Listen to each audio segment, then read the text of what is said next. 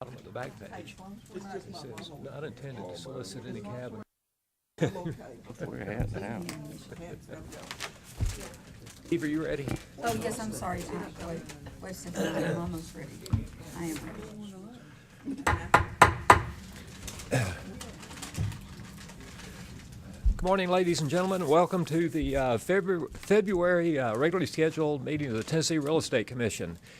At this time, it's a two-day meeting, by the way. We expect to be here tomorrow. Those of you who are here for some particular reason which states that you're to attend an entire meeting of the Tennessee Real Estate Commission, that includes tomorrow as well. We'll talk more about that later in the day. At this point, our Executive Director, Eve Maxwell, will read a statement into the record and then please call the roll. This meeting's date, time, and location have been noticed on the Tennessee Real Estate Commission's website, included as a part of this year's meeting calendar since August the 12th of 2014. The agenda for this month's meeting has been posted on the Tennessee Real Estate Commission's website since Thursday, January the 29th, 2015. Also, this meeting has been noticed on the 10Gov website since Friday, January 30th of 2015. Now we'll call the roll. John Grease. Here. Janet DeChara. Here. Wendell Alexander. Here. Gary Bloom. Here. Grover Collins. Marcia Franks. Here. Diane Hills. Here. Austin McMullen. Absent. Thank you, Ms. Maxwell. Again, to the audience and to members of the commission and staff, we're being recorded. This will be on YouTube shortly, so if you don't like how the back of your head looks back there, you need to work on that during the next few minutes. But otherwise, just enjoy the session. I hope we learned something, and I hope you all learned something, and we do a good job up here. At this point, I'll ask Commissioner Gary Bloom to lead us in an invocation, and then we'll stand and pledge to the flag. Commissioner Bloom. Father, we recognize that we are in a blessed country and we are blessed individuals, and we give you thanks for that. Now we pray your richest blessings on our deliberations today and pray that we'll make wise decisions, thoughtful choices, and we pray in Jesus' name. Amen. Please stand. Pledge allegiance to the flag of the United States of America and to the republic for which it stands, one nation, under God, indivisible, with liberty and justice for all.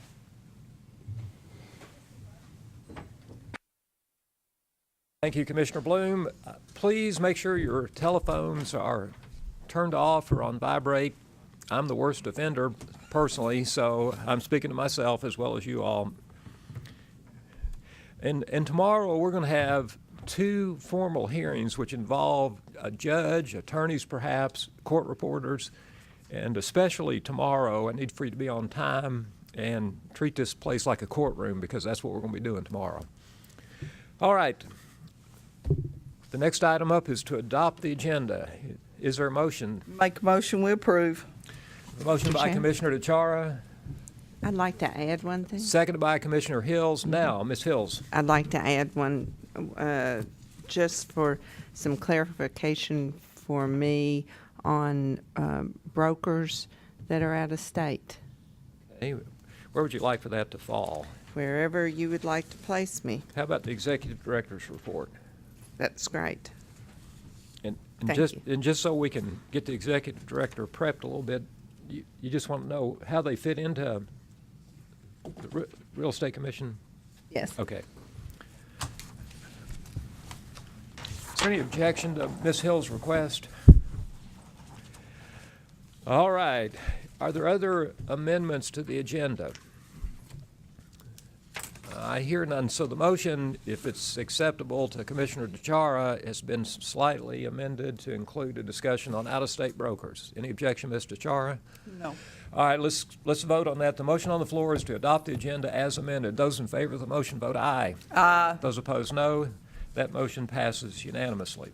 Next item is to approve the minutes of the January 2015 meeting. And before we do that, once again, I would like to thank all members of commission, whether they were on a telephone call or in person, and staff for working through a 5-hour nonstop royal pain, in my opinion. But if we're a branch of state government, so like Ms. Maxwell having to read that statement into the record, we had to go through a certain process that to people like us who are all practitioners in this industry, oh God, this just wears us out having to go through it. But we got a lot done, and again, I want to thank you for that.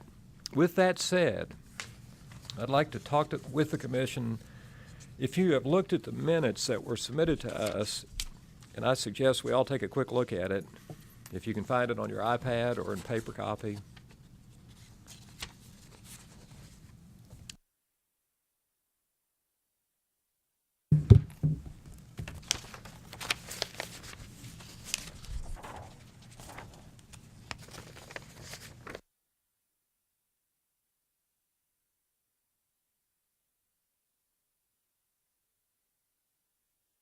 Motion to accept the minutes.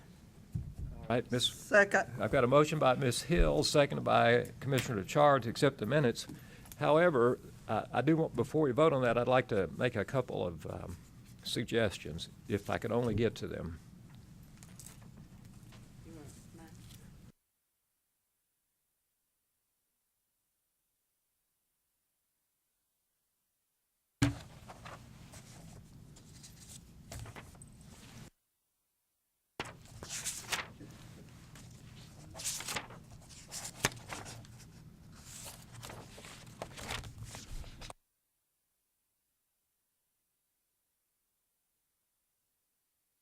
There's a list of attendees today.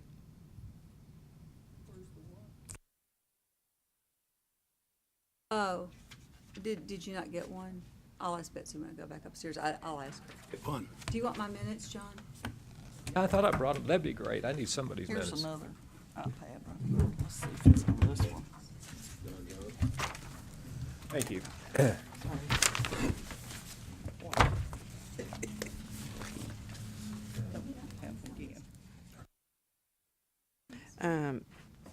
It's on mine too, just not on that one. I'm looking at this other one. Has he got the little types? I switched it. Couldn't read the little Oh, No, I switched it. I got the list up. Because it's way, yeah, if you switch it to that. Does- list. Well,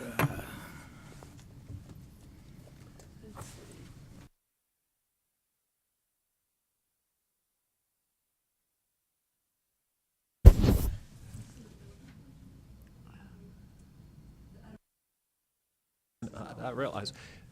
So, to members of commission, these minutes briefly reference the fact that we had a discussion about the rules as we were required to by state law or state regulation. It was a 5-hour discussion, but these minutes at this point say nothing about what we did.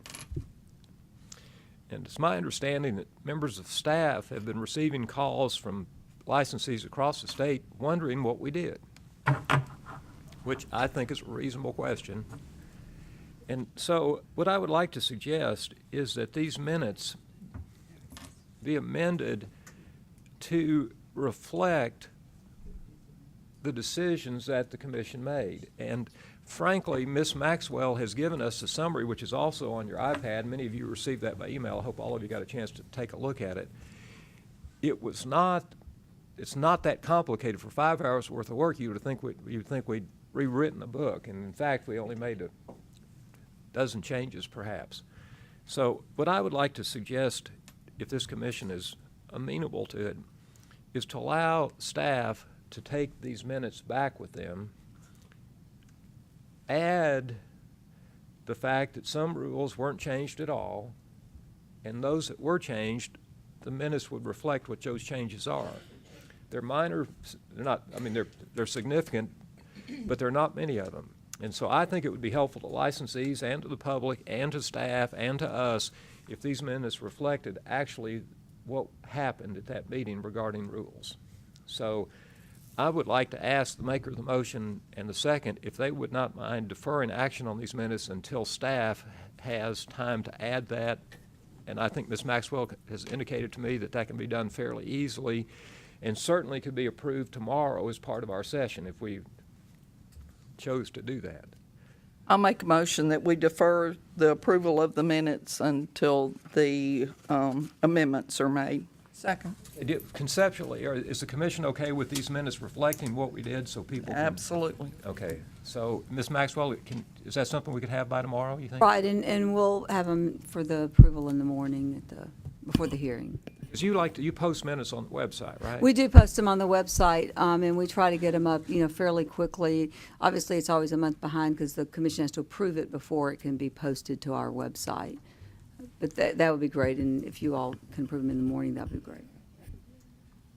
All right, any other discussion on that? If not, we'll vote on the motion to defer action on the minutes until later in this meeting, which probably means tomorrow morning. Call for the question. The question has been called. Any objection to the call? I hear none. Let's vote on the motion. That motion is to defer. Those in favor vote aye. Aye. Those opposed, no.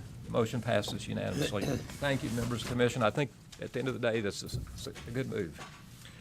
All right, momentarily, Right there. like I said, Yeah. momentarily, Timing. Perfect timing. gentlemen, please come to the front.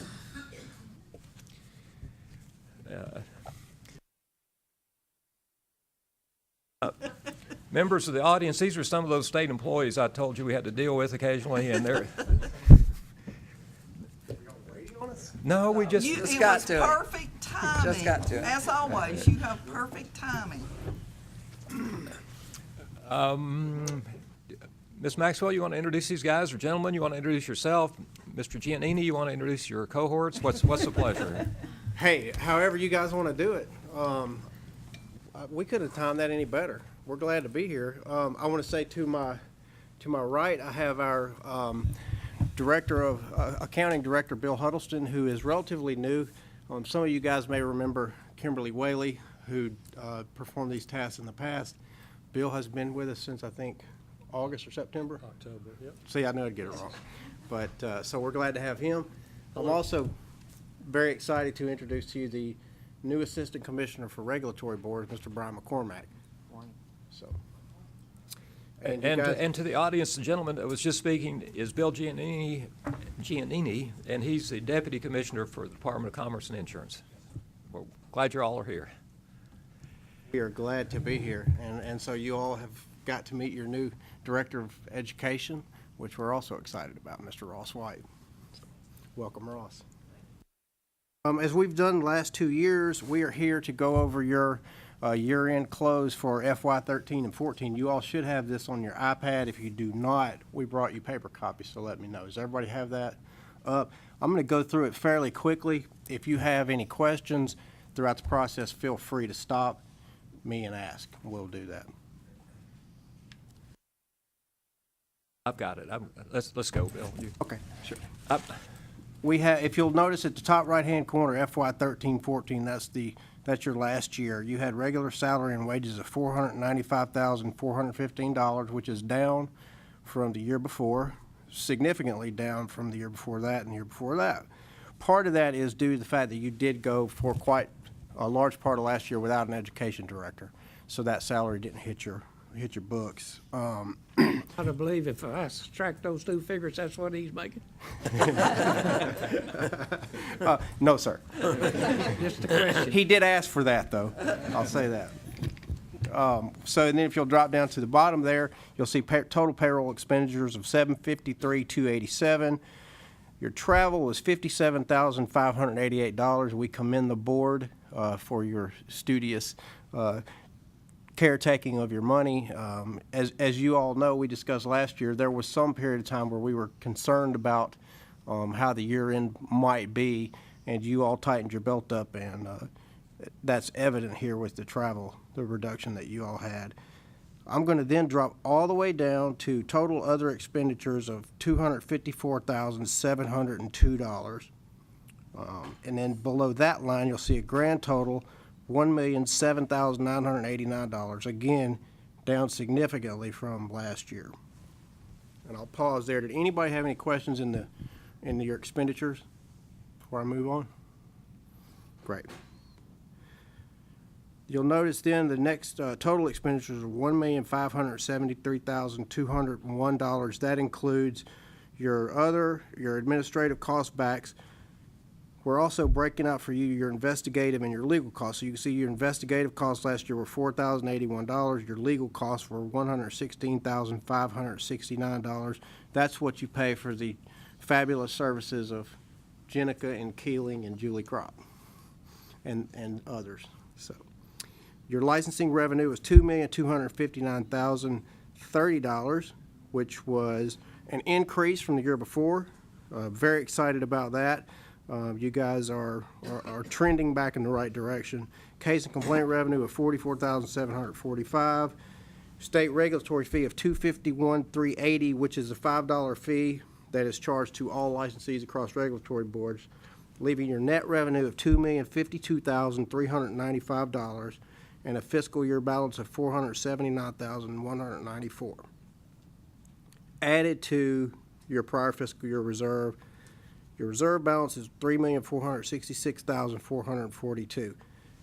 As we talked about last year, we are implementing a new licensing system called CORE. We are very hopeful that that system will be operational in the final quarter of this year. And you'll notice here the charge of $162,787. That is taken from your reserve. That is not taken out of your operating expense. That accounts for about 75% of what you all will pay totally for the core system. And then over the next 2 years, the other 25% will be broken out. So your reserve balance after the core expense was $3,303,655. Financially, the board is in fantastic shape. No, sir, I don't think you have to worry about that. And if you have any other questions on that, do you all have your education and recovery fund there also on your iPads? You do? Okay. And I'm just going to quickly run through that. You'll notice if you will look at the one that says real estate education recovery, parentheses S103, that is your big recovery fund. And I just want you all to see that the balance there is $3,891,873. And then the education fund, excuse me, is the one that's in parentheses S026, and it is a balance of $115,694. And that is the interest earning account. I'm still on the first page. I have questions for. Oh, sure. I'm sorry. I skipped right over that like he didn't want us to ask any questions about it. So like, for instance, administration costs went up 15, 16, 17%. How is that calculated annually? Is it a percent of the space we occupy, or is it income-based? Or It's a variety. Now, you're back on your budget. Your budget, okay. Yeah, it's a variety of things, and those things can move. You can have, you're talking about the administrative cost backs? The 444. It went from 444, 561. Yep. It's based on a variety of things, number of licensees. When you're increasing your number of licensees, you're gonna have a higher percentage of the cost backs. Number of complaints. There's a variety of things that go into that allocation to determine what your share of that is. Now, we'll also say that any investigative costs, anything like that is shared across. It also includes the commissioner's office, includes anything that the real estate commission shares across with all the other divisions and other regulatory programs. So A second question. Gonna fluctuate. For new members on this commission, there shows a reserve balance of like $3.3 million, and you shouldn't apparently get excited about being able to tap into that. I'm not exactly sure why we can't, but it's money that's there, but it's not there, right? Well, it's there for a rainy day, and as you all know, probably more than any other regulatory program that we have, rainy days do occur. You know, if you lived in the business from 2006 to 2010, you know, you guys, I want to say, went from about 40,000 licensees to 23,000. So it's a good thing that you have a reserve there, and also you are able to tap into it for certain uses, as with the core expense. So we're not taking your operating income from this year to pay for that. You are pulling out of your reserves. You know, I think anytime you are accumulating a reserve at this kind of pace, it's one of the reasons that we come before you each year is to give you guys an opportunity to see where you're at, and for you, as a family, to have a discussion about, are your fees right? I'm proud of the board and the fact that you guys lowered your education and recovery fee last year to reduce the money that's going into that. Likewise, it's probably a great time for you to discuss, is it a time for a fee change? Are you charging the right amounts to the right people? Are the consumers of your resources the ones actually paying for it? So those are all things you guys can have a discussion about. Could any other branch of government come and tap into that 3.3 million? And there's nothing we can do about that. And they could sweep the whole account if they so chose to.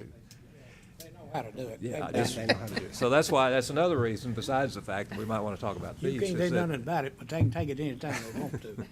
Some No, of and- us and- have been on here for several years, know about that. Yes, yeah, and, we have I think there's evidence here, your staff is doing a great job, you guys are doing a great job managing your money. We are certainly doing everything we can every year to make you as efficient as we can and to maximize the resources. We do obviously hope, when we have year after year of improving reserves, that you guys do look at potentially a fee restructure and recalibrate and, potentially reducing those fees to your licensees. I think it's a sign of good stewardship. Questions? That reserve's grown close to 10% a year over the last 3 or 4 years, which is good that nobody's come and taken it, but it's also a sign that maybe we need to have that discussion about fees at some point. We need to spend some money. Well, if we wanted to spend some of that money, could we? Well, you could certainly spend some of it on your reserves. Obviously, you could spend some on licensing. And I will tell you, until last year, we had always been advised from F&A that we could not spend that money at all. So we were quite relieved to, after much work by our previous deputy commissioner, who worked very hard to tap into that money to be able to pay for the new licensing system. We got approval from F&A. So it's not to say that you can't, because we're doing it now. What those guidelines are still not completely clear. And again, this commission, more than anybody, I think, was so affected by the downturn in the economy. We've worked very, very hard to operate you as conservatively as possible. What I would suggest is have a discussion about your fees. I don't foresee a sweep. I do know that none of the regulatory boards were affected by the sweep that took place this past year, and I think it's been 5 years since the last time there was a sweep. You have plenty of money right now. I think it's a great time to look at, do we have the staff that you guys need? We have certainly talked internally about possibly looking at increasing very modestly your staff size in anticipation of core. Look at your fees, talk about how much you're earning, and conservatively what you think you will need. Don't overcorrect, though. That's, that would be the cautionary advisement, is to not overcorrect. You want to look at an incremental fee reduction over the next 3 or 4 years that doesn't send you too far over the other side. You certainly can take a look at it each year and decide if you want to continue. But you guys are, you have no financial issues. If we decided to adjust fees, is that strictly our call, or does it go up the ladder somewhere and somebody else has to sign off on it? Well, it has to go through a process, but reducing fees is much easier than raising fees. So. Other questions about the year-end budget? Mr. Giannini, the hiring of additional staff and the administration of salary for current staff, that all falls in your venue? Is it ours? I'm sorry. Do we have any responsibility in that regard? Well, you all set the salary for your director, and then the staff size is a combination of your available resources and available positions that we have. And I do think, we have actually, as we go through the transition with your audit process that you guys, which is also saving you some money, you have a couple of positions that were previously auditors that we could reclass as administrative positions. I think that would be where we would go. There was a pretty significant cut in vacant positions several years ago, so a lot of the regulatory boards don't have a lot of vacant positions there for the taking. We have to get creative with how we reclassify those. But I do think, and we talked about this with Director Maxwell 2 years ago, still a little uncertain about what was going to happen with the economy and being very conservative in our approach to staff reallocation. But I believe now, after 2 years of improvement, that it's time that we can say we're comfortable allowing you guys to look at increasing your staff. Again, partly because of your trending up again with licensees and the fact that you do have such a healthy reserve. Bill, since we do have a nice little nest egg there, is doing education statewide for agents a possibility? You guys have a sizable amount of money in your education fund that you can tap into. And now that we have a new director, we can, I think, I don't think it's a big secret that Director Maxwell has been, had to run a pretty tight ship with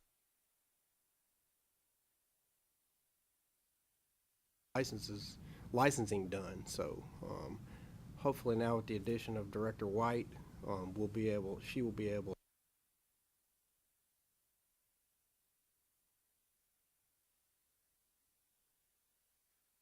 Questions for Mr. Giannini on this topic? I got a question on another topic or two, but I want to make sure we're done with the budget and any other issues or questions about financing. Everybody okay? So first of all, the licensing system, the new licensing system. So right now, if I go to the website and go to our licensing system, I can look me up, but I can't tell really where I work. I can tell my license is active. What will be different? It will look like the 21st century. It's about that. Yeah, it will be much better. Now, I can't say exactly how much information. I don't think those determinations have been made yet, and they're still working through, obviously, a lot of user testing. What will actually be visible to an external customer or to a licensee, it will be much better than it is now. It'll be much more interactive. We're obviously going to a system where there will be a lot of self-input, and that's going to reduce burden on your staff. But you will be able to see much more information. Can I say, is it going to say that you are the #1 realtor in East Tennessee 5 years running? John, I can't say for certain, but I really don't know how much information I want people to have about me. So. But if I'm trying to determine if somebody's a licensee, for instance, I can tell that. But if I try to figure out how to contact them based on the current view I have, it's impossible. well, and that's been across regulatory boards. That's been a discussion. Obviously, realtors have an entirely different view of how much information they would like out there as a cosmetologist does. And so, finding that balance, obviously, most people, you don't want to know where the guy or girl who cuts your hair lives, or the girl who cuts your hair, you don't want them to know where you live. You very much won't be able to people to contact you as a realtor and as a member of the commission. So, but I think some of that will come down to some customization. You guys certainly could have input. We, as a rule, have tried, like on our website, to conform the boards and commissions where the same information. Certainly, we could have a discussion about that. I have one more topic, if it's okay, since Sure. if people show up in front of a microphone, we I'm all take yours. the liberty. I'm here for you. This may be for Mr. McCormick more than you, but so Mr. Russ Farah, who's a lobbyist for TAR, has contacted me directly, and apparently they have an issue with a statute that says when a complaint is filed, the respondent has to respond within 10 days. And there's apparently an issue with E&O Insurance now that causes that, in their minds, that period of time to be too short. They would like for it to be 30 days to respond, not 10 days. And so Russ has dropped a bill that he would like for us to bless. He wants me to bless it. I'm not going to do it, all right? I'd like to get the commission's input and your all's input on what we think about that, and compare that to this little deadline of 180 days we've got to try to handle complaints. And there's an argument that adding 20 days to that will make it harder to get it done within 180 days. If you guys say you're okay with it, we can discuss it here, but I'd love to get your position on that. Either one, not you, Bill. By the way, when Miss Whaley was here, we talked to her a lot more than we are you today for some reason. She knows a lot more than I do. No, that wasn't the reason, I don't think. And we have actually had multiple discussions about this specific issue that you're talking about. You know, I believe, again, it's kind of one of those things that we're always very cautious to overcorrect. I think anytime you're going to go in and put something into the law, it should obviously be taken very, very seriously and discussed. We don't believe the policy that you guys have now is an issue. We do believe maybe there should be some clarification of the policy and some and discussing with the staff how it's handled. The 10-day requirement is not that somebody has to, once a complaint is sent out, that they have to respond in totality with their entire answer to the complaint. It's basically for us to be able to know that the person has received the complaint. And my understanding from talking to the legal and folks involved and the staff is that they have allowed an extension beyond the 10 days if somebody responds initially that they have received the complaint. And I think in this specific case with Mr. Farrer's client, he was hired as their attorney representing them. And certainly we would view, administratively, we would view Mr. Farrer reporting to us within 10 days that he had been hired, or the respondent reporting to us that he had received the complaint and intended to hire counsel. We would view that as complying with the 10-day policy. So we didn't see that as an issue. We're obviously going to defer to you all, but we have discussed internally that we think it could be handled administratively without having to have a statute change. But that is, again, that's only our position, and we will defer to the board. Well, we'd prefer you tell us what we, I mean, what about the 180-day timeframe we have to work under? Are we pushing that by giving this latitude to a respondent? Well, and I'll, certainly counsel or the director can step in. What I understand actually is they have really been handling this as 30 days, and so it hasn't been an issue.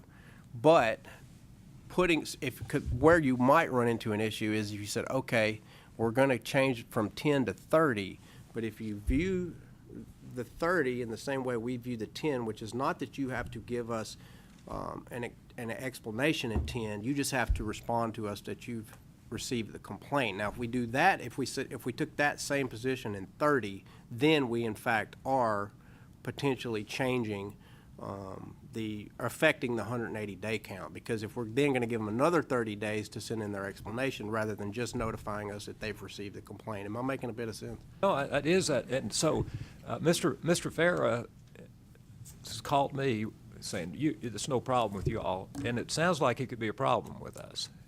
Well, again, I don't want to, Mr. Farrer's a businessman, and I understand. He's a lobbyist. right. And but we believe, my position, and I think our position is that we would probably be overcorrecting and possibly tying you all, fixing something that's really not broken, because administratively we feel like we've been handling it. We have not to date, and I'll let Director Maxwell speak to this, to date we've not had anybody that I'm aware of complain that the 10 days resulted in affecting them negatively as far as their complaint goes, because I think council has been very cooperative. We work very hard to try to be customer friendly, and when they're getting, if they're responding back to us within 10 days, we're certainly giving them ample time beyond that to respond more authoritatively with an explanation. Is that That is correct. We do, because we want a full response. I think that helps the public and helps everyone involved. I think we all agree, expecting somebody to give us their final response within 10 days is unreasonable. And that's not what we've been doing, and I think that's kind of how my understanding of Mr. Fair's presentation of it was. So apparently we have a new errors and omissions insurance policy that allows a person who has a complaint against them to hire or let the, carrier represent them with an attorney, which I never would have thought was in there, and I'm not sure when that attorney even takes place.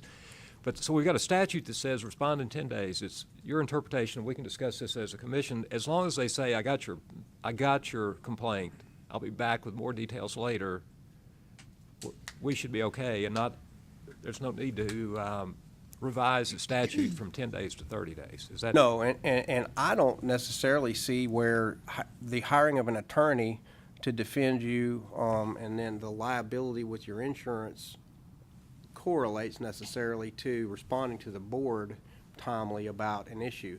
Certainly, if somebody responds back in 10 days, I believe this is going to be something that'll fall within my E&O insurance. That's a response. So that's what we're looking for. We're not looking for them to say once and for all, here is my response in full. So, but again, I want you guys to understand, we are leaving this up to you. This is just kind of the internal discussion that we've had and understanding how the board has been handling these things. I think anytime you're going into etch in stone into the law, changing the requirement, that's not up to this point been an issue. We should do it very, very cautiously. Hills. So am I hearing you that it would maybe just be a housekeeping thing on the paperwork that is sent out asking for the response?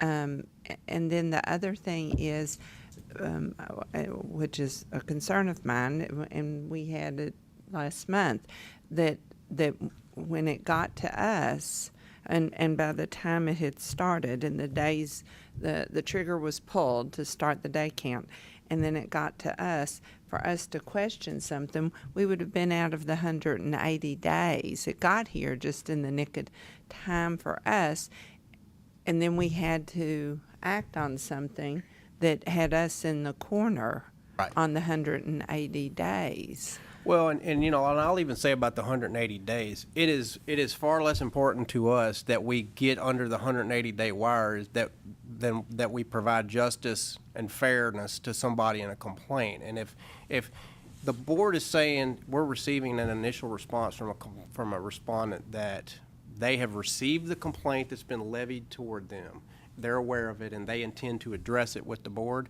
and the legal counsel wants to give them 30 days, they're not going to have an issue with us. And if we get to the 180 days, the 180 days is certainly a goal. It's one of our performance metrics that we have to report to the governor, but I don't ever have a problem going back and saying with a straight face that everybody in the equation here did their jobs and worked diligently to get to a resolution on this complaint. Sometimes timing with the board meetings doesn't work out. As long as it doesn't become, the average, it's okay.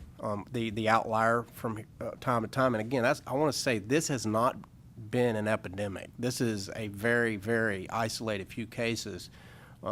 Very few of these cases are represented by legal counsel. So it's kind of unusual for, Director? I don't want to interrupt you. No, interrupt anytime. I think one of the issues that was brought up is that now Rice, the state carrier, within their policy, does provide for coverage for complaints before a regulatory board. Before, that was a rider, and now it's, as of 13, it became part and parcel of the policy. So while they haven't had that many people use that particular provision yet, I think maybe because people didn't know, I think that's a concern, because what they would have to do is they would have to file, a copy of the complaint with Rice, and then Rice would have their people look at it, their adjusters look at it, and then they would send it out to attorneys, just like they would like a claim under a lawsuit.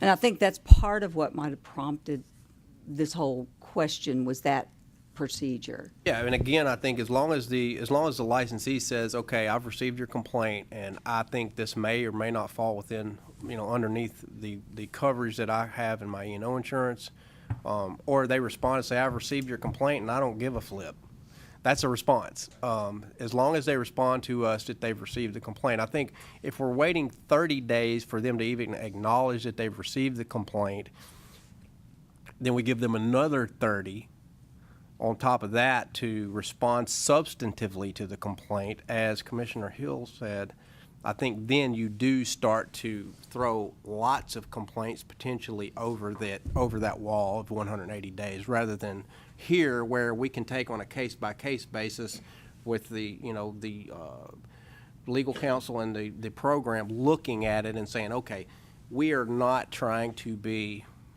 arbitrary here. I mean, I, as a commissioner, would be opposed to extending it for 30 days to give notice. If you're gonna do that, then everybody rides that 30 days, especially if I think I'm guilty. right. 10 to 15 days, if I give notice within that period, and then I prepare my case, then that's sufficient. But waiting 30 days, everybody's gonna ride you for that 30 days, and then you another 40 days getting it in, then you go really bad. That makes sense. So, to me. Mr. Alexander, let's say the statute right now says they have to respond within 10 days. And it could be that, I'm just letting you know I got it. That would be the response. And so if we have a policy that gives them a little bit more time then to get the formal response back, how long would that additional period of time be in your mind?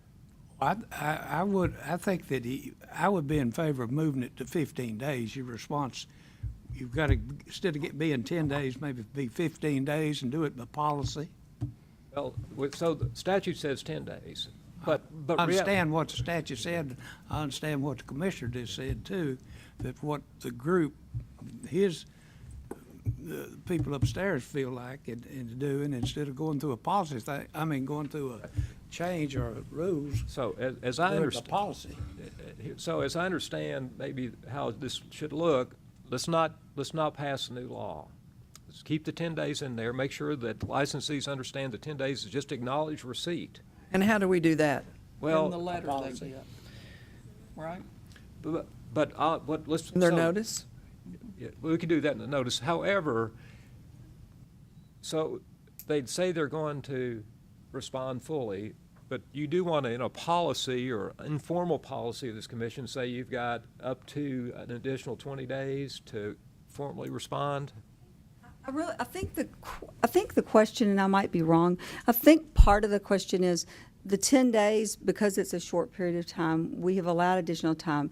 I think if you went to 30, and I know there's some other programs statutorily have 20 or 15 or some other date, I think the 30, you would have to file a complete, like that would be it. It wouldn't be 30 and then 30. It would be within 30, you file the complete response and not get any additional time in which to file. I think that might be what's contemplated, so that, the 10, they get additional time because it is such a short time frame in which to answer, but the 30 would be, this is what you've got, and that's it. I want to say Is that too. correct? Yeah, Is I that- think that's correct, and I think that's kind of how you guys have been viewing it as a policy anyway. Is that not? I mean, you've been allowing people additional time to respond substantively, as long as they've let you know we've received your complaint and we intend to respond more substantively. That's a response. Right, and if we don't get a response, it goes up to legal, regardless of that fact. What you'll end up doing if you change the 10-day initial response, I believe, and go to, say, if you were to go to 30, much as Commissioner Alexander said, you'll then heave a lot of cases where you would have gotten, and certainly, a licensee respond substantively in 10 days to minor infraction. Here's my response in total. You end up taking 65% of your cases that you would have gotten back in 10 days, and you throw them automatically into a 30-day start. Then you really start to change the entire structure of the thing. And again, I want to say, and I'm going to let Director Maxwell correct me if I'm wrong, but I do not believe we've had anybody complain that 10 days, that they had been, there had been any punitive issue because of the 10 days, or that the commission determined that they had not responded properly entirely within 10 days, and that become the primary issue. I don't believe that. That hasn't, because the cases, I mean, if we heard the cases in 20 days, I guess it would be Yeah, I think, I mean, my different, but- perception is that the attorney who brought this issue to the commission was working on theoretical based on some language he saw in the new E&O policy, not that there was a specific case. So that attorney would like for us to say, hey, we support extending it to 30 days, or we don't. But if we don't, he also thinks there ought to be an easy way internally, staff, commission agreement, that give us notice in 10 days and then give us an extra period of time to get a formal response in. And if that's the sense of this commission, then I'm trying to figure out the sense of the commission as to how many days past 10 days to give them to get a Well, formal response. I think it should be a total of 30 days, period. And so if it's 10 days to make an initial response, and then they have 20 more days, this is, when you get a notification from the Real Estate Commission as a principal broker, that is priority in my mail, and I want to get to that immediately. So there's no reason that I can see that would, help what we're trying to accomplish here by extending more time. I think it is important, though, that they know you have 10 days that you've got to respond and up to 30 days to file your complete report, period. But I think they need to know those two, the 10-day and the 30-day. I think that one of the questions that that Mr. Farah had was, as an attorney, and this is from his I think from an attorney's standpoint as opposed from the commission standpoint, if he's representing a client, then he wants to be able to tell the client definitively, I have 30 days or whatever the number is. I want something in writing that says, yes, you have 30 days in which to answer. Or if it was 10 and then you got an extension of 20, he wants that in writing so that he can rely on it, and then he can tell his client and make that representation to his client. And I think that's one of the issues that he raised, I believe. And so I think that's part of his consideration. And that makes it fair and not arbitrary, because if you said, okay, we'll give you 5 more days, and someone else you say 20 days. So I think there has to be a rule, and that be what we adhere to, But we can do that by policy, right? Mr. Alexander? You can. Well, if you're gonna get back, and we're paying a premium for our E&O insurance, and if you're protected, your complaint is covered by E&O insurance, the wheels don't move that fast when you pass it from one. If I've got an attorney and then my attorney decides and we decide that it's covered by E&O, by the time you get there and they review it, then they're gonna hire you an attorney. It just can't get done in 15, 20 days from that time. And I want to say too, though, we are, as long as a respondent is in dialogue with the legal folks, they've not had an issue. I promise you, the folks we have trouble with are not the ones who are letting us know, I'm aware of this and I'm actively working toward a solution. Ms. Hills? And fortunately, I've not seen the cover letter that goes with the request.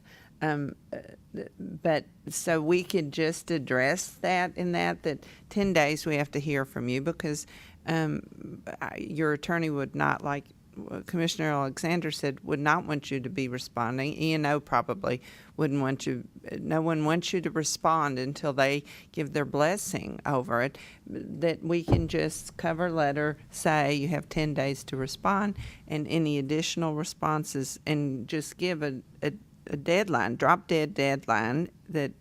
And it's semantics, I think, because all we really need is an acknowledgement of receipt. Yes. That's basically what the 10 days is. That's how they viewed that requirement, is an acknowledgement of receipt. And at that point, as long as they're discussing with the program and they're in contact and they're having in good faith working together with the attorney, then this has not been an issue. And I'm just really, really concerned. I think your 30 days is a good plan.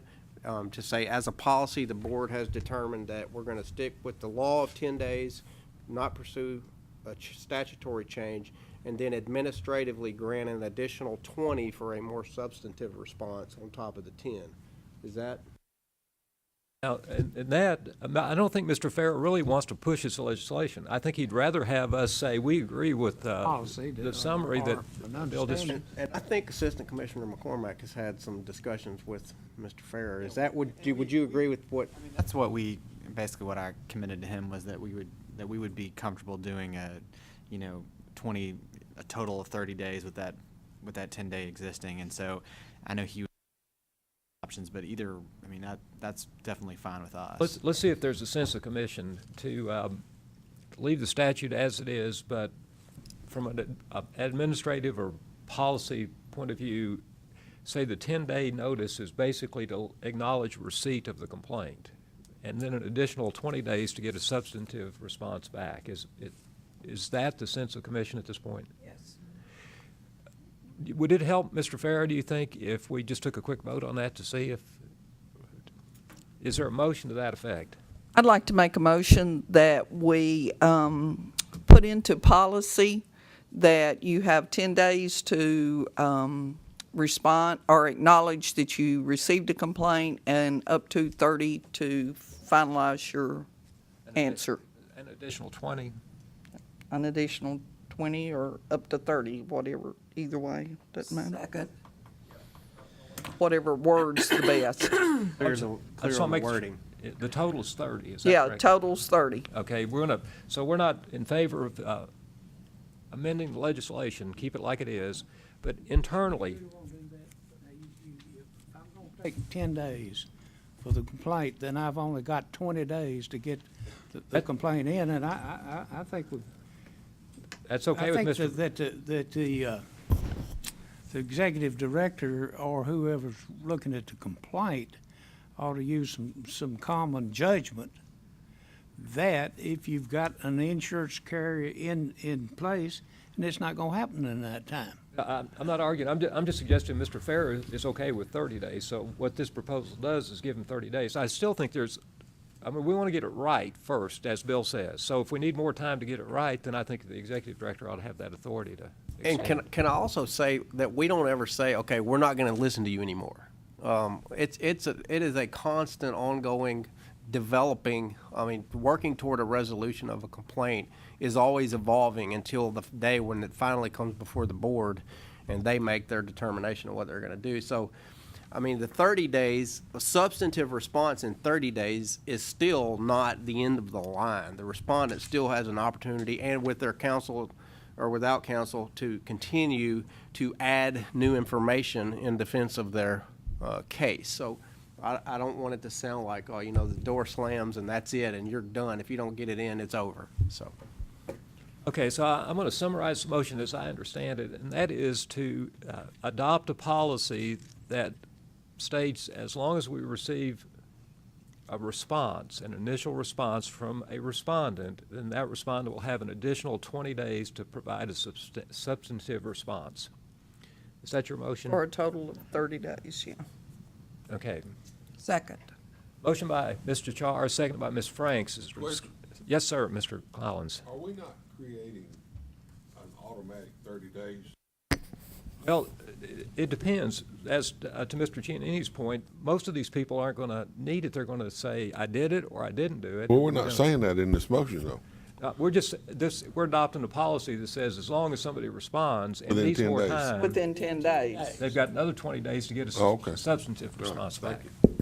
That's what's in front of us, Commissioners. Is there further discussion?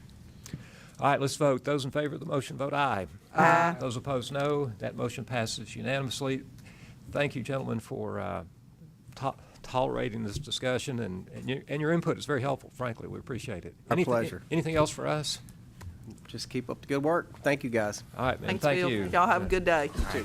I'd like to bring something up with y'all. You should have run quicker. A lot of states now, we have a problem in Tennessee of people not having license and operating without license. In a lot of states, it's a felony. And I think if we could all think in those terms of changing the law to make it a felony, I think we would be better served in the real estate industry and the public too. Because a lot of people in very rural areas could care less about what the real estate laws are. I just want to throw that out and put it on the table. You know, Mr. Farrer might be able to use part of his deposit on that instead of this other thing now that you've changed. I wish courses. you would. No, yeah, there are actually some programs where it is a felony. Some of our regulatory programs that are a felony practicing unlicensed. So we would again defer to the will of the commission and the legislature on that. Thank you. All right, ladies and gentlemen, let's take about a 10-minute break. Let these guys clear the room, and we'll be back at about 10 after 10.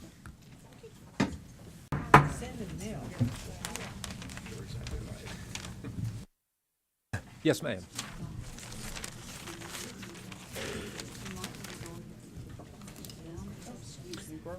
All right. All right, ladies and gentlemen, we're back in session. We're going to skip just slightly in our agenda, and at this point, have an informal applicant appearance. Now, we have these regularly. There's a box on your application when you want to get a license that says basically, is there anything in your past we need to know about? And sometimes it rises to a level where we ask the licensee and that licensee's broker to appear before us to explain the circumstances. And that is our case today. Is George Allen McAllister here? Mr. McAllister, please come up with your principal broker, Steve Black. And if you guys will have a seat right here in the front. I think the law department would like to swear you both in. Ms. Baird, is that right? You're going to swear these guys in? Yes. All right. Will you raise your right hand? Both of you, please. Thank you. Do you promise to tell the truth, the whole truth, and nothing but the truth? Thank you. Thanks, Ben.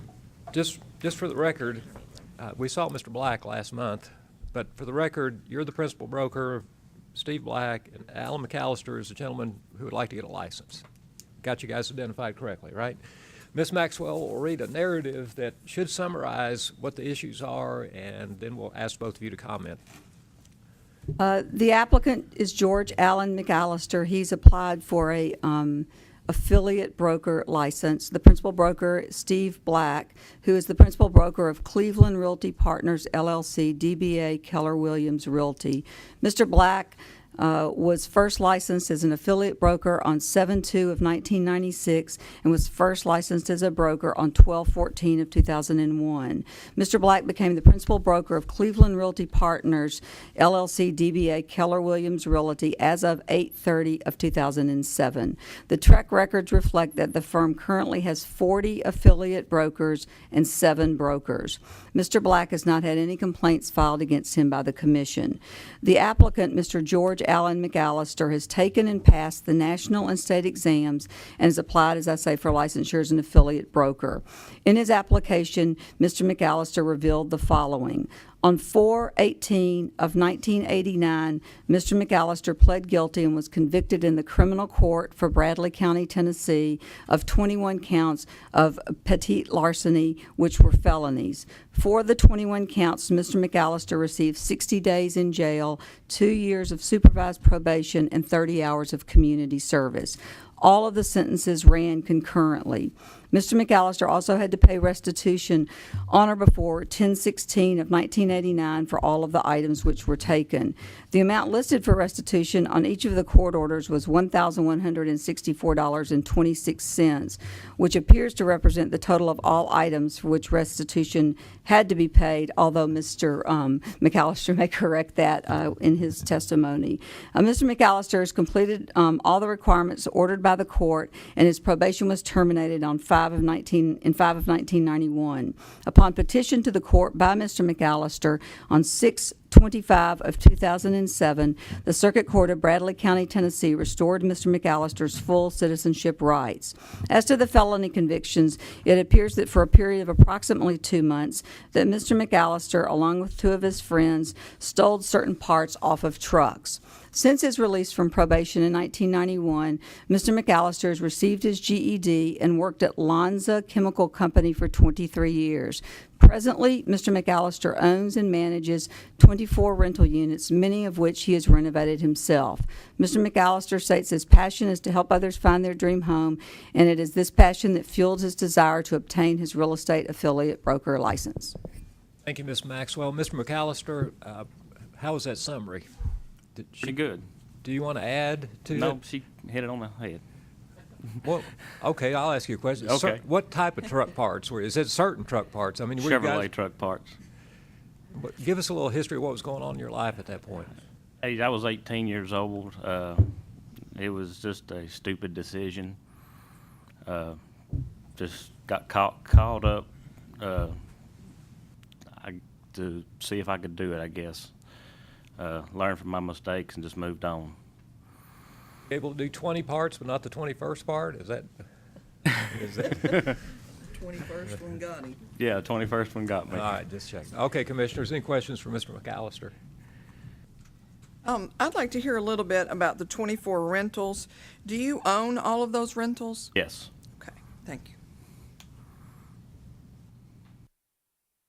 I'd like to move we approve the application for Mr. McAllister. Second. Okay, I have a motion made by Commissioner Bloom, seconded by Commissioner Hills, that we approve Mr. McAllister's application, and we'll hold that motion for a moment. I'd like to let Mr. Black, as the principal broker, if you, sir, would make comments about why you would like to have this guy and why you believe in him, we'd like to have that for the record, too. If you'll move that microphone, it'll swing to you.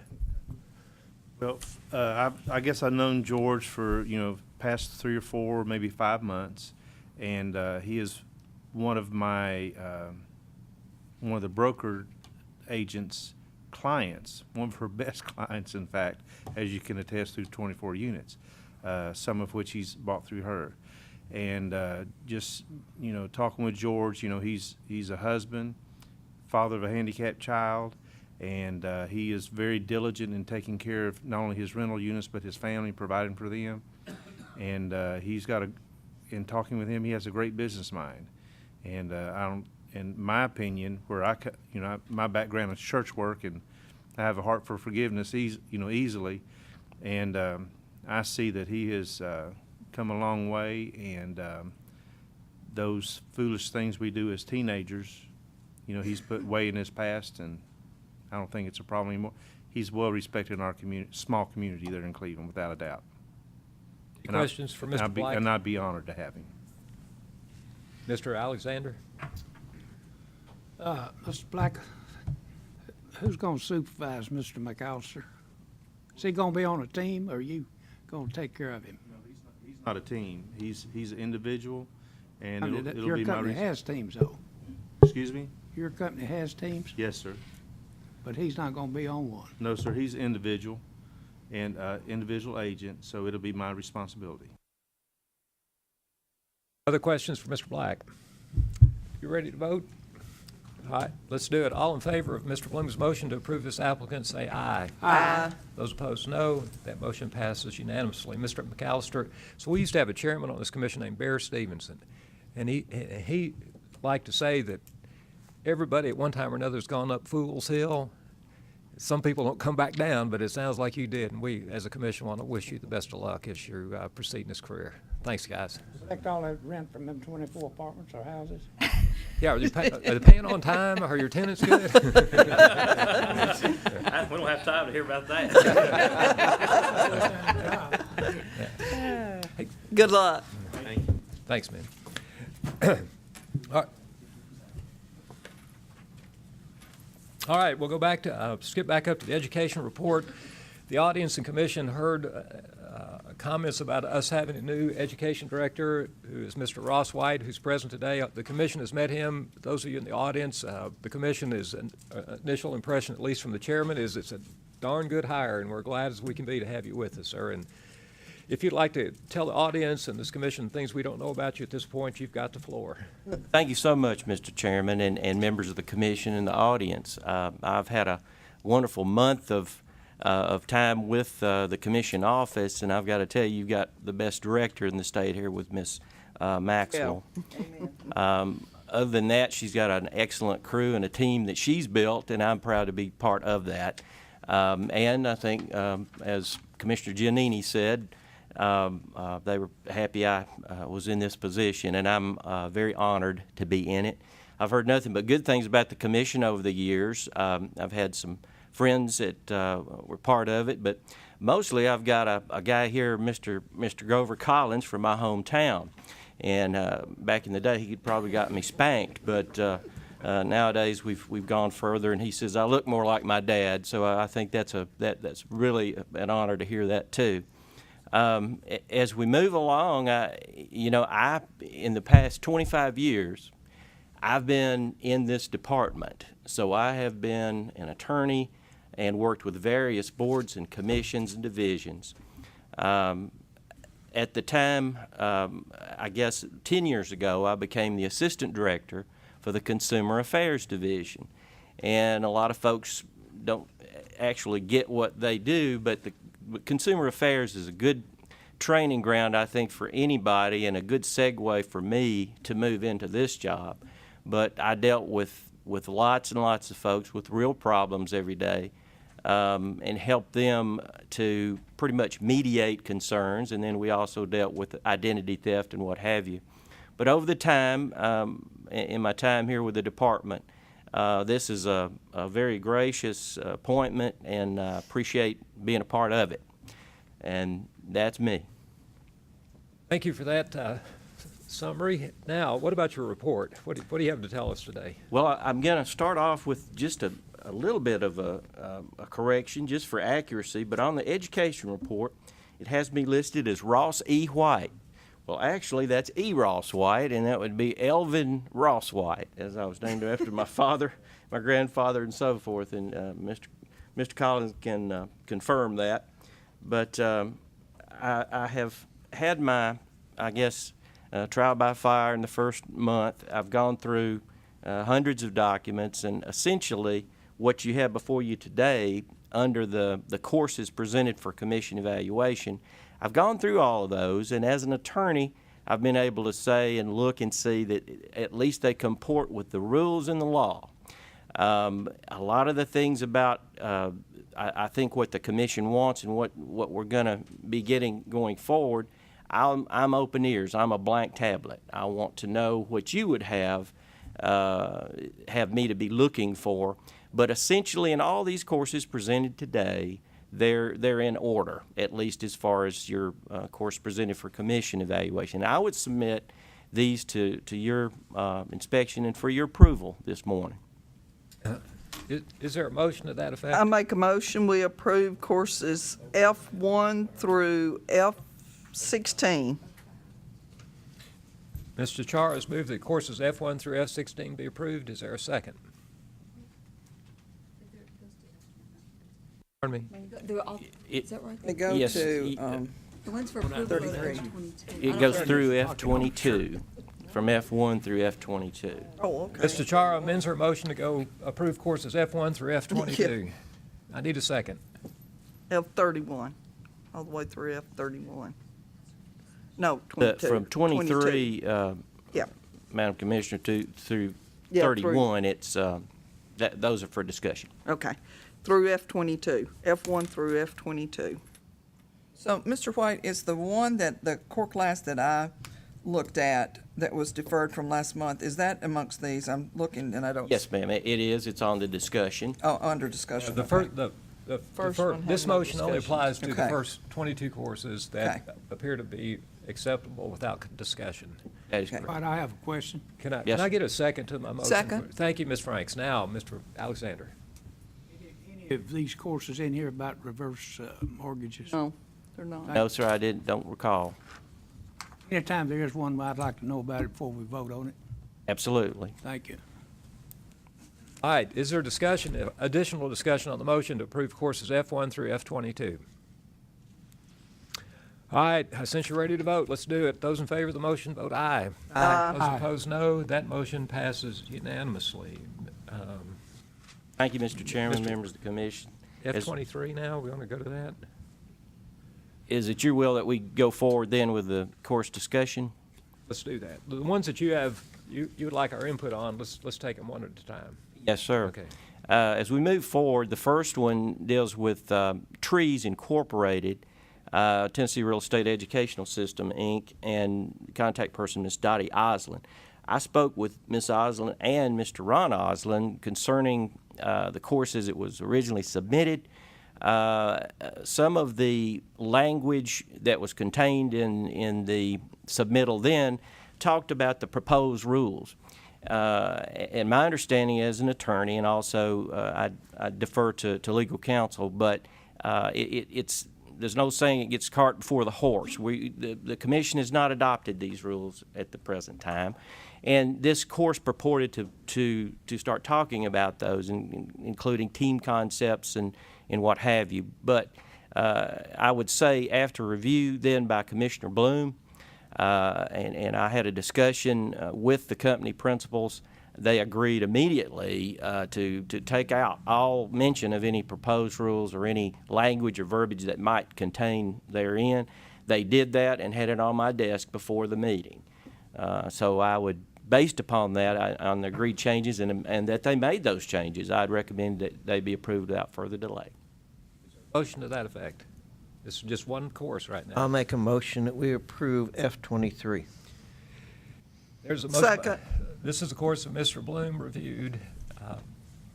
This course is now satisfactory to our new education director. He's made a motion to approve the course. Mr. Chara has seconded that motion. Is there further discussion? I have a question. Yes, ma'am. I wanted to ask, there's a long list of instructors on that, and have all of those instructors previously been approved? Yes, Commissioner, they have. Good question.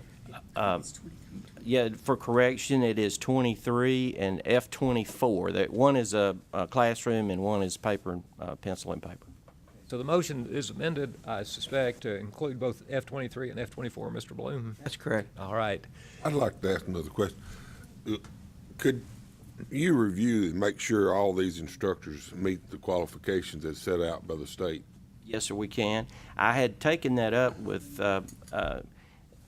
Betsy Bowman. Betsy Bowman is your assistant, who is your best kept secret there, I think, in the office, and she helped get my head on straight with this new job. And she assured me that they were all trees instructors and Okay. they were in fact licensed.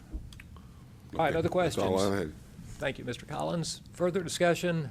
Let's vote. Those in favor of the motion to pass, approve courses F-23 and F-24, say aye. Aye. Those opposed, no. That motion passes unanimously. F-25, Mr. White. Thank you, Mr. Chairman. F-25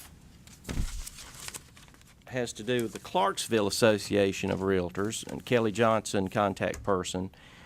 This course, it was questionable to me, and I think as well with Director Maxwell, we had discussed this prior to her leave, and that it involved educating licensees as to safety. Whereas I can see where that could certainly be something that the commission would be interested in as a health, safety, and welfare matter with their licensees. It is just something I thought that the commission would like to discuss. The floor is open if anyone would like to speak in favor or against this type of class. I'd like to say I think it's very important. I know with my agents, we go over safety all the time. You know, there's people getting murdered out there who are real estate agents, and not in this area yet, but it's happening in the nation. And I think any safety course that fulfills all of those areas that you have written here are important, and that we need to pass this class. Did you think the hours were met up with the subject matter? I did, 3 hours. And 4? Yeah. One of them's 4? One of them is, well, That's the next one. Oh, okay. I'd like to agree with Ms. Franks and make a motion to approve course F-25. The chair had already made up in his own mind that he was going to take Ms. Frank's discussion as a motion, so she made the motion, not you, Mr. Char. And I heard Ms. Hill second that, so the motion is on the floor and properly seconded. I'll get you later. We don't get extra pay. Now, so it's properly moved and seconded this course be approved. Is there further discussion to approve F-25? All right, let's vote. Those in favor of the motion, vote aye. Aye. Those opposed, no. That motion passes unanimously. Mr. White, F-26. Thank you, Mr. Chairman. Moving along, Greater Chattanooga Association of Realtors, Jessica Snyder, contact person. Again, this was a course that I felt that only the commission needs to discuss relative to health, safety, and welfare of the licensees and of the industry. It involves common self-defense. So it's a little bit beyond the previous course where we were talking about safety.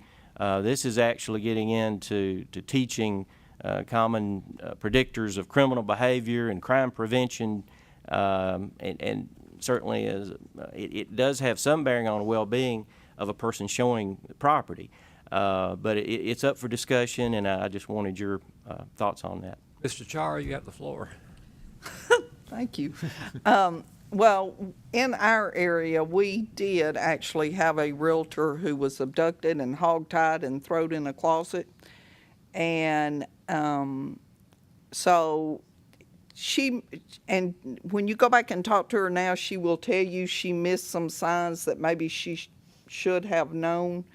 And I'm like Marcia, it's getting very dangerous out there for us, and I'm agreed that we should practice all the self-defense education that we can. So I have a motion by Mr. Chara to approve course F-26. Second. A second by Ms. Franks. Is there discussion on that motion? I just wanted to know that James, the instructor here, has he been previously licensed? I mean, previously As far as passed I, as an instructor? Commissioner, as far as We I know, gotta he's just approve now him. presenting to the commission to become an instructor. He needs approval. We'll do that over here. The motion is only to approve the course at this point, though. Is there content for 4 hours in it?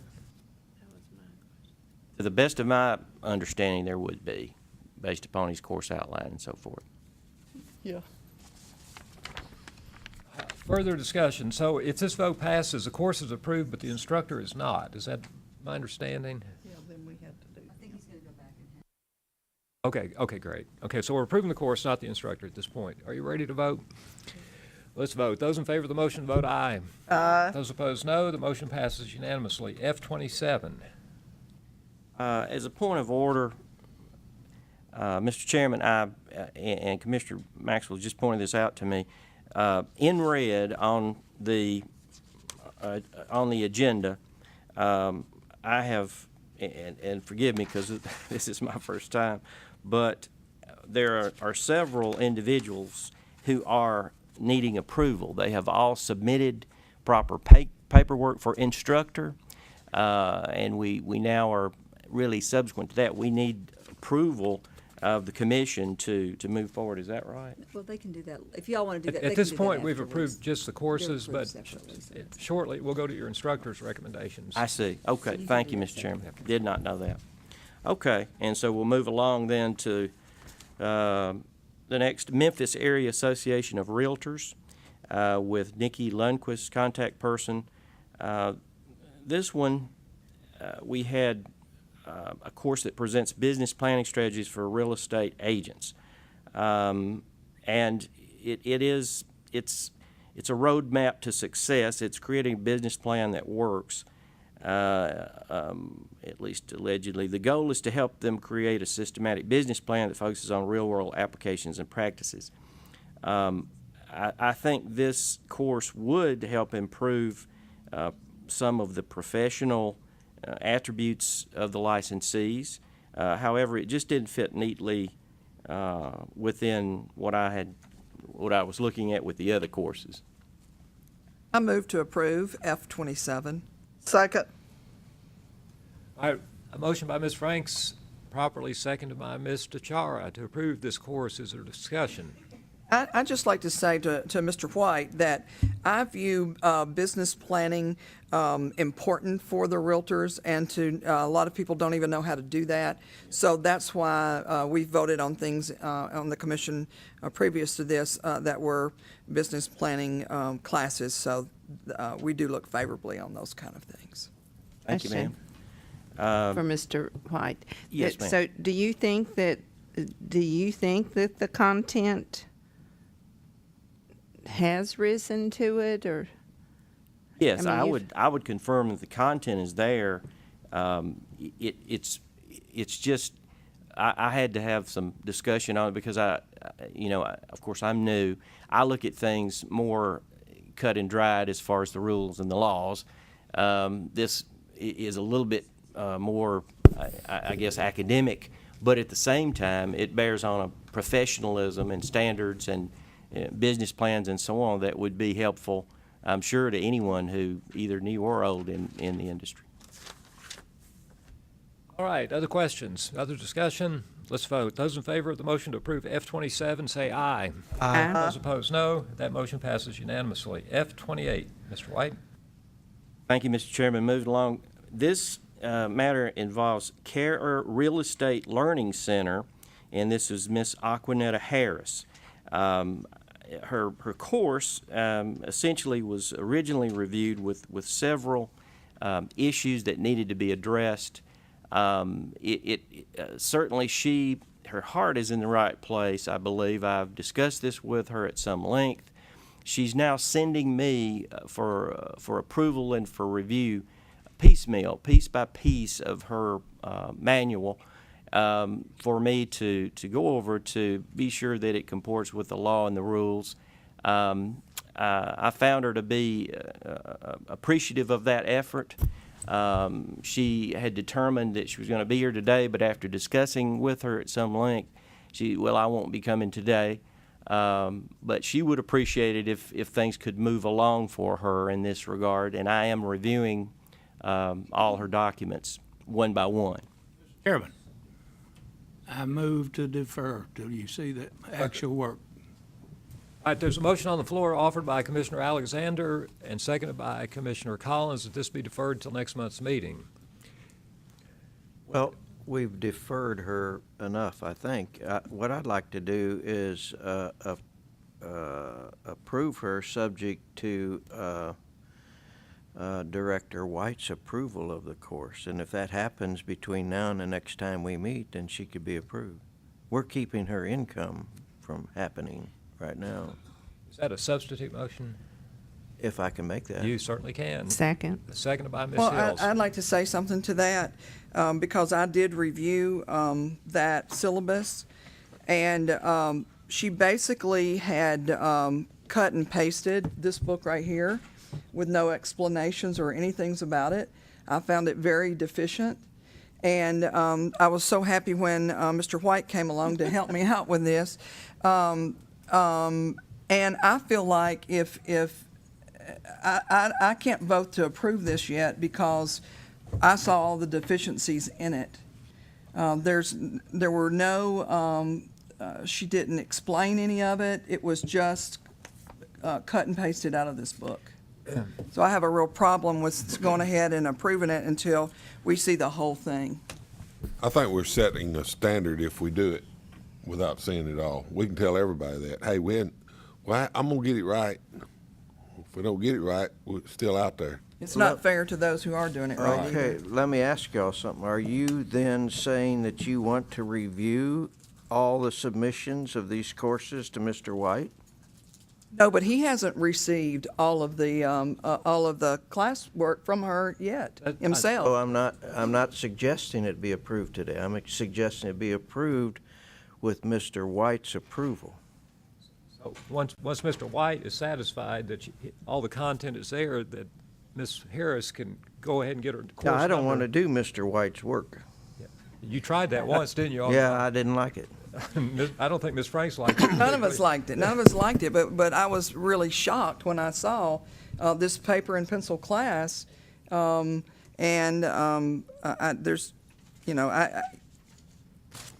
it was so deficient that I could not vote until Mr. White has the whole thing and he can recommend that to us.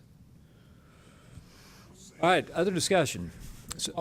Here's the motion on the floor. The motion made by Commissioner Bloom and seconded by Commissioner Hills, maybe? Hills, is that this course be approved subject to our education director, Mr. White,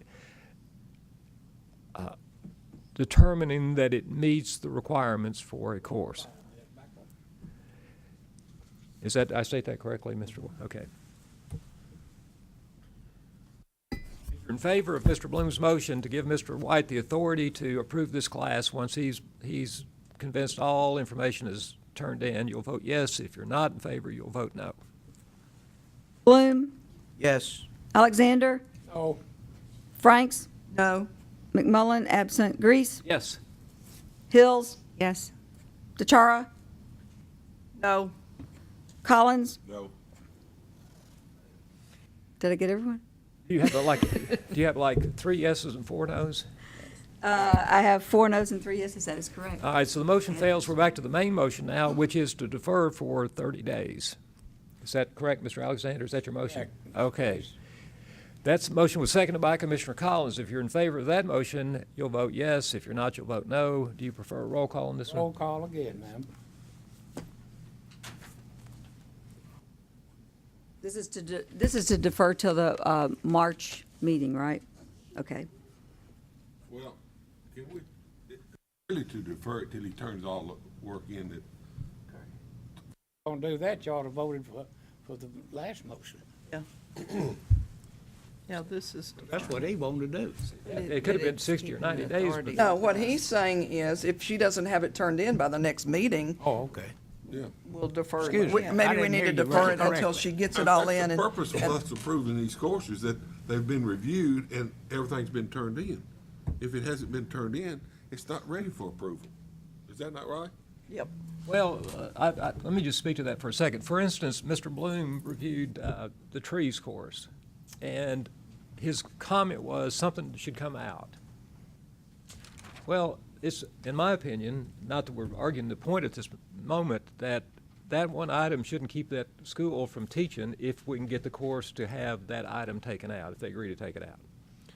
So I know, And that's totally different.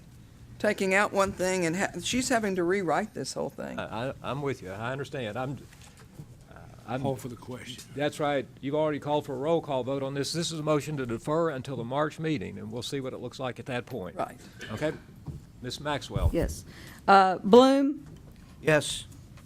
Alexander? Yes. Franks? Yes? McMullen, absent. Grease? Yes. Hills? Yes. DeChara? Yes. Collins?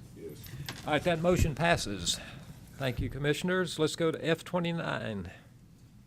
Thank you, Mr. Chairman. On F29, we have the D&D School of Real Estate with Mr. Dick Clemmer as the contact person. This course was originally reviewed by Director Maxwell, and he has addressed, I'll have to defer to Director Maxwell, but he has addressed her concerns, I believe, in going forward. I've read through that, and I believe that at this point, I think he has submitted everything he needs to correct the issues, which were several. Would you agree with that? Yes, I would agree with that. Your recommendation is to approve. Recommendation to approve, Mr. Chairman. Is there a motion? Motion to approve. F29. I have a motion by Commissioner Second. Franks, seconded by Commissioner Char, the course F29 be approved. Any discussion? Let's vote. Those in favor of the motion, vote aye. Aye. Those opposed, no. That motion passes unanimously. Mr. White, F31.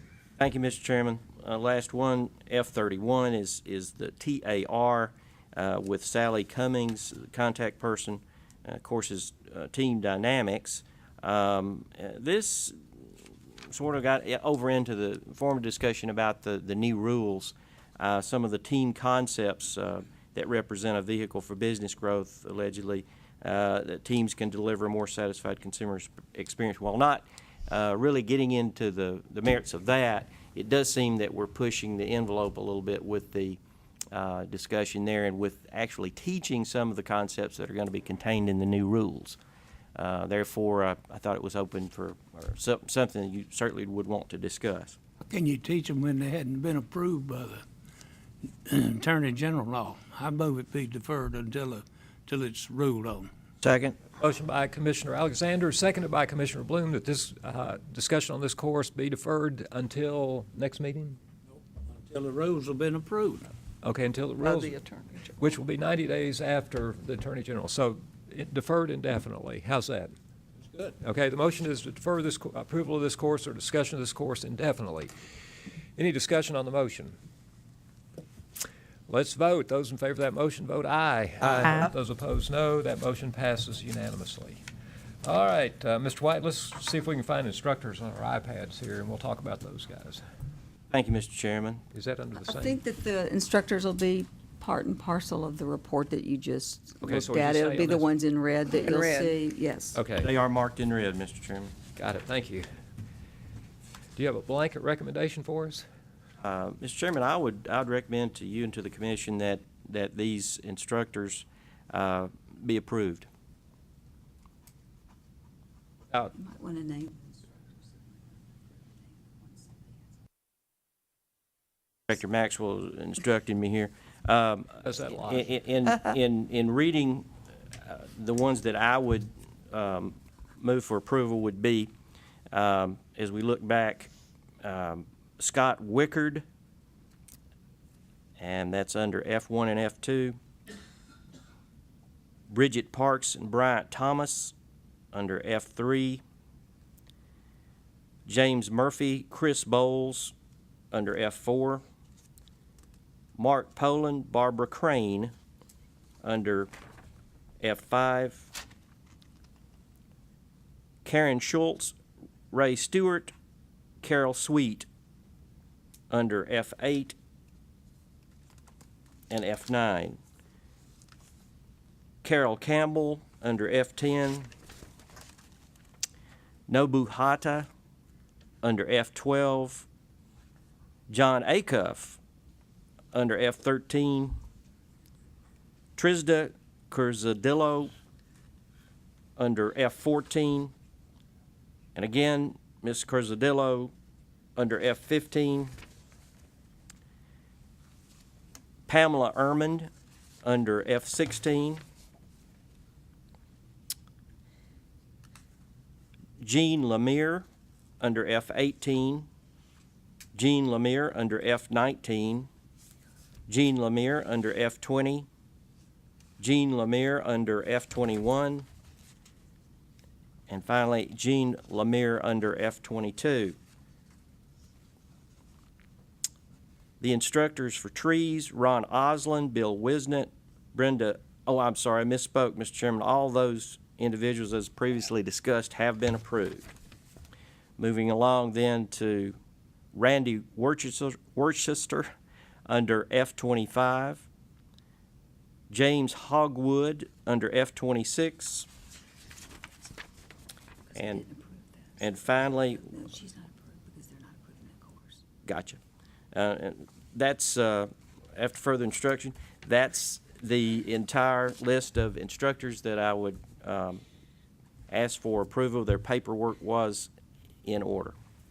Thank you, Mr. White. Is there a motion to that effect? So moved.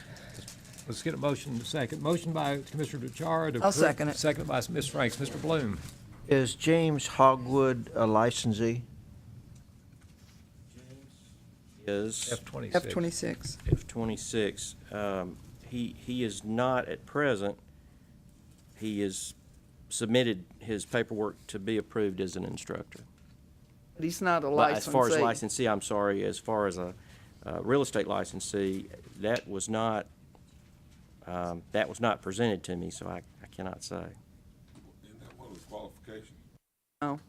What are the qualifications and criteria for instructors? They're actually in the statute in your, in the handout part of that. It used to be a rule, and then I think it became 325-6213. I think it's 325. Let's see. And it lists the requirements for instructors. I'll find it here in a second. Another question while you're looking at it. Okay. They have to be fingerprinted too, like everybody else, No, the fingerprint law did not extend that far. unless they're a real estate agent. Unless they were a new applicant, for that, well, that's distance education courses. Sorry, I think it's 320. 6213. 324. 324 has the, defines what you have to do to be a real estate continuing education instructor. And so you don't have to be a licensee unless, if you'll see number A4 says, if the course concerns the principles of real estate mathematics or sales techniques, is a licensed broker or with the approval of the commission and affiliate broker with at least 5 years of experience in the subject of the course. Do you see it in your little handout? It's also in the on the iPads, I think, under the little policy revision manual. Do you see it? Do you want to see mine? It's in the policy, the little pocket part. It's in there as well. It's 325, TCA 6213, 324, I'm sorry. And it's in that little pocket part that you have. It's also in a loose leaf handout as well. Do you see it? Yes, we see Okay, it. okay. We see it.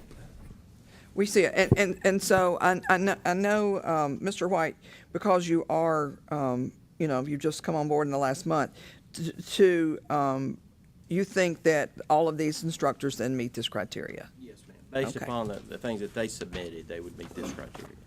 I think there's a difference in what they submitted and if they submitted what they were required to submit. Well, they did, in fact, submit what was required as far as I knew under the law and the rules, but as it relates to their application form. That's what I had to go by.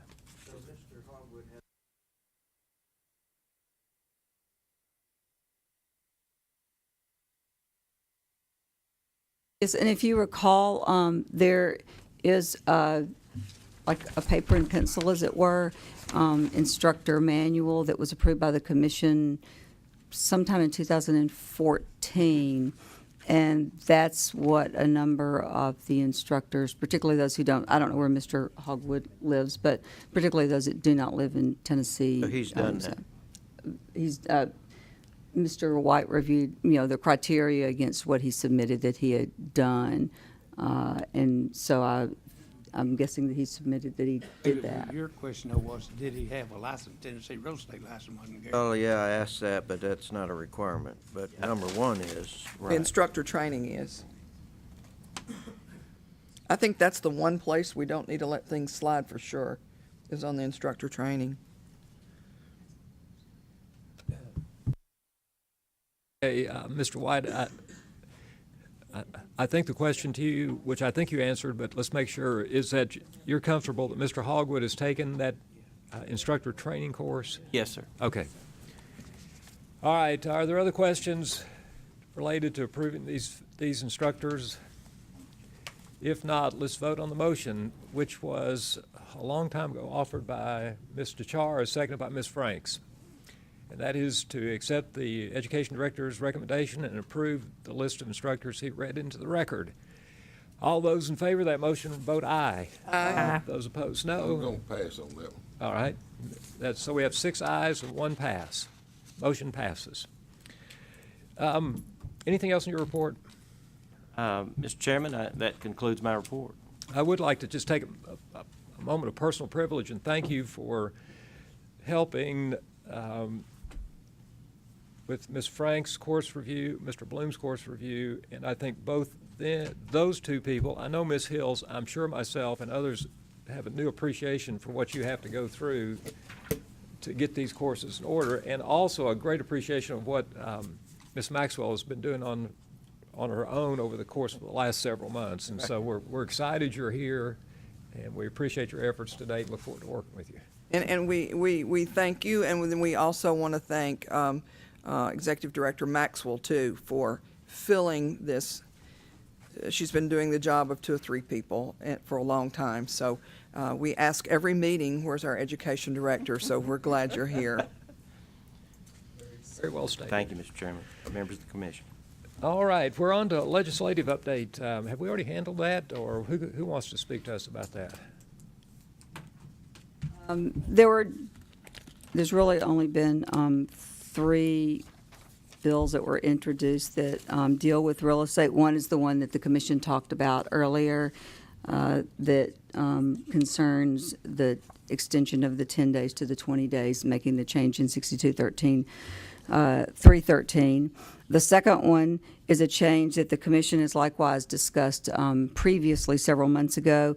It involves a change to 6213-324, and the bill is Senate Bill 145, sponsored by Senator Sutherland. and it states that Tennessee Code Annotated 6213-324 would be amended by adding the following language. The Real Estate Commission shall approve any continuing education course that consists of a minimum of 1 classroom hour in length, provided that the course meets all of the requirements of the commission that are not related to course length. Any rule, policy, or requirement of the Real Estate Commission that is not in conflict with this subsection is superseded. And it would take effect, according to this, the 1st of July of 2015. Do you have any comments on that? Are you okay with the way that's written? I discussed this with Mr. Farrer this morning, the wording where it says the commission, Real Estate Commission shall approve. But with that qualifying statement after that, that provided the course meets all the requirements of the commission that are not related to course length, that does give the commission the ability to go and look at the courses and make sure that they do comply with all the requirements set forth in the rules and in the statute.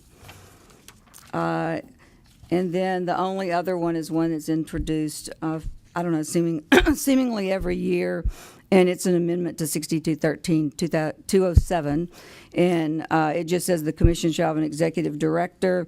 The commission shall set the qualifications that are necessary, and the change is that the director would not be required to have a broker license, and that this is introduced. I think it's been introduced every year but one since I've been here.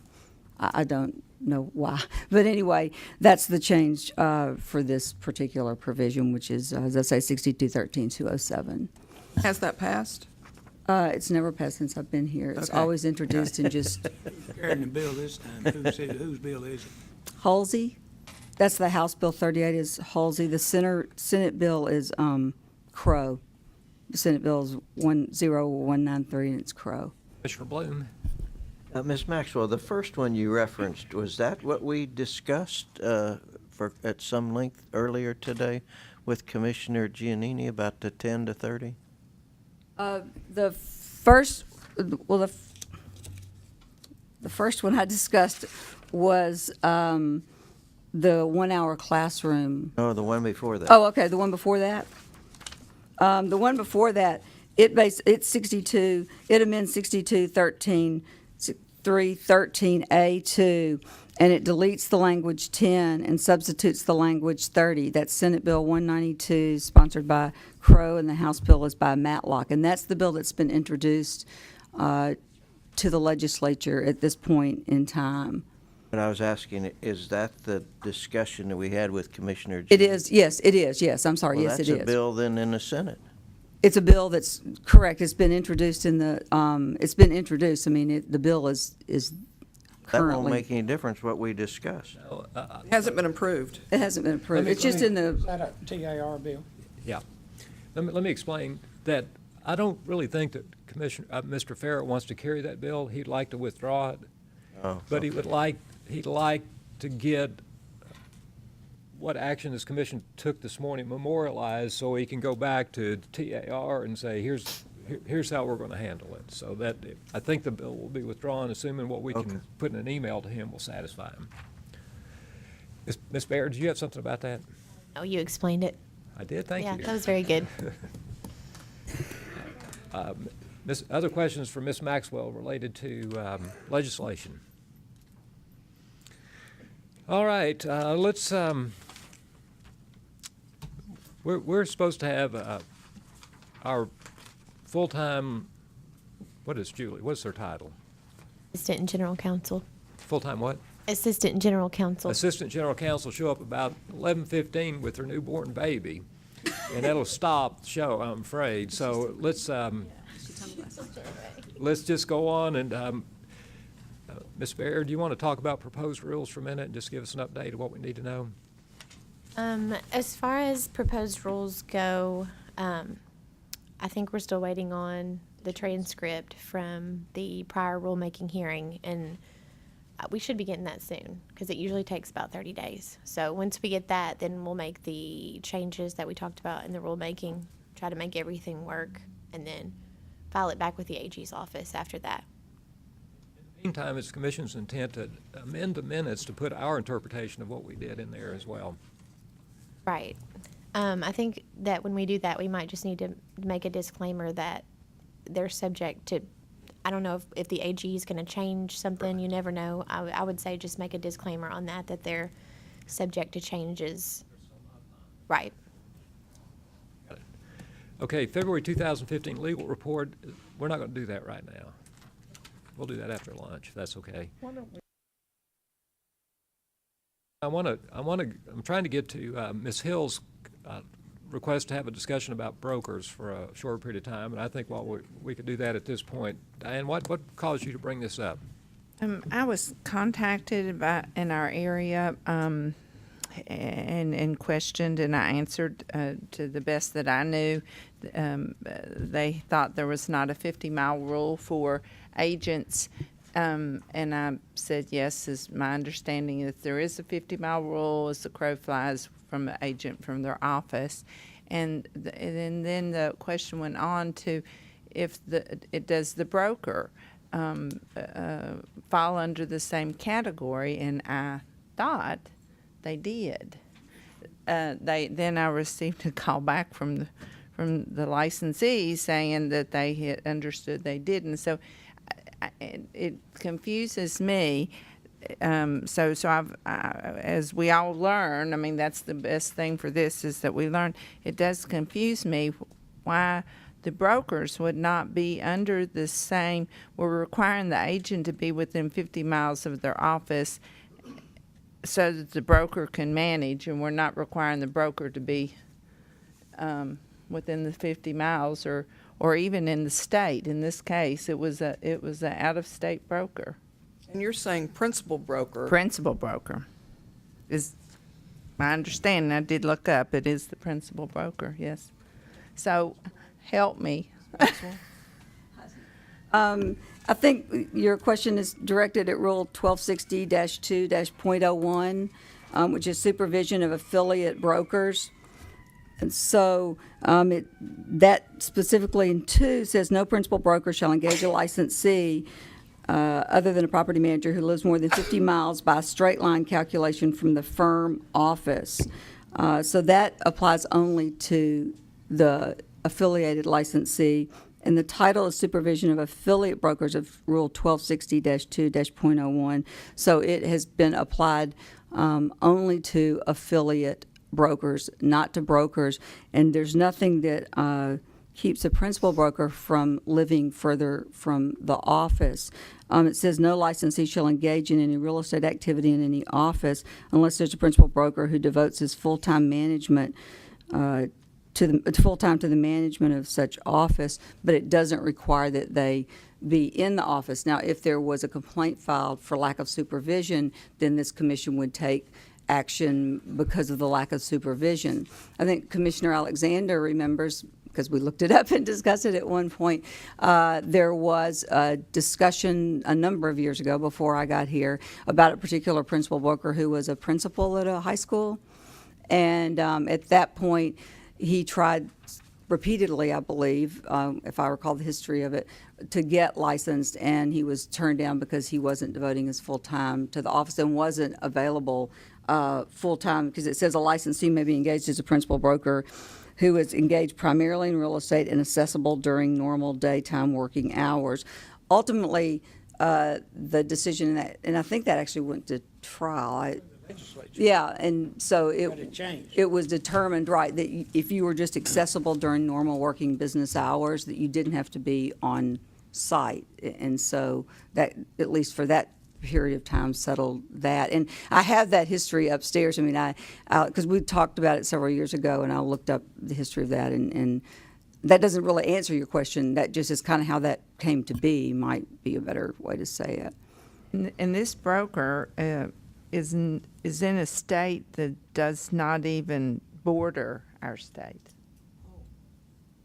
Yeah, and I also, several years ago, well, I don't know if it's been several years, looked up how many principal brokers we had living out of state who had, well, I should say they had their residential addresses out of state, which is the way we searched for it.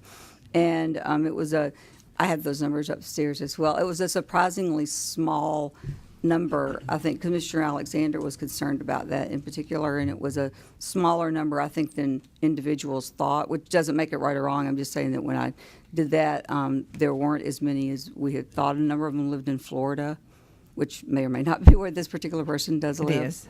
I think one's too many. Well, I mean, as I say, I'm happy to update that information and bring it to you all next month so that you can sort of see that and see if you want to move in a different direction. These licensees were frustrated because they couldn't. I guess everything seems fine until something goes wrong, something changes, and something goes wrong. So they were frustrated that the broker would not take the calls and contacts and things. Therefore, say not to release them to go somewhere else. And because of her location, they couldn't just drive somewhere to see her. Right, but they can I release told them, themselves, yes, right. and I mean, so there is I an advised option. them. I mean, I'm not, there is that option Yes. available for them if they can't get in touch with them, they would do want to leave. But as I say, I'm happy to, update all those numbers and sort of. How do you, so on the application, does it say I plan to be there on site? I mean, is there a question on The that with the principal broker signs, there's a statement, it's about a paragraph long, and part of that says that the person will supervise the licensees, and, it has several things there. But doesn't list, obviously, since there's not really a listing of what supervision is, it speaks of supervision, make sure that, I think it says also that they'll make sure they have their affiliated licensees have E&O. And that's really all, that's the statement that they make. And as the commission can make a change to that if they think it needs to be more exact about supervision. So this commission has authority over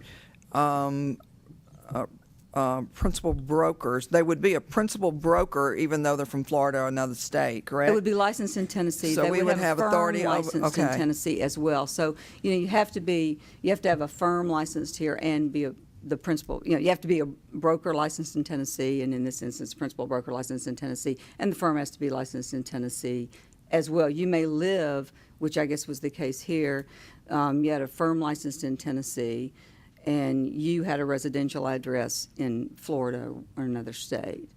That is a wide loophole. Well, and a lot that of the needs to be fixed. Yeah, a lot of the individuals didn't have any licensees under them. So they were their firm.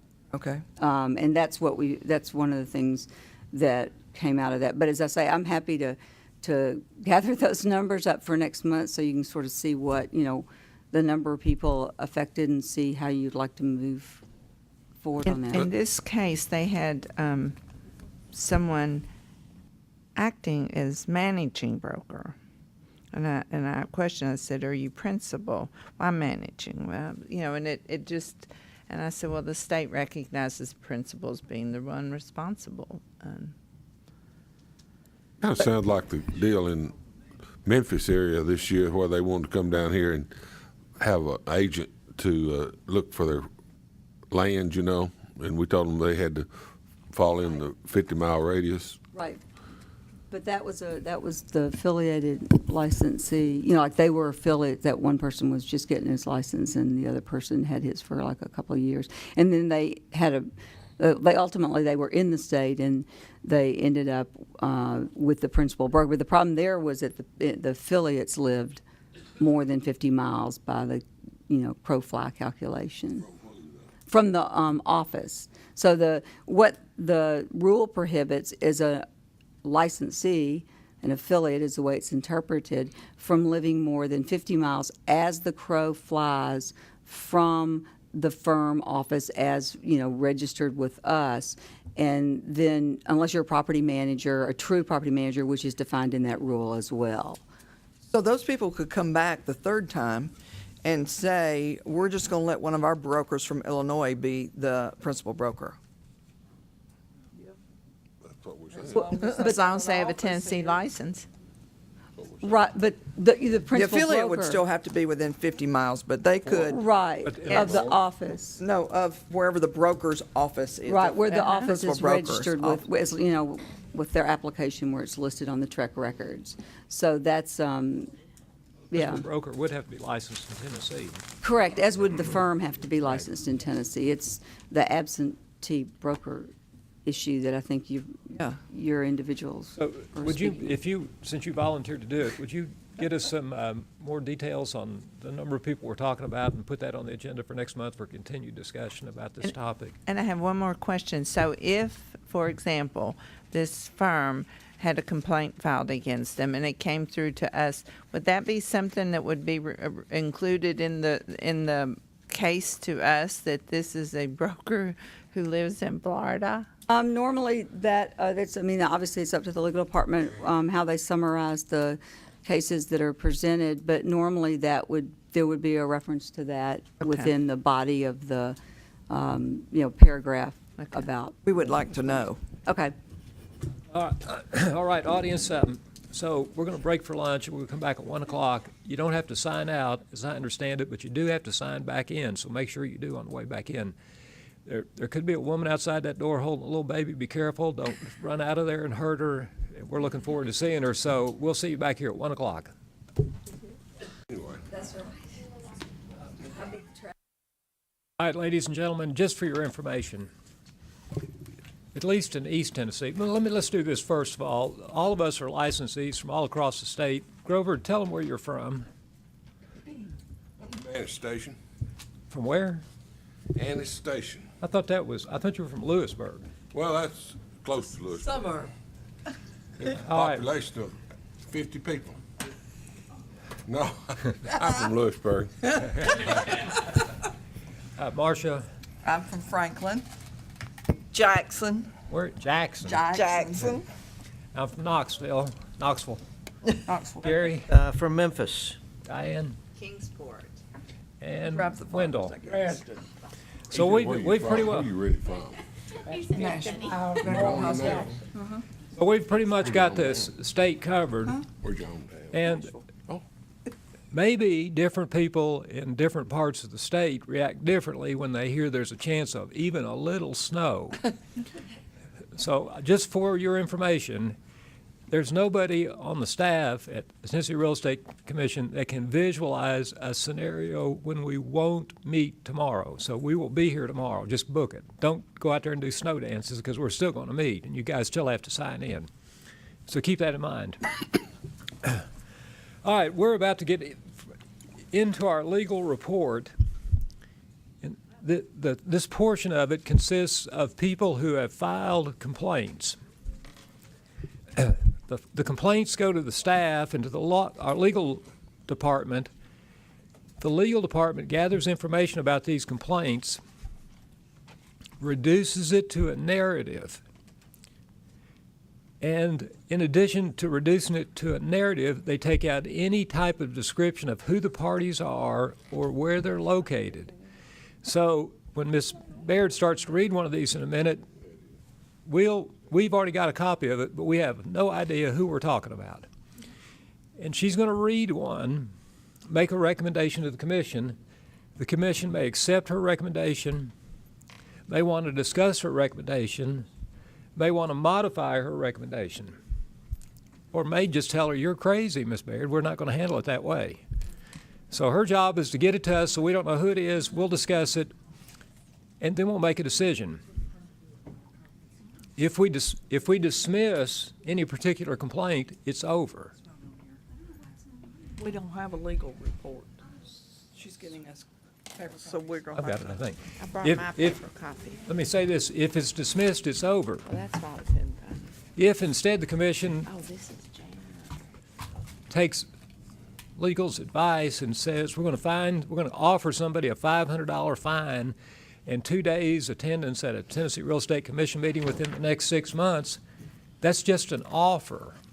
And so legal will take that offer to the respondent, the person who the complaint was filed against, and say, would you agree to do this? And if they do, they write a check and show up within 6 months and it's over. If they don't agree to it, and they have every right not to agree to it, then we have a formal hearing with judges, court reporters, lawyers, and we have 2 of those tomorrow. So this is just kind of the start of the process. So as you listen to these, be aware, we don't know who we're talking about. Ms. Baird does, but she can't answer certain questions because she might prejudice us if we knew that it was somebody in our office, for instance, that was the person who was getting the complaint filed against. Now, we're waiting on a copy, or we have? It's on here. That's what I thought. The January 4th is It was what threw Heidi. me. Yeah, you should stop her from making those copies. So we're going and just as a point of reference, Ms. Baird is a lawyer. She's filling in for Ms. Kropp, who came in with a baby earlier today. The lady who sits next to her is Miss Jenica Smith, and she's a paralegal, and she helps compose these narratives as well. Do we need to wait for Jenica to get back, Keeling? We don't have, Okay. So it's under, did everyone find it? It's under February, 2015. whatever I just said. it's a really weird place for it to, it was Well, yeah, Heidi. next time we'll label it legal report. Yeah, yeah. I suggest you better wait, Mr. Chairman. I'm for it. I think we'd be lost if you didn't do it. In fact, I know we would be.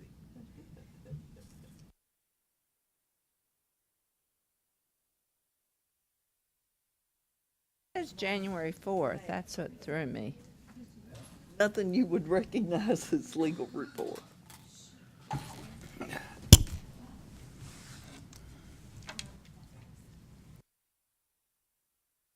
Hey, Keeling, are there any additional complaints that are not on this iPad? Okay, so you guys out there want to keep track of how we're doing. We have 46 complaints to hear today. Some will move quickly, some will take a lot of time, and sometimes there are 3 or 4 combined into one narrative. But it's, for those of you who like to know how far along we are, 46 is the number. It's always fun. What'd you say? It's always fun, though. Speaking to the microphone, I can't believe you said that. It is. It's always fun. Okay, It's a good time. we will see, we will see. That's right. I'm sure you're all waiting with bated breath to see how much fun it is. Oh, yeah. You can count on it.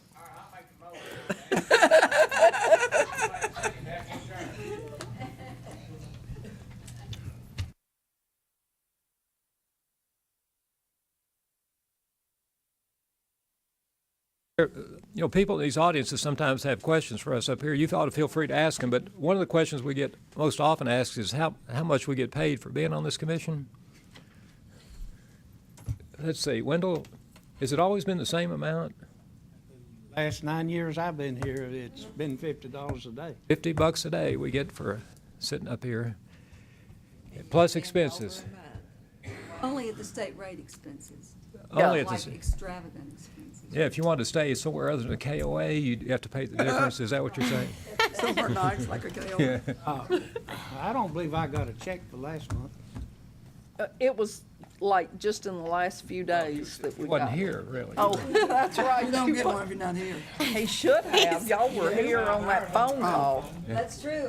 Y'all were troopers on that. We should have gotten 25. We should have probably gotten a premium. I mean, Marshall was on vacation. They're not gonna pay for Jimmy Kelly's supper? Do you really think it will? Hey, hey, commissioners, I don't see why we can't handle the first one or two. I think we're good. Let's go, Keelan. Wallace, are we turned on? Yes, we are. Okay. All this talking is recorded forever. She said if we needed to stop to push stop, so I'm assuming she means it's recording. Should check that. Okay. Let's just confirm. Well, there they are. She's out of breath, I'm sure. Really, are we on? Kimberly, are we Okay. on? Don't worry, everything's fine. All right. All right, Ms. Baird, well, on number one right here, would you like to just kind of summarize it, have to read all this? Sure. It's item number 1-2013025311.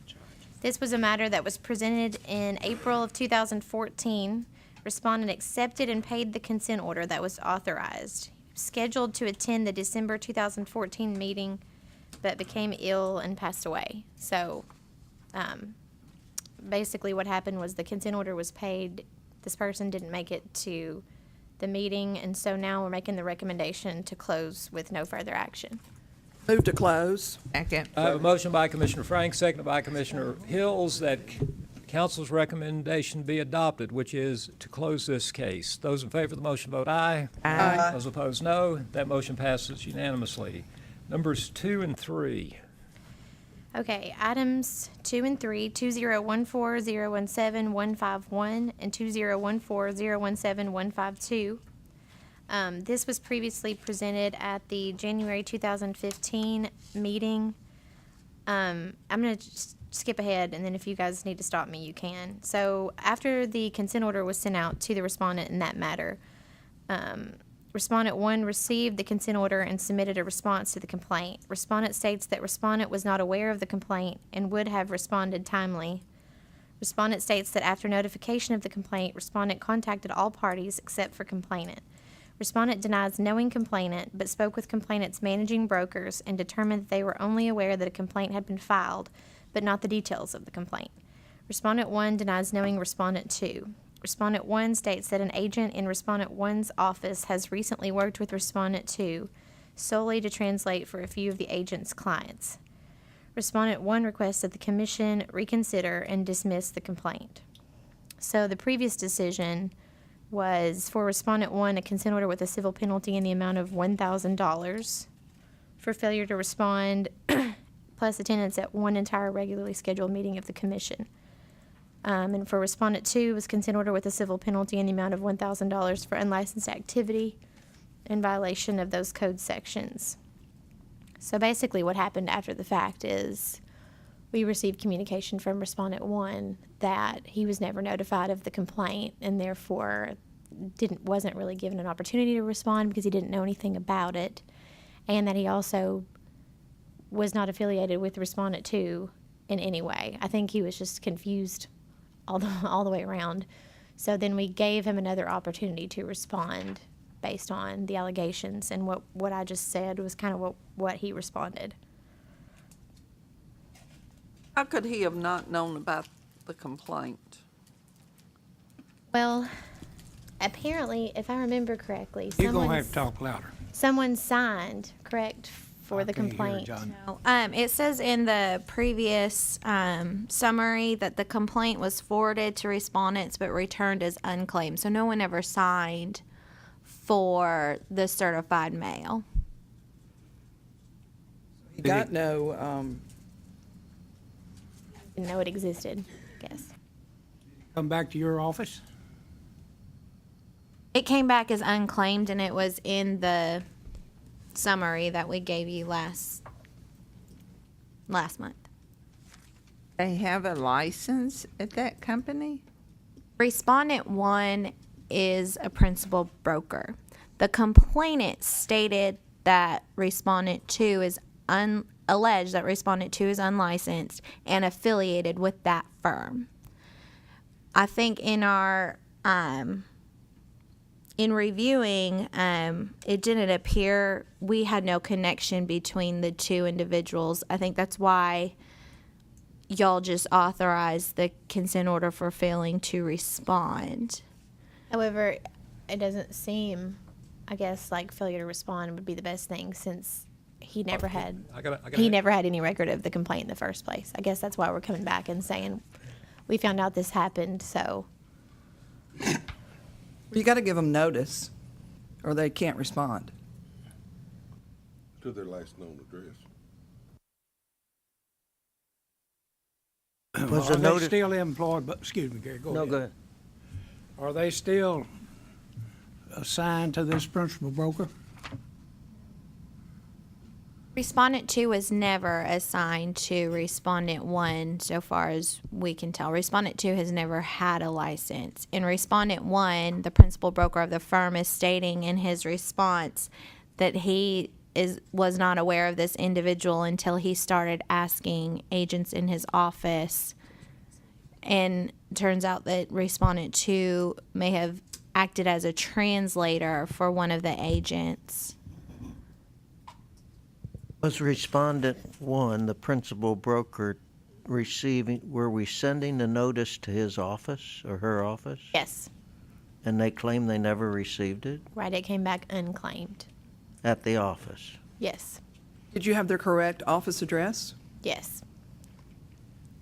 Then they got it. Well, Or maybe they said, send it back. it's only sent I guess the complaint. You sent them both? Okay, so Eve says that that the complaints go out U.S. mail and certified. So do you think, or did they claim that they did not accept it received because it was a name they did not recognize? To get into that, it was more of just a respondent 1 saying, I wasn't aware of the complaint because I never received. And it was the also complaint. sent to both names. A separate complaint is sent to each name. So one of the envelopes had respondent 1's name on it. Typically, when my mailman tries to deliver something, if I were not there, they would leave me a note to come claim it. And the envelope does have the dates of attempt. Mr. Chairman, I'd like to move that we confirm our previous decision. In regard to respondent 1. Respondent 2 appears we don't have much. Okay, so Mr. Bloom's motion, seconded by Commissioner Alexander, is to ratify our previous decision related to respondent 1. We'll vote on respondent 1, then we'll discuss number 2, respondent 2. Is there discussion on the motion? All right, let's vote. Those in favor of that motion, vote aye. Aye. Those opposed, no. That motion passes. Mr. Bloom. I think we should dismiss our complaint against respondent 2. Is that a motion? That's a motion. I have a motion by Mr. Bloom that the commission, after reconsideration, dismisses the complaint against respondent 2. Is there a second to that motion? Second. I have a second by Commissioner Hills. Now discussion. I'd like to know if, okay, so this person was an interpreter? Yes. So they didn't get paid a commission, they just got paid an hourly for the interpretation? Or?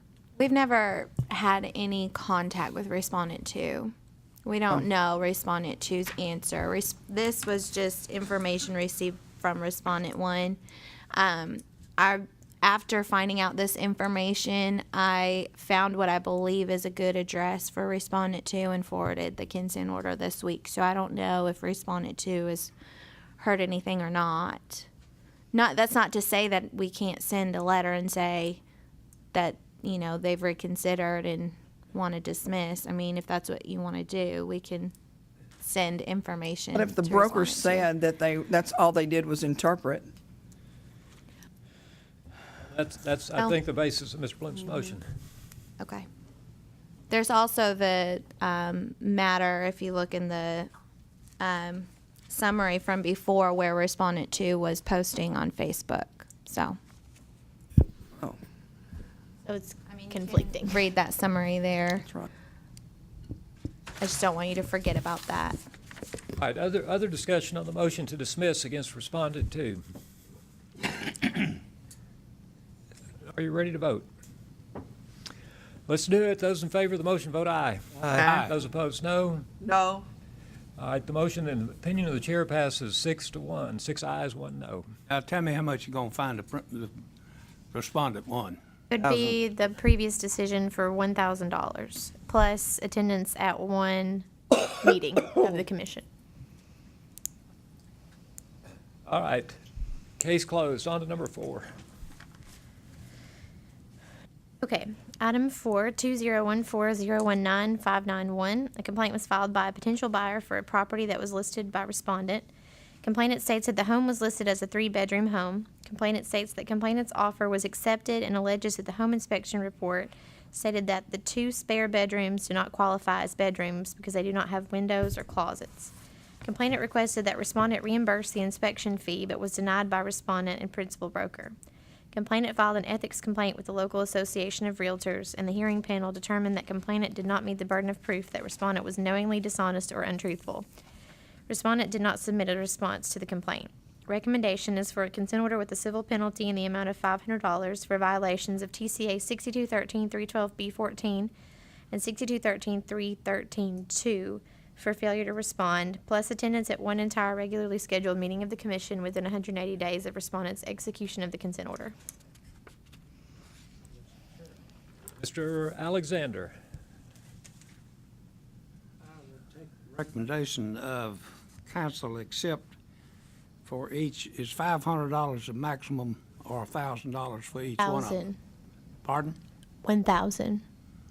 Be a thousand for each violation then, Well, there's- $2,000. There's only one violation alleged, and that's they didn't respond to the request, to the Right. complaint. Just because there's two code sections there, it's just one violation. Yeah. $1 then.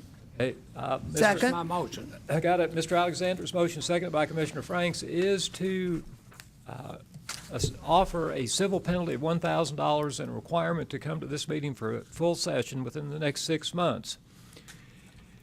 That's the motion. Is there discussion on it? Do you have a second? Ms. Hills? Second.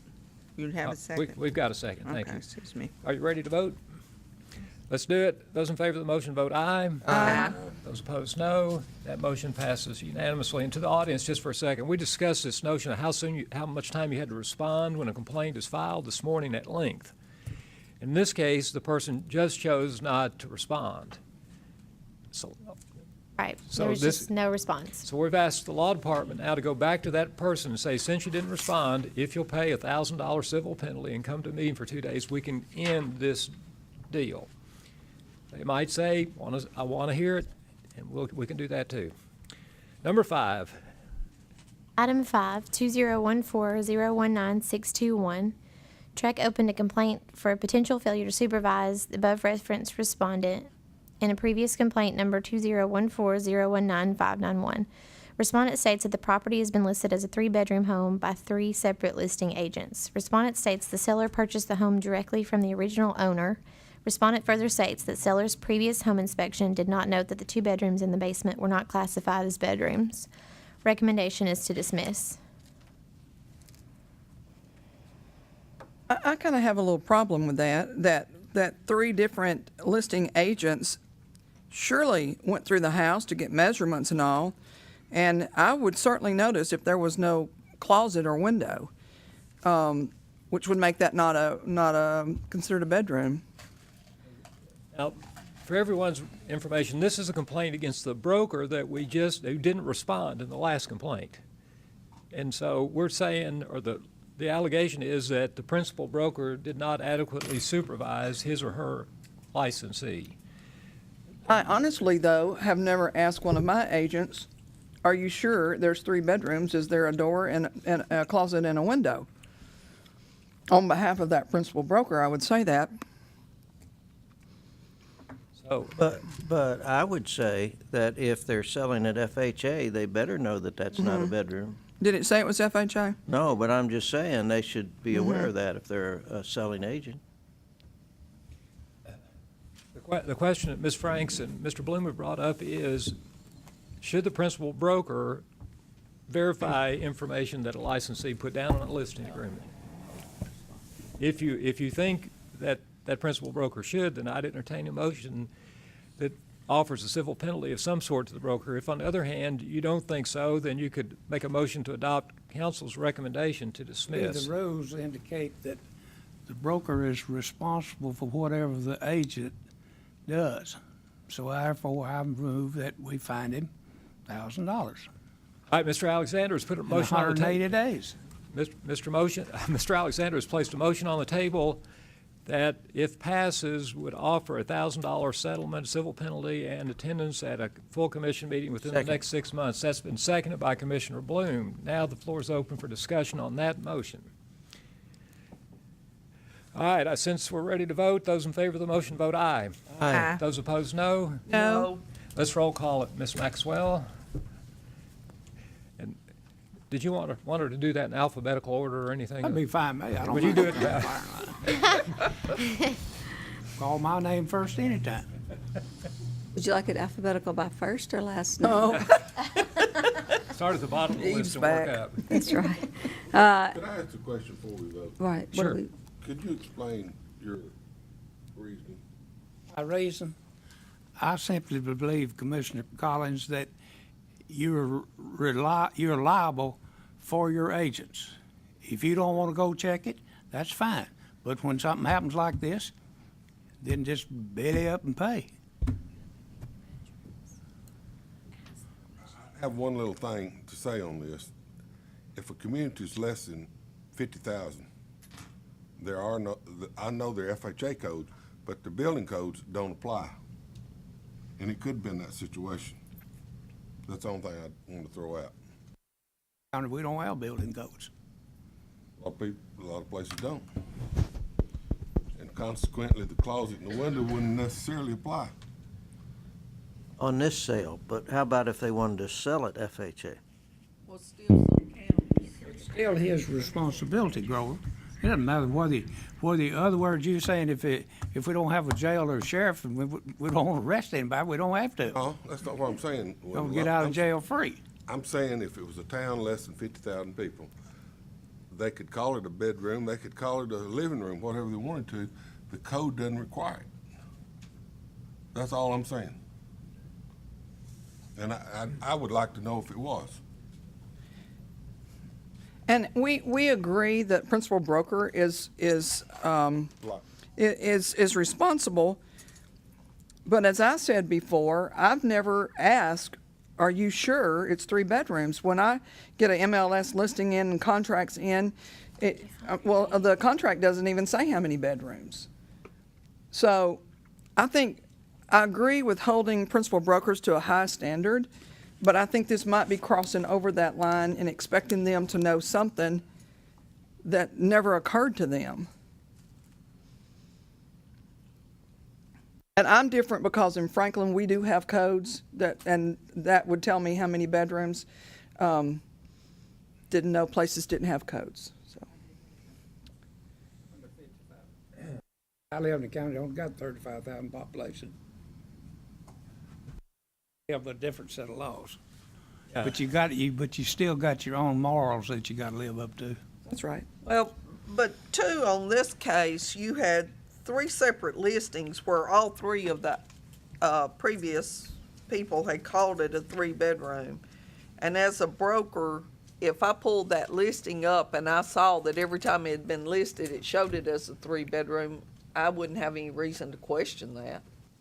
Then Ms. DeChar, if I read the MLS and it says it has 2,000 square feet and it's got 1,050, and if it's been on there 3 times, that you don't have to measure it. No, that's not what I'm saying. I'm just Same saying, difference. as a broker, we don't go out and look at every house an agent lists. And I'm like Marcia, when you get a contract in, it don't have on there how many bedrooms it's got. It could have been built in 1919.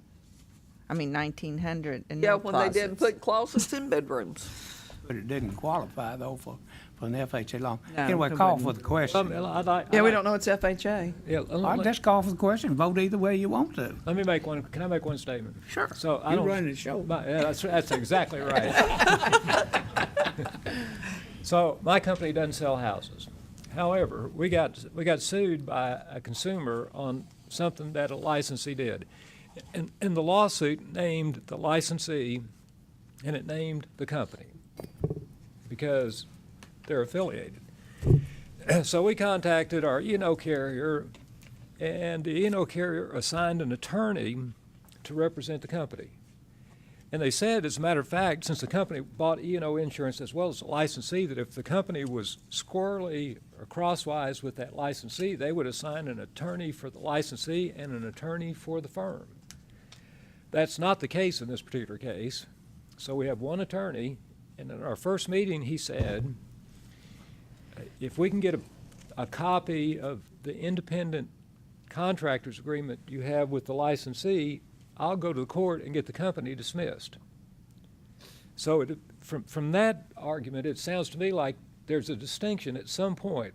And that's all I've got to base my vote on, is the fact that at some point, these guys are independent contractors that make representations, and I'm kind of leaning toward what Marcia said. I mean, how detailed does that principal broker have to be? I'm in commercial real estate, not residential, so I struggle with what my vote's going to be on this. I just wanted to get that out. Thank you. I call for the question. Let me ask Ms. Baird one question. I'm sorry, I don't know if this is helpful or not, but it does indicate that it's not an FHA loan. It says cash. I don't know if that's helpful, just throwing that out there. So where were they getting it appraised, I wonder? Inspected. Oh, inspected. It was inspected, not appraised. And the home inspector had to tell them it wasn't a bedroom. Well, maybe the inspector was from Franklin or something. I hadn't had an inspector You know? tell me that. I've had appraisers tell me that, but I've not had an inspector tell me that. All right, Mr. Alexander's called for the question. You're right. Is there an objection to that call? No. All right, we're ready to vote, Ms. Maxwell, on a roll call vote. Alexander, Or the motion. Bloom, Yes. let's see, Collins, No. DeChara, No. Franks, No. Grease, I'll pass.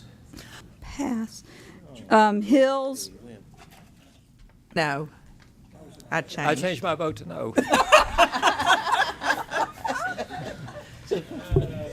The discussion changed We started- changed my We started thoughts. heckling him up here. All right, the chair has made the decision that this motion by Commissioner Alexander fails on a 5-2 vote. 5 noes, 2 positives. So the floor is now back open for another motion. Mr. Chara. I make a motion, we dismiss. Second. All right, the motion by Mr. Chara, seconded by Commissioner Collins, is to accept the council's recommendation and dismiss this complaint. Is there discussion on the motion? I don't hear any. Let's vote. Those in favor of the motion vote aye. Those opposed, no. No. And the chair rules that this motion passes on a 5 aye, 2 no vote. All right. And volume doesn't count. Ed Macker, I'm going to stay consistent. One more piece of information for the audience. We are all good friends up here, but we all have our own opinions. And we are subject to the sunshine law, so we never can discuss these except in front of you all. All right? And so we all have opinions. You'll get to hear them. It's not personal, but it's based mostly on experience. And in this particular case, the chair had an extreme lack of experience. So I was going to see what the You majority did very well, residential- All right, number 6. Item 6, 2014-02-00001. Respondent was arrested and detained for violation of the Tennessee Peeping Tom statute and destruction of property. Respondent attended a hearing of summary suspension with the Tennessee Auctioneer Commission and an informal conference was held. The companion complaints with the Tennessee Auctioneer Commission and Tennessee Motor Vehicle Commission are currently in litigation monitoring pending the outcome of criminal proceedings. Recommendation is for litigation monitoring. Move to accept council's recommendation.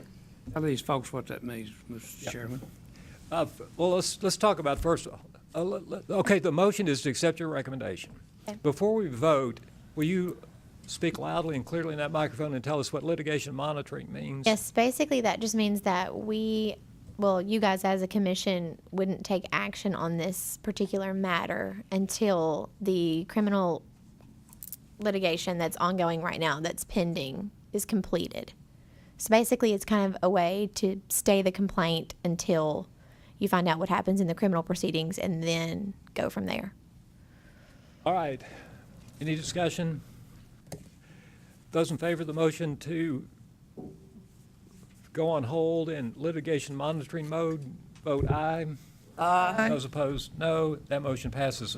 Keelan, are you familiar with the Tennessee Peeping Tom statute? Not really, no. Okay, just wanted to check. That's I curious. don't want to talk about it. Just asking. Number 7, please. Okay. Item 7, 2014-02-0011. Respondent was indicted with charges of official misconduct and solicitation of tampering with evidence for requesting and receiving inappropriate images of a minor via text messages and attempted to destroy the victim's phone. Respondent pled guilty to both offenses and was convicted of Class E felonies. Recommendation is a consent order for voluntary revocation of respondent's license in violation of TCA 6213, 312B, 12, and 20. Recommendation. Second. Got a commotion. I have a motion by Commissioner Call and seconded by Commissioner Franks that council's recommendation be adopted. Is there discussion? Let's vote. Those in favor of the motion vote aye. Those opposed, no. That motion passes unanimously. Numbers 8 and 9. Item 8, 2014-020021, and item 9, 2014-020022. A complaint was filed by a law firm who represents a consumer who owns a timeshare. Complainant alleges the timeshare owner paid respondents $36,277.84 to cover various alleged costs. Motion by Commissioner Collins to dismiss this complaint. Is there a second? Second. Second by Commissioner Franks. Is there discussion on the motion? I have a question. Yeah, that's discussion. You go right ahead. So I in have some too. Number 8, closed with a cease and desist letter. Previously. This is not the first complaint that's been filed against. Two others have been filed before this. No, I was all about dismissing these timeshare complaints until I saw an appellate court decision the other day that fined the heck out of Westgate. Was it Westgate timeshare, Miss Maxwell? Yes, that is correct. If we get into a situation on these timeshares that's noteworthy, would you alert us to the fact there may be something more to it? Oh, well, this particular one involves a resale company that doesn't exist, or apparently Can't be doesn't found. exist. All right, the motion on the floor is to dismiss. Is there further discussion? Let's vote. Those in favor of the motion vote aye. Aye. Those opposed, no. That motion passes unanimously. Number 10.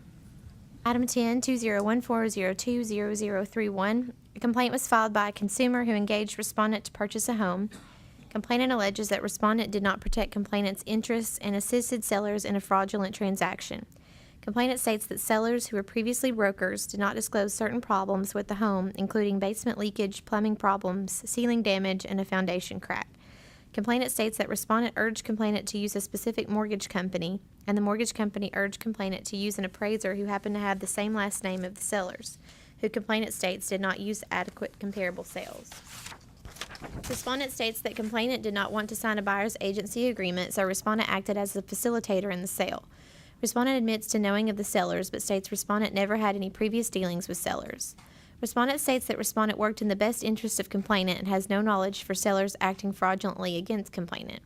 Respondent states that after the purchase, complainant told respondent of the shower leak, and respondent recommended several plumbers and was under the impression that the problem was fixed and complainant was happy with the home. Respondent further states that respondent referred complainant to the only mortgage company respondent knew who did VA loans, but respondent encouraged complainant to research different lenders. Respondent further states that respondent spoke with seller's agent before the appraisal, and sellers stated they were not related to the appraiser. Respondent further states that complainant's friend, inspector, did not show up to the scheduled inspection, and respondent advised complainant to reschedule, but complainant never did. Respondent denies that any party took advantage of complainant during the transaction. Complainant submitted additional information regarding the home damage, stating that it was not disclosed correctly. Complainant denies telling respondent that complainant was happy with the home. Complainant further alleges that respondent previously worked with one of the sellers at a different real estate company. Complainant feels that because complainant did not have the money to hire a realtor, respondent took advantage of complainant by not inquiring about the home in more detail. Recommendation is to dismiss. You have a copy of the purchase and sale agreement. Is it on a TAR form?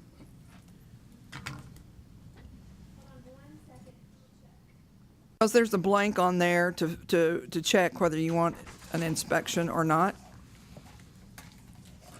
I Or if you believe waive the Disclosure. inspection. And what type of disclosure form is used?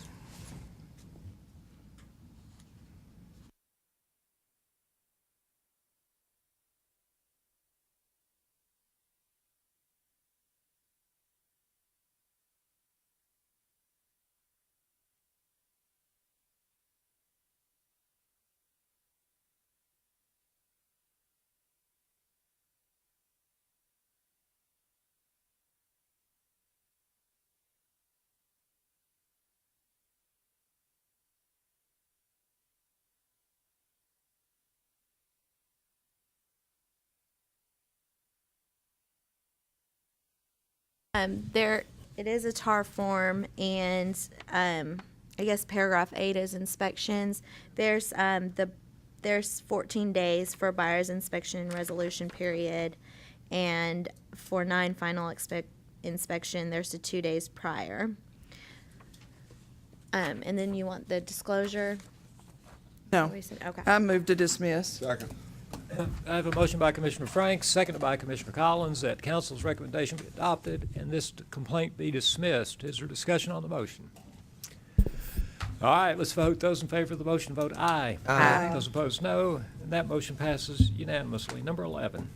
Item 11, 2014020041, track open a complaint against respondent, principal broker, for failure to supervise the previous respondent in case number 2014020031.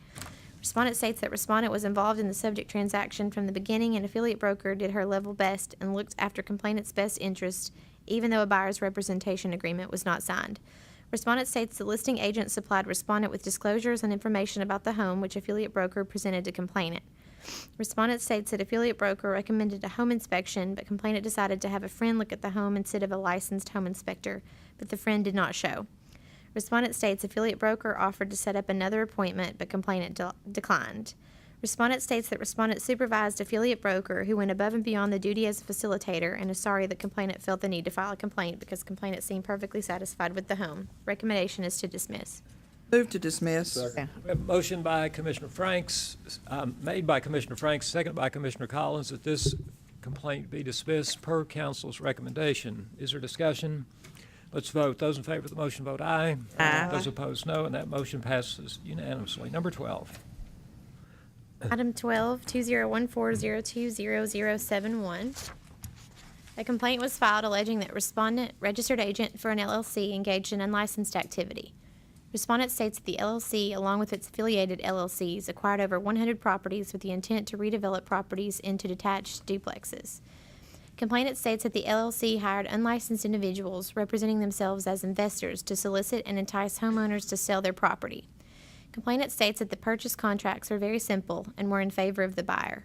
Complainant further states that licensed brokers also assisted in purchasing the properties below fair market value and received commissions between 6% and 200% of the seller's sales price through illegal net listings. Complainant attached a website that includes a listing of 51 properties and a description stating the company provides a full range of services to the residential community. Contact us if you are interested in selling your land or house, buying one of our available properties, etc. Respondent submitted a response through an attorney and states that respondent did not receive a fee, commission, or valuable consideration arising from the purchase of real property, as would a broker. Respondent states that in respondent's role as principal and president of the LLC, respondent acted solely in the capacity of a buyer. Respondent offered for the entity to purchase properties from the owner, and if the offer was accepted, the property was purchased, but at no time did respondent act as broker. Respondent denies employing unlicensed agents and states that the company dealt with independent third parties who were free to contract to sell to the company or to anyone else with whom they reached a deal. Respondent further states the complainant did not provide any factual basis to support the allegation. Office of Legal Counsel requested documentation regarding properties bought or sold on behalf of the LLC. Respondent provided settlement statements for various transactions between different subsidiaries of the LLC. Respondent states that respondent is president and has a minority interest for one of the LLCs and is the chief manager of each subsidiary LLC. Respondent states that often no brokerage was involved in the transactions. Respondent states that in absence of the broker, respondent contracted for the purchase of the properties by the subsidiaries in respondent's capacity as chief manager. Further, respondent states that as principal for the LLC, respondent is responsible for the day-to-day execution of the operation of the LLC, a residential construction company. Respondent oversees the acquisitions, negotiates with the seller the purchase price and terms subject to approval of the management committee, oversees the closing of all acquisitions, oversees the selection of tenants and lease negotiations for rentals, and various duties with regard to the construction. Respondent attached a letter from the LLC's CPA to describe how respondent is paid through the LLC. Respondent has 50% interest in the profits and losses of the company as a member of the LLC. In addition, respondent receives a monthly guaranteed payment for services of a fixed amount. Also, respondent receives 5% interest in the profits and losses of the company as a member of that LLC and receives no other compensation from that LLC. The recommendation is consent order for $2,000 for unlicensed activity in violation of TCA 6213-102-4A, 6213-103, and 6213-301. Said order to also include order to cease and desist all unlicensed activity. I have a question. I'd like to ask, what do you base that on? $2,000. We base it on. Hold on. Let me get to the statute real quick.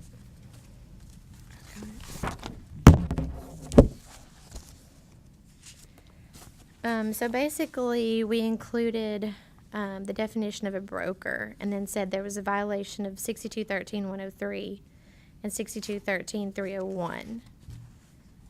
Basically, that.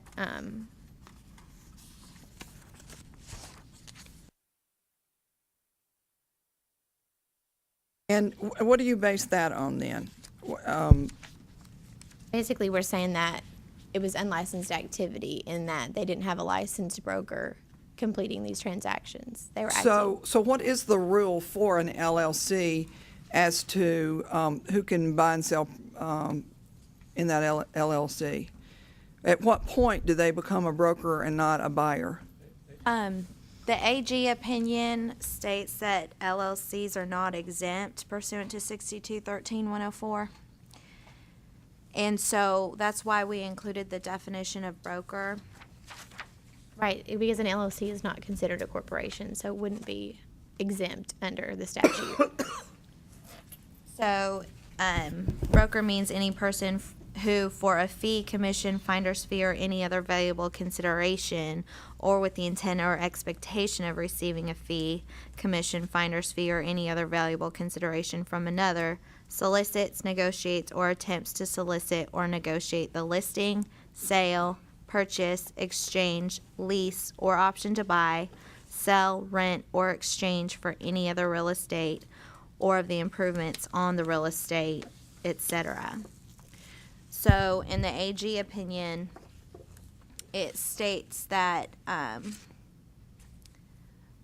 it basically states that if your payment through the company has anything to do with how much you get paid for a house or how much the house is worth when you sell it, that would be considered for a fee. Right, basically, if the money that you're bringing in is contingent upon these transactions, what you're selling, the profit that you're getting from these. So if Janet and I wanted to go together in an LLC and we were 50-50, and we're not licensed, she nor I could go out and negotiate and purchase a property without being considered unlicensed? I think that's basically Yeah. correct. That's Correct. the way If you're legal getting, counsel is interpreting that. if you're receiving a fee or Yeah, some but what type if of there is no your commission interpretation. paid on the sale? Well, then, go ahead. The last paragraph of the AG opinion, which was issued in March 6, 2014, at the request of the commission, who had requested it, I want to say in May 2 years prior to that, says the dependent upon is broader than directly related. If a person is compensated through distribution of profits tied to his ownership interest, and those profits include money from the sale of property transacted by the officer, the amount of compensation is dependent upon the value of the real estate sold. So I mean, for them, it doesn't matter whether it comes in the form of a broker fee per se, or whether it comes through your distribution of the profits. In their interpretation of the questions that were posed by the commission to the Attorney General. Should the penalty not be then against each property they sold? It could be. I mean, I mean, your it could be. recommendation's only one property, should it be for all of them, if it's illegal? It could be. Could be. I guess it's up to you. It could be a per occurrence, but the tricky part, which is difficult to understand, has to do with the notion that LLC is not a corporation. I always thought C stood for corporation, but it's a company. And since it's not a corporation, then members of that LLC can't profit directly or indirectly according to So the it's Attorney no General's protection opinion. in that LLC. You pretty much have to hire a broker to do your work for you. when it's all said and done. That's again in per occurrence. It could absolutely be a per occurrence. With the documentation we received, it was pretty hard to calculate how many were. We were kind of limited in the documentation that the attorney would provide to us because they're unlicensed individuals, so we couldn't just ask for everything under the sun. So that would be pretty hard to calculate. I mean, Because there were we could 51 properties, but you don't have try. evidence on That would- 51 properties. Those properties were just listed on the website website. as previous, like their previous homes. So we don't know whether or not there were brokerages involved. I received a few settlement statements, and a couple of those properties listed on the website did have at least one broker. But it couldn't tell who that broker represented, or I only had one side of the transaction, the purchase. So Ms. Maxwell, would you email me a copy of that AG's? AG pension. Please. Okay, we've had a discussion without a motion on the floor. It's about time to put one out here. Who wants to do it? I'll make a motion, we accept council's recommendation. Second. I have a motion by Commissioner DeChara, seconded by Commissioner Hills, that council's recommendation be adopted. Discussion on that motion. All right, let's vote. Those in favor of the motion, vote aye. Aye. Those opposed, no. I'm going to abstain. One abstention. On a vote of 6 ayes, no nos, and 1 abstention, motion passes. Number 13. Item 13, 2014-020091, a complaint was filed alleging that respondent, registered agent for an LLC, engaged in unlicensed activity. This is one of the affiliated LLCs as referenced in the previous complaint number 2014-020071, and the complaint is essentially identical. Respondent submitted a response denying that the LLC conspired to commit fraudulent or illegal acts and states the LLC is a real estate investment company which purchases and sells properties for profit, rehabilitates homes, and owns and manages rental properties. Respondent denies transacting sales under net listing arrangements. Respondent further states that it is not responsible for stating fair market values of properties to sellers of properties, and that it negotiates prices which are acceptable to both buyer and seller. Respondent states that the properties purchased are below full market value because they are in a state of disrepair. Respondent states the LLC currently owns 8 real estate investment properties which were purchased in the past year, all in different stages of renovation. Respondent further states that oftentimes investors have agreed to purchase the properties on the contract. Respondent further denies that the LLC has never employed any person and denies having any agreements with the previous complainant for acquisition of real estate. Office of Legal Counsel performed additional research and located additional properties that Respondent's LLC bought and sold to another LLC on the same day. Respondent executed the warranty deeds as sole member of the LLC. Legal Counsel requested additional information from Respondent, including how Respondent is paid by the LLC but did not receive it. Recommendation is for a consent order for $2,000 for unlicensed activity in violation of TCA 6213-1024A, 6213-103, and 6213-301, said order to also include order to cease and desist all unlicensed activity. Motion to recommend accepting council's recommendation. Second. I have a motion by Commissioner Hills, seconded by Commissioner DeChara, the council's recommendation be adopted and the respondent be offered a consent order for $2,000. I have a question. Yes, ma'am. Now discussion. Ms. Franks. This is the registered agent, right? Now, we have a business, and the registered agent is our CPA. So the registered agent could be anyone. This is the president of and registered agent of the Okay. LLC. There's a sole member, and this is the respondent is a sole member of that LLC. Okay. There's just one person involved in this LLC. In this one, yes. Which is a subsidiary of the previous I thought the LLC? other one had 2. The previous one are different LLCs. This Okay. person works with the previous respondent. I think there was an indication in the file that previous respondent trained this respondent or some Makes sort. sense. So if the other one had 50% ownership, the first one that we voted on, and there's only two people or one person, I'm not sure how many in the other, there were multiple LLCs in the previous one. I'm not sure on the members.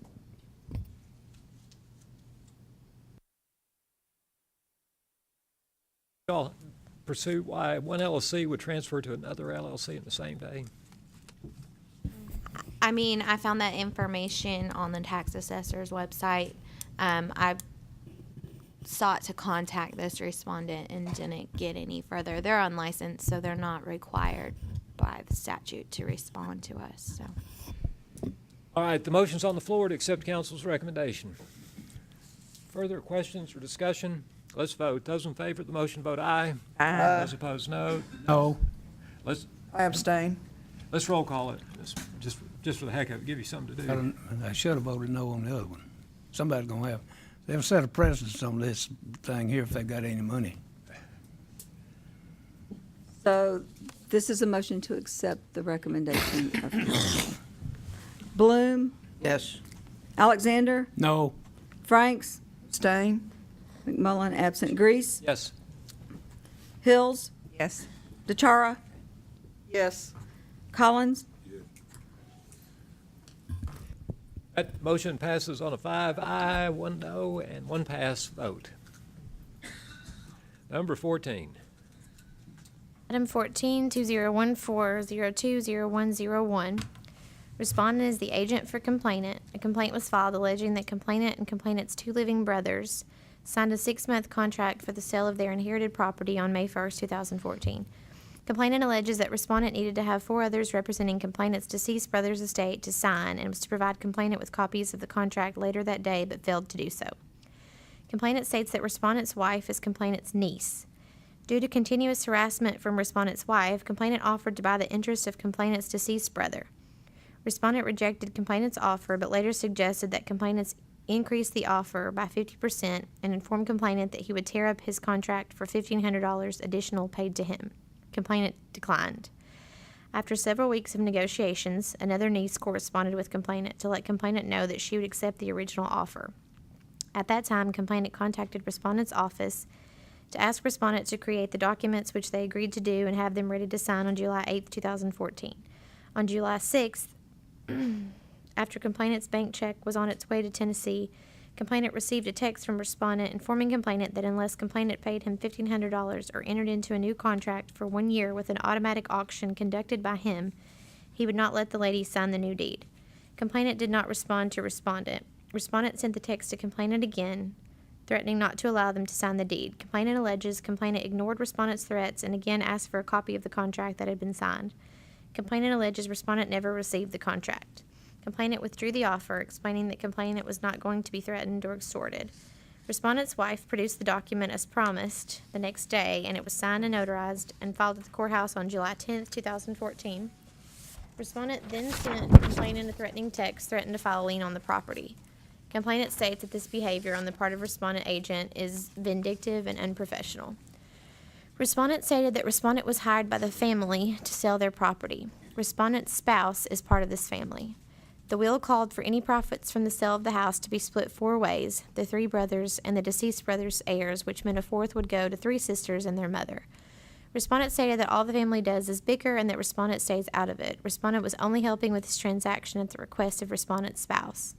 Respondent stated that copies of the contracts were sent to all parties, and respondent hasn't had anyone notify respondent otherwise.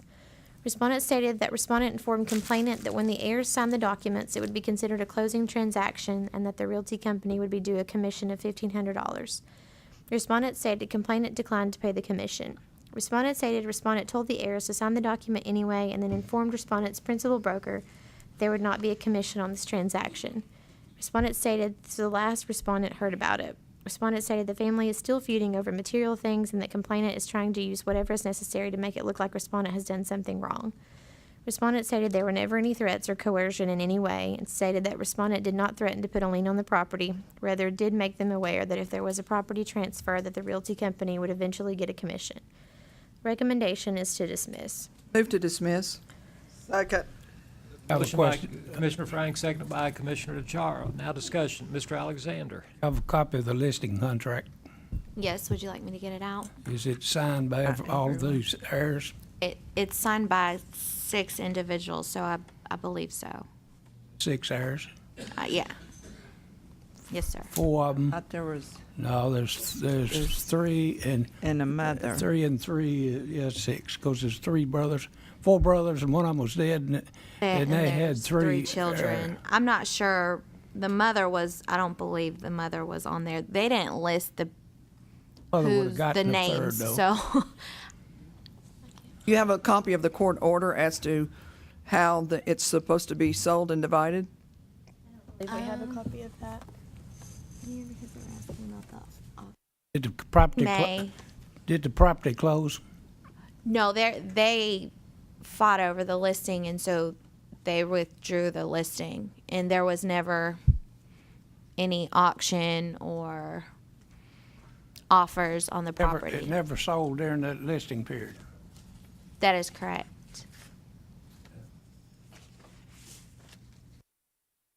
Other questions or comments? Call for the question.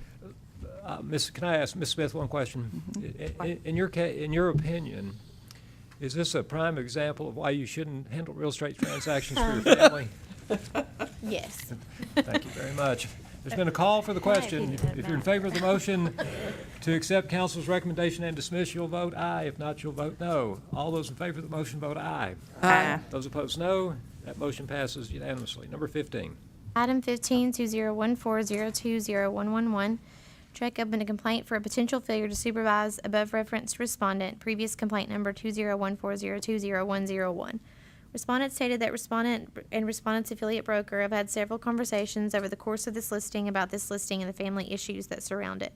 Respondent stated this is clearly a family dispute and nothing else. Respondent stated complainant never contacted respondent or the office to request any information or to make any complaints about affiliate broker. Complainant never informed respondent or respondent's office that complainant did not receive copies of documentation or that complainant had any issues with affiliate broker. Respondent stated if complainant had let respondent know there was a problem, respondent would have worked to correct it. The recommendation is to dismiss. Move to dismiss. Second.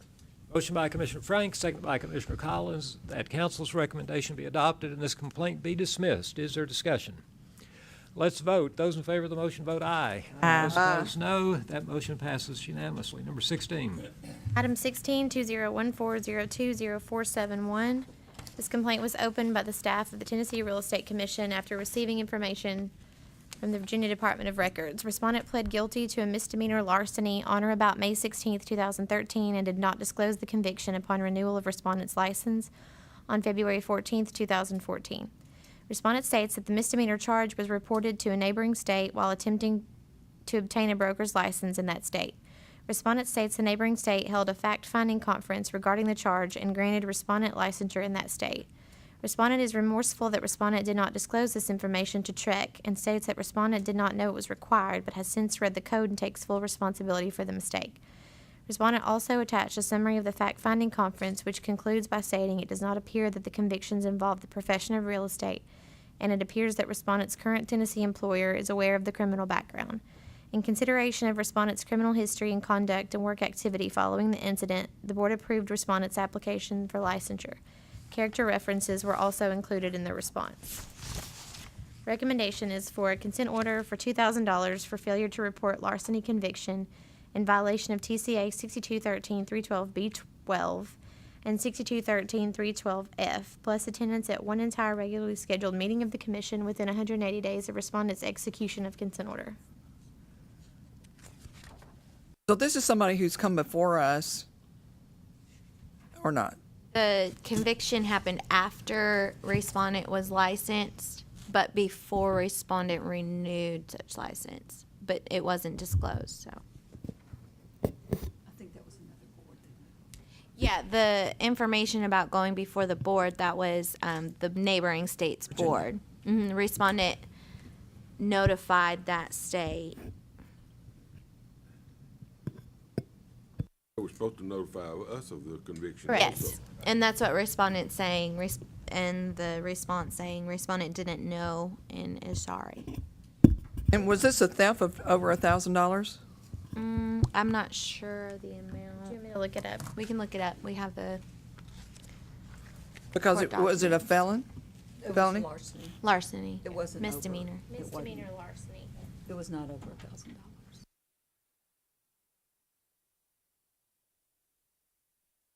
It was shoplifting. I mean, respondent went into that. If you want to hear respondent's response, we have that. I don't need it. I didn't. know that. The question in front of commission is, they're required to tell us when they're convicted of a felony, and he didn't. And so what value do you put on the fact that he did not, or she, whichever? It's a felony or a misdemeanor that involves the theft of money, services, or property, which is how you sort of capture what this person did. Another question for you. If somebody just came in with a felony, we wouldn't let them have their. I do have something here saying it was less than $200. If a person who had a felony conviction applied for licensure in the state of Tennessee, then they would come before the commission, as would anyone who applied with a misdemeanor that involved the theft of money, services, or property. So those people, if they were first applying for a license, would appear before the commission like the person did this morning. This individual already had a license, and then they committed the particular larceny, the misdemeanor theft. So they didn't report it, and under the statute, they are obligated to report that information. And they didn't. Correct. But they wouldn't have come before you all before renewal. But we would, if somebody did report it to you, would we have automatically renewed their license? No, I'm not really sure if we would have or No, it not. probably would have been brought to the commission. Right, a complaint would have been opened against them. I don't know, I really don't know whether it would keep them from renewal. I don't know whether it would or not. Circumstantial, I think. Right, I think you'd have to open a complaint and then have it go that route. I'd like to move to accept council's recommendation. Second. We have a motion by Commissioner Bloom and seconded by Commissioner Hills that council's recommendation be accepted and a consent order offered to the respondent that included a $2,000 civil penalty and attendance within the next 6 months at one of our regularly scheduled meetings. Is there discussion on the motion? Let's vote. Those in favor of the motion say aye. Aye. Those opposed, no. That motion passes unanimously. Item 17, 2014-020631. This complaint was filed alleging that respondent failed to disclose the location of a water meter. Respondent is the seller's agent in this matter. Complainant purchased a tract of property which was subdivided. The other tract was purchased by another couple. Complainant alleges that the properties were represented as having city water. After complainant closed on the property, complainant put all the utilities in complainant's name, including the water account. Complainant stated complainant has been paying the water bill ever since. However, it was discovered approximately 5 months later when complainant began building a 1,700 square foot 2-bedroom home that the water meter was on the other couple's property and the other couple would not agree to a water utility easement. Complainant states that as a result, complainant was faced with the prospect of either reconstructing a water line for the cost of $20,000 or drill for a well. The well has been obtained for complainant's use at an expense of $10,000. Complainant states that no provision was made by sellers or respondent to deal with the possibility that there would be a conflict over water rights. It is complainant's opinion that the sellers and respondent should have fully disclosed the issue at the outset before complainant made the offer. Respondent denied the allegations made by complainant and stated that in no way did respondent purposefully mislead or fail to disclose anything to the complainant. Respondent stated that the MLS listing states that water and electric are available, which respondent states respondent represented to his client. Respondent stated that the seller showed complainant on several occasions how the water lines were run off the other couple's tract and how they cut across the property onto complainant's property, and even showed complainant's contractor. Respondent stated he was never asked by complainant about a utility easement. All parties had a copy of the plat map and necessary information. Respondent stated that complainant had a lengthy feasibility period, which had been extended a few times so complainant could have contractors view adequate site locations for a home, septic percolation testing, and other items. During complainant's feasibility study, her attorney had noticed that the ingress-egress easement was vague, so it was asked that it be recorded. The final draft of the survey and description were approved by complainant's attorney prior to being recorded. The lack of a utility easement was never brought up by complainant nor complainant's agent, contractor, or attorney. The feasibility study period was from September 17th, 2013 through October 29th, 2013. Recommendation is to dismiss. Move to dismiss. Second. Motion by Commissioner Franks, second by Commissioner Collins, that council's recommendation be adopted and this complaint be dismissed. Is there discussion? There is. Mr. Alexander? You have a copy of the plat in your file? You do? I'd like to see it. Okay. Look at it, and not be Yeah. prejudiced. I want to see it. Show it. I don't know if it has information. I don't know if it has information on it that would keep it from being anonymous, though. You, does Okay. does it show the water, where's the water lines? I mean, it does indicate, I'm just not just a answer me. surveyor, so I don't know. I wouldn't be able to answer, like, Well, how can you recommend to dismiss it if you can't read it? well, the recommendation was based on the fact that we do know that all of this stuff was given to every party. And they all signed off on it. To me, that's notice enough. But you may feel differently. Anything else, Mr. Alexander? Anyone else? Get Ms. satisfaction, so no, I don't need me.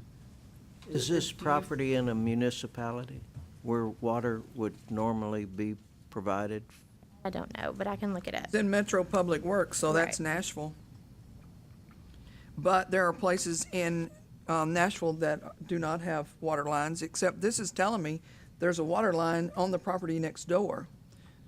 So the water was available. But you gotta buy a water meter. That's a huge expense. So it looks like to me, one had the water meter and one didn't. Is that an acceptable development? They proposal? usually come from the road, not from the next door neighbor's house. But I mean, if you were developing it, do you not have a responsibility to provide water for everybody's lot? If- Yes, unless you disclose, now this lot doesn't have water It says in the MLS that it does have water. Available. available. If it's available, it's in front of it. If you gotta get an easement, and you don't have an easement, it's not available. Could the water have to run down the easement to the ingress and egress? What I was trying to ask, Commissioner, when I didn't see the plat or they can't read it. What they may be wanting to do is the shortest distance to the water instead of down their Right. lane. Maybe set way off the road. So I understand your comments, but here's what's going to sway me. Assuming this is correct, it says the final draft of the survey and description were approved by complainant's attorney prior to being recorded. But it said it was vague. Well, but the attorney for the complaint approved it. If I'm the complainant, my problem is with the attorney who I hired to review this. Because they have malpractice insurance. Well, we have E&O insurance, but the attorney's probably got more. They got more. I'm gonna lose it anyway. Off with questions.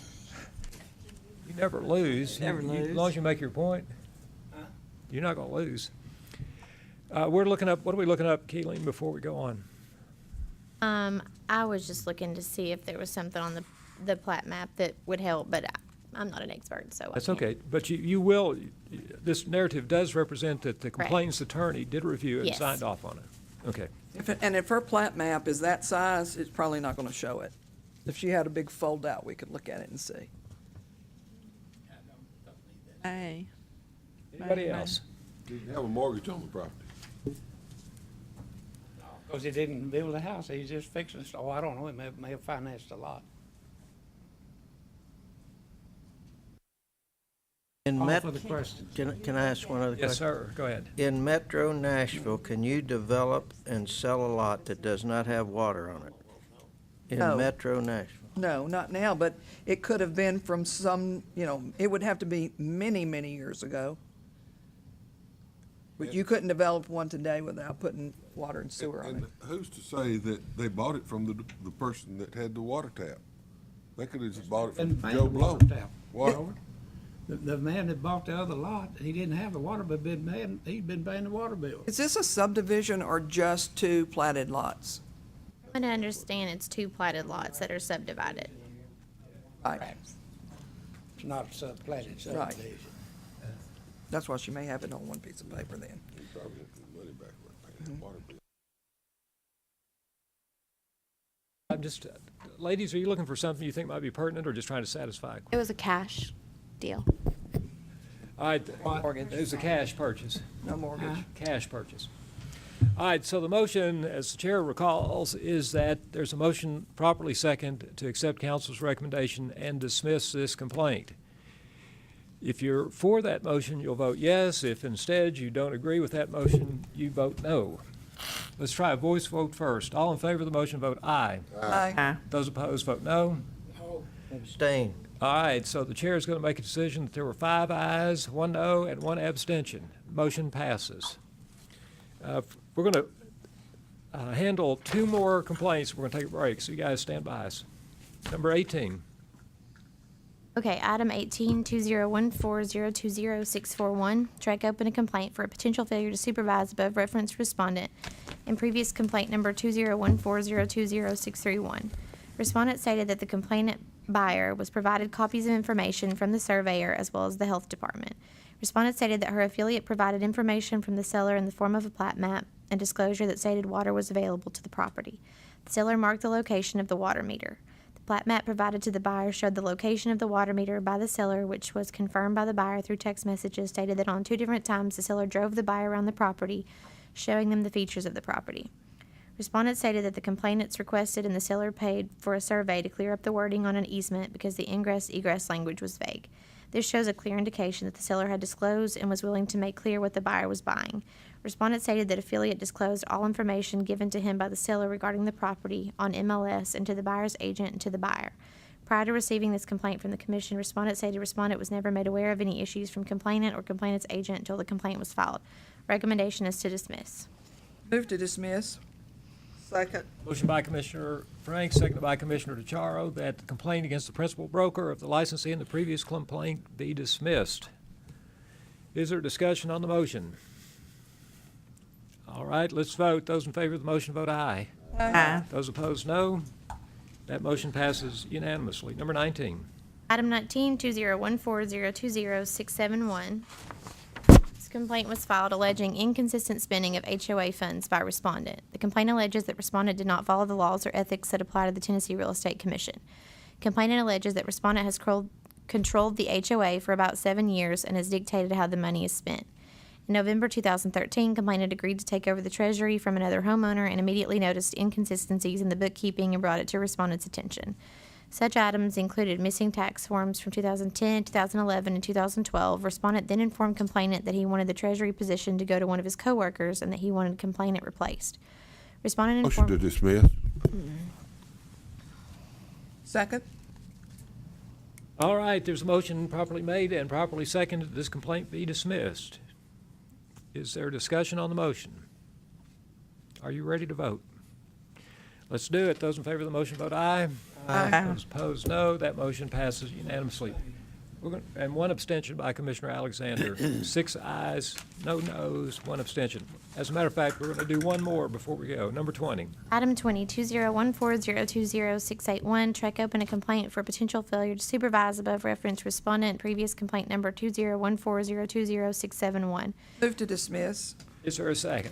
Second. Seconded by Commissioner Hills after a motion made by Commissioner Franks. Is there discussion on the motion?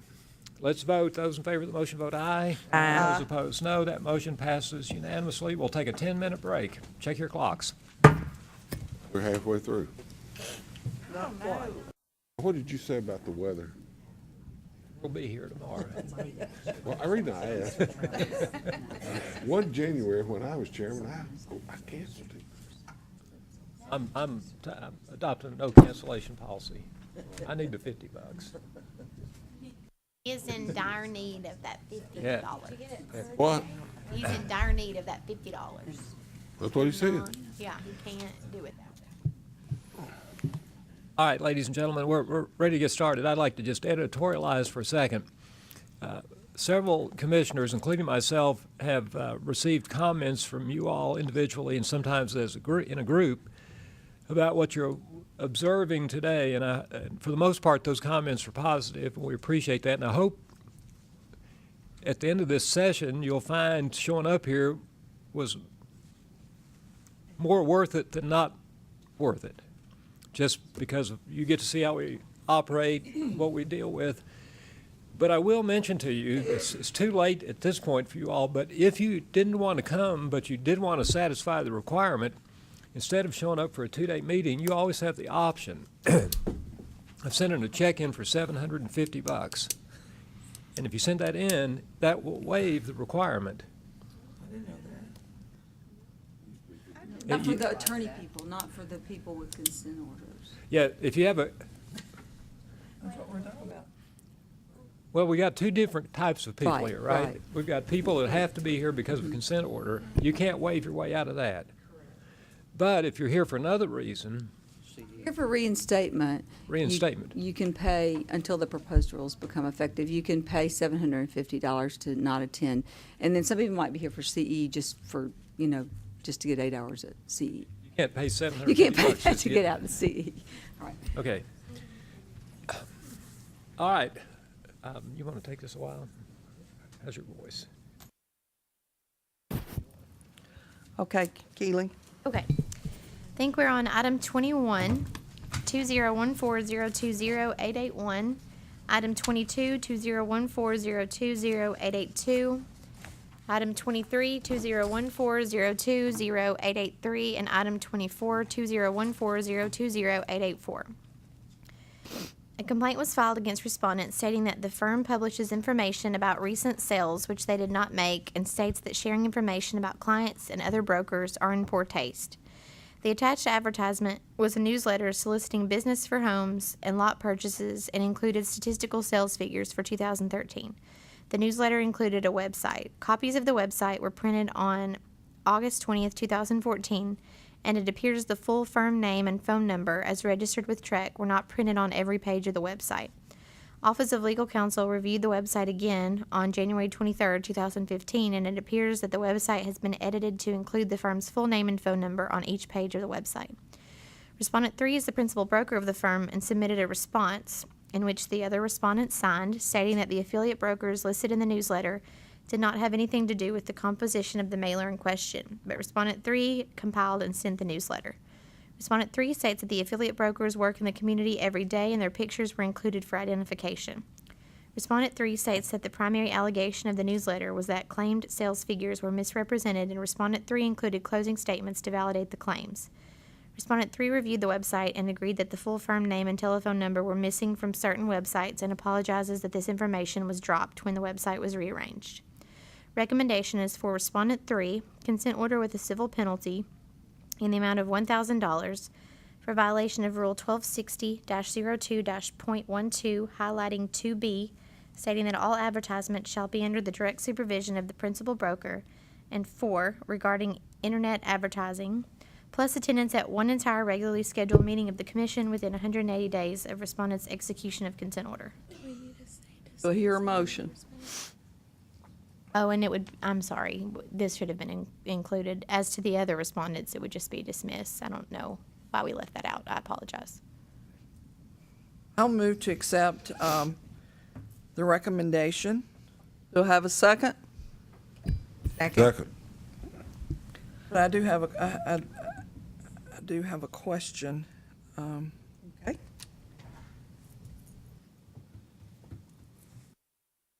Oh, what does it mean under history? Okay, that's not the one. Under the broker, there was under review. That's the next item on your Okay. legal report. That'll answer your question later. Okay. Any other discussion? All those in favor of the motion, say aye. Aye. Opposed? Motion carries. Item 25, 2014021221. TREC opened a complaint against the principal broker for failure to supervise affiliates in previous complaint number 2014022088. The principal broker was also listed as Respondent 3 in the previous complaint. Recommendation is to dismiss as duplicative. Do I have a second? Second. Any discussion? All those in favor say aye. Aye. Opposed? Motion carries. Item 26, 2014021251. A complaint was filed against respondent stating that respondent listed a home without having all proper signatures. Respondent submitted a response stating that respondent was hired by a previous client to do a short sale on the home and the seller was the only person named on the loan. Respondent states that the seller's significant other is the complainant. Respondent states that respondent was in contact with the mortgage lender who verified that the seller was the only person on the loan. The complainant contacted respondent insisting complainant was on the loan. Respondent states that due to the contention between complainant and seller, respondent withdrew the listing and removed the lockbox. Complainant submitted additional information stating that respondent knew that complainant was on the deed and complainant refused to sign over the deed if the property sold. Respondent submitted additional information stating that the seller and the mortgage lender did not inform respondent that complainant was on the deed. Respondent states that it was listed on July 31st and withdrawn on August 13th after respondent obtained the tax record indicating complainant was on the deed. Respondent apologized that complainant feels wrong and states that the listing was withdrawn immediately upon discovery. Recommendation is to dismiss. Do I have a motion? Move to dismiss. Second. I have a motion and a second to dismiss. Any discussion? All those in favor, aye. Aye. Opposed? Motion carries. Item 27, 2014-020-1271, Trek opened a complaint against respondent, principal broker, for failure to supervise previous respondent in previous case number 2014-02-1251. Move to dismiss. Second. Motion and a second to dismiss. Any discussion? All those in favor say aye. Aye. Opposed? Motion carries. Item 28, 2014-02-1301, a complaint was filed stating that complainant owns the timeshare which is paid in full, but the maintenance fees have accumulated for the last few years and have continued to increase, which complainant cannot pay due to fixed income and health issues. Motion to dismiss. Second. I have a motion and a second to dismiss. Do I have any discussion? All those in favor say aye. Aye. And in flavor too.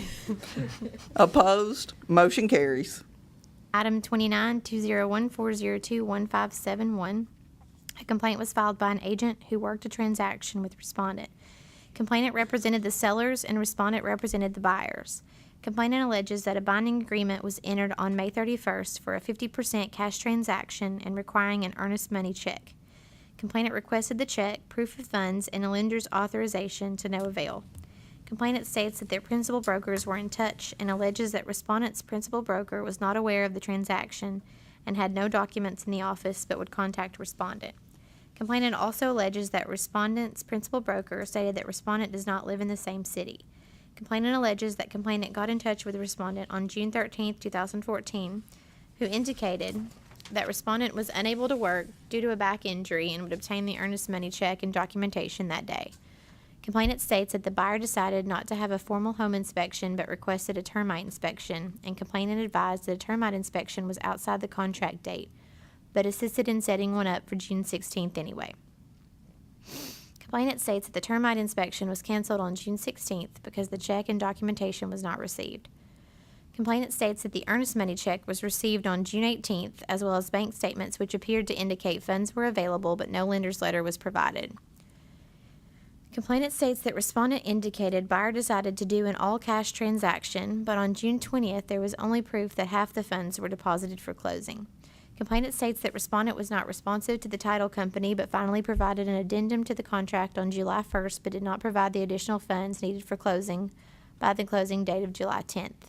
Complainant states that a closing date, possession date amendment to extend for 1 week was received on July 11th without any explanation why the funds were not received. Complainant alleges that the principal broker knew the closing would not occur on the scheduled date because a lender was not obtained, but this was not communicated to complainant. Complainant further alleges that complainant's principal broker called the buyer directly to assist in finding a lender, but the buyer did not provide the lender the documentation needed, and complainant received a request to release the earnest money on August 9th. Complainant states that the form was filled out incorrectly by respondent. Respondent admits to not responding to complainant on 2 different occasions due to health issues on the first occasion and a broken phone on the second occasion. Respondent states the contract files are kept on a Dropbox, which an administrative assistant has access to.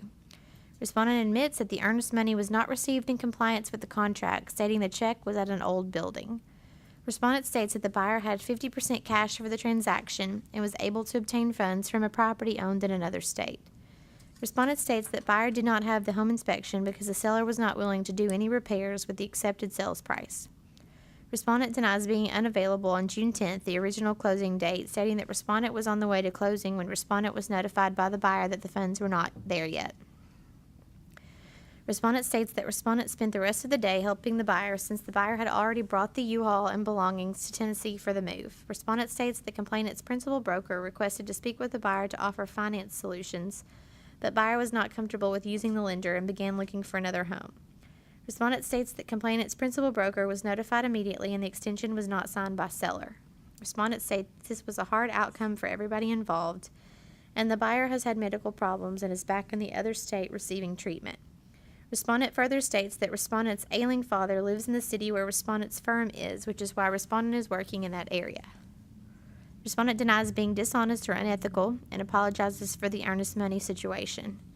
Respondent states that all parties lost out and the buyer agreed to settle with the sellers for $7,500 for not closing. The Office of Legal Counsel reviewed the documentation provided and conducted additional research. It appears that the city that affiliate broker lives in is within 35 miles of the real estate firm. The purchase and sale agreement was accepted with counteroffer number 2 for a purchase price of $210,000, with a financial contingency of obtaining a loan up to $50,000 of the, a loan up to 50% of the purchase price, and a $1,000 earnest money requirement to be deposited at respondent's firm. The binding agreement date was May 31st for a closing on July 10th, and an Addendum 1 was executed on May 31st for the sale of the home to be as is. An Addendum F was executed by seller on July 3rd, stating this offer is going from finance to cash deal. An Amendment C, closing date, possession date, was executed by buyer to extend closing date to July 18th. It appears that the earnest money check is dated June 1st with a deposit receipt for June 19th. Bank statements showing funds equal to approximately half of the purchase price were printed on June 9th. The earnest money disbursement and mutual release states that the binding agreement was May 30th, with a statement that the money is being dispersed per agreement between seller and buyer. It was executed August 9th. It appears that complainant amended the earnest money disbursement form to the binding agreement date of May 31st and to state that it should be returned to buyer. An email from buyer to respondent was included in the transaction document stating that the money was wired from 2 different accounts at 2 different banks, but one of the bankers made a mistake and seller requested an additional 7 days to close.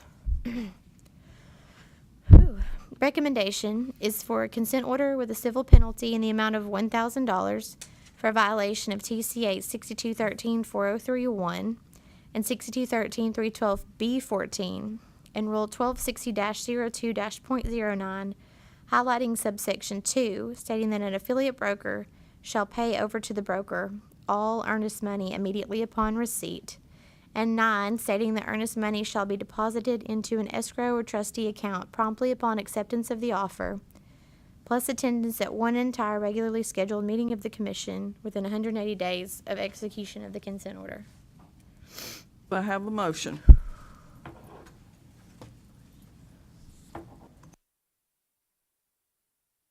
Do we have questions to Move to Make a accept. motion.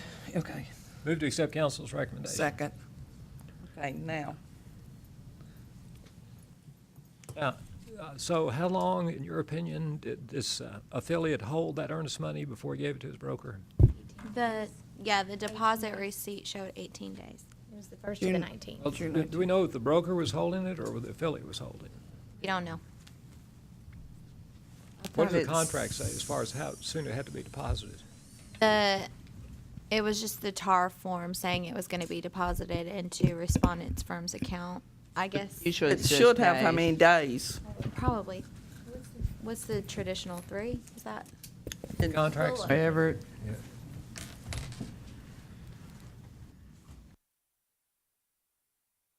I thought it stated that the agent admitted that he was holding the monies. And did That's good. That works for me. Likely. I know they apologized for holding it. Okay, that's, I remember. The files just attacked me. Did you see that? It just jumped out of the box. So is there something that we're still looking for? Or is everybody satisfied? Well, I have a question. Okay. Okay, the earnest money disbursement mutual release states that the binding agreement was May 30th, and that was executed August 9th. What about all those other amendments and agreements that were passing back and forth before that? Because they were trying to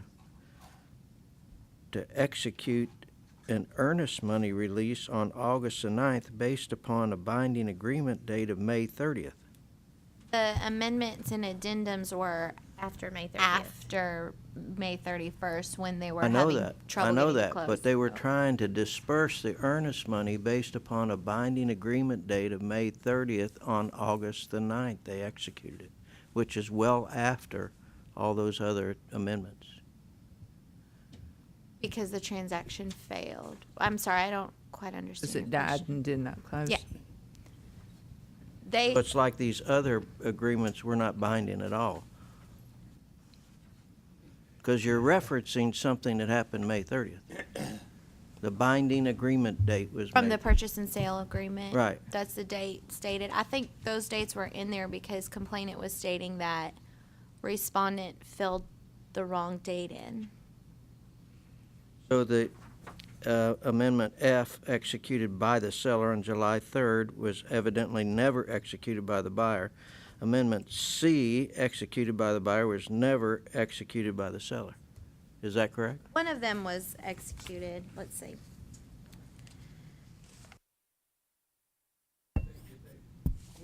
Executed, there was still a binding agreement date on the contract, right? May the 30th. Right. Right. So The contract counteroffers. expired on that date. On the closing date. So all those other agreements mean nothing. Okay, so counteroffer 2 that amended the sales price was accepted, and then the binding agreement portion was filled in for May 31st. Addendum 1, sale of home to be as is, was executed on May 30th by the buyer and May 31st for the seller. Addendum F, this offer is going from finance to cash deal, is executed. Okay, just a minute. Executed by the second party May the 31st, which negates the original contract dated May the 30th.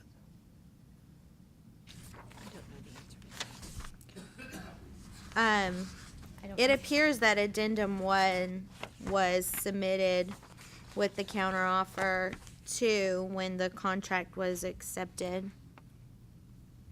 Maybe I'm just not understanding your question. Well, we have all these other addendums, which I'm not sure whether they're fully executed by the buyer and the seller, because the narrative just says executed by the seller. There was one that wasn't. So addendum F is saying that this offer is going from finance to cash deal was executed by both buyer and seller. Okay. And then amendment C was not, was requesting an extension of the closing date, and was submitted by buyer on 7/10 and not accepted by seller, which is what caused the deal to fall through. So the binding agreement date was May 31st with a closing July 30th, is that right? That we have that in there? Yes. Okay, then why are we referencing the earnest money release May 30th? The With- earnest money release is, New contract was effective May 31st, which would be the new binding agreement date, not the 30th. I think that's what the complainant was saying, that the 30th was not the correct date, which is why that's what complainant was saying, Madam that the Chairman. respondent was incorrect. You can't just Yes, say sir. that's an incorrect I'm- date. You have to look at whatever's in writing. I move we defer this case and assign it to Mr. Bloom for him to look at. Mr. Bloom, are you agreeable to that? do. Don't ask him if he's agreeable, just tell him he's gonna do it.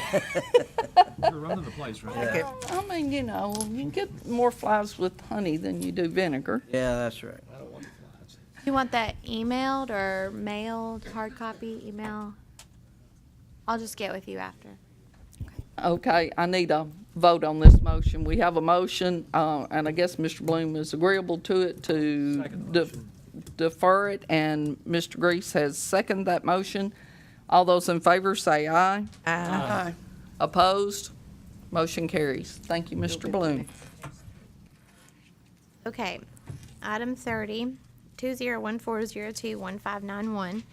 Track opened a complaint against respondent principal broker for failure to supervise previous respondent, previous case number 2014021571. You act on that or you decide on the other? Can we also include this in with Mr. Bloom? I think it kind of all goes together I'll there. second Ms. Hill's motion. All those in favor? Aye. Opposed? Motion carries. Okay, item 31, 2014021601. A complaint was filed stating that respondent sends solicitations suggesting that respondent has one's own firm.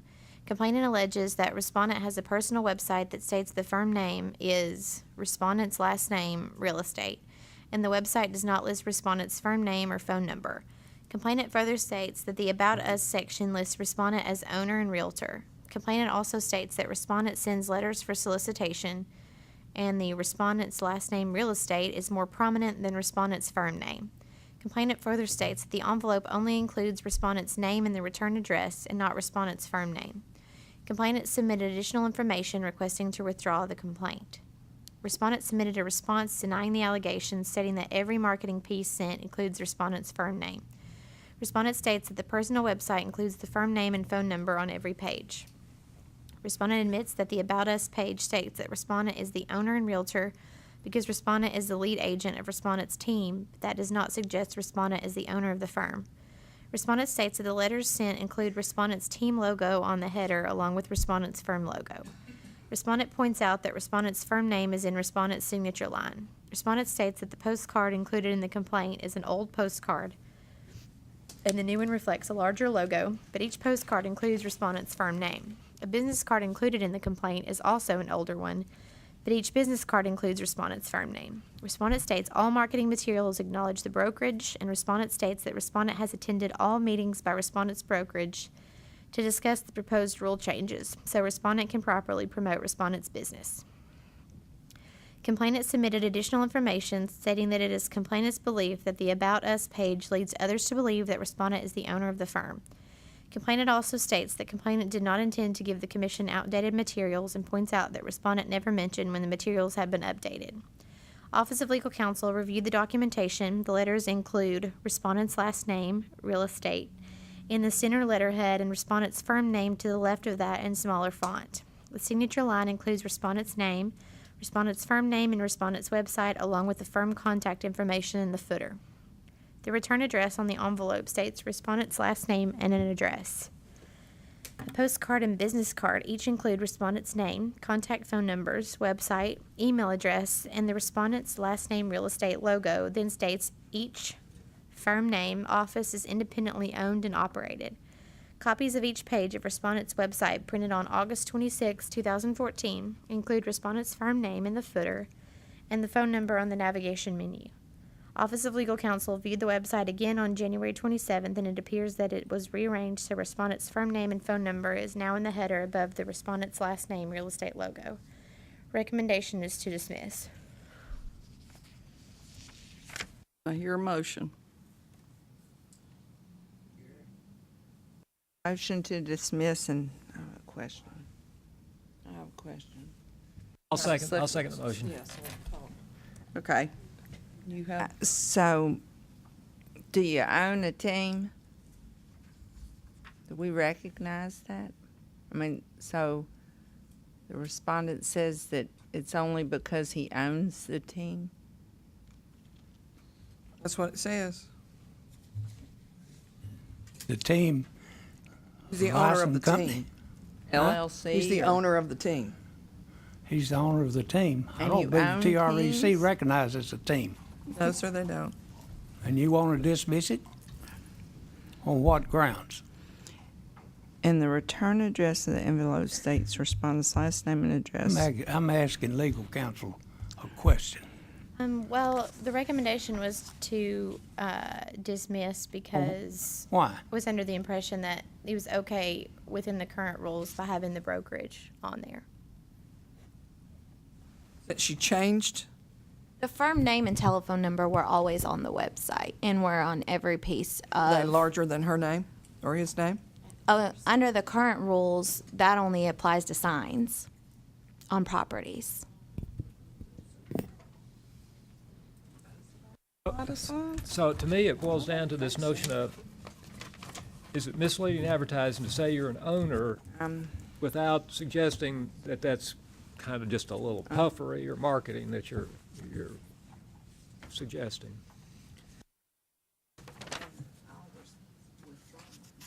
Ms. Maxwell, can you help us with where the sign? Oh, the sign's in, I believe it's 310, and that applies to that's the statutory reference to that. That's 6213.310B.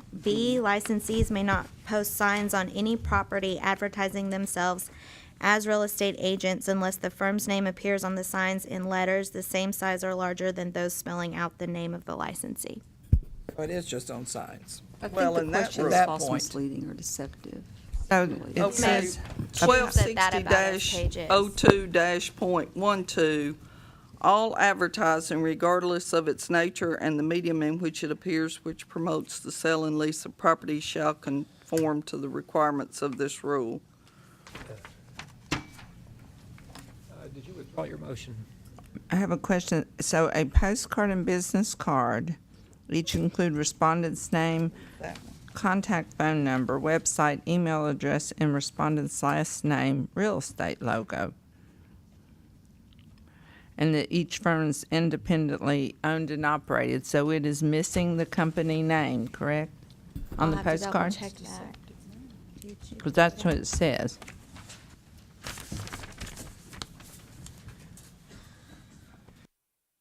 This may be one of those easier to get forgiven. It has the company name It on does it. have the company name, okay. First paragraph, excuse me. Respondent has a personal website, states the firm name is blank, last name. Is that the way it's registered with TREC? No, the URL of the website is respondent's last name, real estate. On each page of the website, it stated the firm name as registered with TREC and a phone number on each page of the website. But this, where it says respondent's last name, real estate, is that the name of the company? If it Ralph Jones Real Estate? That's the name of the team. But the office name is also on each page of the website. That's not what I'm asking. Okay, so it's like a footer. My question is respondent's last name, Jones? Real estate, no, it's not the name as registered with TREC. So that's not registered with TREC as a firm? No, sir. Okay, then it's in violation, is it not? So, do we have a motion? Madam Chair? We had a motion. I think to at least, withdraw. I think at least it was misleading and deceptive. And Rule 1260-02, -12, under 2E, it says no licensee shall advertise in a false, misleading, or deceptive manner. I withdraw my motion because of the ownership statement. Because of what? The ownership Stating the issue. owner.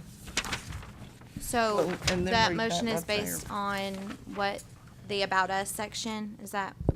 No, is there, there's not a motion. We don't have a motion on the floor right now. Marcia's If going Marcia through won't some make it, I'll facts. make it, but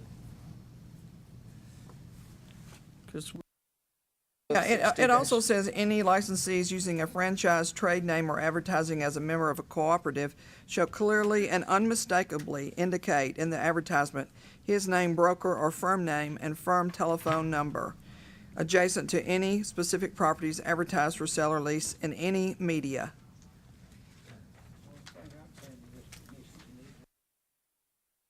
I'm thinking so too.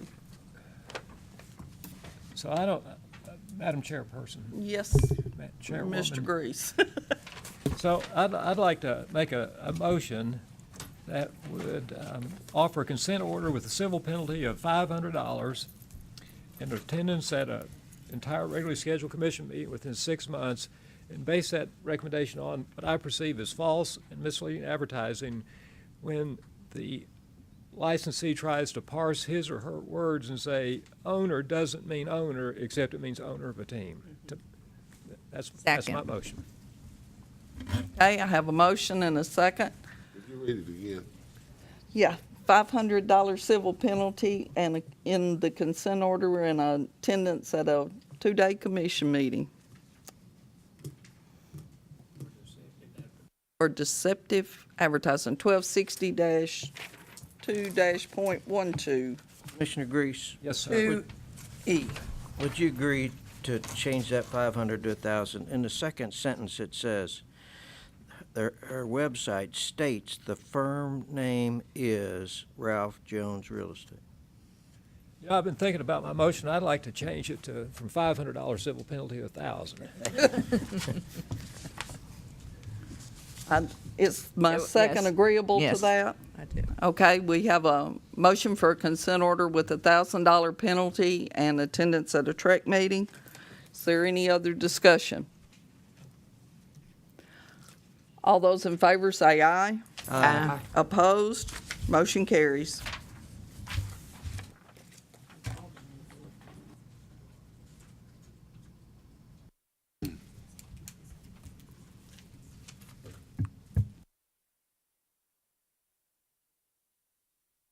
Are we switching readers over there?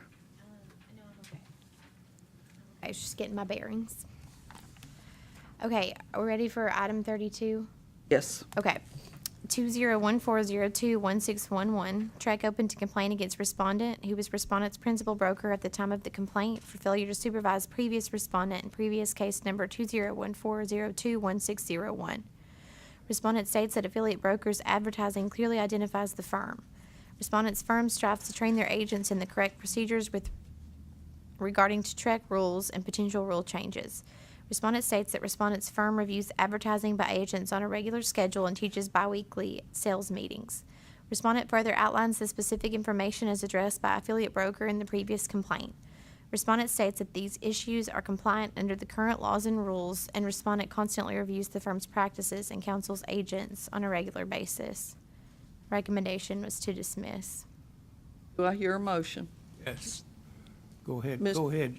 Well, Gary's I got a question. have a question. Let me backtrack for just a minute.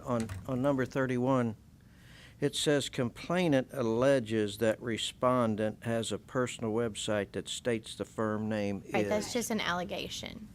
That was just an allegation by the Well, I complaint. based my suggestion on that being fact. Did you check and look? Well, no, I think when we looked at the website, I think that allegation came from the fact that the logo in the center was the respondent's last name, real estate, but But the company is at the bottom in a footer. So it there- was at the bottom. yeah. It's in the header now. So is but it alleged, or It's did you find it to alleged. be so? It's alleged. We did not find it to be so, which is in the explanation paragraph on the third paragraph.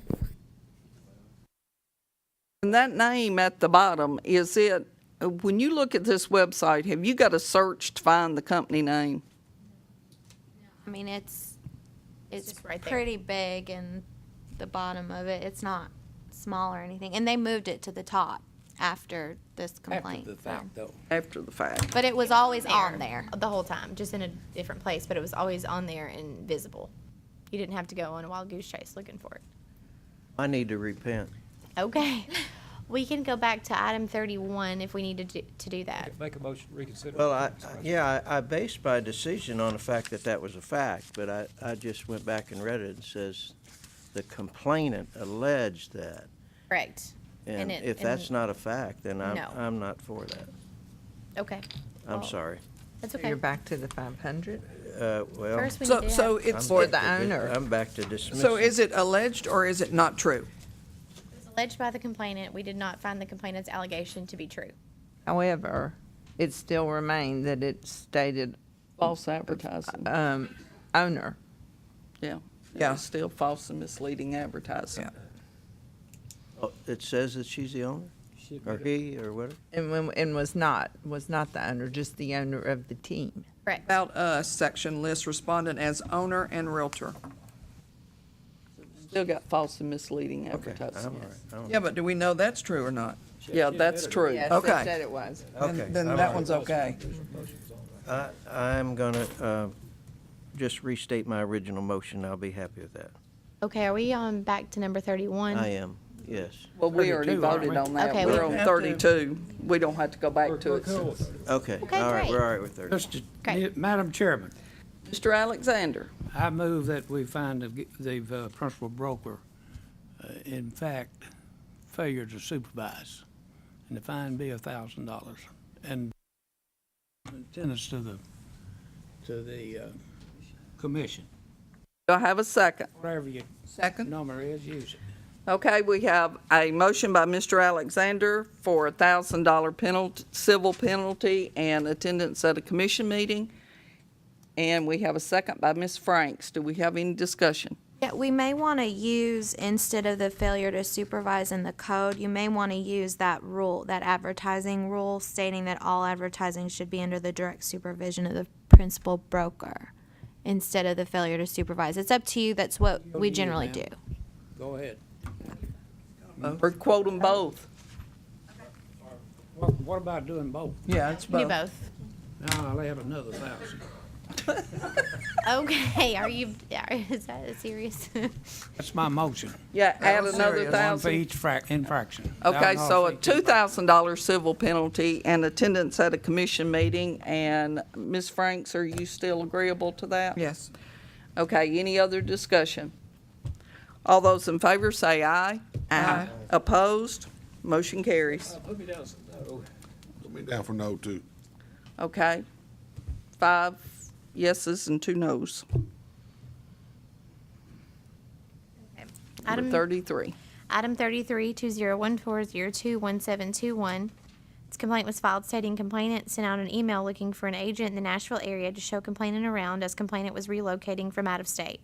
Complainant states that respondent showed complainant around for approximately a day and a half, and then complainant was blindsided with the fact that complainant owed respondent and respondent's company a fee of $179. Complainant stated that complainant paid the fee but then protested it and hasn't received a refund. Respondent did not respond to the complaint.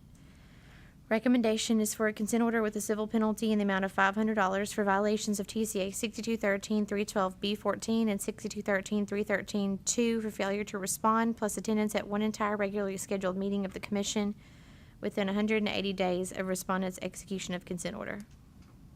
Do I have a motion? Motion to accept. Do I have a second? Okay, discussion, Mr. Grease. Did the legal department confirm that $179 was paid? Yes. And who's the check made out to, do you recall? I don't recall, but I can look. Let's just take a quick look and see whether it's to a company or to an individual.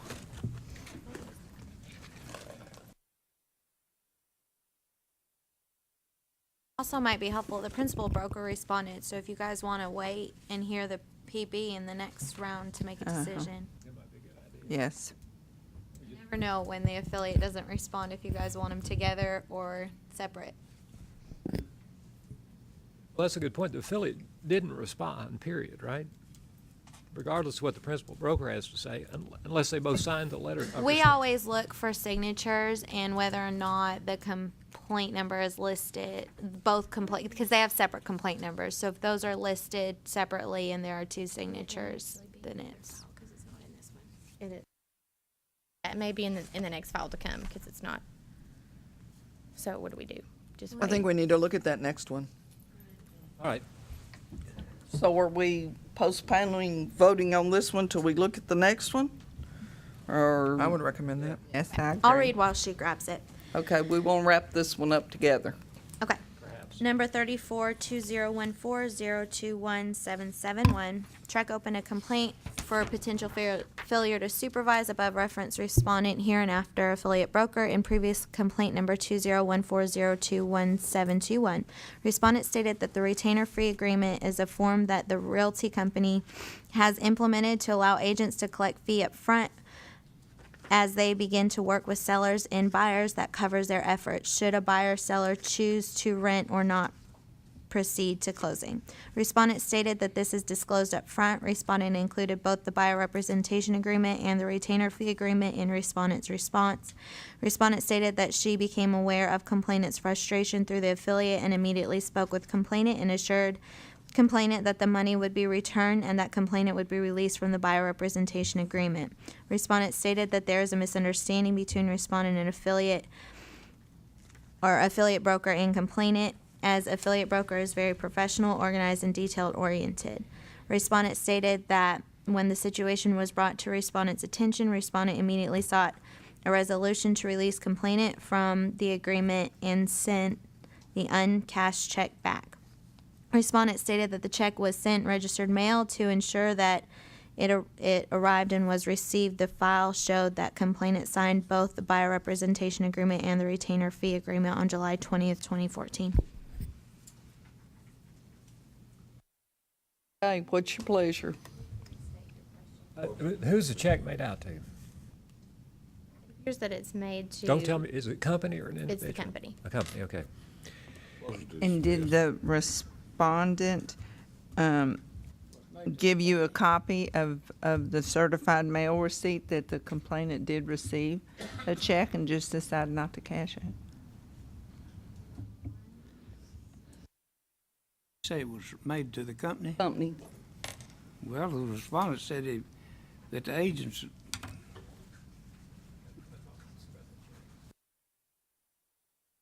I believe we have that. I believe I would have sent that if I had that.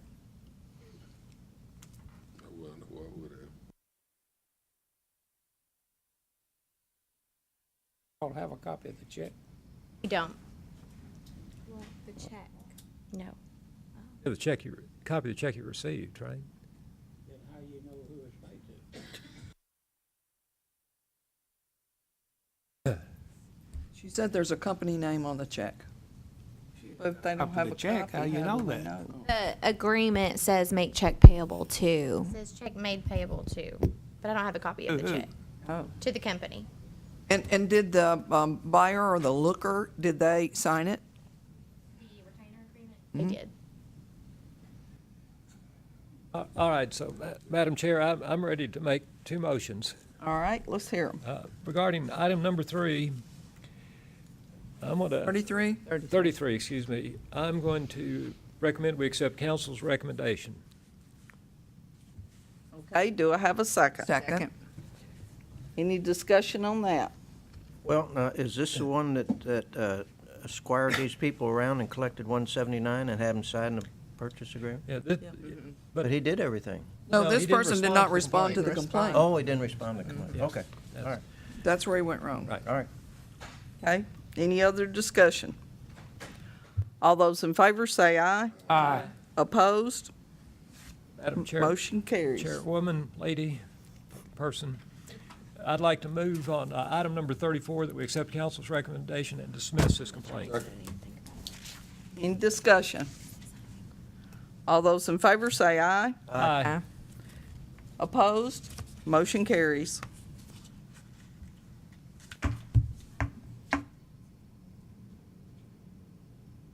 Item 35, 2014-021791.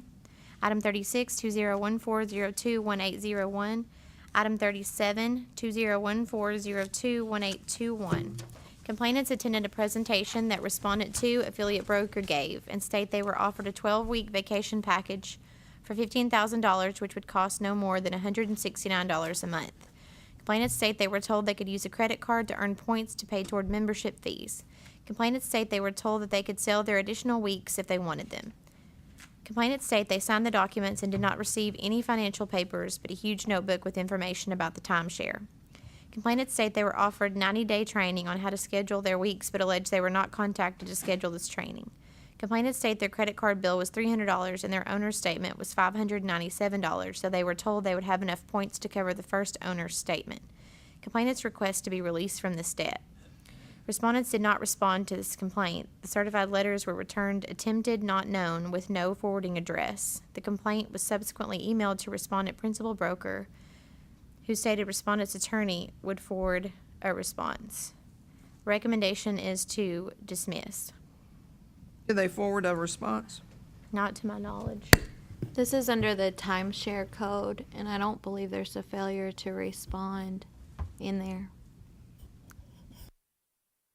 The Brokers Act has one, but not the timeshare. So the principal broker does have a real estate license in timeshare? Okay, so the principal broker could be under the Brokers Act if you want to do that.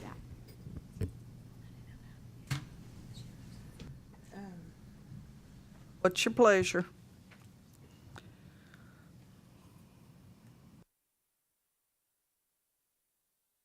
Make a motion that we find principal broker failure to respond. How much? $1,000. Okay. And attendance. Okay. Principal broker, $1,000 civil penalty and attendance at a commission meeting. Do I have a second? Second. Any discussion on the motion? All those in favor say aye. Aye. Opposed? Motion carries, 6 ayes, and John is out of the room. Can you make a motion on the other two respondents for us? They licensed? They're timeshare, so they are under the Salespersons. timeshare. Salespersons. Well, one's the firm and the other's the salesperson.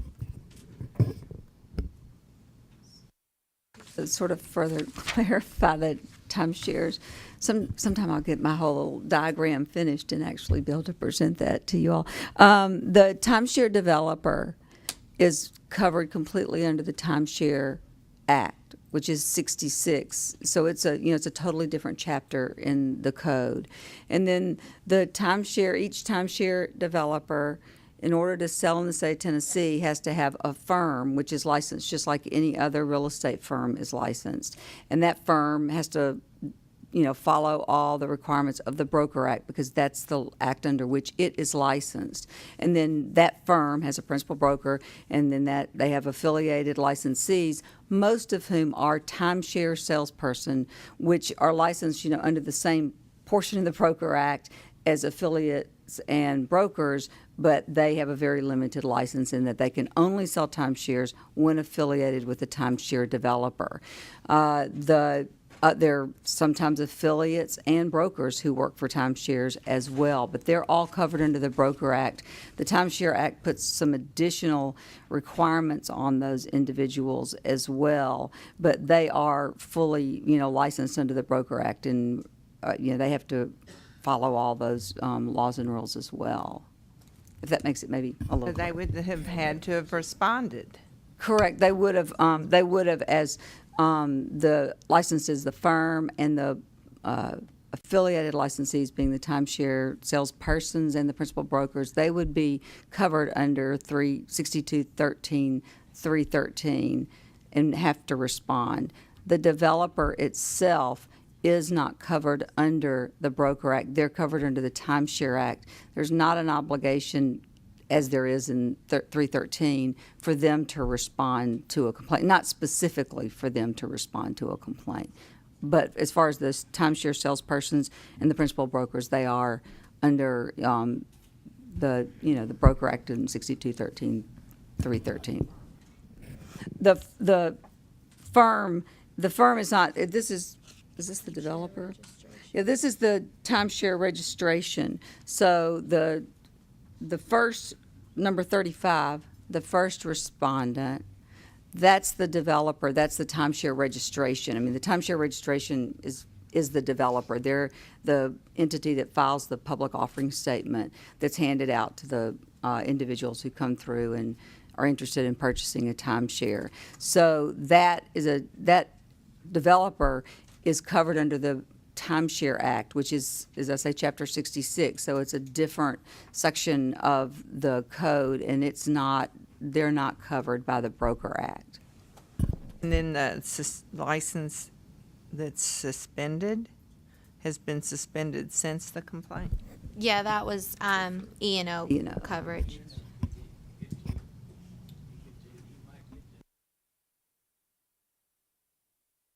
And we can't direct, for the complainant, a request to release from this debt. I mean, we can't That's correct. do anything about that. Be with the broker.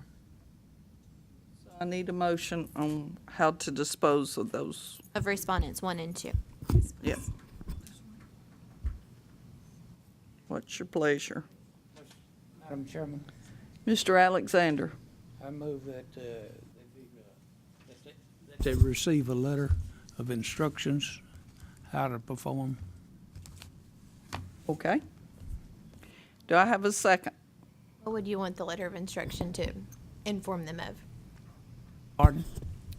Is there something specific that you would want stated in the For letter of instruction? for them to cease and desist in misinforming people.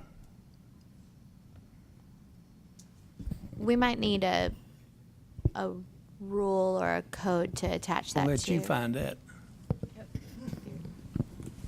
Do I have a second? Eve's looking this up. I'll second it so we can talk. Are you, Commissioner Alexander, are you talking about the developer here? Is that the letter of instruction? I'm talking about the I'm sure so. 36. Okay, so you're talking about the salesperson who is covered under the Broker Act? Yes. Okay. I mean, so that person separately received a complaint.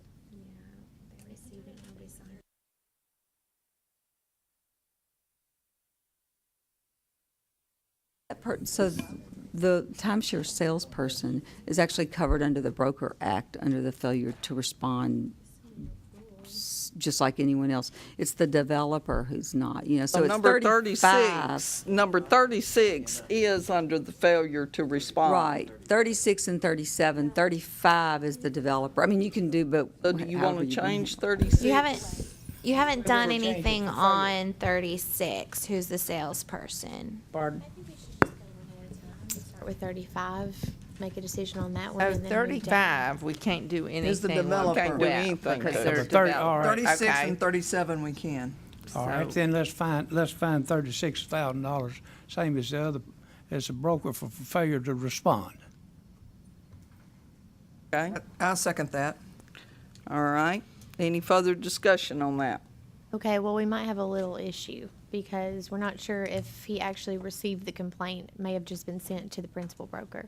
So it might be hard to get him for failure to respond if, Well, yeah, if he wasn't sent the complaint. right. Do you not usually send them to the agent and the What'd you put broker? them on there for? They didn't sign for it. They did sign for it? Did not. They were returned, Madam attempted, Chairman, not I known. withdraw my motion. Turn him loose. Make a motion on that one, that we if you're not postpone gonna it till serve, next month. Why put them on, file a complaint? Got a motion on But I We still, he you withdrew his still got the motion. principal broker. yeah, I still want the principal. I'm sorry, Grover, I didn't I hear. make a motion, we postpone that till If you next just, month. can, hold on 1 second and let us just look and see how this was sent. Okay, so when we were reviewing the complaint, we noticed that the envelopes for the salesperson, that's the only one at issue, was returned, attempted not known, unable to forward. So I contacted the principal broker because it wasn't made apparent that they knew about the complaint. And I sent them all to the principal broker. I did not send it to the salesperson. So I'll withdraw my motion, Ms. Franks. So is the salesperson still with that principal broker as a salesperson? Or do you know? as I looked up their license and they hadn't been released. They're just uninsured, so they're in suspension. Okay, but this goes on to state that when you did contact the broker, he stated that the respondent's attorney would forward a response. So Right. he was notified. The broker was given the complaint. That's correct. And the broker was given a complaint, and evidently he gave the complaint to the respondent, who said, my attorney will get in touch with you. No, the broker is one of the respondents who forwarded everything to their attorney. And they were going to respond on behalf of the three, but the salesperson never signed for the complaint with the certified mail initially. And I did not attempt to contact that salesperson separately from the broker. Are they at a different address? Is It's the the same broker on address. site? It's the same address.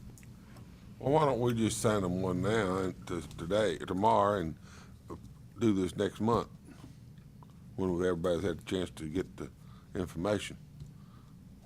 But if it got sent to the principal broker, and the principal broker acknowledges that they got it, Acknowledges that an attorney was going to respond on their right, behalf. right. So that tells me that the affiliate certainly got it if the broker got it. Okay. So why don't we agree to fine both of them $1,000 in Okay. 180 days and see if they respond to that? Okay.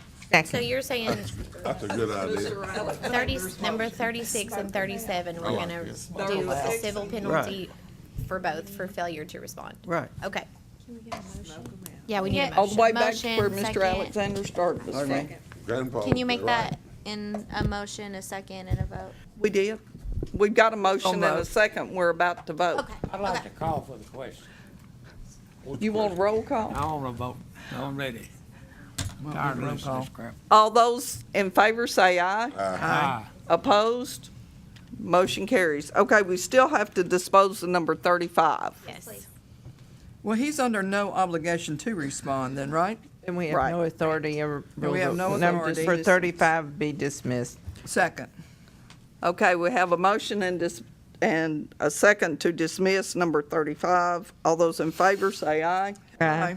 Opposed? Motion carries. Number 38. Item 38, 2014021871. This complaint was filed alleging that complainant purchased a home to fix up and flip, but that when complainant completed the home to sell, complainant could not sell it because of a highway that was going to be constructed taking up part of the property. Complainant alleges that respondent should have known and disclosed such to complainant, as this highway project had been in the works for years.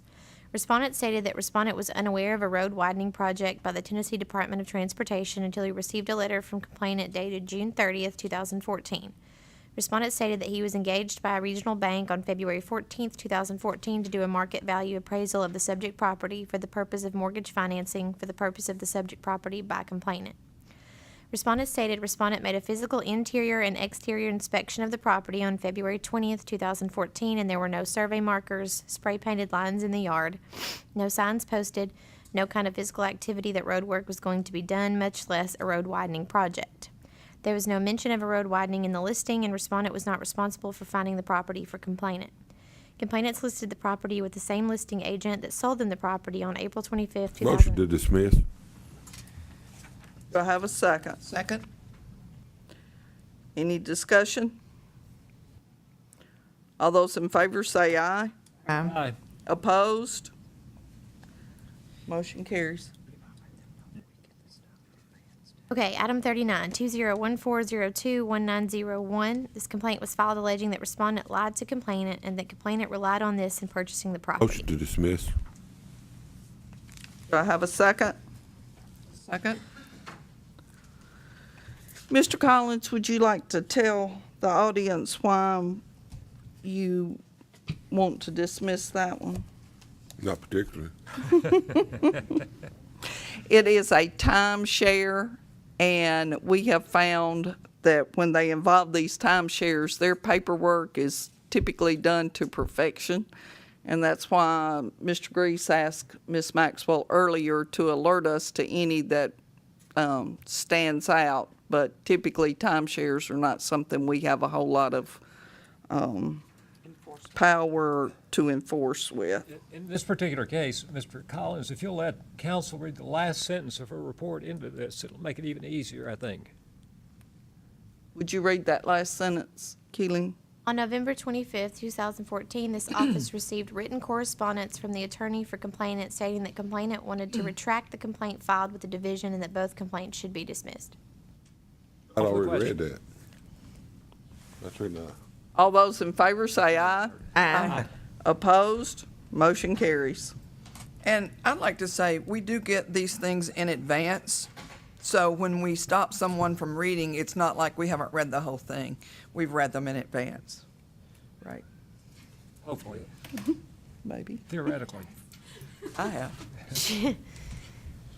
Oh, okay. Item 40. Move to dismiss. Second. Do I have a second? You have to read the number. Have to read the number into the record.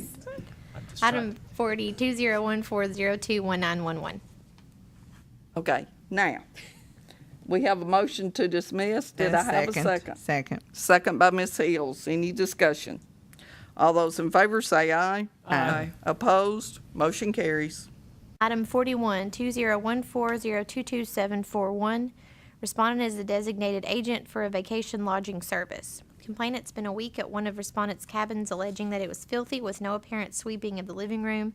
Dead bug carcasses were found throughout the cabin. Bugs were coming up the drains. The deck was dry rotted, and the bed sheets were dirty and stained. Complainant spoke with one of the representatives who stated that respondent is trying to work with the owners to make improvements, but there was not offer to inspect the cabin or send it to somebody to clean it. Complainant states that a maintenance man did come by when they were out and remove the rotted boards. Complainant states they were unable to obtain other accommodations because of the no refund policy. Complainant states that upon checkout, respondent realized that nobody checked the cabin to ensure it was safe and clean before complainant's stay. Complainant states that in follow-up conversations, the representative refunded an amount equal to one night from the cabin owners. Complainant alleges that the vacation lodging service company did not take any responsibility for the conditions of the cabin and instead placed the blame on the owners. Respondent states that in 15 years of owning the vacation lodging service, there has been no complaints to this magnitude, but respondent knows not everybody can be pleased. Respondent states that when complainant told respondent's representative of the problems, it was determined that their inspector had been out sick and no one performed an inspection before complainant's arrival. Respondent accepted full responsibility for the error and apologized. Respondent states that complainant refused a housekeeper to be sent to the cabin. Respondent further states that all units are sprayed monthly for pest control, but ladybugs accumulate near high windows. Respondent states that the floorboards from the deck were replaced immediately by the owner's contractor, and respondent states that the issue was purely cosmetic and attached a letter from the contractor to that effect. Respondent further states the complainant was charged 2 nights rental for deposit. The 7th night was free, and complainants received an additional night free for their trouble. Respondent further states that complainant never requested a refund, partial refund, or to move to another chalet. Respondent states respondent would have gladly honored a request for complainant to seek other accommodations if asked. The recommendation is to dismiss. Move to dismiss. Do I have a second? Second. Any discussion? All those in favor? Aye. Opposed? We have 6 ayes and 1 abstention by Mr. Alexander. Number 42. Item 42, 2014022781. This complaint was filed against respondent, seller's agent, by buyers. A purchase and sale agreement was entered into on July 19, 2014, for closing to occur on August 29, 2014. Complainant alleges misconduct on the part of respondent, stating that respondent listed the home in a misleading and false manner, stating there were double driveways. Complainant further states the loan was denied because complainant accepted a job transfer out of state. Complainant states that complainant's agent did not forward the loan denial to respondent, which benefited the sellers. Complainant alleges that respondent received confidential personal information regarding the work transfer and loan denial.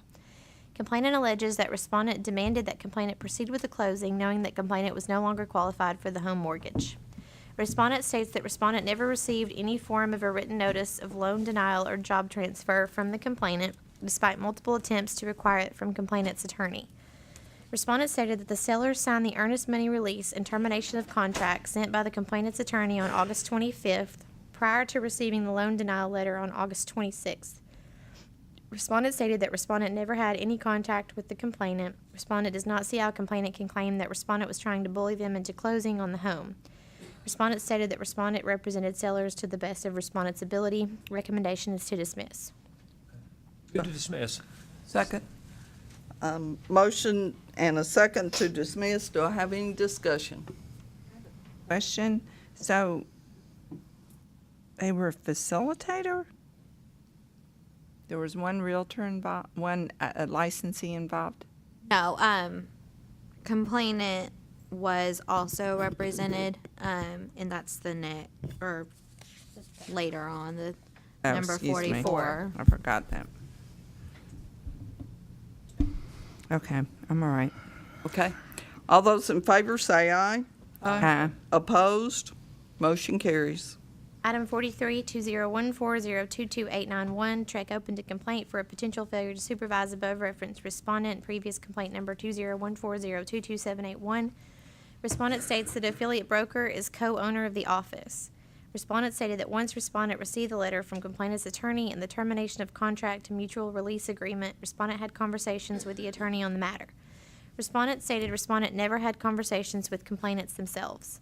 Respondent stated that respondent never tried to force the complainant to close on the home, but only requested written confirmation because sellers had already entered into a purchase agreement for another home. Respondent states that affiliate broker represented the clients to the best of respondent's ability. Recommendation is to dismiss. Move to dismiss. Second. I have a motion by Mr. Grease to dismiss, seconded by Ms. Franks. Do I have any discussion? All those in favor say aye. Aye. Opposed? Motion carries.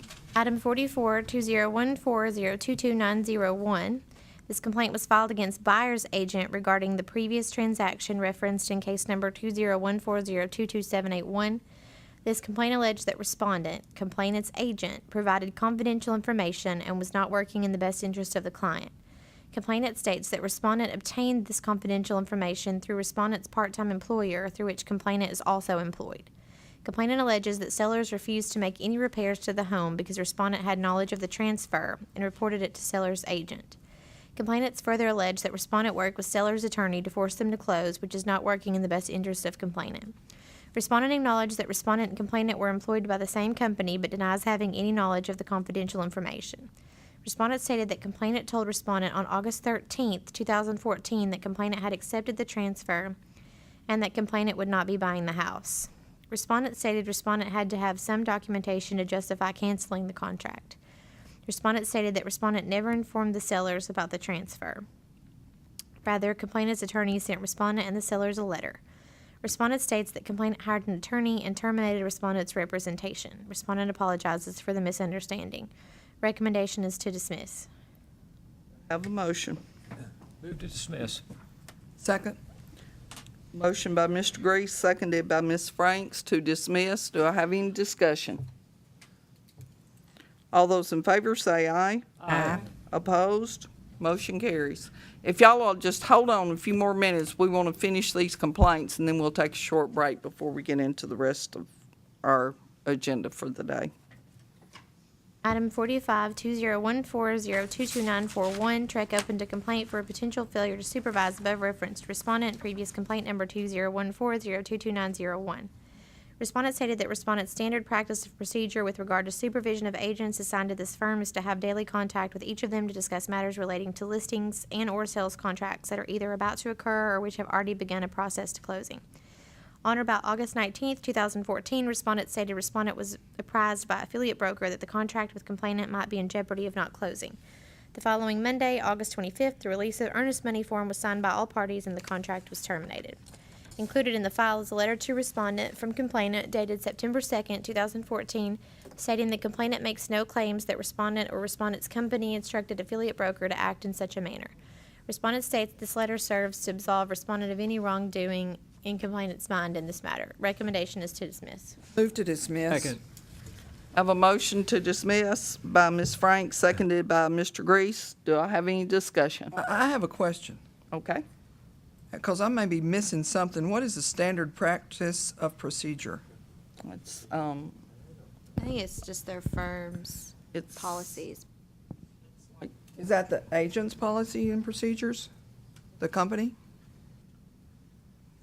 To be honest, I don't know. That's just what the respondent stated in his response, so I was just assuming it meant the policies that they go by. Okay.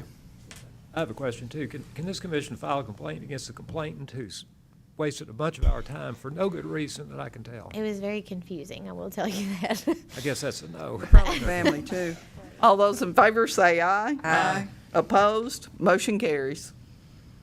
Okay, item 46, 2014022971. This complaint was filed alleging that complainant noticed a site on the internet for preppers that respondent had listed for sale in a prepper community. Stop. I knew this was gonna be a question. We were just waiting. We were so excited. Do you know the answer to my question? We had to look it up ourselves. Okay, what's a preppers community? Apparently, it's like a community where people get together who are expecting like an overhaul by the government or some like The end of crazy, time. chaotic social uprising. So they all get in this community to prepare for that. In the state of Tennessee? Oh, yes, yeah, yes, there's yes. preppers Oh, yes, everywhere. Yes. Now it makes sense. Oh, good. I knew what a Yes. prepper was. I'm going to like this complaint already now that I know what we're talking about. Be confused with the survivalist, which Right. is different. They say that they're very different from the survivalists. So let's don't confuse those. All right, let's hear I'm this. surprised there's time for this complaint to be heard before the world Okay. ended.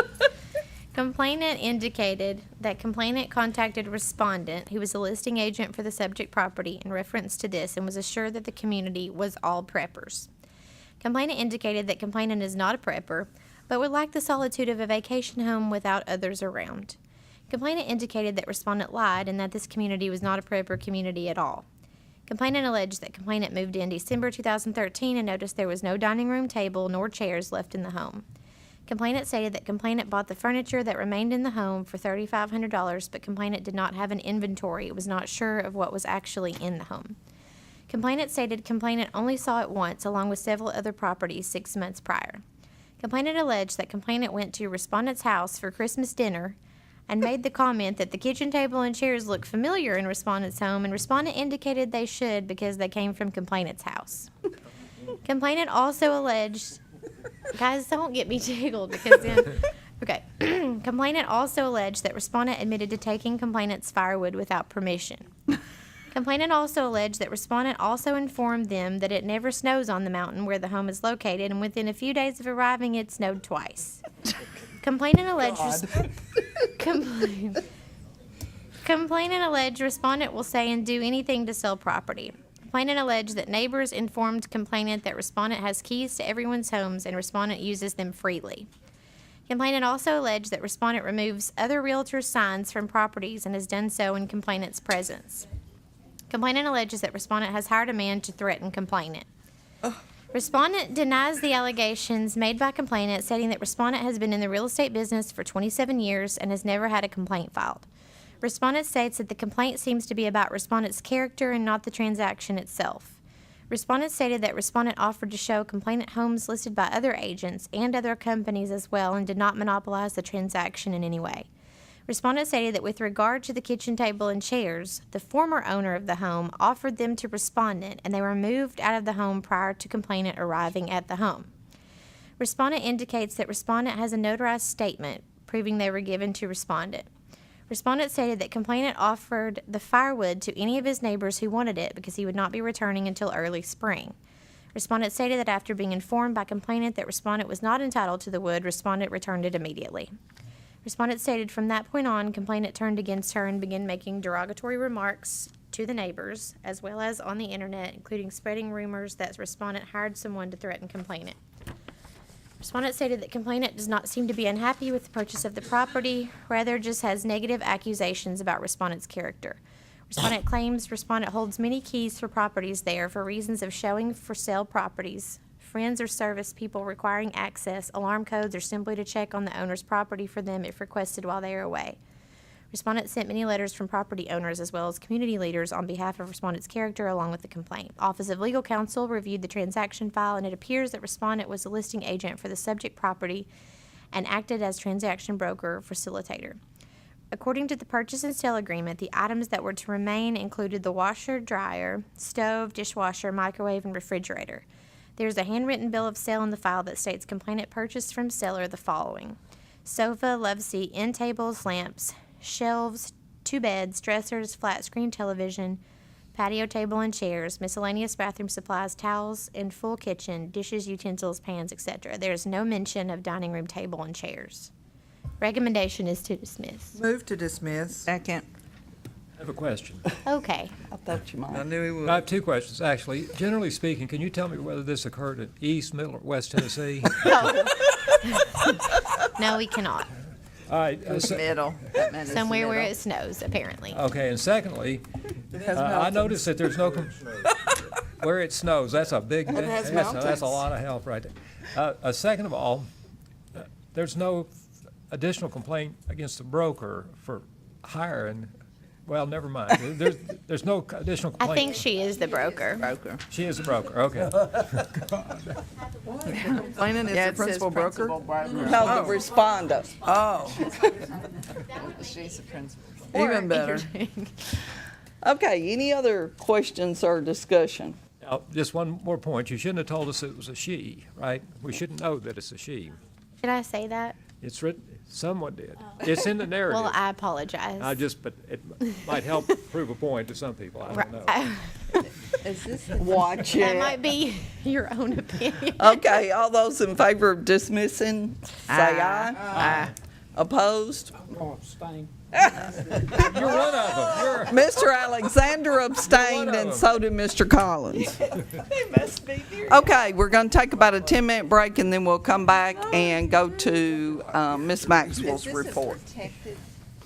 no, I don't think so. Let's come back to order. Ms. Maxwell, are you ready to give your report? Yes, did anyone have questions on the consent order that's log? one question. Okay. Jenica Or Keeling? Keeling, does anybody, do y'all have to tell us anything on the consent Not order? unless you have questions about it. Anybody got any questions? Let's find it. I think it's number? near the bottom. It is, near the bottom. Down. Just Oh, yeah, give me got it, your got it, number. got it, got it. They're sort of in, yeah, they're sort We have active and closed consent. Yep. Yep. Written in this code, and I can't read. What does it. LMCO mean? Litigation monitoring. Oh, yeah, I knew that. Attorney speak. Is that the only question y'all I have? use that word all the time at the Annie station.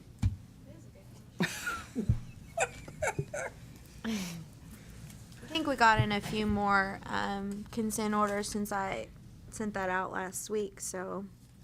I think number. Where's the E's report? What number is it?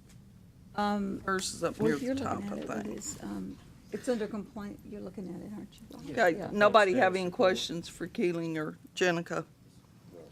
Okay, Ms. Maxwell. Short report. Make a Okay. motion to approve. Okay. The first thing, the first thing on my agenda is the complaint report. We have a total of 205 open complaints. 25 complaints have formal charges authorized, which means the commission has heard those complaints. They've been presented to the commission, made a decision, a consent order issued. The respondent did not sign the consent order, and so they were then referred to litigation and ultimately will be presented in a formal hearing as we're having tomorrow. We have closed 232 complaints to date, 148 with no action, and 11 with a letter of warning, and 72 with a consent order. We, so far this year, have collected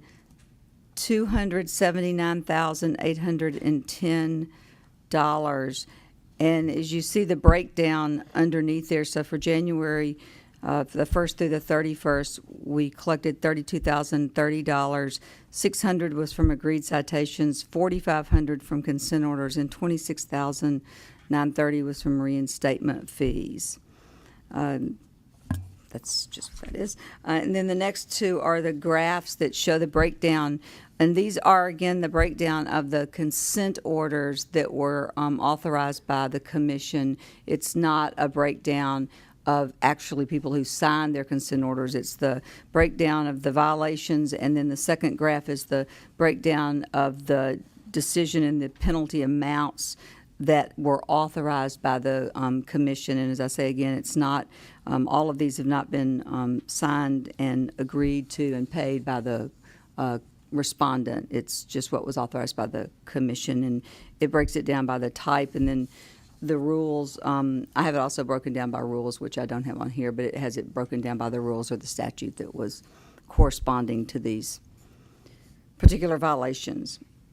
And then the property management complaints, we have had 31 property management complaints presented thus far, and that's about 11.5% of the complaints presented at this time. And then the next page is the breakdown of the monies of February that I just read. And then the disciplinary action report, which should be on your iPads.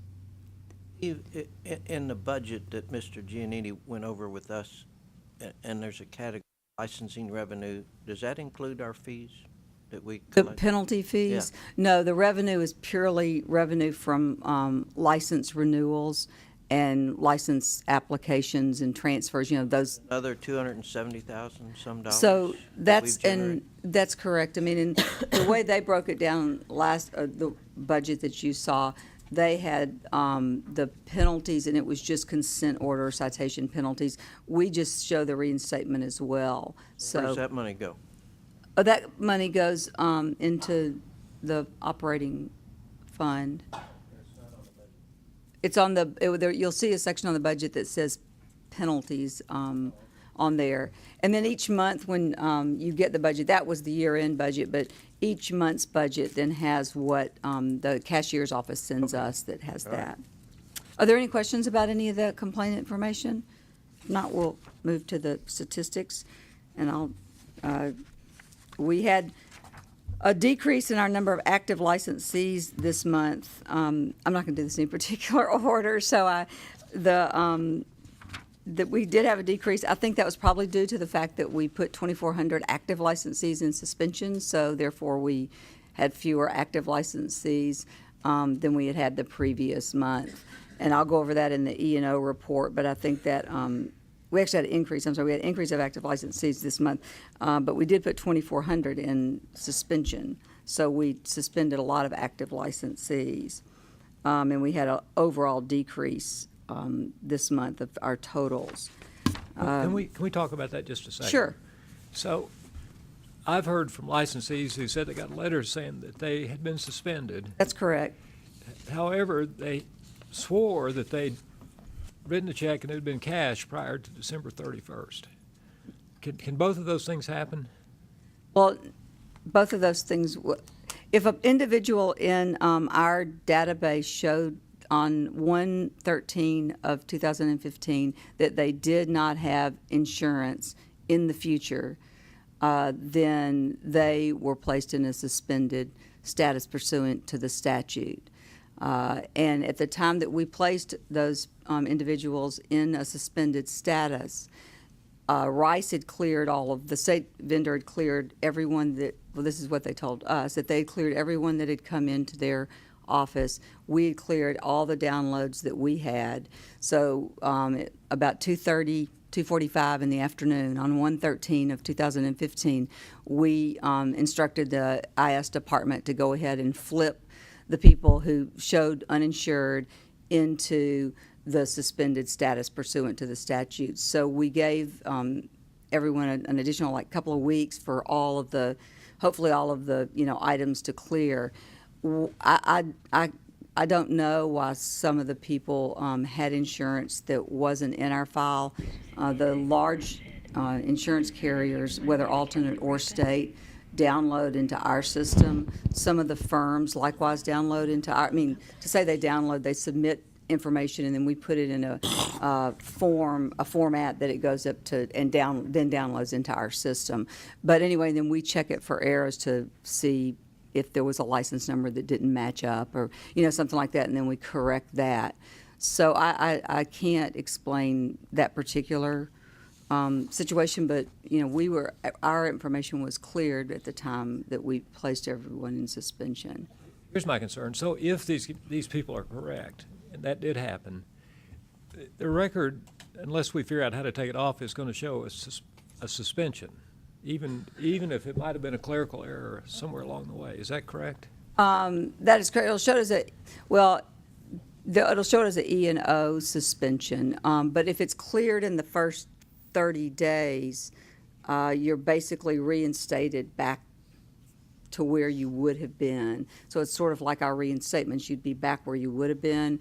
So it wouldn't have a negative effect on the individual if we did it. If someone wanted a certification of licensure history, then that wouldn't be listed if it was cleared off in those 30 days. But once you hit that 31st day, then the penalty fees begin to accrue. And you not only have to show proof of insurance, but you also have to pay the corresponding penalty fee, which is I attached to the E&O information so that you all could remember what the rule said. I'd sort of forgotten the rule. You know, it's $200 if you backdate, get your license insurance backdated. So we, as I say, we did wait to try to clear the individuals, and I don't. I really think we'll have to work with the state carrier or what other carriers might be involved in that and try to figure out what occurred. But if you want me to go over the E&O numbers, I can. I didn't mean to jump in. Well, no, because that really, I think probably certainly for the people in the audience and for you all, because you've probably gotten calls about it. Certainly we've gotten, I don't even know, we literally blew out the phone system. So calls were just ringing busy and then going to some strange place that told you to get a PIN number or something. Fortunately, IS was able to at least figure out what happened was if we have two people answer the phone, and if they were both online, it was just rolling to some random sort of number. So now we have rollovers that keep that, we hope keep that from occurring. But we got that many calls, it blew our phone system out. And I'm sure you all likewise got a lot of calls and emails as well. But looking at the E&O, which is a different little thing on your, a different section on your iPads, on 1/13 of 2015, we suspended a total of 2,822 licensees for failure to provide proof of E&O coverage. Of that total, 25 were already in suspension for another matter. 312 were in broker release status, most of whom were broker released between the 1st and the 13th. 7 were in a problem status, and 2,474 were in an active status. Letters were sent to the licensee at their last known business address and home address as registered with the Commission, and to the licensee's principal broker at the principal broker's address, firm address as registered with the Commission. As of 2015, there were 1,121 licensees who remained suspended, and as of this morning, Betsy ran another total, and there are 1,019 licensees who remain suspended. So they're clearing off pretty quickly, and of the number that remains suspended today, the 1,019, 616 are affiliates, 87 are brokers, 165 are principal brokers, and 151 are timeshare individuals. Your best bet, do you think they've quit? Well, we only suspended 312 people who were in broker release. Last time it was a lot more than it was this time. And as I say, a lot of those people were broker release after the first of, when the principal broker realized they weren't going to get insurance. The principal brokers, if you remember from the last cycle, the short cycle we had in July of this past year, we had like 23 to 27 principal brokers who just remained on the list, and ultimately their licenses were revoked after a year. So I don't know if these people have quit or they just couldn't afford. I really don't. I don't know. But it is dropping. It is dropping pretty quickly.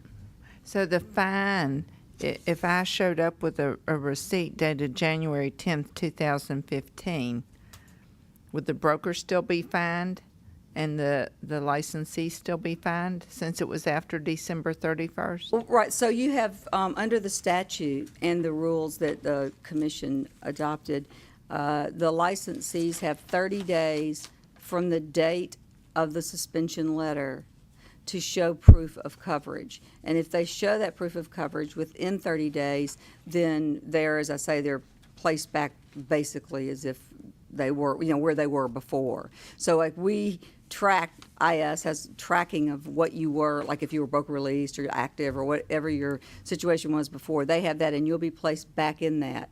On the 31st day is when the penalty fee begins to accrue. And so if you have your, under the rule that the commission adopted and became effective last year, if you have your insurance backdated to 1/1, and this is after the 31st day, then your penalty fee is $200. And if you don't, then it's $400. And then it goes up like it did last time. It goes up in increments. And then in 12 months, if you remain suspended, your license will be revoked. And the principal broker has, within 30 days of the letter, which they received the copy of, they can release that licensee, and they won't suffer any penalty at all. But after that 30 days, on the 31st day, they likewise become exposed to a penalty fee. And so that's, that corresponds with what the affiliate gets, going up to $1,000 per affiliate for the principal brokers. So it is important that all the principal brokers in particular know the status of their affiliated licensees and take action to either broker release them, make sure they get insured, because the letters are dated 1/13 of 2015. So that time frame is coming up pretty shortly here now. And as I say, we have cleared a whole lot of people off the list, and I would anticipate that we'd clear a lot more. And then, we had some licensees whose insurance expired 1/15 and actually expired on 1/15, and they'll be placed in a suspended status probably in the next week once they sort of have an opportunity to clear as well. I also included the letter that we sent to the licensees so you all could see. I know that in the past you've all have been interested in seeing the letter that went out. And did that go also to the brokers as It did. It normally went do? to the principal broker at their firm address. It went to the licensee at their last known business address and at their home address. They all go out by regular mail. The statute does not require certified mail, which is fortunate. I guess it would be a pretty large expense and time if it did, but it does not require that. So it goes out by regular mail. And we have gotten some returned. We always get returned mail, particularly mail that goes to homes, because it seems like those addresses aren't updated as frequently as the firms are. So, hopefully it does clear up, and we do that. Curious, interesting facts, maybe. It's interesting. We have had at least one offer, and that the license from a licensee who had a suspended license. And you can't, yes, and we talked to the legal department about this. If your license is in suspension, you cannot engage in activities which require a license. And so, if your license is suspended for, whether it's E&O, whether it's, child support, whether it's student loan, you cannot engage in activities that require a license. So you shouldn't have probably gotten an offer from a person who's in a shouldn't have gotten suspended. it, but it didn't go any further. Yes. So that is something that all licensees need to remember, and principal brokers do as well, because on any suspension, even if we suspend for student loan or child support, the principal broker receives a copy of the letter as well. So they should always know that they've got licensees who are suspended. Are there any other questions about E&O? As I say, if anyone wants it, I have a list of the 1,019 people who are still in suspension, but probably no one wants to pour through it. But let's just say a trade association would like to know if its members are suspended. Is there a way for that to happen? How would you know if they were members of that trade association? Well, the trade associations have called. Right, but we don't know. Not all of about what, 80% now? I don't know. It's usually between 70 and 75% of the licensees are members of the trade associations. I don't know how we would know if the individuals were, or what trade association they were members of. I know that some of them look through and check their licensees. I don't know how often that's done. I know that a couple of them used to do it fairly frequently. Well, that list is public record, right? The list, right, that we have? Yes. It's a list that we just are keeping so that we have a master list that we can check people off.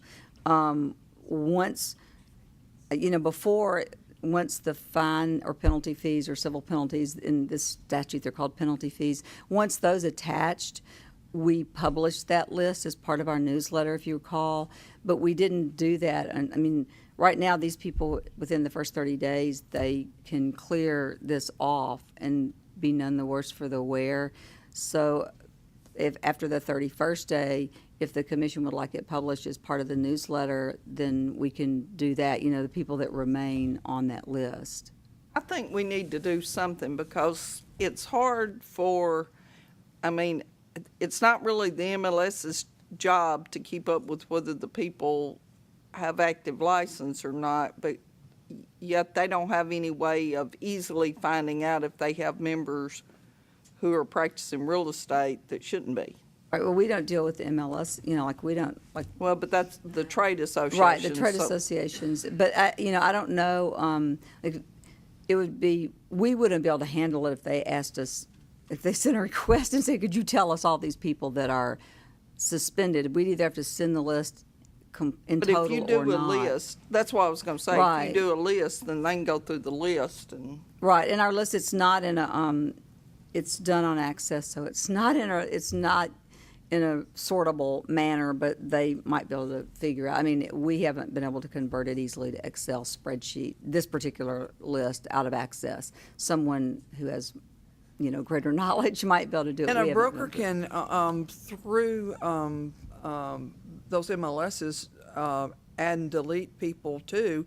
If I had someone in suspension, I would also delete them at our association and RealTrax, or that's our MLS.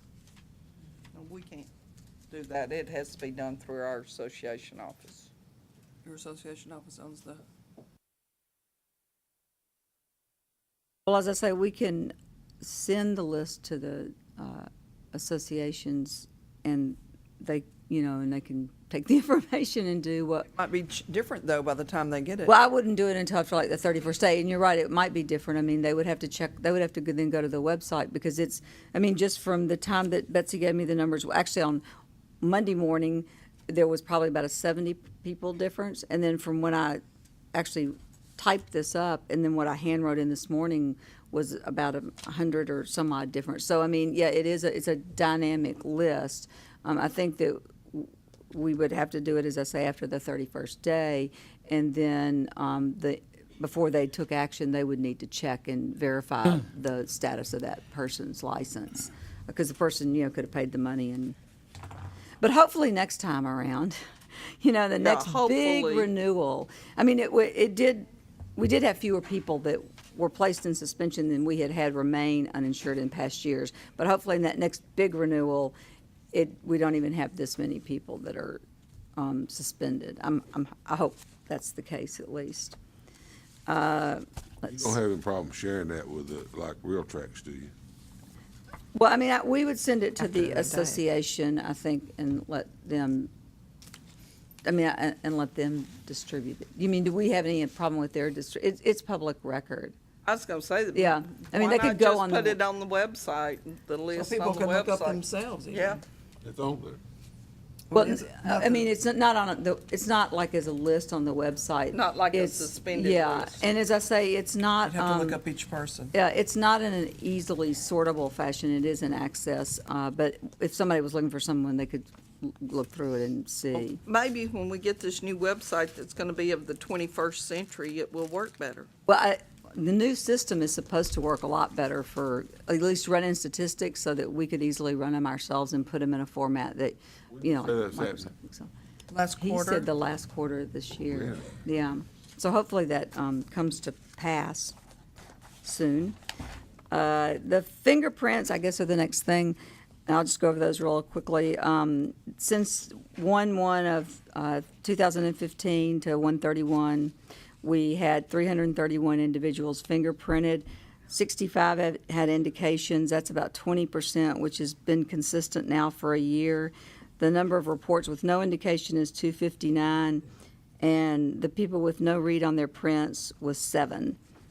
So those numbers have stayed, as I say, that 20% of people with indications has stayed pretty consistent throughout the year.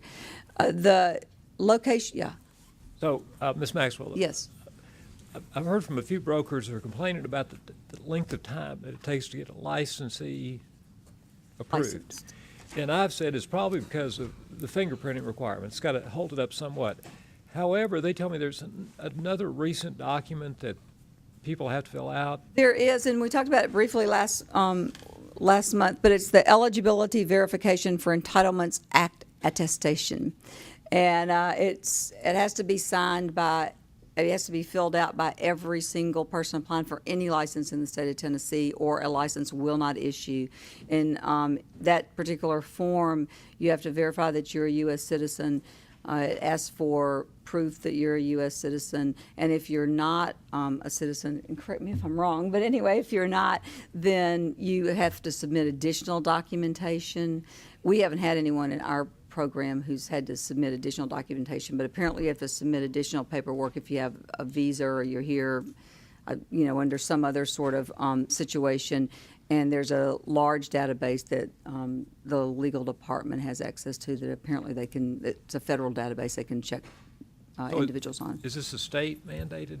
Definitely, it is a state mandated. I think it's Like a Homeland Security thing? correct, and I actually think it's federally mandated because a lot of states have been doing this for a period of time. But I mean, as I say, everybody has to sign it. They are giving it out at PSI. It can't be PSI was not able to incorporate it into the security paper application that you get. It's handed out when you leave the testing center. It's handed out along with your application that you get. And so they are getting it there. It's also on our website because we figured a lot of people would leave that piece of paper and just take their application that says exams passed. So it is also on our website. So is it taking time of the staffer to confirm everything's Well, correct? when it first started, it did start like on a day. I mean, like it really started on a day. And I mean, and we had to start getting them from people that day. And so that slowed things up because we had to contact people and say, we now need this form. And so that sort of slowed things up. E&O, quite frankly, the large number of E&O calls that we got and the large number of emails slowed up the applications, unfortunately, as well. Hopefully I feel like we've worked through most of the E&O issues. This week, we might have a push this week with people who are still in suspended status who are trying to get in under the wire. But I feel like that large part has been, worked through. And so hopefully the application process will be a little faster than it has been. The application itself says it'll take 15 to 20 working days. And that's after we receive it. So I answered someone's email last night, and that person had submitted it on a Friday afternoon, and we didn't get it from the cashier's office until Tuesday. So, it was there was just a delay in part because it was a Friday, and then, we just didn't get it. It just didn't come to our office until Tuesday. So, there are things like that just, it's just the process of going to the cashier's office and processing the fees. But hopefully, as I say, we'll get them back out faster. That's a long answer to not tell you very much information, isn't it? I won't say anything more after this, I don't think. But, so, Mr. Deputy Commissioner Giannini was talking about maybe reducing fees because we're getting such a surplus. And my suggestion might be, instead of reducing fees, we increase service to licensees by adding staff to process these quicker. And we have, and I appreciate that suggestion. We've unfrozen 2 positions. One is a licensing tech position, and then one actually would be the complaint coordinator position, which has it's not called that under the state rules, but anyway, it would be that position. Even Amy Mayfield is processing the complaints now, but she's a clerk 3, a licensing tech, and so then that would allow her to move into that position. So then we'd be able to create another licensing tech position as well. But right now, we just got our list returned back that has the list of candidates on it, and we're going to go through those and interview people. I think we have to have it done by the end of next week. So we'll do that and at least get another licensing tech, which will help a lot. We've had one of the licensing techs out on FMLA. He had knee replacement surgery. So it's just sort of been there's no excuses for bad customer service. It's just been a number of factors that came together. But we have done that, and so that'll help immensely. I think to have another person in there to help out with. We have a lot of applications. I mean, we get a lot of phone calls. We probably average about 200 to 300 phone calls a day, and that's that come in through our front number. That doesn't count if somebody's calling someone directly. So we get a lot of phone calls, and it's just and a lot of them are questions that could easily be answered on the web. I mean, they're really on the web, just like if you went to the front page, you could see it. Just easier to call you. I think sometimes people get in their car and say, I got a few minutes. I think I'll give them a ring down there and ask them. Ask Ms. And, Maxwell. That's right. If we could direct people, if more people would be directed to the website, it would expedite those people who want to transfer or want to, get their applications through really and truly. There's just a lot of questions that the website does answer. Tried to find out anything on it. Yeah, that's not the easiest, most friendly website in the world. And they are redesigning the website, as Deputy Commissioner Giannini said. And so hopefully it will be more user-friendly, because certainly there are other states that have, user-friendly websites. But you can still manage your way around it. While I was gone, Ross, it was great to have Ross there because he could, step in and help do some things and jumped in and probably learned a lot of things he might not use in the future, but he certainly was a great help to everybody to have him there. And, we're glad that he's there and could help out during that time frame and in the future to come. Oh, you're glad to have some help. Yes, I am. And then if there are no other questions about that, the May and the October meetings, the commission had set the May meeting for West Tennessee and the October meeting for East Tennessee, but there was no location picked. So we need to pick a location. The legal department, I don't know if they'll have formal hearings or not, but we need to pick a location. I believe that East Tennessee, NETAR's invited us. Is that correct? Do they still want us to come? They still want you, yes. And Jackson said they expect us to come. What about Memphis? I'm sure they would love to have. A place just south of Memphis with those casinos. Tunica. That's not in Tennessee. Oh, we can't. I always thought it was part of Memphis. Do keep in mind that wherever we go, it has to be free, and they have to have, as those who went to Pickwick know, they have to have all the video and audio equipment, which is sometimes a struggle. We had the old reel-to-reels there when we were in Pickwick in May. Was this past May of 14? 2 years ago. Yeah. So anyway, lots of times people believe that they have the things that we need, but they don't have mics that amplify. They only have like a podium mic, and so it is sometimes it is a challenge. We've looked at going to some of the smaller towns. One year, was it Cookeville, where Tennessee Tech is? And even Commissioner Stevenson, with his great pull, was not able to get us any location there to have the commission meeting. So it is sometimes more of a struggle than it would seem to be. The town halls, though, seem to be They the perfect do. setting for that, and it was great They in do. Jackson and in Chattanooga. They do, yeah, they're great. But it is sometimes more of a struggle than individuals realize it's going to be. It seems like it'd be an easy thing to do. But anyway, so whatever the commission wants, wherever the commission wants to go, You just need to vote and decide where you. I think we need to skip around to different places, though. I'd instead like to of going to the same volunteer place. Lewisburg. That is not in east or west. It's not. Just not You going to said I think you ought to skip around.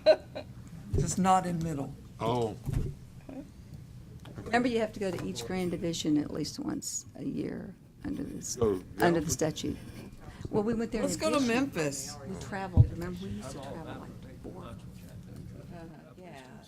We need Yeah, motions Janet and stuff for this. Janet, What? didn't we We go need to motions. Jackson? Yeah, we do. Yeah. We We'll also. We'll be glad to been go to to Memphis. Memphis. I'll speak up for Memphis. We'll take care We of need a that. motion. So, then? and you'll be nice enough to coordinate the things? I'll do it. Because not, is this right, is the national convention that time that we go? It always seems like they're gone when we're there. Well, it is. It's in D.C. Yeah, it's in Washington. Yeah. I just, I'm just because that we have, I think we've run into that a couple of times in the past. But it's set for May. Anyway, that's Okay. just. We'll do it. And you have us down for Northeast Tennessee for Where would that be? Northeast Tennessee's a big area. Tri-Cities. That's not even, narrow it down a little bit more than that. Well, There are 3 cities in Tri-Cities, right? Kingsport. Kingsport, okay. I was gonna say, is Kingsport where we went last time, or was it Johnson's? No, It's we've always Kingsport. had, but we've always had it at the facility there in Kingsport, that, I mean, It's a hotel and convention center and that's where we everything. stayed. We had it at that At the- town hall. It was I new thought we one met in year. the same place Uh-huh. that we. It was we new. stayed It's at an the Marriott. education center. And their Yeah. video and their. It's a nice. Yes, it's nice It's kind of facility. downtown. Seems like downtown to me, yeah. Yeah. Yeah. For us, it's Gary, we downtown. have to pack a lunch to take that trip. Oh, yeah. I Yeah, you're travel. Kingsport. I travel this every month. right. Yeah. No, well, from our end of the state to your okay. end. All right. I'll make a motion, we go to Memphis in May and to Kingsport in October. Second. What's that barbecue thing? May. Memphis in May. I don't know what's the dates we're supposed to be. That's there. originally why we talking. started going Yeah. to West Tennessee in May. I think it takes me. All right. All right, any discussion on that? All in favor of Memphis in May and Kingsport in October, say aye. Aye. Opposed? Motion carries. That's where we're going.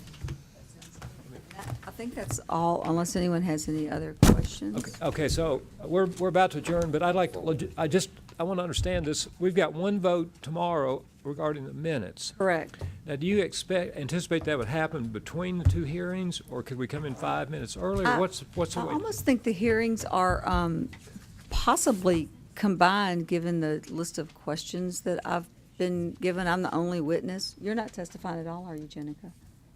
Unless they don't show up, and then I'll testify to service. Oh, okay. Yeah, I'm the only witness, and from the list of questions I was sent, it appears that perhaps they're being done together. I could be wrong, though. Or if the judge is delayed, Right. depending on who the judge Let's is. just, as a commission, agree, we'll handle the minutes at the end of the formal hearing. However, that can be amended if we've got a slot to do it. Okay. Okay. Is there any other business, Mr. Bloom? Anyone else? All right, ladies and gentlemen, make sure you sign out. Be here promptly at 9 o'clock in the morning. Have a good evening. Watch the snow fall. Hey, John. All right, ladies and gentlemen, welcome to the second day of the February 2015 Tennessee Real Estate Commission meeting. At this point, we're going to enter into a formal hearing, and I will turn the proceedings over to the judge. Thank you, Mr. Grease. I'd like to invite the 2 respondents, Mr. Billy Joe Stewart and Mr. John Quinn, to come to the front, please.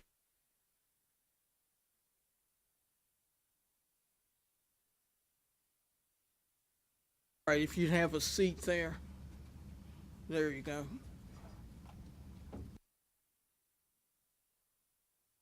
My understanding that these 2 cases are to be read and to proceed together. That's correct. Because they are related cases. Today is Thursday, February 5th, the year 2015. This is a hearing being conducted by the Tennessee Real Estate Commission. Today's commission is chaired by Mr. John Grease, and it's going to consider 2 related cases. the matter of Billy Joe Stewart, license number 271777, and Mr. John J. Quinn III, license number 263284.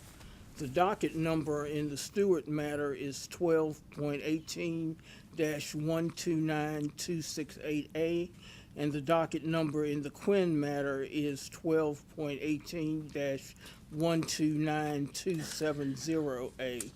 Assistant General Counsel Robin L. Ryan represents the state in both of these matters.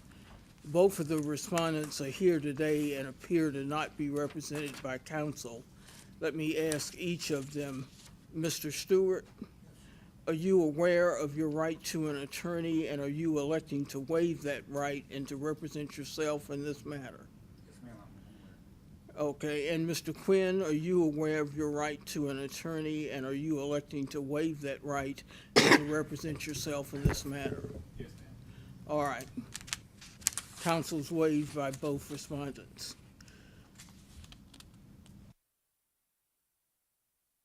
My name is Madeline B. Williams, and I've been assigned by the Secretary of State to serve at this hearing as administrative judge.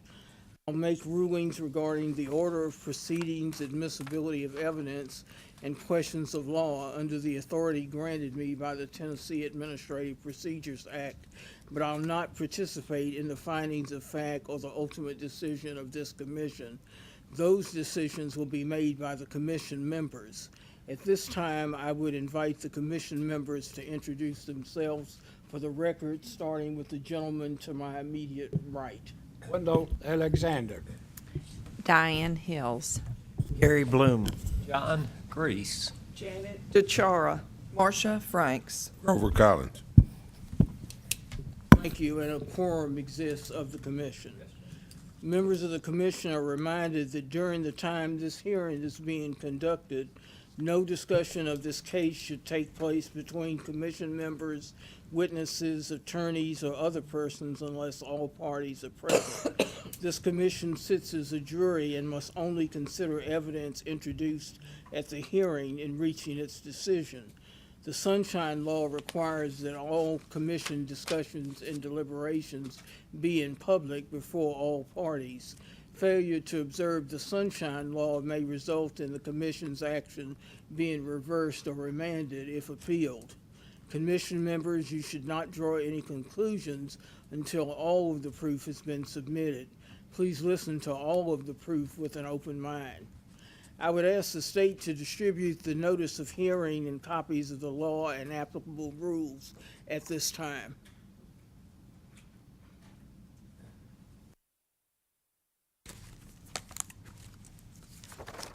Commission members, I would remind you that the law requires that you disclose on the record any outside knowledge of this case or any communications, written, verbal, or otherwise, from any of the parties concerning this case. Please take a moment to review the notice of hearing to see whether or not you might have a conflict of interest or outside knowledge of these two particular matters that you're going to consider today.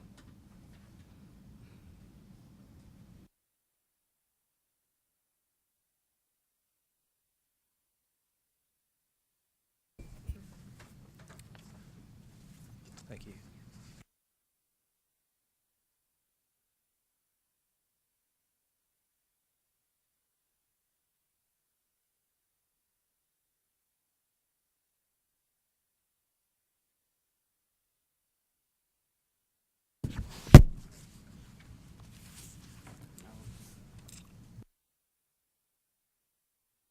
Your Honor, I have a conflict.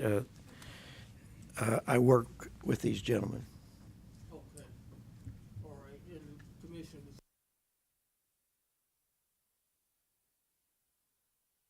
Thank you for your honesty.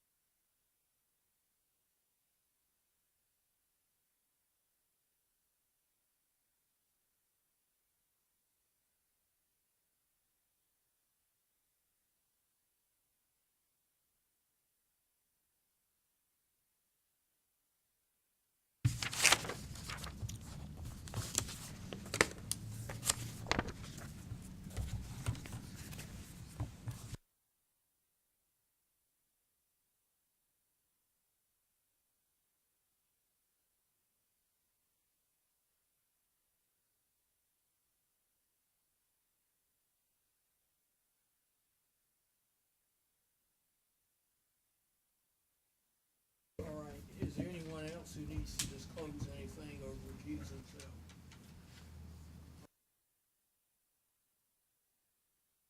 During the course of this hearing, there will be opportunity for each of you to question each witness that testifies under oath.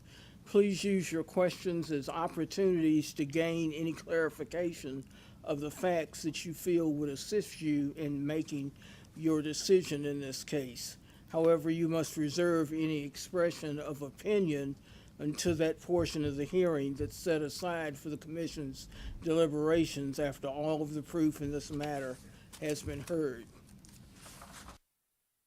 Pre-hearing technical record in the Billy Joe Stewart matter includes the December 17th, 2014 notice of hearing and charges, the December 18th opening letter from Judge Williams, the December 30th occurrence of Mr. Stewart's copy of the opening letter being returned, January 6, 2015, Mr. Stewart's copy of the opening letter is remailed to 1930 Exeter Road in Germantown, Tennessee.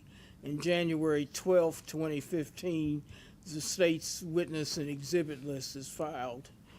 Are there other documents and pleadings that the parties have filed in the Billy Joe Stewart matter that I failed to mention? No, Your Honor. And Mr. Stewart? All right. Then let me indicate that those will be the pre-hearing technical record documents in the Stewart matter. With regard to the Quinn matter, there's the December 17th, 2014 notice of hearing and charges, the December 18th opening letter from me, and the January 12th, 2015 state's witness and exhibit list. Is the state aware of additional documents that should be a part of the pre-hearing technical record? No, Your Honor. And Mr. No, Your Honor. This time I'm going to swear in the witnesses. Are all the witnesses in the hearing room at this time? Ms. Ryan? And Mr. Stewart? And Mr. Quinn? All right. With those of you who are going to be witnesses, please raise your right hand after me. Let the record reflect that only one person's hand is raised. Mr. Stewart and Mr. Quinn, are you going to testify on your own behalf? Then you would need to raise your right hands. Okay, so 3 persons are being sworn. Do you swear or affirm that the testimony you're going to give today will be the truth, the whole truth, and nothing but the truth, so help you God? All right, the 3 witnesses have now been sworn. And there's not enough witnesses for either party to invoke the rule of sequestration. Are there any preliminary motions or stipulations between the parties? And Mr. Stewart and Mr. Quinn? All right. It's now time for opening statements. Ms. Ryan?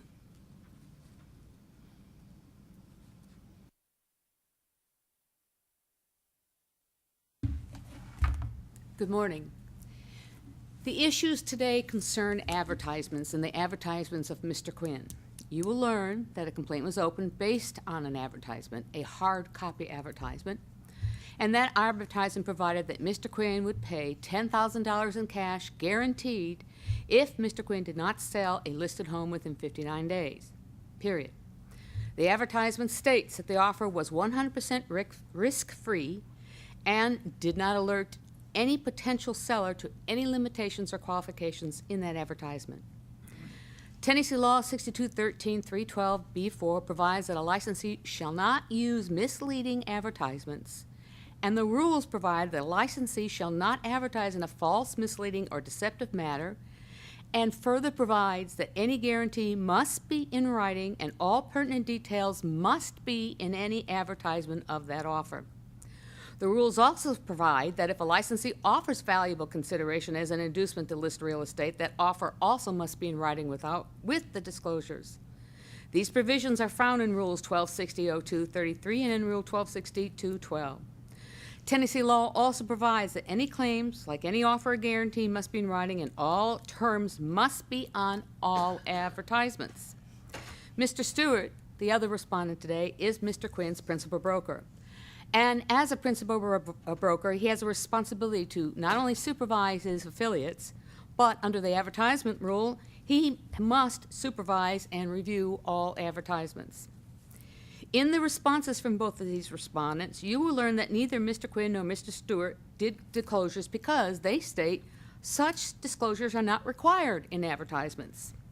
In his response, Mr. Stewart states the advertisement is a performance-based advertisement that results in a reduction in commission paid with no money paid directly to seller. This despite the fact that the advertisement itself suggests otherwise. Mr. Quinn quotes only the prize rule, stating that there's a full disclosure provided at the meeting, but he does not address his failure to disclose pursuant to the other rules. He further states, though, that he did provide a disclaimer in the advertisement, but that there was a marketing error that he did not catch. But you will learn that these issues still exist today, that such advertisements are still being done on the web that still do not have the required disclosures.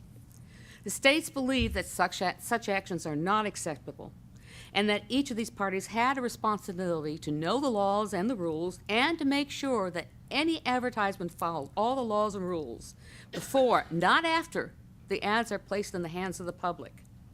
We therefore ask that you find that each of them are in violation of the advertisement law and that they be required to pay civil penalties in reflection of those laws and the concerning advertisements.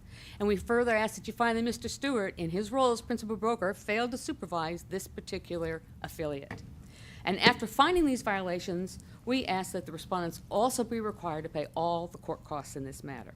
Thank you. Thank you for your opening statement. Mr. Stewart, would you like to make an opening statement? I had actually not seen this advertising before it went out. I know that's my responsibility. I had talked to a broker in Denver that had the same situation, and I was not aware of the rules like I should have been. And that's how he defended his agent in Colorado. Colorado rules are a lot different than Tennessee, and I made a mistake. There's really nothing else I can say about it. I did. I did not see the advertisement. I did not approve it, but I do realize that it is my job to do so. Thank you for your opening statement, Mr. Stewart. Mr. Quinn, would you like to make an opening statement? Yes, ma'am. Please do so.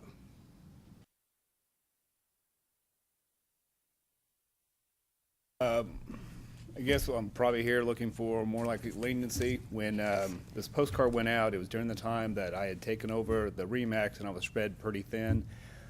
We were in the process of changing our advertising up.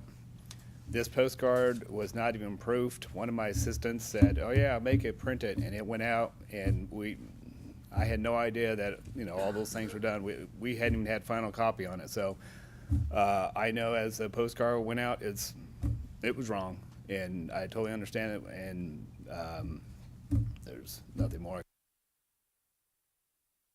Basically looking for a leniency. That was not how the postcard was supposed to come out. I know about the disclosures, and everything it was a botch job, and so that's my Opening statement. Now, would the state like to call its first witness, please? Call Eve Maxwell.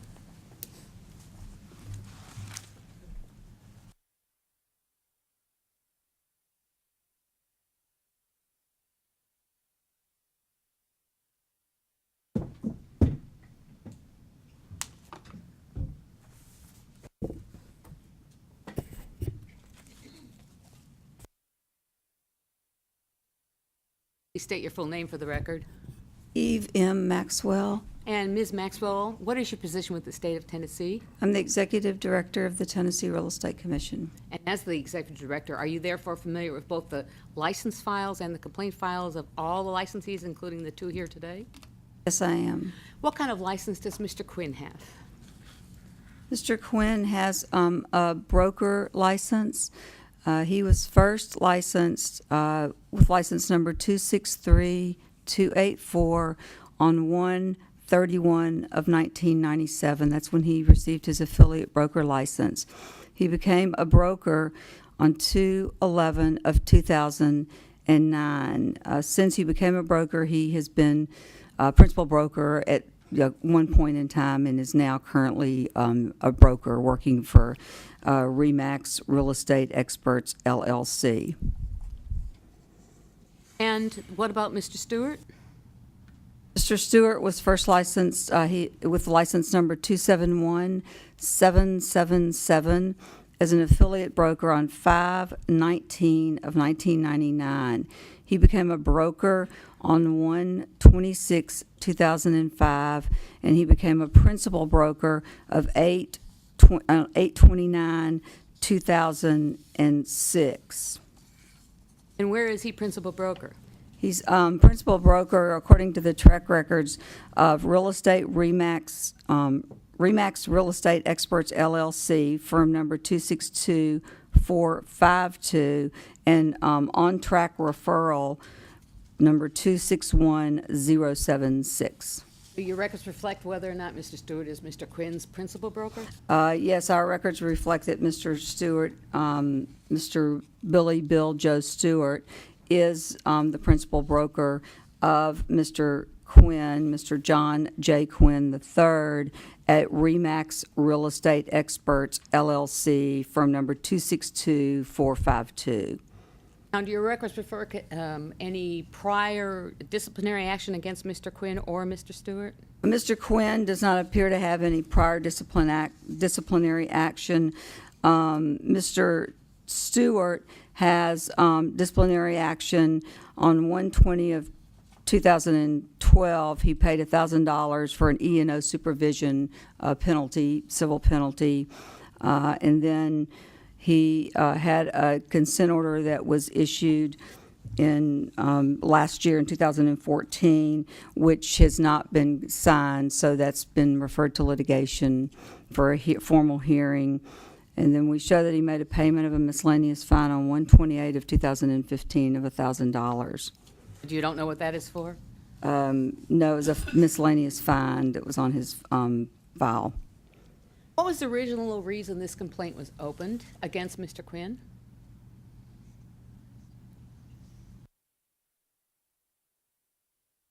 We received a consumer complaint. It was actually from another licensee. Meaning, a consumer complaint, meaning what? Meaning that it was not filed by the Tennessee Real Estate Commission. It was filed by an outside third party who does happen to be a licensee, or did happen to be a licensee at the time as well. And it included an advertising that John Quinn had sent out. The advertising had stated that your home was sold in 59 days at a price acceptable to you, guaranteed, or I'll pay you $10,000 in cash. And then it said flexible commission, 100% risk-free, no upfront costs, cancel anytime, Germantown and Collierville area. And there's no qualifying information on this particular advertisement. It also contained some pictures of homes that say, each month, many of our homes sell at full price or more in under 30 days, and it shows a number of homes with cities listed. And then just as I'll sell your home in 59 days or I'll pay you $10,000 in cash, and there's no, as I say, there's no qualifying information, no supporting information that lists the requirements one would have to do to trigger that particular offer. What laws apply to advertisements for licensees in real estate? There are several laws that apply to this particular set of circumstances. There's a rule 1260-02-.121, which states in relevant part, all advertising, regardless of its nature, and the medium in which it appears, which promotes the sale or lease of real property, shall conform to the requirements of this rule. General principles: no licensee shall advertise in a false, misleading, or deceptive manner. And number 5, paragraph 5 in that same rule, 1260-02-.12, states guarantees, claims, and offers. A, unsubstantiated selling claims and misleading statements or inferences are strictly prohibited. B, any offer, guarantee, warranty, or the like made to induce an individual to enter into an agency relationship or contract must be in writing and must disclose all pertinent details on the face of such offer or advertisement. There's also section in 6213.312B, which states B2, which states B, the commission shall have the power to refuse a license for cause or to suspend or revoke a license where it has been obtained by false representation or by fraudulent act or conduct, or a licensee in performing or attempting to perform any of the acts mentioned herein is found guilty of, subparagraph 4, misleading or untruthful advertising. Now, Ms. Maxwell? Yes. There is a prize rule as well, is there not? There is, in fact, a prize rule. And what does the prize rule provide, and does it apply to advertisements? It doesn't apply to advertisements. The prize rule is 1260-02-.33, and it states a licensee may offer a gift, prize, or other valuable consideration as an inducement to the purchase, listing, or lease of real estate only if the offer is made under the sponsorship and with the approval of the firm with whom the license is affiliated, and in writing, signed by the licensee with disclosure of all pertinent details, including but not limited to accurate specifications of the gift, prize, or other valuable consideration offered, fair market value, the time and place of delivery, and any requirements which must be satisfied by the prospective purchaser or lessor. What did Mr. Quinn say in response to this complaint concerning the disclosures required? Mr. Quinn, in his response, which is dated November the 7th of 2013, would you want me to read it, or do you want me to summarize it? Yeah, summarize it, and then I might ask you a particular paragraph. Okay. Mr. Quinn states that the listings, which are referred to as sold homes within certain times, he lists those homes with selling claims which are unsubstantiated, and he says there are property listings throughout the country that do not give addresses. That's the best way to make the phone ring. Agents are not required to put addresses on the properties they're marketing. Now let me ask you a question. Is this an issue that is here before us today about the addresses of properties and advertisement?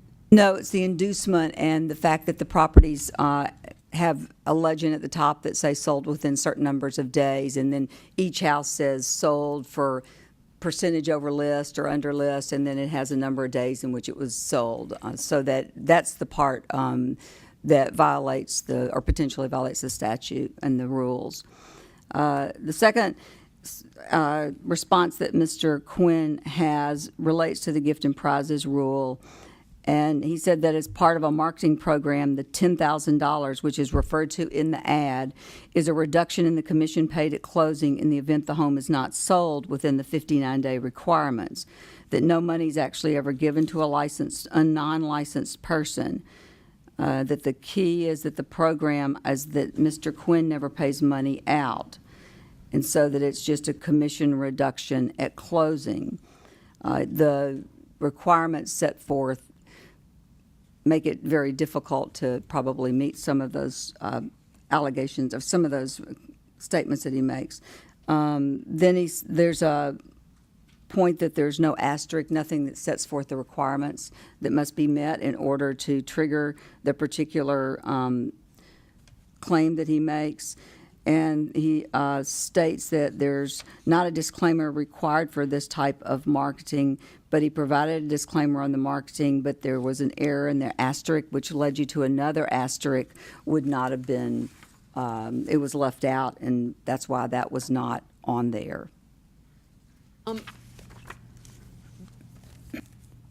Can you see anywhere in the advertisement provided, anywhere to indicate to a potential seller that they would not get $10,000 in cash if the house was not sold within 59 days? There's nothing on the face of the ad at all. It says your home sold in 59 days at a price acceptable to you, guaranteed, or I'll pay you $10,000 in cash. In cash. And that's the top of the ad that's written in fairly large print. That's that's the only thing on that particular page. There's no qualifying information on that page, no triggering information. Now, this was in 2013. Have you had any cause to look at any recent advertisements of Mr. Quinn? I did. I looked at the a website this morning that's actually listed in this advertisement, www.memphis59days.com, and there was still the advertising on the website that Mr. Quinn would sell your home in 59 days, and it's a little sort of symbol, one of those little gold seal symbols that it's written in, and there's no qualifying information on that page, and it refers you to another page, and you don't see qualifying triggering information. Does it offer, again, $10,000 cash in the new advertisement? I believe it says we guarantee we'll sell your house in 59 days. Let me see if it says.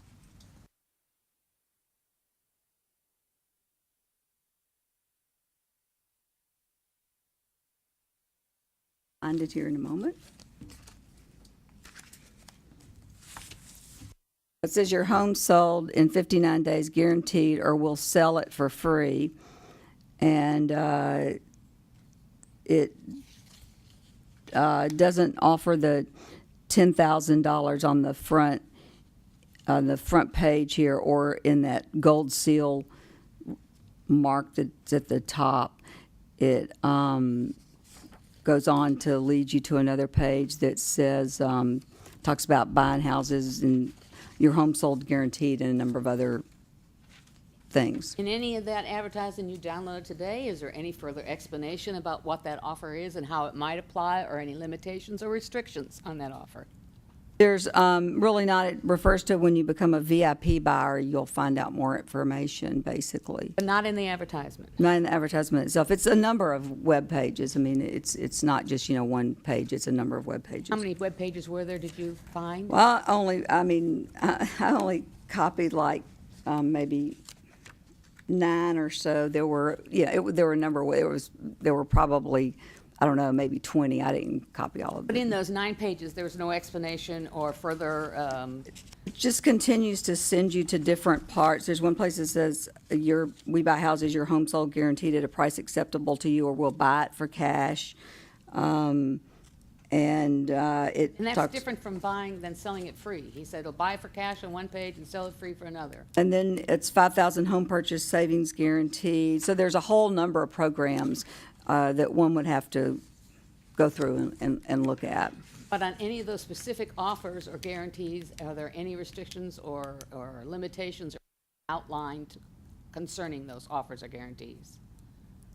They're sort of vague references to the fact that there would be, possibly restrictions, but nothing specific that an individual could look at that on its face and go, okay, these are my trigger factors. And so that an average person looking at it wouldn't be able to see those trigger factors. Now, what you have in front of you today is not a part of the original complaint, right? That is correct. Okay, you were just in. I just looked up this website that happened to be on the advertisement that was sent to us. May I approach the witness for a moment, Your Honor? Yes, you may. Thank you.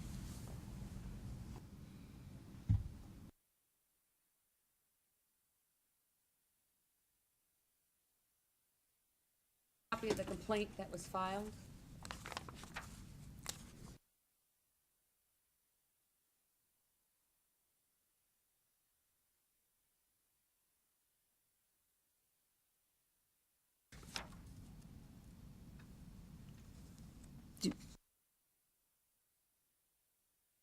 Okay.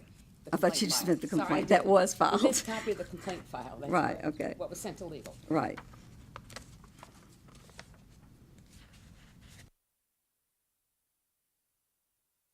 Yes, that appears to be the information that we have.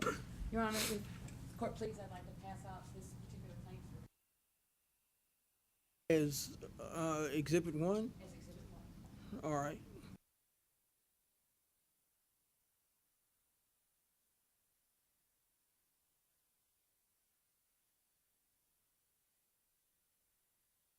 In Mr.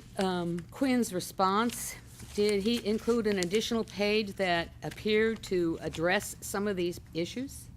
Yes, he did. He included his page of qualifiers.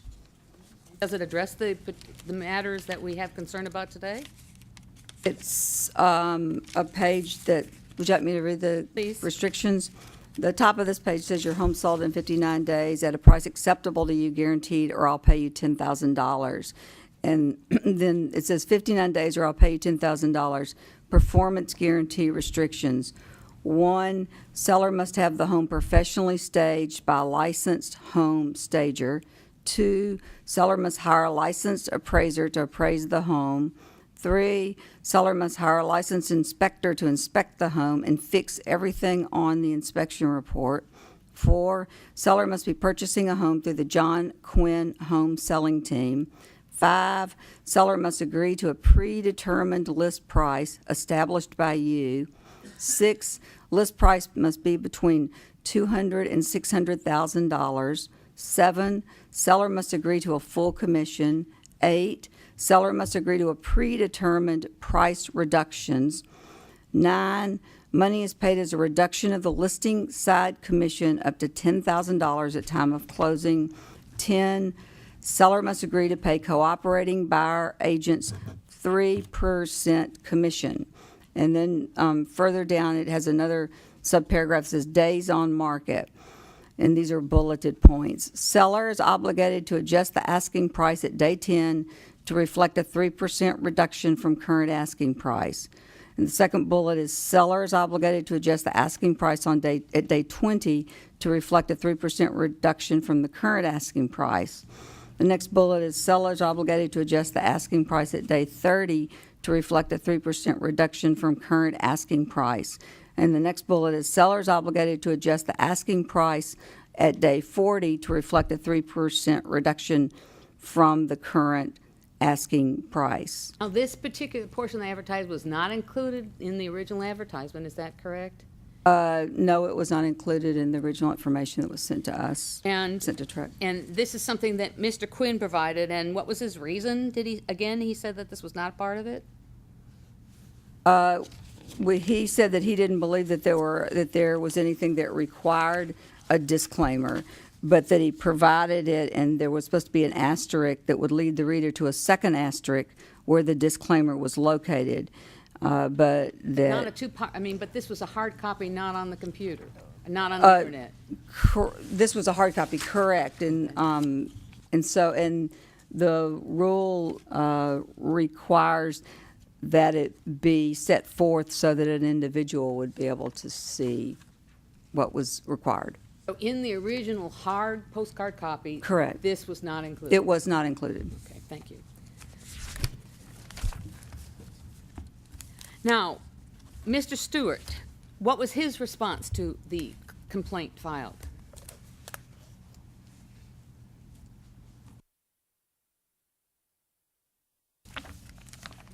As the principal broker.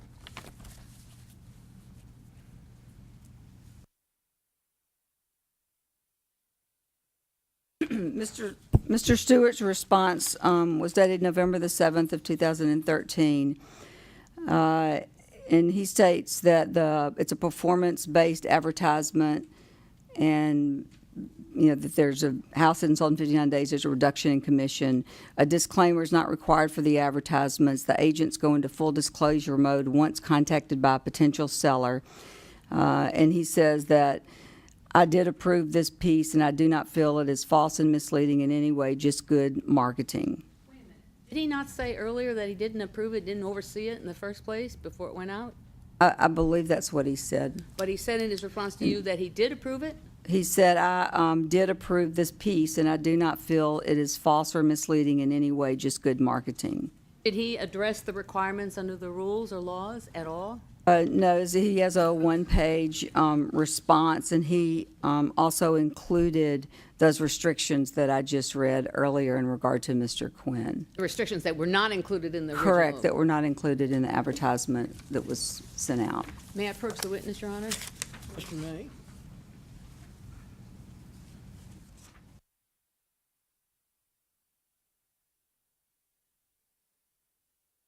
The complaint and response of Mr. Stewart?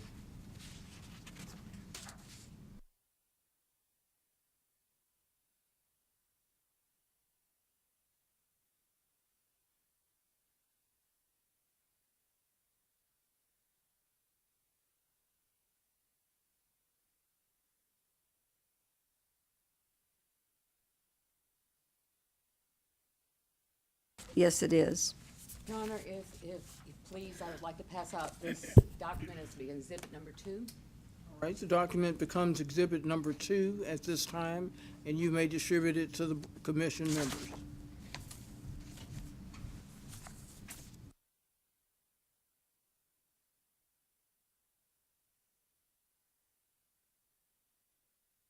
I have no further questions for this witness. All right, Mr. Stewart, do you have questions for this witness?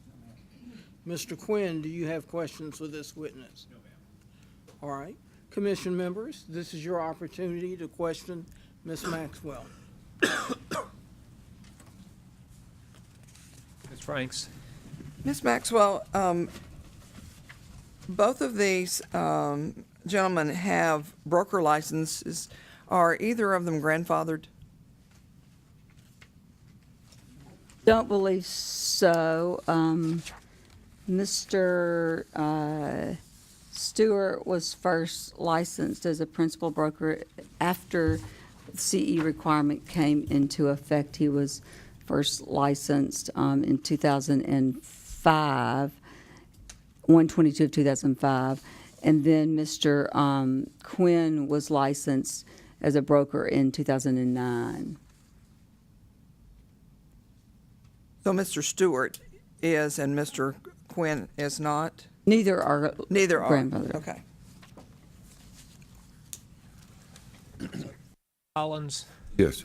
In your investigation, did you see of any situation where they ever paid anybody any money that they didn't sell? I don't have that information. We didn't have that information in our file, whether they actually paid any dollars out to anyone or reduced their commission. They didn't sell it in 59 days. Right, we don't have that. We don't have any information whether they did or didn't do that. They didn't send us any substantiation of the claim one way or the other. Other commissioners? Ms. Maxwell? Yes. My effort to try to keep the two parties straight. Regarding Mr. Quinn, in the notice of hearing and charges, there are 9 applicable statutes listed. And I think you spoke to some, but not all of those. But is it your testimony that 9 statutes apply? The statutes, the last 4 regs and rules are administrative procedures, I believe. I'm just trying to get a total. Right, so I don't really, that's really the legal. Your Honor, if I may. More of a question for State's Counsel. That's correct. Right. The way Okay, we draft our complaints are to show you every part of the law that might be involved. The requests concern the causes of action and the statute listed under the causes of actions. So the state's position is 9 different statutes? Are involved. It doesn't say that it's 9 different violations. The causes of action show you the counts for that we're requesting the finding of violations.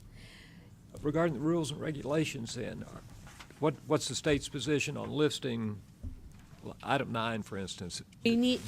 May I, Your Honor? May I? Sure, yeah. We are required to inform of all applicable laws and statutes that might be involved. For instance, there is a law concerning payment of court costs and that are involved in both rules under the Tennessee Commission and involved in rules in the APD. There are rules and laws concerning what laws apply, and that would be under 4, 5, et cetera. And we list them all so that any respondent can have the opportunity to educate him or herself on what and how this proceeding is to go forward. As far as what we are alleging as violations, they are always listed under the causes of action. That's true for both responses? That's true for both. Okay, thank you. Thank you, Ms. Maxwell. That's all I have, Judge. Anyone else? I think that's... Thank you, Ms. Maxwell, for your testimony.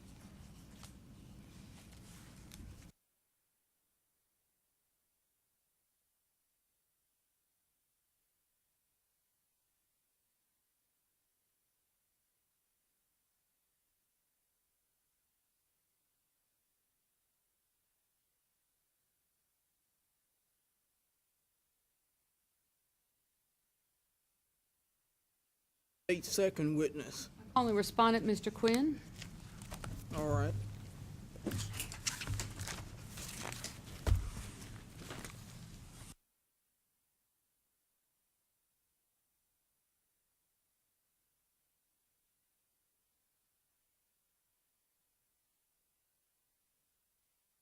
Mr. Quinn, this advertisement on its face says, your home sold in 59 days, price acceptable to you, guaranteed, or I will pay you $10,000 in cash. I will pay you $10,000 in cash. How do you think that this is not misleading to anybody if they picked it up and say, hey, you don't sell my house, you're gonna give me 10 grand in cash? I understand, and as I said in my opening comments, that postcard was, we hadn't even proofed it. Can you move closer to the Oh. microphone, please? Sorry. That postcard wasn't even proofed out. I mean, we were in the middle of drafting it, and I have a third party that prints those out.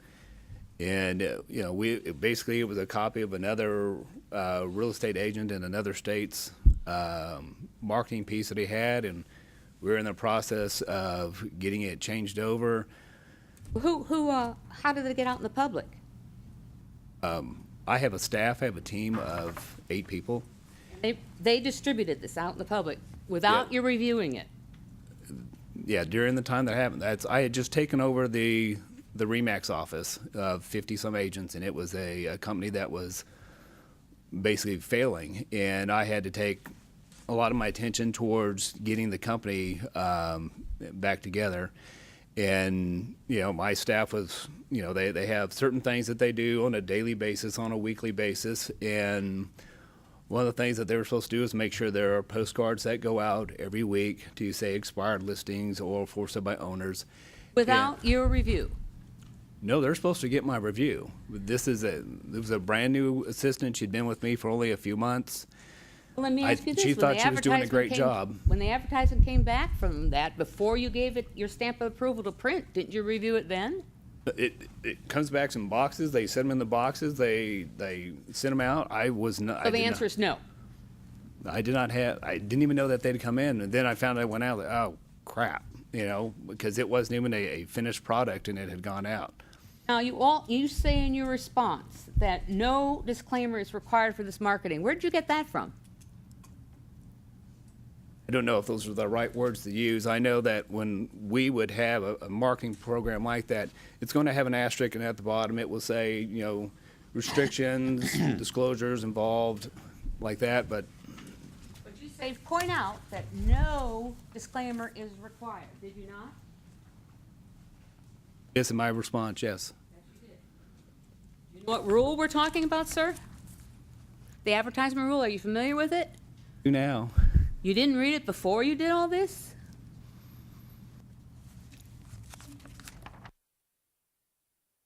The answer, no?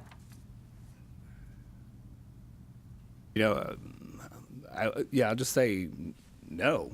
I mean, I didn't know the exact These rules were enacted, I see, in 2006, an amendment filed in 2010. How long have you been a licensee? 1988. Isn't your responsibility to be up to date on any new rules, laws, or restrictions concerning your profession? And the rule says that unsubstantiated selling claims and misleading statements or inferences are strictly prohibited in advertisement. And it further says any offer, guarantee, warranty, or the like made to induce an individual to enter into an agency relationship or contract must be made in writing and must disclose all pertinent details on the face of such offer or advertisement, right? I understand. How come the ones on the internet still don't have these provisions in it? I left that site up because what's going on here, I mean, I don't drive traffic to it or anything. I didn't know whether if I should, I mean, I've never been in one of these proceedings. That website is there. I didn't know if I should take it down. If I take it down, am I like hiding something? 'Cause I just left it. I didn't touch it. That's why it's How there. long after this original postcard came out did you find there were problems and address the situation? Was it after the complaint was filed? So when I saw the postcard, I'm like, this shouldn't have gone out, but it's out. Could you go out and take them all back from the public to make sure nobody was misled? It's impossible to do that, ma'am. Did you try to do that? That would be impossible to do. I have nothing further for this witness. Mr. Quinn, you refer to when you took over the company. Yes, ma'am. So I thought Mr. Stewart was the principal broker of the company. Mr. Stewart is the principal broker of the company. I'm the owner of the company. Okay. So that's when you purchased the company was, It was run by another company, and they came to me knowing that I had owned Remax before, and basically they were going to close the doors. And so, completely caught off guard, I had to step up to the plate and purchase a company, or it would have dissolved. okay, thank you. And we had there was a lot of work that had to do to get things to get it so it was no longer hemorrhaging. Franks. Mr. Quinn, so are you telling us that you are remorseful and you're sorry about this? Oh yes, I mean that is not how I do business. I mean I've been doing this since the late '80s. I generally sell anywhere from 100 to 150 houses a year. I have a good reputation in the community. I have hundreds and hundreds of satisfied clients. I mean, I want to do a good job. That's how you stay in the real estate business, is you do a good job for your people. And this should not have happened. Okay, so if you're remorseful and you're sorry, then are you saying you're guilty? Yeah, as I said in my opening remarks, I understand this is wrong and it should not have happened, and I'm sorry. I'm guilty as charged on that.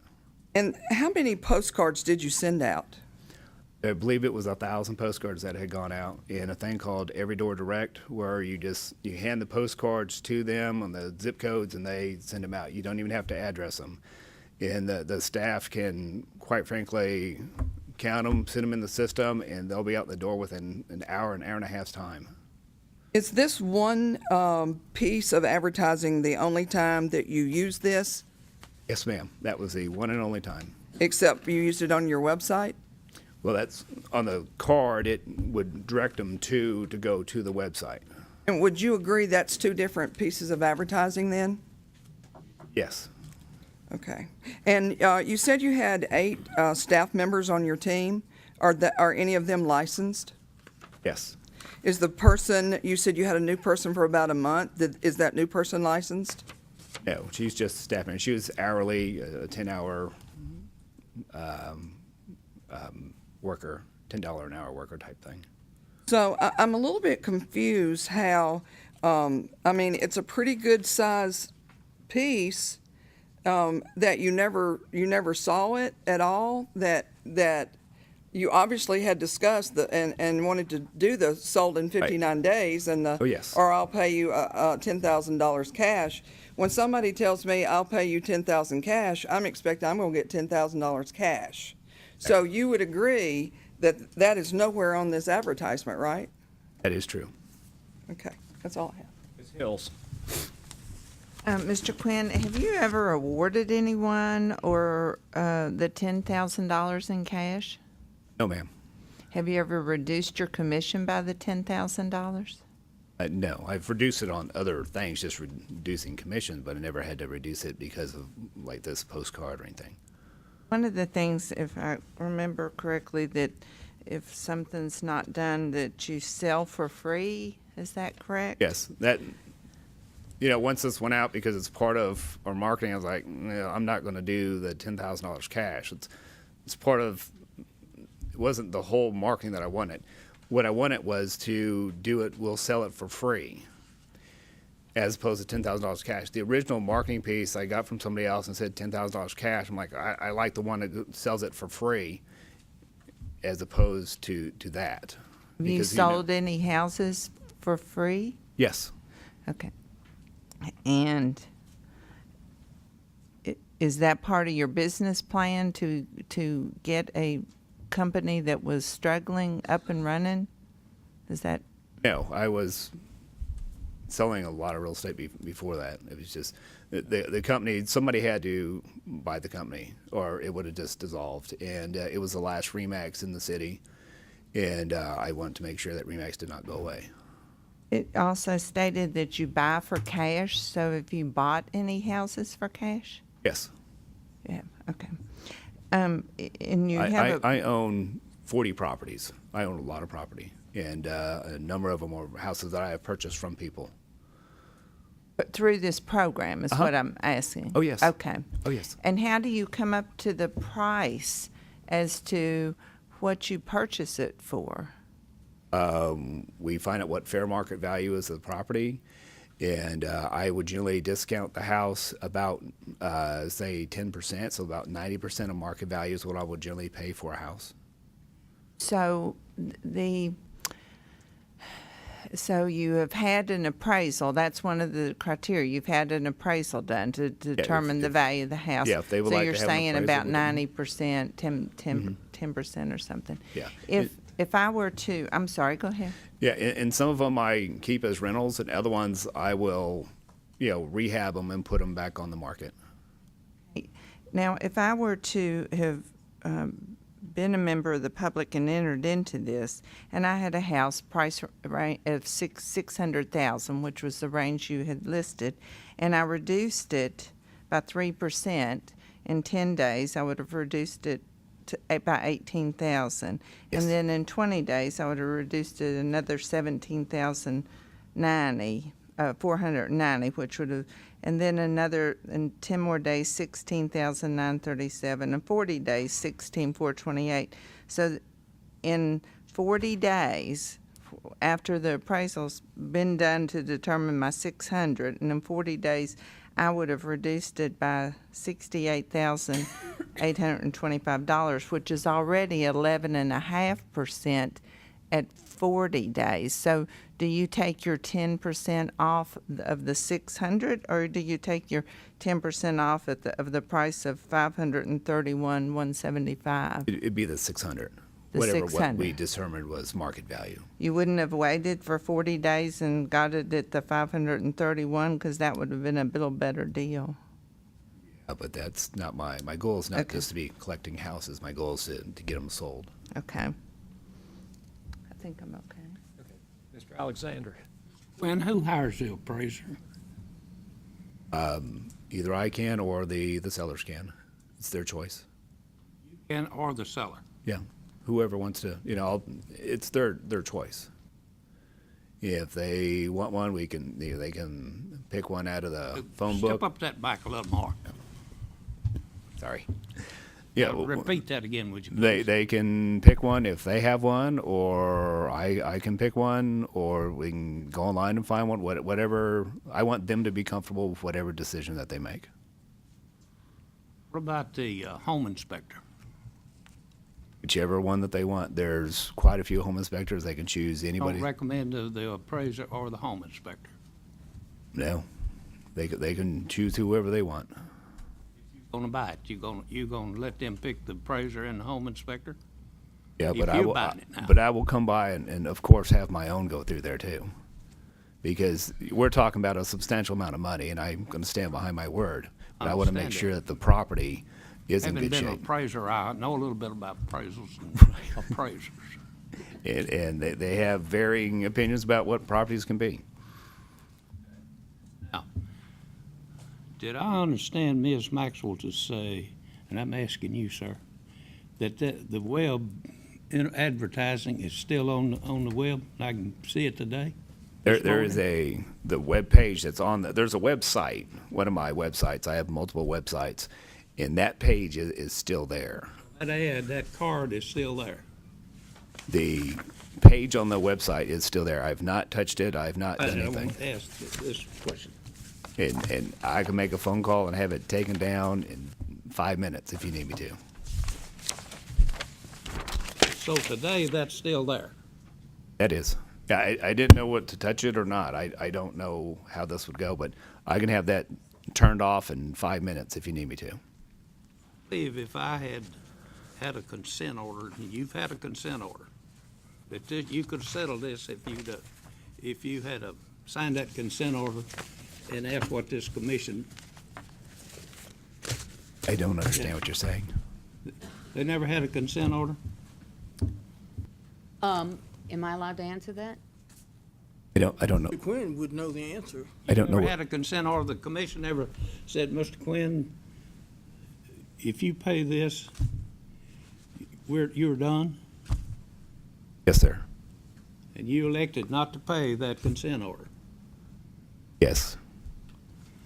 And the reason being is But you telling me that here I am, a businessman, sell 150 houses a year, and I know I'm in trouble with the commission, and I still leave that sign on the internet? That's all I got to say. Understand. Chara. Mr. Quinn, when I call you up as a consumer and say, I got this postcard that says you'll sell my house in 59 days or you'll give me $10,000 cash. I make an appointment with you and you come out to my house. When do you disclose all these performance guarantees to me? right up front. But you don't disclose that to me on the telephone? We can send it to you. We can email them. That sheet of paper is what it was set aside so that we could email it to them, or I would take it with me to the appointment. But if I just call you because I got that postcard, and what kind of conversation are we going to have from your end? As much of a conversation as you'd want. I would disclose everything right on the phone. I can send it to you, or I can come over and bring it. It doesn't matter. I would never withhold that from them. Thanks.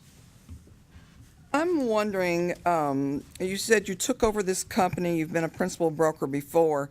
Why did you hire a principal broker instead of doing that yourself? Because it's a lot of work being a principal broker. And at one time, which I don't remember the exact days, there was another RE/MAX that I had worked at, and the gentleman that owned it had 4 RE/MAXes in the town, and he was subsequently closing them all down, and I found out he was closing the last one. So instead of him closing that one, I purchased that one from him, turned the company around. Within a year and a half, I sold that company to the investor that owned the RE/MAX in Germantown, because bottom line is generally owning a brokerage is not a profitable endeavor, and it consumed a lot more of my time, and I like listing and selling houses, and being the primary broker it's not my strong suit. I list and sell. And so would you agree that it also limits your liability? So, well, the broker has to always come with the agent when the agent gets in trouble. So lots of people are worried about being principal brokers because of that added liability. Was that part of your decision-making process? No, not at all. Okay. Your principal broker stated that he approved in his statement that he approved this advertisement. So how did he approve the advertisement and you never saw it? I don't know. I don't know if he was talking about the sheet, the qualifying sheet that we have, because he knows that the qualifying sheet is there. So did you take this advertisement to your broker like you should have done to get it approved? No, ma'am. So.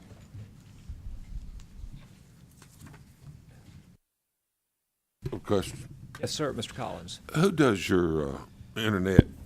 Who's your tech that does that?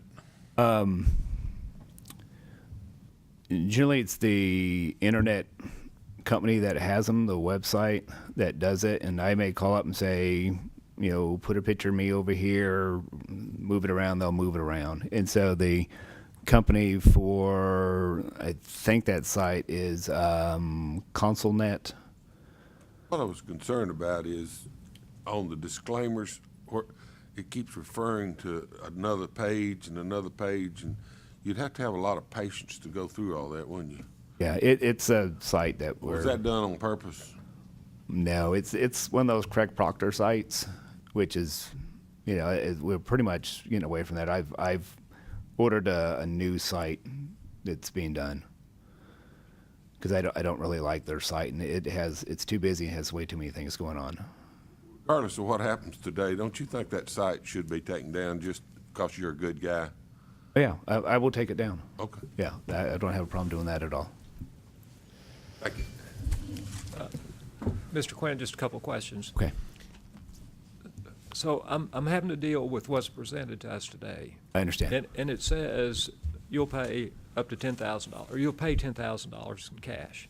Right. And then in one of the performance guarantee restrictions, it says money is paid as a reduction of the listing side commission up to $10,000. That is correct.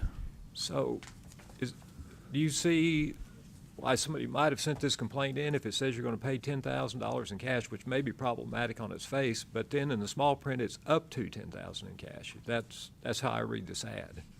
Right. Okay. And that's one of the reasons why it was sent to Germantown, Carterville, is because the average sales price of a home there is about $300,000, and so the amount of reduction in commission would make it like for free. Would have been helpful, you can explain this, if you had, in your evidence, presented a document where the potential home seller actually signed saying that, I assume they do, they agree to these terms in some format, is that right? Yeah. What does that look like? How does that, is it part of the listing agreement? It's a the sheet of paper, and it's on NCR paper, so that when they sign it, they keep a copy, and I have a copy, and just has like the scheduled reduction times and says whether they're part of a guarantee or not part of a guarantee. This particular page, this just might be picking at things, but does it say that this page that we got here, the performance guarantees, that they can cancel at any time? I don't know if it said, does it say it on there? I don't remember. Basically, I don't see it on here, I don't think. I think it's basically, they're obligated to make reductions, but I don't know that it gives them a right at any point to cancel. And is that in a different document then? In every listing packet, I bring that with me. Any client that I do business with at any time, they are not satisfied with my service for any reason, I will let them out of the contract. I only want to do business, people want to do business with me, and as long as, if they're unsatisfied for any reason whatsoever, if they just change their mind or, some other agent wants to listen, they get out of it, no questions asked. I have no problem with that. Set to writing at some point, right? Oh, yeah. That's one of the first papers that comes out of the file when I meet there, just to let them know it's the satisfaction guarantee. That's all my questions. Okay. Any other questions, Commissioners? One more. Mr. Collins. If you were wanting to sell your house, would you sign this document? Everybody's motivation to sell their home is different. So, I'm asking, what would you do? as a real estate agent? No, Oh. as a buyer. Would you sign a document like this? If I was motivated, I would to sell the house. But I've seen. Like you're a very smart person. It looked like these reductions and all would be something to say, I don't think I'd do that. That happens. Okay. Mr. Alexander. One more question. Yes, sir. How much was the consent order that you could have signed and paid? Is that appropriate? Huh? Not a proper question. Proper? Thank you. Ms. Hills? One more question. It says the seller must agree to pay cooperating buyer's agent 3% commission. So if in this guarantee, but it also says seller must agree to pay full commission. So are you saying if the listing was at, for example, 6%, you get 6% and the additional 3% to the buyer side? No, ma'am. Generally, if I list a house, for example, at 6%, I always pay out 3. If I list it at 5 or 7 or 6, I always pay out 3. I want to keep that very uniform. When people are showing my property, I always know that it's going to be a 3%. The questions. Judge Williams, I think that's the list of questions we have Questions from for this this witness. body. And Thank you for your testimony. Thank you. And Judge, there's been a request to take a short break. Is that appropriate at this time? Sure, that's fine. Do you want to instruct us on what we can and can't do while we're taking a break? Right, while you're taking your break, please do not discuss this matter with one another, with witnesses, or with any other persons. How long a break did you? I think 10 minutes is plenty. 10 minutes? Yes, sir. All right, we'll resume in 10 minutes. Thank you. Thank you. All right, your third witness? Mr. Stewart?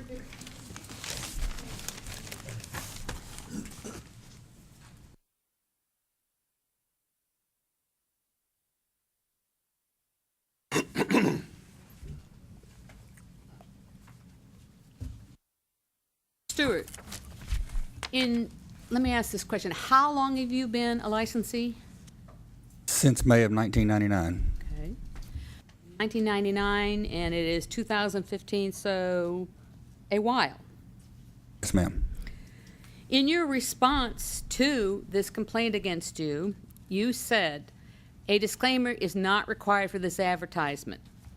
Where did that come from? That came from some bad advice I got from a broker that was using the same advertising material. My mistake.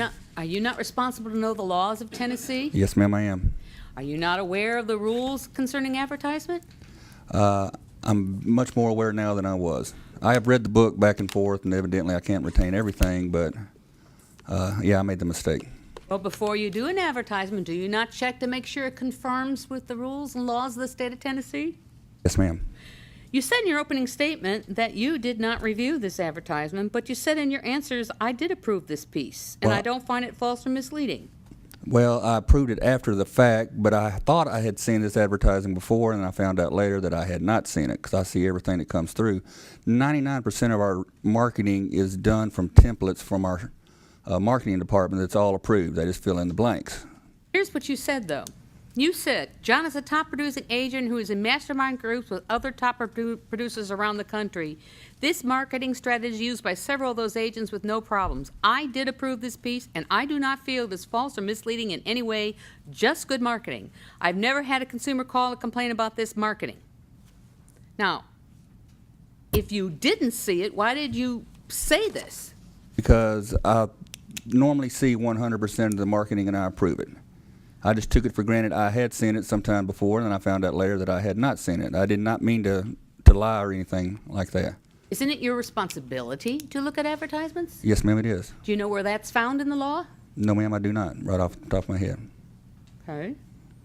You know what the law says concerning advertisements and guarantees? Yes, ma'am, I do now. And how come you didn't know it beforehand? I had just forgotten. 2010 is when these rules went into place, sir. Did you not review any rules since 2010? I have reviewed the rules since 2010. But you just missed this one. I did, yes, ma'am. And you missed the one that says you have to approve and review all advertisements before they go out. You missed that one, too. No, I know that one. I just. But you didn't, you said. Well, I know. I didn't realize I hadn't. Okay, so you missed the rule about what has to be on an advertisement, and you missed the rule about having to oversee the advertisement before it goes out. Is that what you're saying? I didn't know this piece had gone out. I thought I had Isn't that proved your it. responsibility? Yes, ma'am, it is. Okay. And it is also your responsibility under the law to supervise your affiliates, period. Yes, ma'am. And you didn't, did you? Not in this case. Not in this case. You say, though, it's not false or misleading. What's not false or misleading about a statement that says, I will sell your home in 59 days guaranteed, or I will pay you $10,000 in cash? How is that not misleading? I made the mistake of relying on a broker that was using the same piece instead of going to the book like I should have. What does that have to do with whether it's misleading or not? What's not misleading about that statement, no matter what other brokers do? I mean, I thought it was performance-based. Where does it say that on the document it's performance-based on the original postcard sent out? It's just the way I interpret it. From, I'll pay you $10,000 if I don't sell your home in 59 days, you interpreted that as performance-based. Well, I mean, once they give the disclaimers that should have been on the card, yes, I realize that now. That's when the consumer would find out about it. Have you reviewed the website that's still up? I had no idea that website was up. Aren't you the principal broker? Yes, ma'am, I am. Isn't that your responsibility? Yes, but there's so many. I mean, it's impossible for me to know every website that every agent has. Why is that impossible? Why isn't it that your job as principal broker? Well, I do sit down with another staff member and we search and look and do. We ask agents for their websites. I don't always get all of them. And, sir, isn't it true that your rules and laws require that all advertising be reviewed by you for approval prior to going anywhere? That is the rule. So you're violating the rules today, apparently. I had no idea the site was up. But you just said you can't see it all for everybody. Does that mean there are other agents who had websites and advertisements you haven't reviewed? Not aware of any, no, ma'am. But you just said earlier you couldn't review them all. And I couldn't find them all. I mean, I can review them all if I know they're there. If they're brought before me, and our office policy is that then they know the rules. They bring everything to me for approval. So, the way you're doing it is you put the responsibility on the licensee, and if they don't give it to you, it's not your fault that you didn't see it? Is Oh that no, what you're trying to we say? search, we look, and we ask for their websites. And we do go on there trying to find sites that have not been reported to us. Sometimes agents orphan sites, they forget about them, they're gone. How many licensees do you have under you? Right now, 65. And plus the referral company, but that's a non-transactional company, so. How often a week do you review advertisements? It's a day-to-day thing. Now, the advertisings they use, like I said, most of our advertising is done from our templates. So that is real easy. I mean, it's just a quick fill in the blank and everything's approved and done. It's done through our marketing department. And you don't oversee what's going on in the marketing department? I do. But somehow, this one and the website, whew, you didn't see it all. I missed it. Missed it. I have nothing further. Commission members? Collins. I'd seen this ad a lot before, and it's a pretty good ad. How many ads or listings do you think it generated from the time you started? I have no idea that it did any. You know about that. I really do not know. That would be something, I would have no idea what John generated from that postcard. Thought you was principal broker. But I mean, I know what listings they have, and I do know our inventory. We have probably 400 or better listings right now. How many have you got in the last 2 months? New? 110 or so. So 110 of them could have been generated from this ad. Oh, that ad was run specifically by John. And it wasn't run for the company. Oh, it wasn't? No. Oh, okay. Mr. Stewart, is it difficult being the principal broker and the owner of the company is under your? Does Yes, especially when it was brand new, and it was some adjustments. I mean, it's made me nervous. I love my job. I love putting out fires. I like dealing with my agents. I rely heavily on Gary Bloom and his knowledge. I did that before he was on the commission. But it's impossible for me to be everywhere all the time. I mean, it's just impossible. I do my best to run a good, ethical company. So is there a pressure from the owner that if he wants to do something, he's going to do it? No, ma'am. Or will he submit to your authority? No, he does. I mean, he's my boss, I'm his boss. And when he first took over the company, we had a chat. He was going to sell properties. When he did it before, his sales went way down when he was broker owner. He wanted to keep me on. I have loyal agents, very loyal agents. And I've always got their back, and they know that. And John said, I'm going to be an agent, and he abides by the rules. This one slipped through the cracks. But no, we do have chats, broker to agent chats, just like any other agent. The buck stops with you then. Yes, ma'am, it does. And are you full-time? Yes, ma'am. 7 days a week. All right. You said something about y'all have a lot of those fill-in-the-blanks for your marketing. Yes, ma'am. Was this a fill-in-the-blank? No, ma'am. That was something he specifically done. He's one of the agents that does his own marketing. I have only 3 agents that actually do outside stuff that I have to watch. And is he the team leader of his team? Yes, ma'am. Okay. That's all I have. Got another question. Go ahead, Ms. Collins. So he's on a team that pulled this template out. Is the template supplied by Remax? No. Or y'all have your own? We had, that template is something away from our standard advertising. Where's it come from? He got it from somewhere. Oh, okay. Yeah. And like I said, I thought I approved it because I approve everything, but I had not seen this. One thing. final question. You seem like you're really trying to do what's right, and it's too much to do. How many people do you think you could properly be broker over? Is 65 too many? No, sir. We just had a bunch of change, bought a new building, and there's other pressures involved. Everything, the dust is settled now. We're getting back, and it's not overworking me. We have good staff to help me out. Now it's working great. Thank you. Ms. Hills.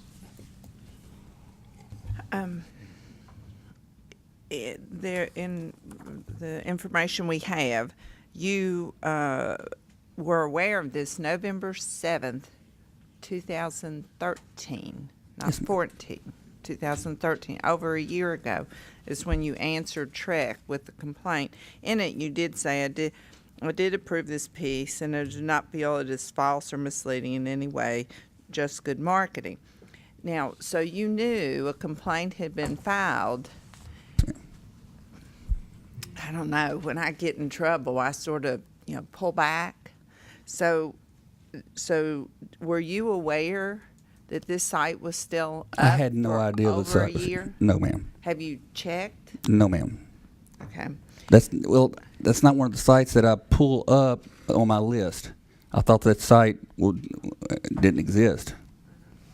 And did you ever instruct? I know it's difficult being the principal with the owner. Did you ever instruct Mr. Quinn to stop, to take it down and stop? When this first came out, we said we had to stop everything like this. And I don't even think John knew. Well, I guess John did know. He was afraid to touch it. But that site is not anything that's advertised to get hits on it. Oh. John's thing was that he left it alone because he's afraid if he took it down, he'd get in trouble here today. For over a year. Do you think he asked anybody, can I not take this down? Because I would certainly hate to be, if I'm speeding down the road, I don't want to keep speeding down the road, I guess. I know speeding's wrong. I think both of us are scared to death of this whole process. Okay. Do you approve selling homes for free? Is that? Well, Remax, you can do, that's the Remax way. The agent is pretty much, well, all agents are their own business owner. And if somebody wants to take that chance to get other business, and hopefully he sells them another house after they move out of that one. It's not standard company policy, no. Is that in your listing contract that the company has? Does the company have a listing contract and that's We in use the the- TAR forms. Pardon me? We use the TAR listing forms. He has an amendment to the agreement. So an amendment is attached to the Yes. TAR listing Yes. package saying that they would sell for free or the, okay. Right, I think so. Mr. Alexander. Sir, were you the principal broker of Remax before Mr. Quinn bought it? Yes, sir. No, sir.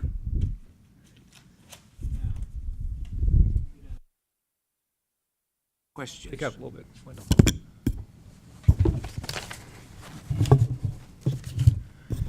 You're in a catch-10 situation. I am. Here you are, here you are, and I've studied this advertising that Mr. Quinn put out. He put this ad out, did he not, sir? Yes, sir, he did. You would, if you hadn't wanted him to run it, he'd run it anyway, wouldn't he? No, I don't think so. Well, I'm looking right here, and it says down here, subject to the terms and provisions of the John Quinn home selling team. Right. Now, That's the amendment to the agreement, to the listing agreement. that's what I thought. He's got a little side deal. He's in charge of his own team. I'm still responsible for him and his team. Yeah, you are. You're gonna be responsible for him today before it's over with. Yes, sir. But Mr. Quinn, I can't comprehend as astute businessman as he must be, or an agent. He may be a good agent, not a good businessman. Would let, and you let it, continue to run a web ad with the same information on it. Can you answer me why? I failed to catch it. When we first got the notice, I said stop everything. I definitely didn't even have that website on my list of websites to check, because I have staff members that will help me look for stuff on Facebook, on social media, and websites. Help me. So when then she brings it up, we can sit down, we look, we see, we tell them fix it or take it off or do whatever. Bill, I just listened to Mr. Quinn say he knew it was there and he was afraid to take it off. Yeah. Well, you tell me you're the principal broker, and you call the shots. Yes, sir. He knew it, he didn't tell you? I was They not were aware. still there? I was not aware of it. I feel for you. I don't have more questions. Other questions? Mr. Stewart, can I go back to Mr. Collins' question about how many agents is too many agents for you to supervise? At one time, I had 130, not so much in my office. We had several offices, but I was the firm, according to the board, I was the firm broker. I had 130 and everything was great and wonderful. Is that too many or not? Getting above 100 starts getting hairy. You got to have more help. So you talk about these different lists that you have, websites and I guess different advertising venues that licensees use. Do they supply that to you or do you have to go find them? Well, we find some because they give us a list. We know that every agent has their website on their business cards. We ask them to give us any other websites they have. They don't always remember all their websites. I mean, some of these people have 15 different websites. So we go out there searching for a certain agent name, real estate, and see if we can find other sites up there and see what's involved with them. I'm a principal broker. If I had licensees that I'm responsible for who fail to give me where they advertise to supervise, there's got to be a discipline of some sort involved, I would think. Now, I don't know what the REMAX program is, and maybe they can, if they can set their own commission schedule, can they also do their own advertising? No, sir. No, sir. They're not supposed to. But I've never found a site that was doing anything misleading. And, I mean, I had a problem with one agent on Facebook, and they were not aware they were doing wrong. I told them, set them down, told them they couldn't do this, and they fixed the problem. Do you do it company-wide occasionally, just have sessions where you say, here's Tennessee Real Estate Commission's? Yes, we do. I mean, Gary does our sales meetings every once in a while and brings us up to date on stuff and new rules, and we have 65 agents, and we might have 40 that show up for the weekly meetings. Okay, I'm done. I mean, I really do all I can do trying to keep everybody straight. And we don't. It sounds to me like it's on you to get that done instead of on the agents to get it to you. Yeah, oh yeah. I mean, I do. To make my job easier, I ask them for what they have instead of me searching. Then we still search. So it's. Mr. Stewart, since this complaint was filed against Mr. Quinn, have you Googled his name just to see what comes up? I have. And this website I did missed not that. I come missed up? that website. Ms. Franks. So I'm thinking that this was a really big risk that he took, and you're kind of gotten thrown under the bus because he didn't show this to you. Yes. It sounds like he's running his own business without a broker to me, and the ramifications of this risk is that both of you can lose your license. I don't understand. I mean, what do you think about him taking this risk on you? That was like he said, is when he first bought the company, and his lady, one of the ladies in his office, sent it out without his knowledge. Hopefully, that doesn't happen a whole lot. I mean, my thing was I wanted to sign the consent order and send it back, but my agent wanted to fight it because actually he thought it was excessive. We were looking at the penalties, and it's $250, you know, for other people that had been fined for advertising. First offense, he didn't want a ding on his record. So him being the owner also, I have to go with my agents. You know, right or wrong, I have to go with them, and that's why I'm here today, because...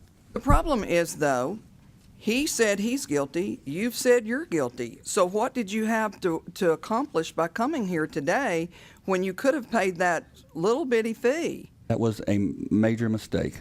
And we talked about it several weeks ago. He says, can we still do the consent order? I think I called somebody up here, and I was thinking it was her.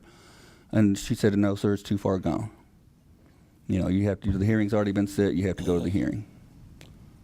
We didn't realize, I try to keep Gary out of stuff like this, you know, because I know he's on the commission. Mm-hmm. Now he's on the commission. Mm-hmm.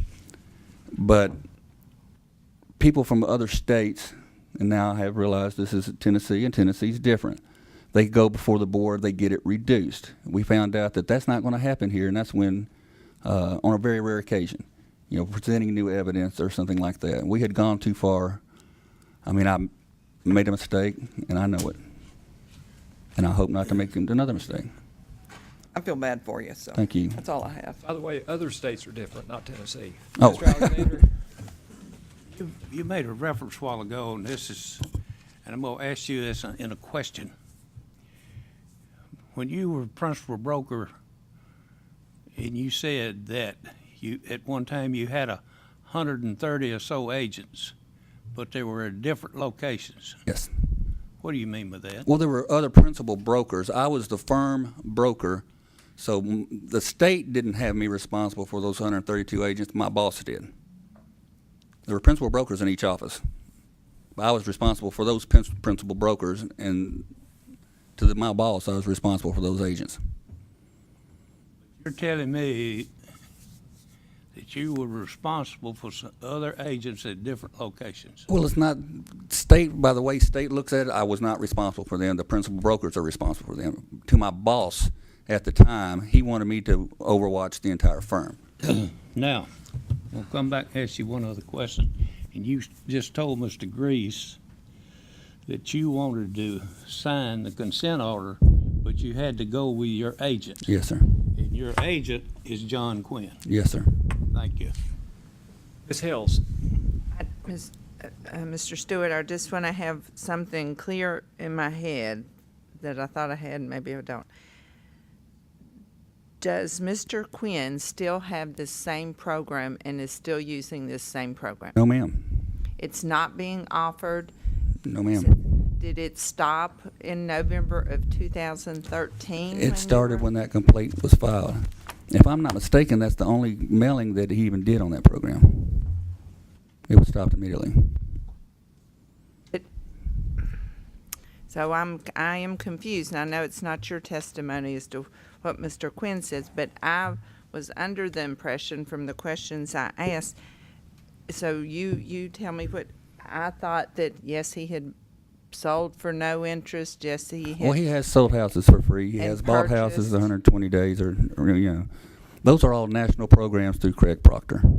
So he has not closed or participated in the same program he advertised since November 2013. Not that I'm aware of whatsoever, and I would be aware. So. Okay. I'd like to talk to Mr. Quinn again. Your Honor, before that, I have a follow-up question for him, please. Redirect. Redirect? Did you want to do that now or wait until the commission members finish their questions and then? If they're finished with him, I'd like to do it now before they call back Mr. Quinn. All right, are the commission members finished with Mr. Stewart? Yes, Your Honor. Okay, Ms. Ryan.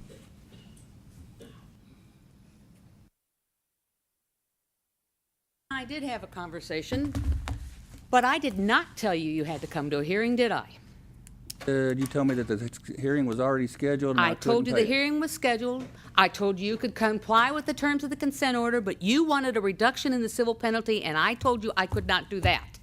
I understood you to say that it was too far gone, that we had I to go to never hearing. said anything like that, sir. I misunderstood. Just like you misunderstood the advertisements, just like you misunderstood when you had it in front of you, when you said you did see it and prove it, but now you say you didn't see it. How are we to believe anything you say, Mr. Stewart? Ma'am, I'm as honest as anybody in this room, and I do not intentionally say anything falsely. But I told you that you could still comply with the terms of the order. Well, John was sitting in my office and asked me to make the phone call, and we made the phone call. And when I hung up with you, I said we have to go to that hearing. That's your choice.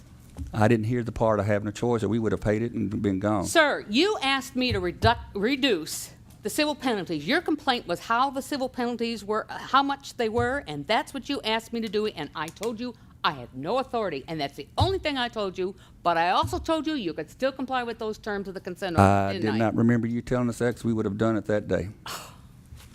I have nothing further. I mean, we've come here today admitting we're guilty because we thought we had to, because we couldn't do the consent order.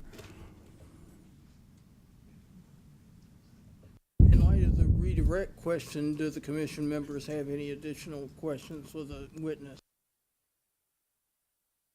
I don't think so, Your Honor. Thank you for your testimony, sir. Does the state have any additional witnesses, Ms. Ryan? No, Your Honor, I do not. All right.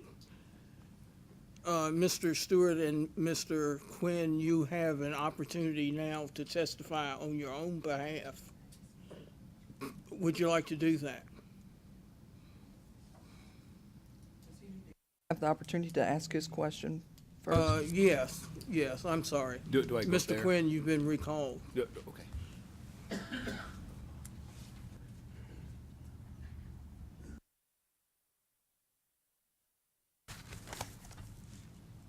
What year did that ad first go out? 2013, I believe. Is that? And it is, Yeah. you told me a while ago, it's still running on the internet. There is a page on the page that, I mean, there's a website that there's probably 50, 60 pages on that internet. So that's probably That- 365 days at least that's been running. Yes. Okay. And the other question, how many leads do you think you got from this ad? I know when the postcard first came out, I had one call from it. Well, that was only one day. How many have you had since 2013 from that ad on the internet? None. And I don't even, I mean, I'd have to look on the site, because if you go to a website and there's like little pull down menus, and you can, there's certain things you can click on, but you can also have other site, or you can have other pages on websites that are not on pull-down menus, that the only way that you can get to those pages is to type in the exact, I guess it's a URL or domain. I don't really know how those, the actual name of that. But in order to get that page, you have to type in that thing, that domain name, to actually go to those pages.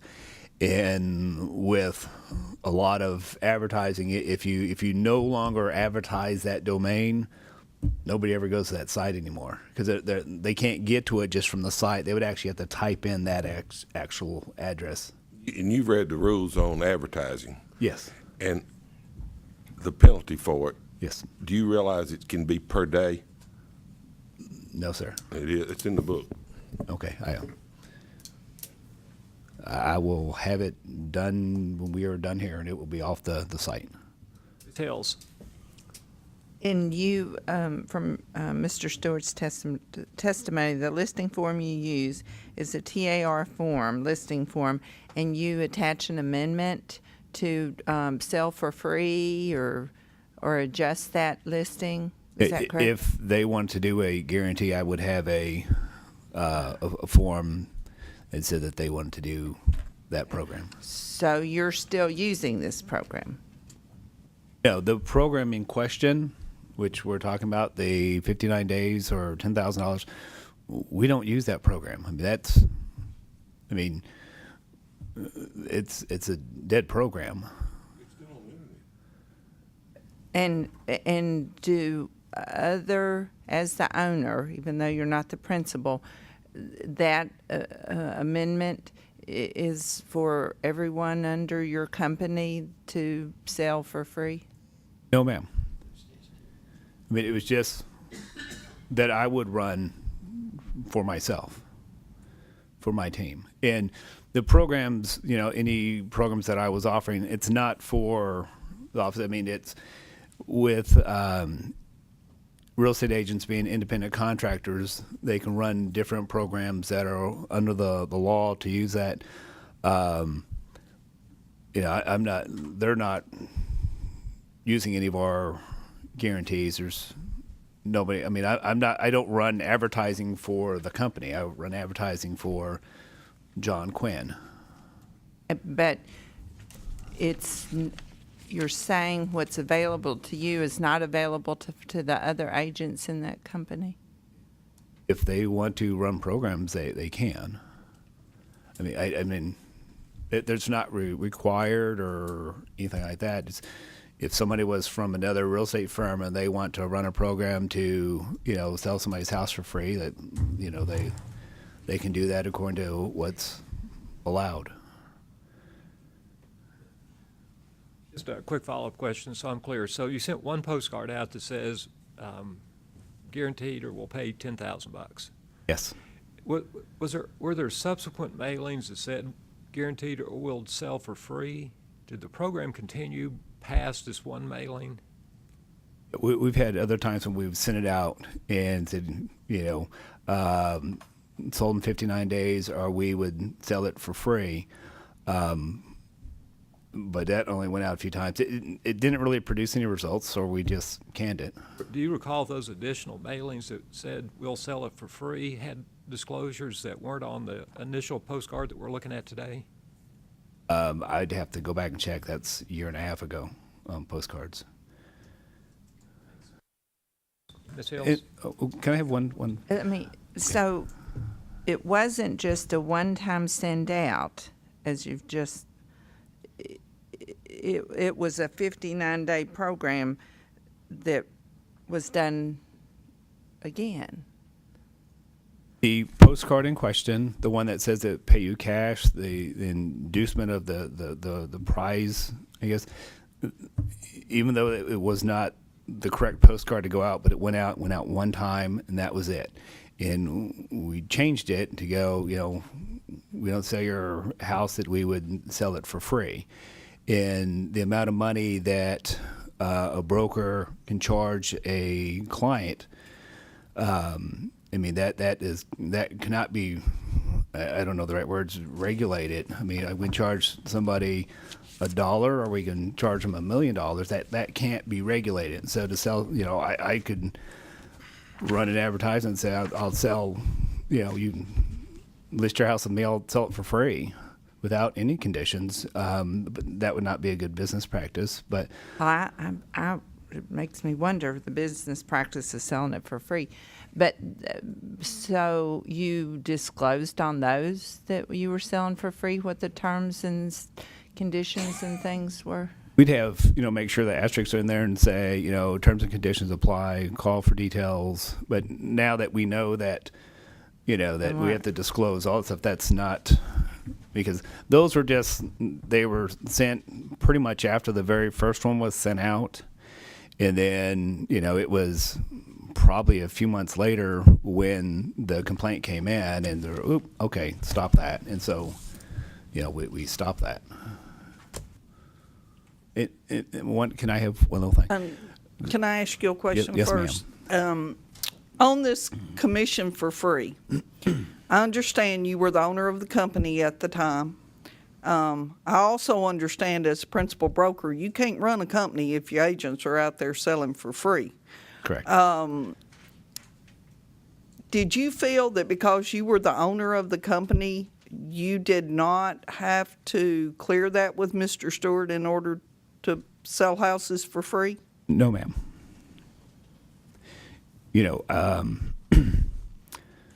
At one time I owned another RE/MAX and was the principal broker at the time, and we had probably 20 agents. And being a broker takes a lot of time and effort to do that. It's like herding cats, and I'm assuming a lot of you have been brokers of companies, and to keep control of the agents is a full-time job to make sure that they're doing the right things at the right time. And when I purchased the company, I went into it with the knowing that I don't want to be the broker of the company. It's not the job that I want to have. My specialty is, selling homes for people. It's not the managing broker. And so, it's very, very easy for me to say, Bill, you're the broker, you be the broker, and I wouldn't say like the quiet owner, the silent partner. That's what I'm looking at. More of like the silent partner. I am there. The agents know that I own the company, but we let Bill run the company. And the problem that the RE/MAX had prior to me owning it is they had too many chiefs in the office running it. They had somebody else that was an owner, somebody else trying to be the manager of the company, and Bill trying to be the broker, and people were stepping all over him. And that's one of the things that I saw prior to taking over the company is that they weren't letting him be the broker. And I said, I'm not going to make that mistake. We'll let him be the broker, and I'm going to own it just to own it, but we're going to let him be the broker. So I have no problems allowing him to be the broker. And I know that there were some times of adjustment when we first, took over the company. In fact, the building that I was in, I was actually in a remote location before we took over the company. So it's your testimony that Mr. Stewart had a hard time dealing with those agents, and the only difference is that you bought it. That's the only difference now. And so you are one of his agents, and you knew there was a difficulty for him because the company was going under, and you bought the company, and I'm sure you thought that the volume that you could bring to the company would be able to shore things up for it. But it sounds like that maybe there still is a problem because agents like yourself don't feel it's necessary to even show him your advertising. It's very hard as a principal broker. I'm a principal broker, and if I've got an agent who's doing stuff that I don't even know about, I would get rid of that agent. But now he's in a problem because you own the company. So you're still in the same place. You, agent, are not giving him the information he needs to run a proper office. Is that true or not? I respectfully disagree on that.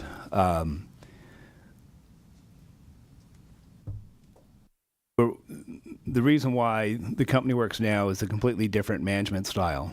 They had other people where it was a completely different management style. We have turned the company around. The company is successful because we have a completely different management style. And when we first got in there, I mean, we were merging things together. That postcard was a mistake that went out. It was not something that like, hey, I'm going to make this, we're going to do this, and get it promoted. I was in the process of changing everything over in the company. Like I said, I was spread really thin. I know that my staff was working on trying to make sure that our production, our things kept moving smoothly like they were supposed to be. And they sent things out that weren't supposed to be sent out. And, we're paying for it now. And since that time, we've gotten a real big control over what's going on in the office. I don't have to spend as much time anymore working on making sure that the company is going to, stay together. We allow Bill to be the broker so I can go back to listing and selling real estate. So did you think that he would have a problem with this scheme of 59 days? Did you think that he might have a problem with it if he saw that ad? You did, didn't you? I didn't think it was going to be a problem. I didn't, if the postcard would have been done properly. What would have been proper for that postcard to say? What would have been different on that postcard? But we would have had all the disclosures there like they need to be, but stuff like making sure the addresses were on there. See, the addresses hadn't even been put on there. I had told the guy, he's my guy in Texas, I said, here's pictures of put these houses here, and this one's in Germantown, Collierville. And so we didn't even have all the addresses on the thing. We didn't have all the asterisks. We didn't have all the stuff. And when it went out, like, this is wrong, So you put an unlicensed person in charge of that? No, I had called the guy up to tell him what to put on the postcard, and then, he would send it back. I go, okay, you change this, tweak this, and send it back and come back. And so you didn't see it. So he ships them into you, and you have the girl that's been working for you for a month that sent them out before you even saw them in the box. It was your testimony. Is that correct? We get boxes of postcards like every 2 weeks. We can get 20 boxes of postcards in, and some of them are for forced by owners, some of them expire, some of them are for bulk mail, and they get put into different slots how they're supposed to be. And, they were trying to help out as we were working on everything for the rest of the company, and they took it, here's the postcards, and out it went. But as a former principal broker, so you saw this, you saw it because you talked to the guy in Texas. I don't know if it was your graphic designer or not. Yeah, was there never an occasion that it occurred to you that maybe there's a red flag? Maybe, Gary Bloom's in your office. You could have asked Gary Bloom about it. Right. He's a huge resource you could have had to just say, hey, Gary, would this meet TREC TREC rules? And you didn't do that. I'm wondering why. Nobody knew. Nobody knew. The box comes in, don't know what's in the box, but then you send the box out. You distributed it. So there's a big disconnect here, and I'm just trying to get to the truth of, maybe the truth is, like you said, that you're guilty and you're sorry. Maybe we don't need to talk about it anymore, but any response? Yeah,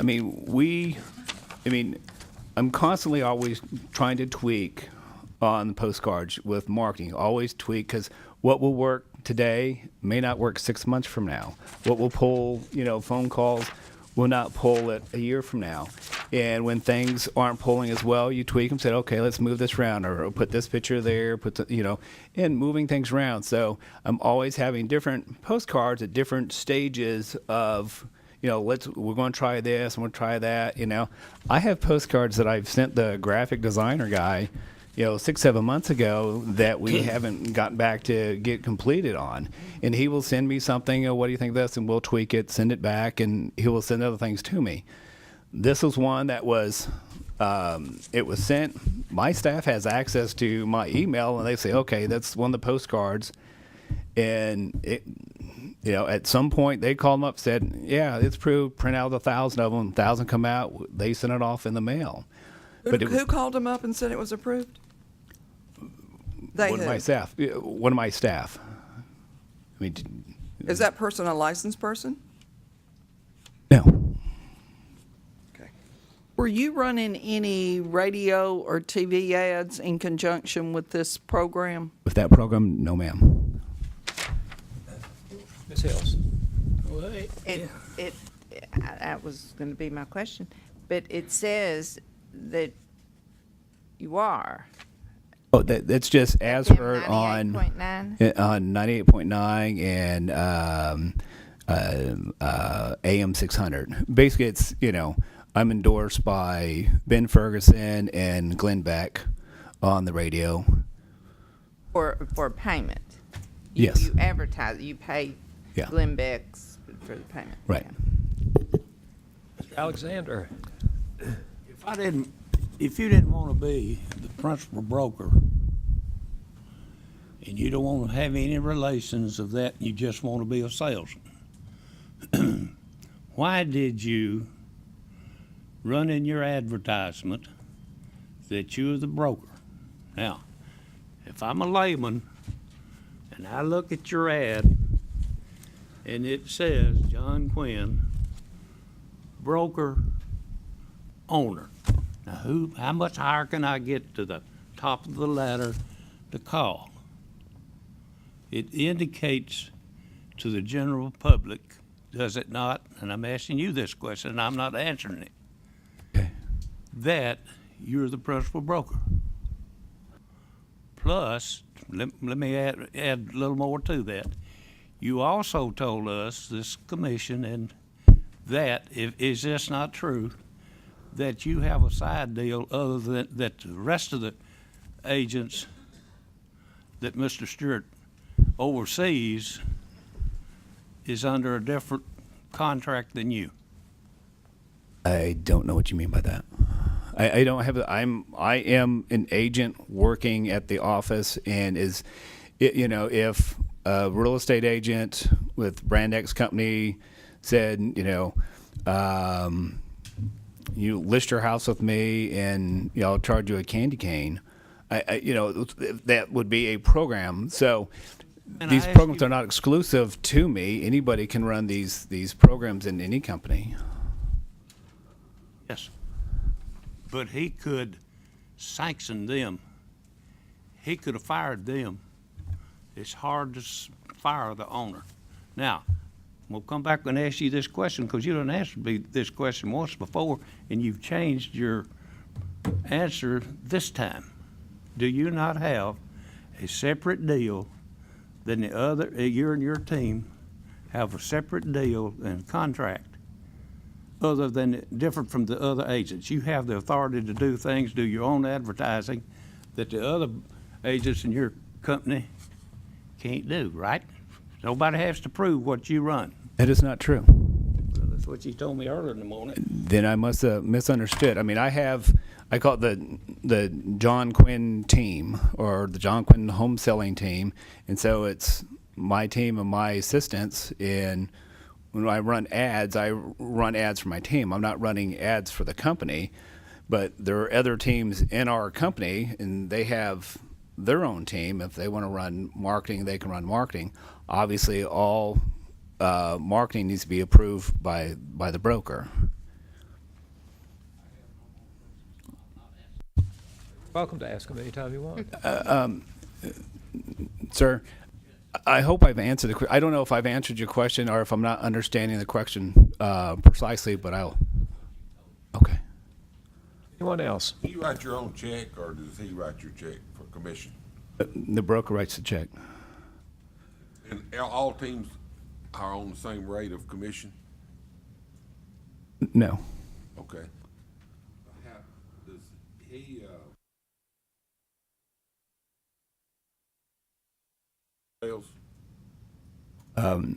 Base plus. Base plus, okay. So indirectly, what you sell, he profits from. Not at all. He doesn't get any of your profit. No. I was a 100% Remax agent, 100% concept prior to getting the company. I'm one of the few Remax agents grandfathered into the system. So even prior to me buying the company, yeah, I'm 100%. Your whole team is?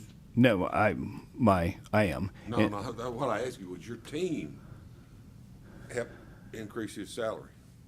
At the time, no. Now? Yeah, we've rotated a few people, so now they, it's not much. But excuse me. Let me, Mr. Quinn, is there anything you'd like to say? Sure. Earlier, there's been a question between the marketing that the company does and that I do. That the Remax, even prior to me owning it, they had their own marketing company, and they were in the Germantown office, and they had a lady that does the marketing. I've had either like somebody on my team try to do graphic design, and then I have found somebody in Texas does graphic design they've been using about 3 years from now. So I've never used the Remax's marketing department and their templates. I've always kind of done my thing with the marketing. And so what happens with that, the marketing in there, they don't have my templates. I mean, they can have them if they ask, but they do their own templates, and I don't use their templates.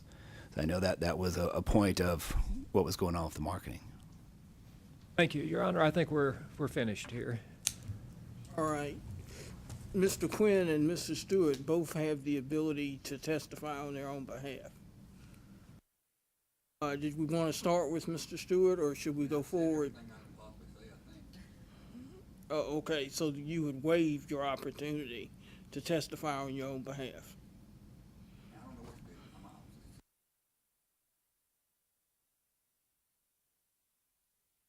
Well, those are, since you're serving as your own counsel, those are only decisions that you can make. Okay. All right, then. Mr. Quinn, did you wish to testify on your own behalf? Was this it, or do I have a closing statement at the end? Well, you can make a closing statement, but that's separate from testimony. Closing statements are advocacy. Testimony is testimony and facts for the board for the commission to consider.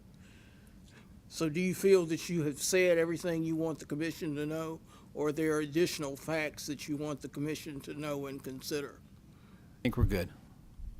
So, no more. No more. And neither of you have witnesses who are going to testify on your behalf, is that correct? That is correct.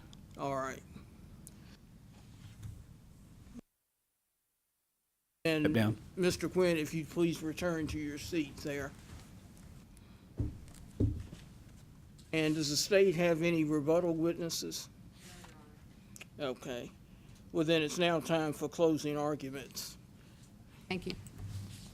If we'll start with the state, please.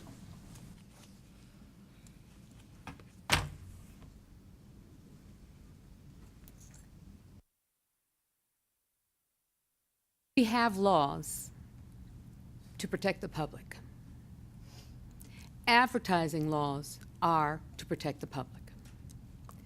This commission and commissions in its past have created rules and laws to follow the law that says a licensee cannot advertise in a misleading or untruthful manner, and have ferreted that out to make some rules. One of the rules is you can't make a guarantee without telling everybody what's going on.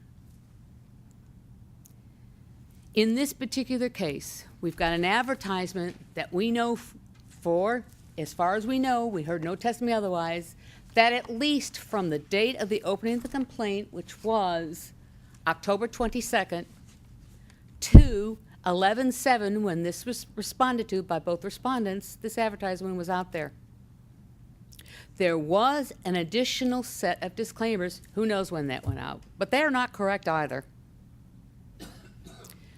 More importantly, while each of them said they're sorry and they didn't know blah, blah, blah, blah, blah, do you know in either of their responses they did not admit or say anything was wrong? Nor did they say in either one of those responses, it is wrong and we have removed that advertisement. Now, I don't have the proof today to show it went beyond the 7th of November. And the advertising we have on the internet is still up, but we can't use that in determining days either, because that was not a part of the original complaint against them. But I will suggest that neither one of them pulled it even on the 7th. And I can't prove any more than that. I can only prove those days and certain. That's what we heard today. And Mr. Stewart, I can't tell when he's telling the truth. He says here, under oath, by a notary, basically, I saw and approved it. But he comes in today and says, oh no, I didn't do that.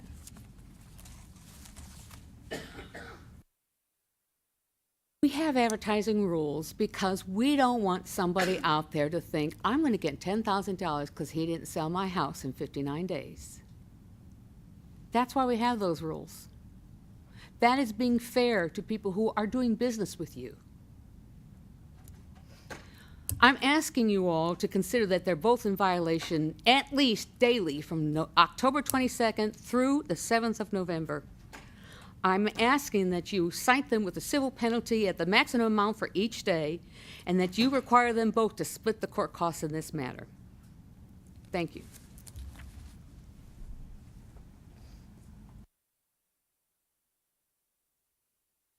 Thank you for your closing argument. Mr. Stewart, would you like to make a closing argument?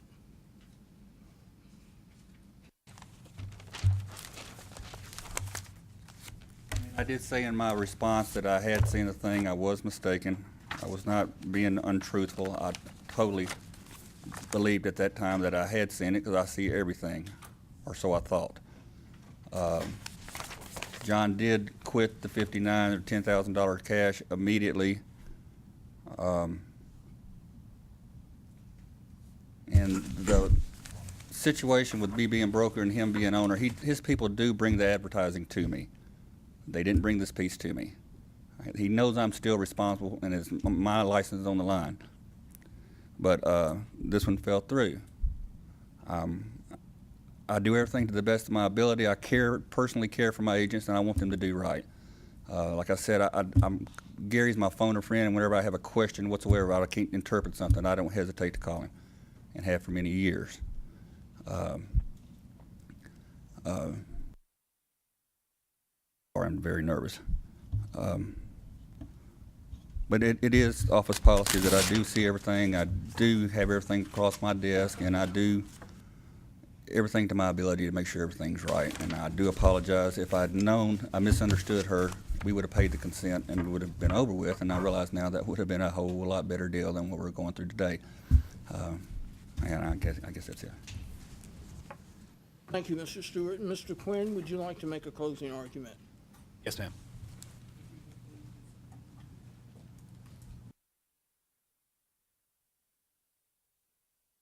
In closing, I wanted to say that, you know, we came here and said, yeah, we're guilty.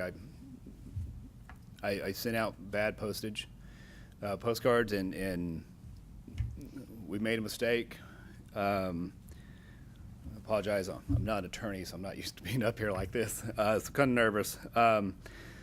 The marketing was not intended to be deceptive at all. It was just a performance-based type advertising, going like, I will do my best to make sure we, you know, get your home sold. You know, kind of like where I do my satisfaction guarantee that, you know, if you're not 100% satisfied with the work that I do, then you can fire me at any time. You know, I like to provide very good customer service. I want to earn the business of the clients out there.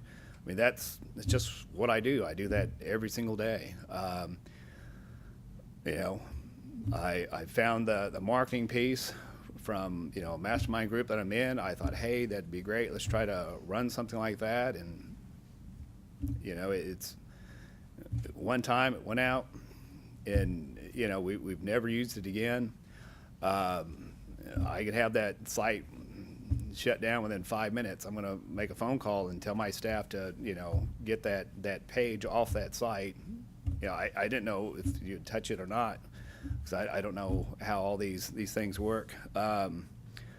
But, we came here today to, for basically asking for leniency. We're not here trying to be deceptive. We're not trying to be fraudulent to the consumers.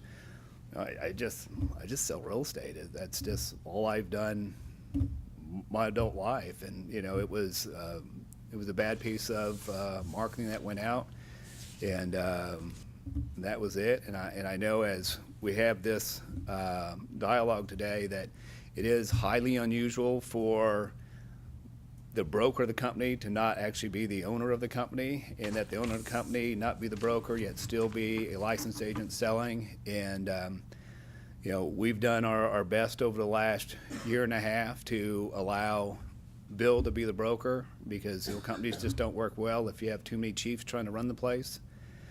And, but I think we've done a good job so far with that. We have a company that is succeeding. It's doing well in the marketplace.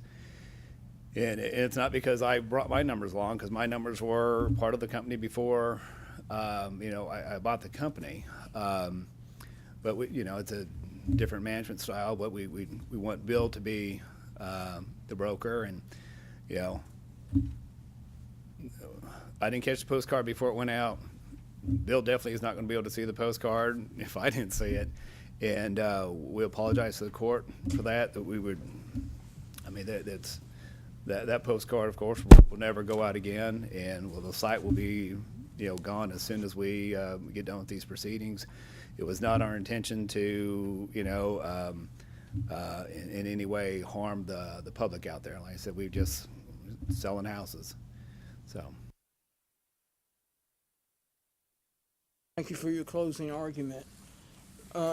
Ms. Ryan, does the state have proposed findings for the commission? I do. I have them for each case individually, but I will tell that I will put one order out based on the findings and facts and conclusions of law. Okay.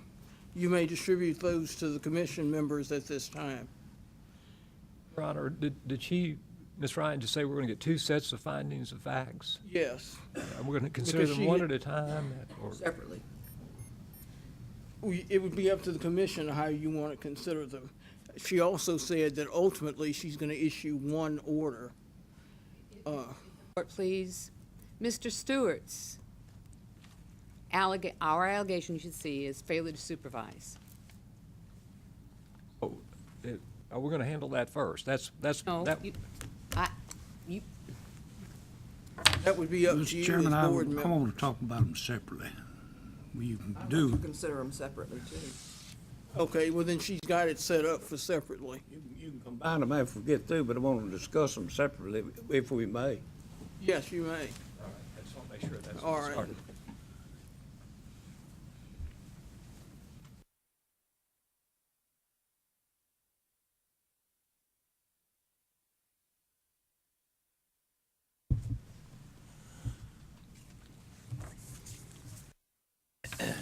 Anybody want that water?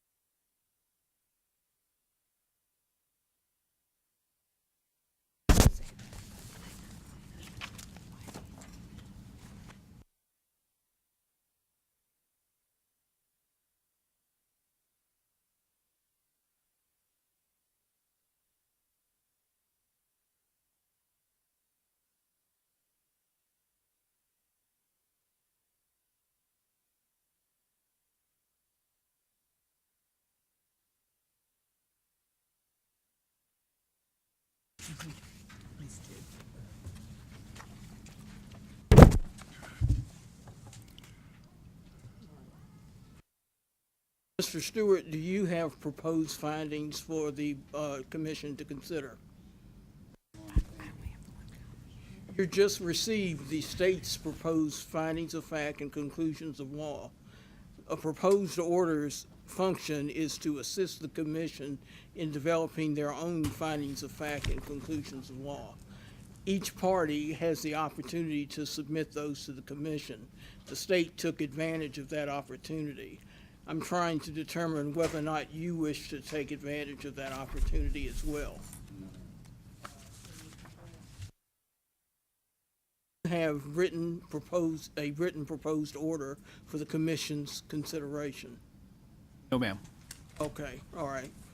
But certainly, if you had developed those documents, I wanted the commission members to receive them.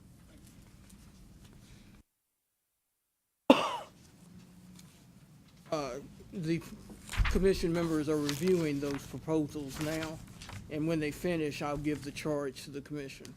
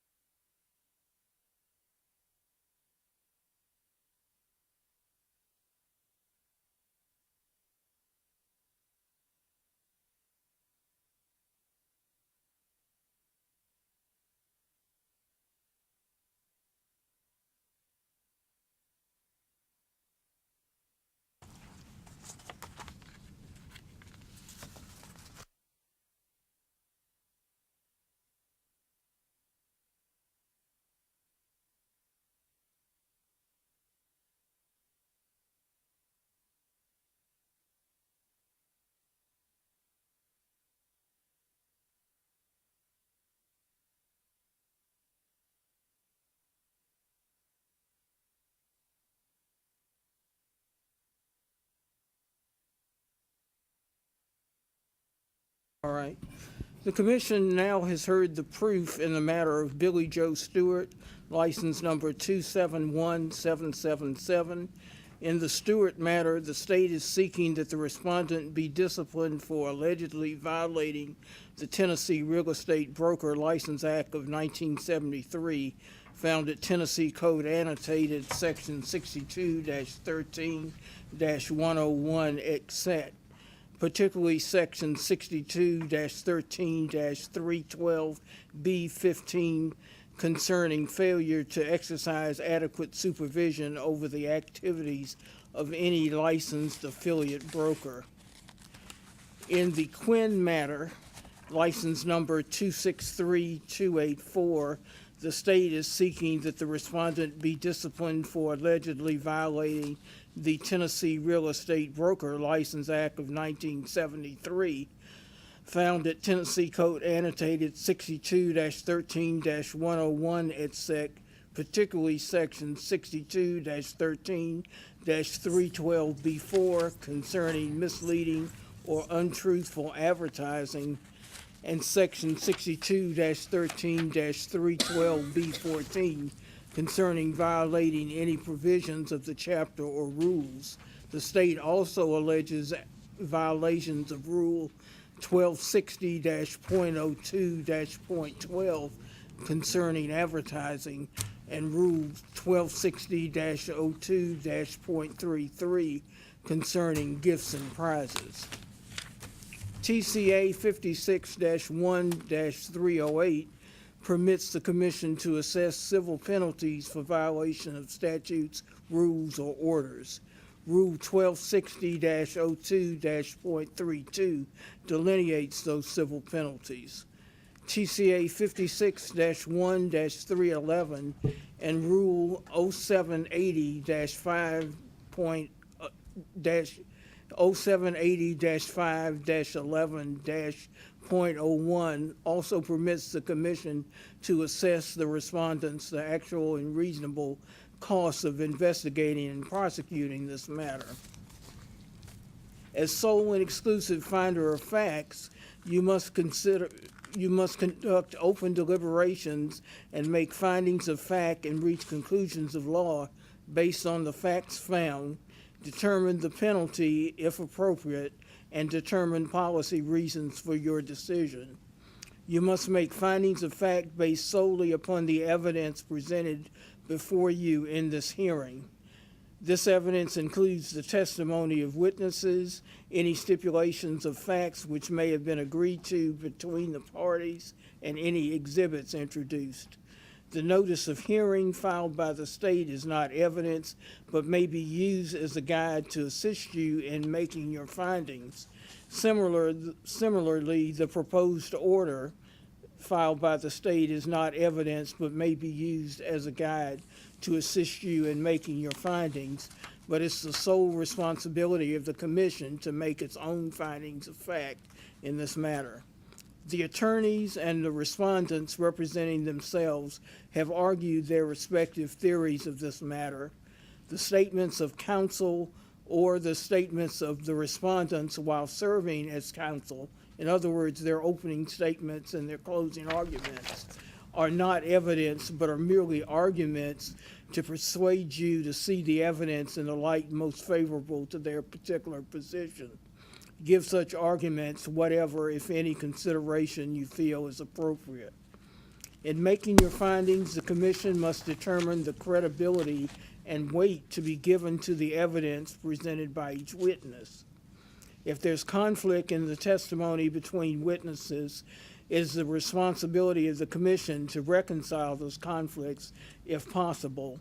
But if it is impossible to reconcile the conflicts between witnesses, the commission must make the determination as to which witness to give the most credibility. In reaching such a determination, the commission should bear in mind the following principles of law. The law presumes that all witnesses who are sworn to the truth testify to the truth. It is the obligation of the finder of fact to attempt to reconcile any discrepancies in the testimony between witnesses, but if this is impossible, then it's necessary for the triers of fact to determine which witness speaks the truth and which witness has stated a falsehood despite his or her oath. In determining which witness is believable, the commission members, as fact finders, have wide discretion. However, the commission's members should consider, in determining the truth, the witness' interest, if any, in the outcome of the matter, their good intentions, their seeming honesty, their respective opportunities for personal knowledge of the facts about which they are testifying, and their conduct and demeanor on the witness stand.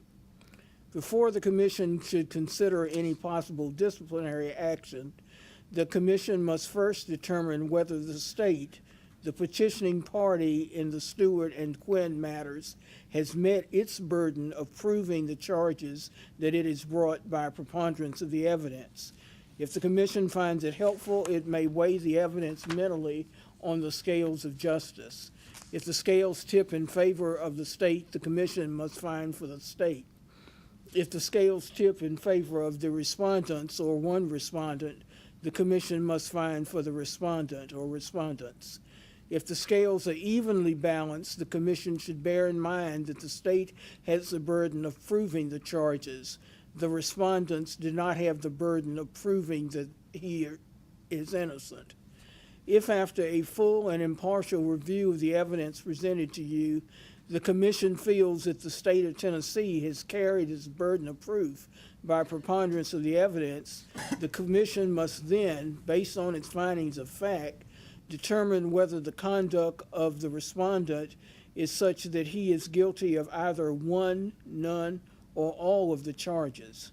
If the commission finds the respondent guilty of a charge or charges, then the commission may take appropriate disciplinary action.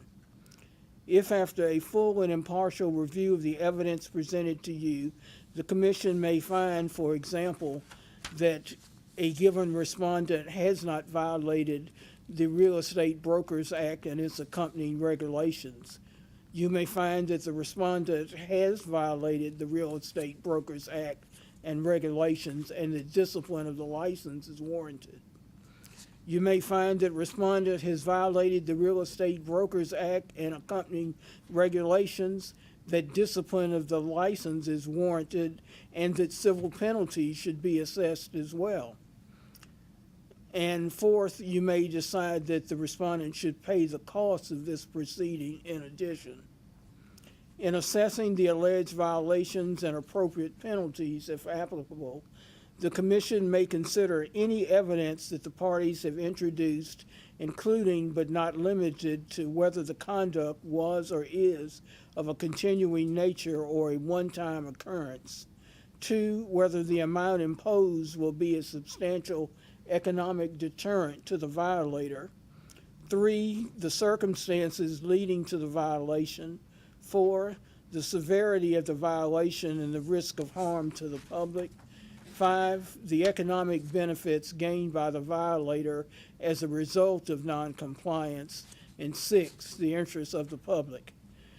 Additionally, the Commission may also consider what it has done in previous similar matters for comparison purposes. I mentioned these examples of possible discipline for illustration only and not in an effort to sway the Commission in its determination.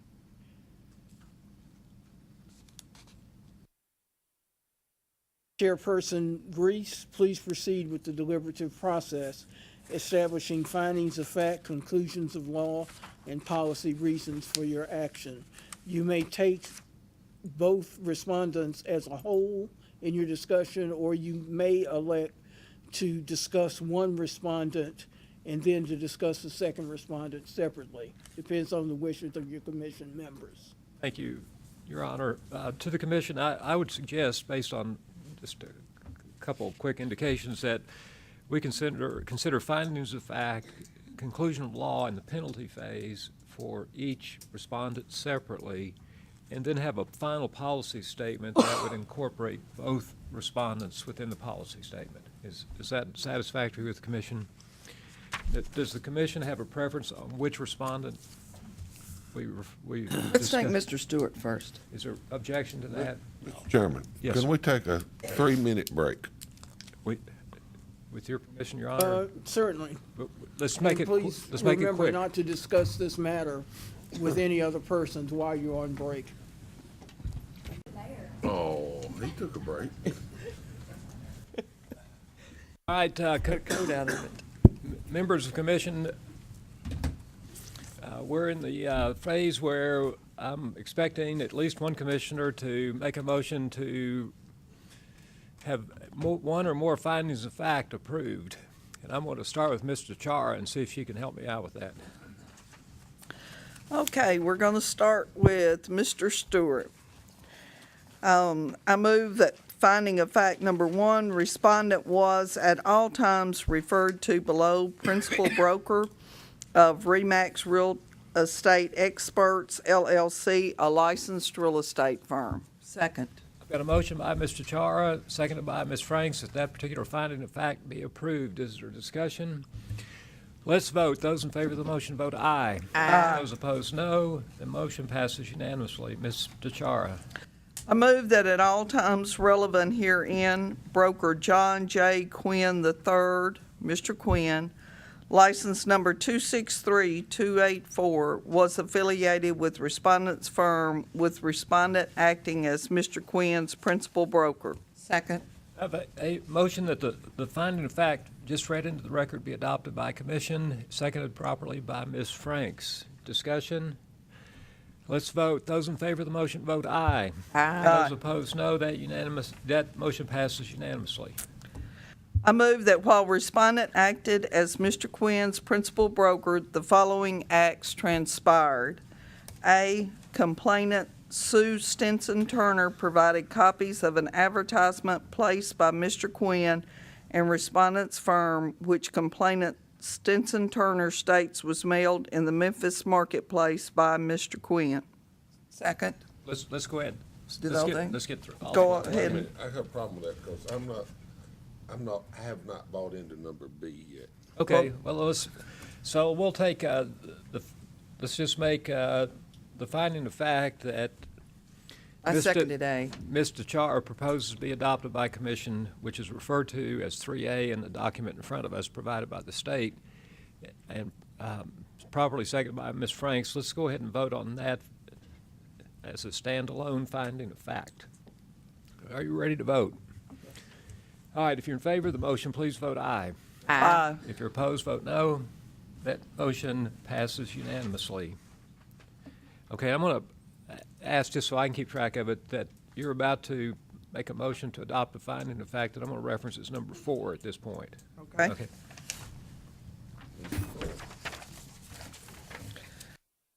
Mr. Quinn's advertisement states, each month many of our homes sell at full price or more in under 30 days, and features photos of multiple homes and lists the number of days at which the home was sold and whether it sold at full price or the percentage overprice for which the home sold.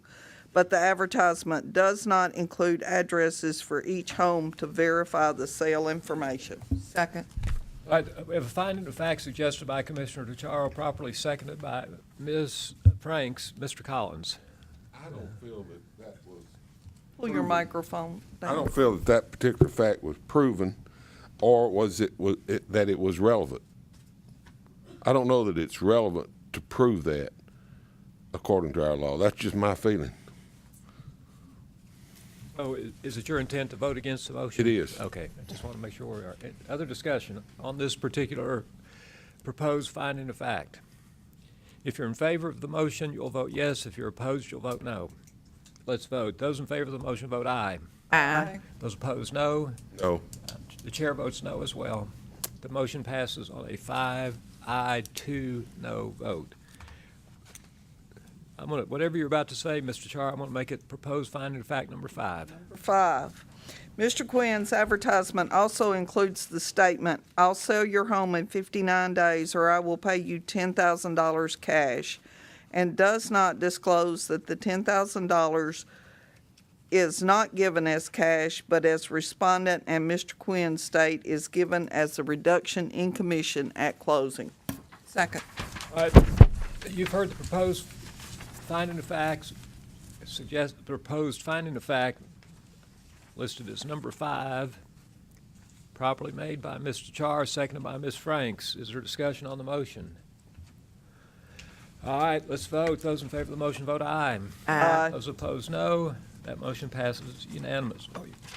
Excuse me, Mr. Char. I move that all pertinent details of the offer referenced in subparagraph C above are not included in Mr. Quinn's advertisement, and as respondent and Mr. Quinn state, the full disclaimer is not provided until there is a meeting with the prospective client.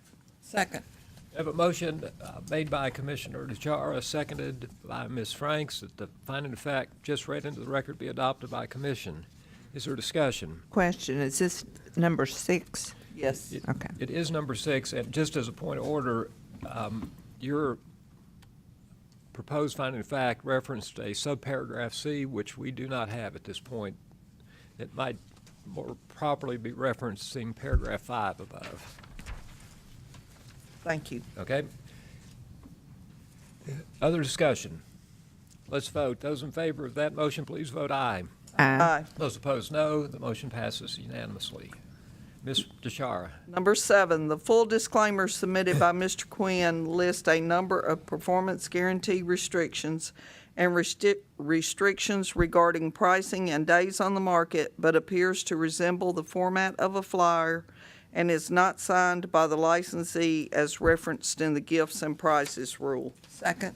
We have a proposed finding of fact offered by Commissioner DeChara, seconded by Commissioner Franks. You've heard it read into the record. Is there discussion on the motion? All right, let's vote. Those in favor of the motion vote aye. Aye. Those opposed, no. That motion passes unanimously. Finding of fact number 8, respondent acknowledged that he approved this advertising piece for Mr. Quinn, and respondent states that he does not feel that the ad is false or misleading in any way, but that it is just good marketing. Somebody else have to second that. Second. All right, we have a motion on the floor You've heard the proposed finding of fact read into the record. That motion was made by Commissioner DeChara, seconded by Commissioner Hills. Now, is there discussion on the motion? Yeah, Ms. Franks? I think what came out of the discussion was not that he approved it. He said he did not approve it, and so did Mr. Quinn.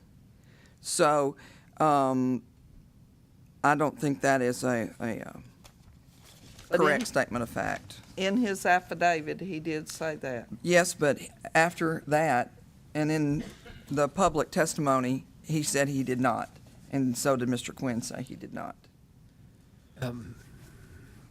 So I think you can find both answers.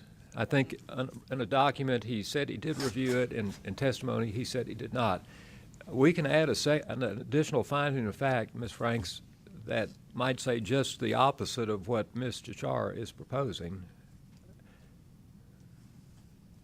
I've got one to add, but I don't know whether it's opposite of Well, hers or We'll get not. to it in just a second. Can we say that he approved, but later, what would be a correct word for that? Later rescinded his statement that he approved it? We can say anything we want to. Okay. We just need Let's say somebody that. to craft it. Okay. That he approved, and then later, After approved, after approved, and Subsequently. subsequently.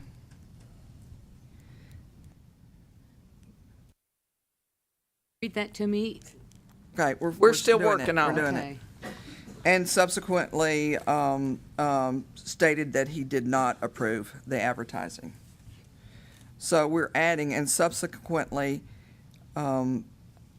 later said he did not approve the and then advertising. subsequently stated that he did not approve. Right. That's at the end of the sentence, is that No. correct? Mm-mm, it's in the middle. Respondent acknowledged that he approved and then subsequently stated that he did not approve the advertising piece for Mr. Quinn.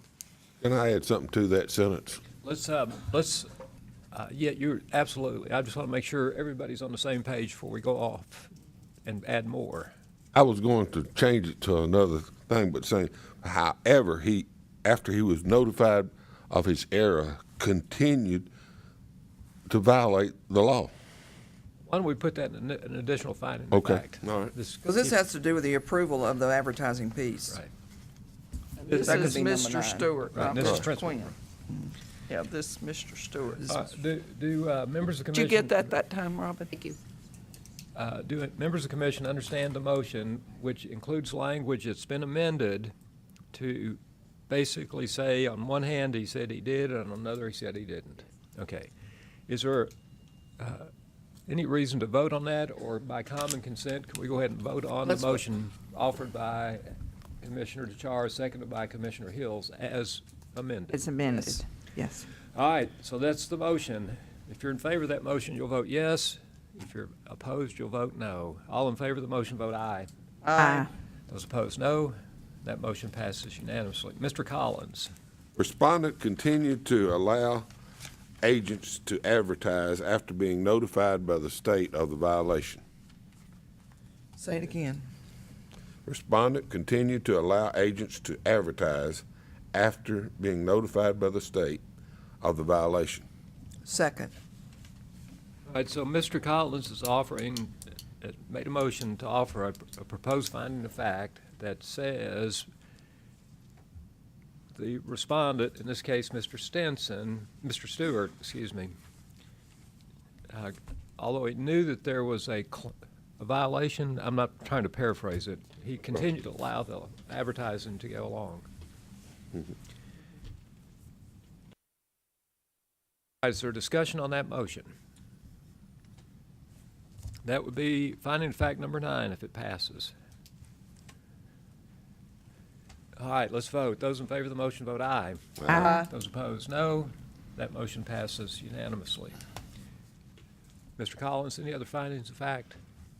Any other findings of fact you want to offer? Members of the commission, other findings of fact related to Mr. Stewart? All right. This for the audience and for our sake too, we have really a four-step process to go through. One is to have findings of fact, which we've just done. Second of all, we've got to come to some conclusion of law based on those findings of fact. And the state has offered us a proposed conclusion of law that Ms. Chara, if she's inclined, will make a motion to adopt. I move that respondents' acts and conduct as described above constitute a violation of Tennessee Code Annotated 6213-312, which states in relevant part, B, the commission shall have the power to refuse a license for cause or to suspend or revoke a license where it has been obtained by false representation or by fraudulent act or conduct, or where a licensee in performing or attempting to perform any of the acts mentioned herein is found guilty of number 15, in the case of a licensee failing to exercise adequate supervision over the activities of any licensed affiliate brokers within the scope of this chapter. Such a violation constitutes grounds of possible disciplinary action and civil penalties, and the assessment of investigatory and hearing costs pursuant to Tennessee Code Annotated 56-1-311 and Tennessee Composition Rules and Regs 0780-5-11-.01. Second. All right, the motion offered by Commissioner DeChara, reflecting conclusions of law, we're going to get you, is properly on the floor, seconded by Commissioner Franks. Mr. Alexander. Talk about the, somebody's gonna have to pay, and I agree about the cost of this. Now, is this gonna be in the conclusion of the law of the next discussion? At the moment, we're trying to get through the penalty phase for one at a time. Maybe it would be better to get conclusions of law for both and then go to the penalty phase individually, if to answer your concern. I do. But those are different. The conclusions of law are different in each case. But the penalty phase, what we have in front of us right now proposed is to go to the penalty phase for Mr. Stewart.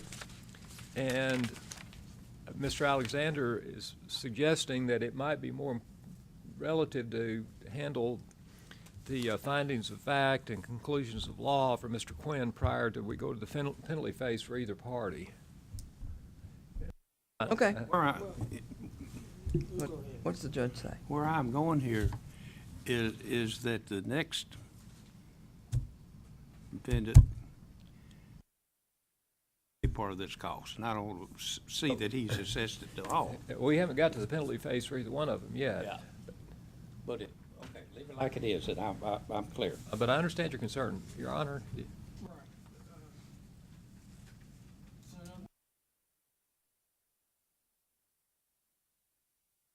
Well, no, only for, we've only, as I understand it, had findings of facts related to Mr. Stewart, and the conclusion of law only related to Mr. Stewart. And did you pass the conclusions of law? Yes. No, we seconded and have had discussion. We need to vote on it. Thank you, Your Honor. I have a very short train of thought anyhow. I got some more, but I'll wait. All right, so here we go. We're going to vote on the conclusions of law proposed by Commissioner DeChara, seconded by Commissioner Franks. Any other discussion? Let's vote. Those in favor of the motion vote aye. Aye. Those opposed, no. That motion passes unanimously. Now, is the pleasure of the commission to go to the penalty phase for Mr. Stewart, or to go back and find findings of fact and conclusions of law for Mr. Before we go to the penalty phase for either party? All right, why don't we go ahead and do the same thing with Mr. Quinn, and then we'll discuss it. At the same time? Yes. Okay. Is that okay with the balance of the commission? I know it's a change of what I proposed, but I want to, it makes sense based on what you... Do you need a second to change that? I think without objection, we'll just do that. All right. All right, so now we're going to try to determine findings of facts related to respondent John Quinn. Mr. Chara. I move that respondent was at all times relevant to the allegations of fact in this matter, a broker with RE/MAX Real Estate Experts, LLC, a licensed real estate firm. Second. We have a motion by Commissioner DeChara, seconded by Commissioner Franks, that the finding of fact just read into the record be adopted. Is there discussion on the motion? Let's vote. Those in favor of the motion vote aye. Aye. Those opposed, no. That motion passes unanimously. Ms. DeChara. I move that complainant provided copies of an advertisement placed by respondent and respondent's firm, which complainant states was mailed in the Memphis marketplace by respondent. Second. Ms. DeChara proposes the finding of fact just read in the record be approved by the full commission. That was properly seconded by Ms. Franks. Are you ready to vote? Let's vote. Those in favor of the motion vote aye. Aye. Those opposed, no. That motion passes unanimously. I move respondent's advertisement states, each month many of our homes sell at full price or more in under 30 days, and features photos of multiple homes and lists the number of days at which the home was sold and whether it sold at full price or the percentage over price for which the home sold, but the advertisement does not include addresses for each home to verify the sale information. Second. All right, this third proposed finding of fact related to Mr. Quinn has been read into the record, properly made by Commissioner DeChara, seconded by Commissioner Franks. Is there discussion? I hear none. Let's vote. Those in favor of the motion vote aye. Aye. Those opposed, no. No. That motion passes on a vote of 6 aye, 1 no. 5 ayes. 5 ayes, excuse me. 5 ayes, 1 no. Mr. DeChara. Number 4, respondent's advertisement also includes the statement, I'll sell your home in 59 days or I will pay you $10,000 cash, and does not disclose that the $10,000 is not given as cash, but as respondent states in the response to this complaint, is given as a reduction in commission paid at closing. Second. That motion is properly made by Commissioner DeChara, seconded by Commissioner Franks. The motion is to approve that particular finding of fact. Is there discussion? Let's vote. Those in favor of the motion vote aye. Aye. Those opposed, no. That motion passes unanimously. Mr. DeChara.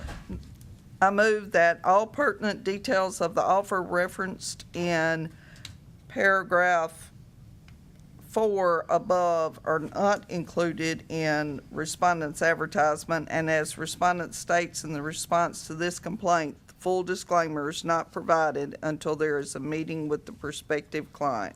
Second. All right, you've heard the motion. It's to add an additional finding of fact. Is there discussion on that finding of fact just read into the record? All right, let's vote. Those in favor of the motion vote aye. Aye. Those opposed, no. That motion passes unanimously. Mr. DeChara. Finding of fact number 6, the full disclaimer submitted by respondent lists a number of performance guarantee restrictions and restrictions regarding pricing and days on the market, but appears to resemble the format of a flyer and is not signed by the licensee as referenced in the gifts and prizes rule. Second. All right, the motion you've heard is properly made by Commissioner DeChara, seconded by Commissioner Franks, and asks that this finding of fact be included in our discussions. Is there discussion about that? Let's vote. Those in favor of the motion vote aye. Aye. Those opposed, no. That motion passes unanimously. Do you have others, Mr. DeChara? I do not. Do other commissioners have additional findings of fact related to Mr. Quinn? All right, let's move on to the second phase, which is to describe the conclusions of law. Number 1, respondent's acts and conducts as described above constitute a violation of Tennessee Composition Rules and Regs 1260-02-.12, which states in relevant part, number 1, all advertising, regardless of its nature and the medium in which it appears, which promotes the sale or lease of real property, shall conform to the requirements of this rule. 2, general principles. D, no licensee shall advertise in a false, misleading, or deceptive manner. Number 5, guarantees, claims, and offers. A, unsubstantiated selling claims and misleading statements or inferences are strictly prohibited. B, any offer, guarantee, warranty, or the like made to induce an individual to enter into an agency relationship or contract must be in writing and must disclose all pertinent details on the face of such offer or advertisement. Such a violation constitutes grounds of possible disciplinary action and civil penalties and the assessment of investigatory and hearing costs pursuant to Tennessee Code Annotated 56-1-311 and Tennessee Composition Rules and Regs 0780-5-11-.01. Second. All right, you've heard the motion made by Commissioner DeChara, seconded by Commissioner Franks, that the conclusion of law just read into the record be adopted by this commission. Is there discussion on that motion? Let's vote. Those in favor of the motion vote aye. Aye. Those opposed, no. That motion passes unanimously. Mr. DeChara. Conclusions of law number 2. Respondents' acts and conduct as outlined in the allegations of fact above constitute a violation of Tennessee Code Annotated 62-13-312B4, which states in relevant part, B, the commission shall have power to refuse a license for cause or to suspend or revoke a license where it has been obtained by false representation or by fraudulent act or conduct, or where a licensee in performing or attempting to perform any of the act mentioned herein is found guilty of, number 4, misleading or untruthful advertising. Such a violation constitutes grounds of possible disciplinary action and civil penalties and the assessment of investigatory and hearing costs pursuant to Tennessee Code Annotated 56-1-311 and Tennessee Composition Rules and Regs 0780-5-11-.01. Second. All right, Commissioner, you've heard the motion properly made by Commissioner DeChara and seconded by Commissioner Franks that this particular conclusion of law be adopted. Is there discussion? All right, let's vote. Those in favor of the motion vote aye. Aye. Those opposed, no. That motion passes unanimously. Conclusion of law number 3. Respondents' acts and conduct as outlined in the allegations above constitute a violation of Tennessee Code Annotated 62-13-312B14, which states in pertinent part, B, the commission shall have power to refuse the license for cause or to suspend or revoke a license where it has been obtained by false representation or by fraudulent act or conduct, or where licensees in performing or attempting to perform any of the acts mentioned herein is found guilty of, number 14, violating any provisions of this chapter, any rule duly promulgated and adopted thereunder, or the terms of any lawful order entered by the commission. Such a violation constitutes grounds of possible disciplinary action and civil penalties and the assessment of investigatory and hearing costs pursuant to Tennessee Code Annotated 56-1-311 and Tennessee Composition Rules and Regs 0780-5-11-.01. Second. All right, you've heard the motion, Commission. It's to adopt the conclusion of law, just read into the record. Is there discussion on the motion? Let's vote. Those in favor say aye. Aye. Those opposed, no. That motion passes unanimously. Conclusion of law number 4. Respondents' acts and conduct as outlined in the allegation above constitute a violation of Tennessee Composition Rules and Regs 1260-2-.33, gifts and prizes, which states in relevant part, 1, a licensee may offer a gift, prize, or other valuable consideration as an inducement to the purchase, listing, or sale of real estate only if the offer is made, A, under the sponsorship and with the approval of the firm with whom the license is affiliated, and B, in writing, signed by the licensee with disclosure of all pertinent details, including but not limited to, number 1, accurate specifications of the gift, prize, or other valuable consideration offered, number 2, fair market value, Number 3, the time and place of delivery. And number 4, any requirements which must be satisfied by the prospective purchaser or lessor. Second. Commissioner DeChara moves and Commissioner Franks properly seconds. The fourth conclusion of law just read into the record. Is there discussion on that motion? I hear none. Let's vote. All in favor of the motion, vote aye. Aye. Those opposed, no. That motion passes unanimously. So we have concluded the first two phases of our charge today. We're now in the penalty phase, and as I understand, the commission would like to handle both of these at the same time. With that said, is it the will of the commission that we take one respondent and go through it totally before we get to the second respondent, as far as the penalty phase goes? Or do you want to blend the discussion about the two as we go through? Let's blend. I'll try to keep track then. Okay? Pardon? I'll try to keep track, but I may have to ask for help. You have the floor, Mr. Alexander, if you'd like to start it. Yes, I'd like to speak on complainant Billy Joe Stewart. Mr. Stewart came in here and he told us that he killed. Mr. Stewart's a principal broker. I understand that. I'm one of the toughest commissioners responsible for the principal broker, being responsible. Well, today I'm going to take a different turn. Mr. Stewart, in my opinion, is a victim of circumstance. He did wrong. He didn't supervise. He didn't control the advertising. But what you have to realize, that he works for a salesman and a team that owns his company.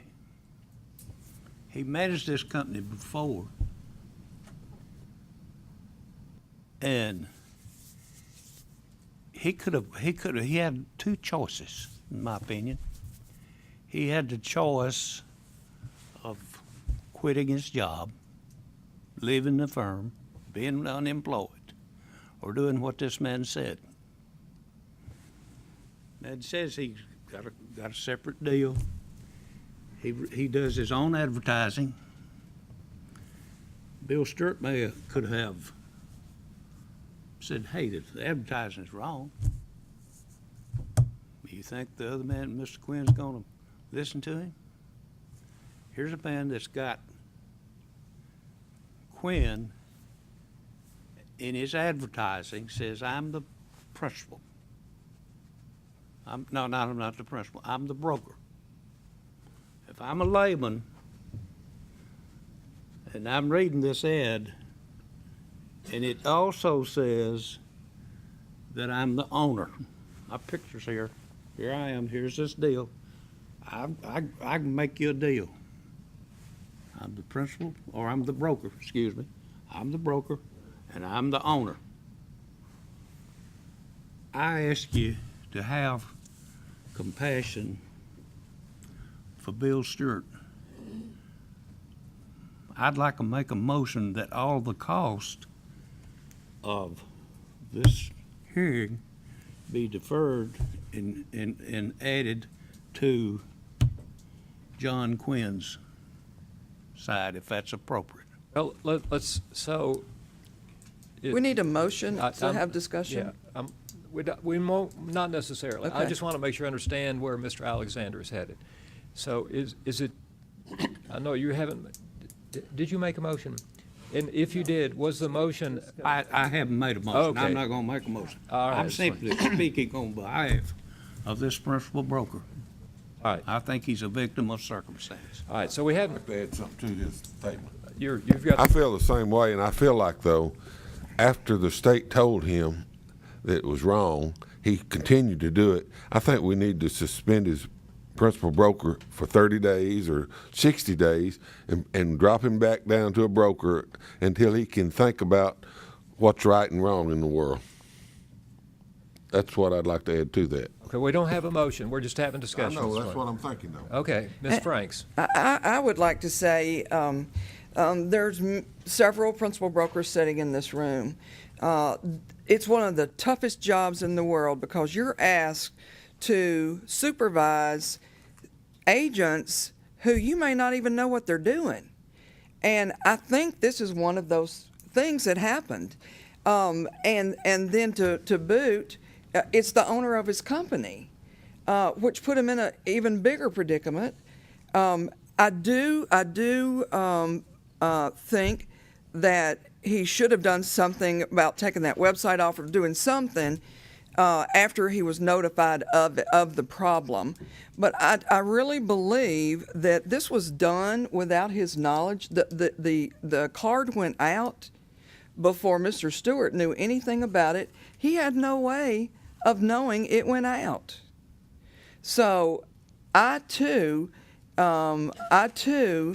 have compassion for Mr. Stewart about that.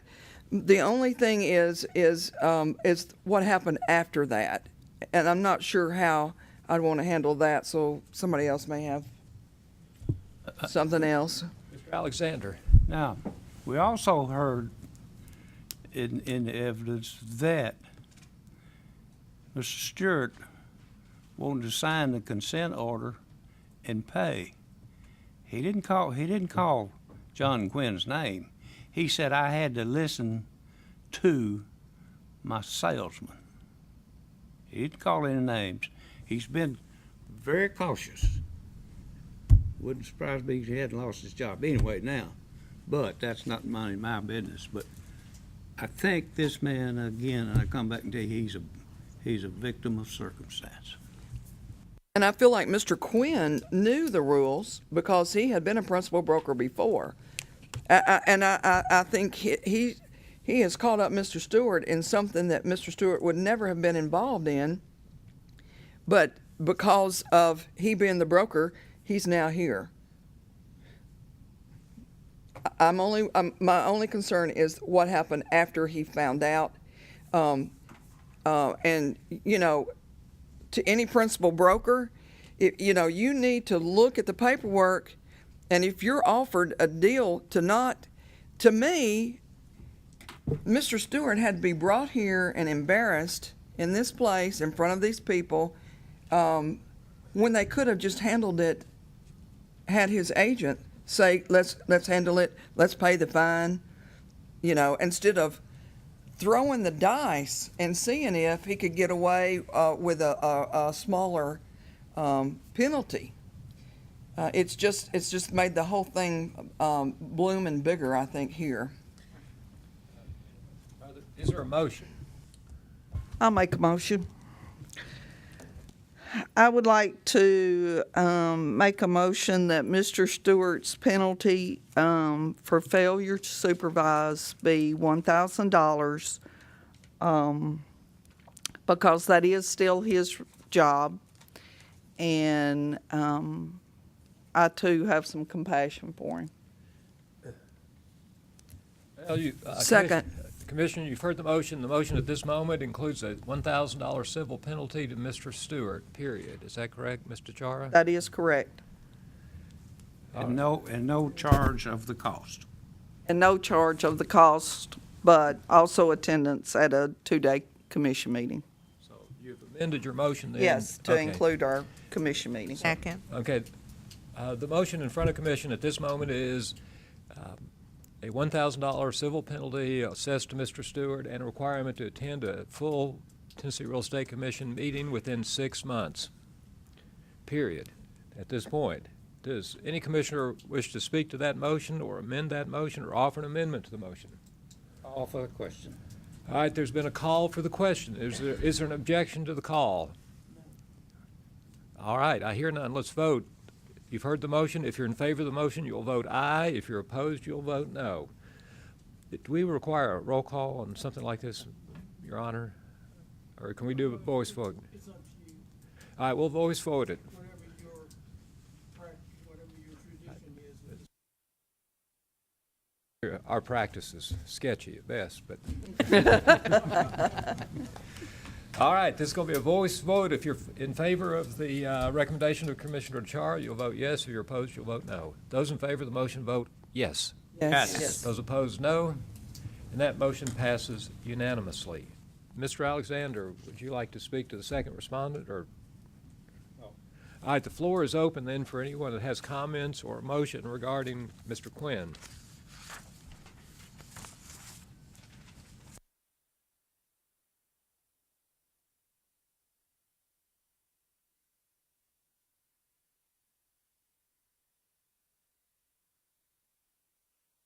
I would like to ask, what are the civil penalties for each of these four conclusions of law?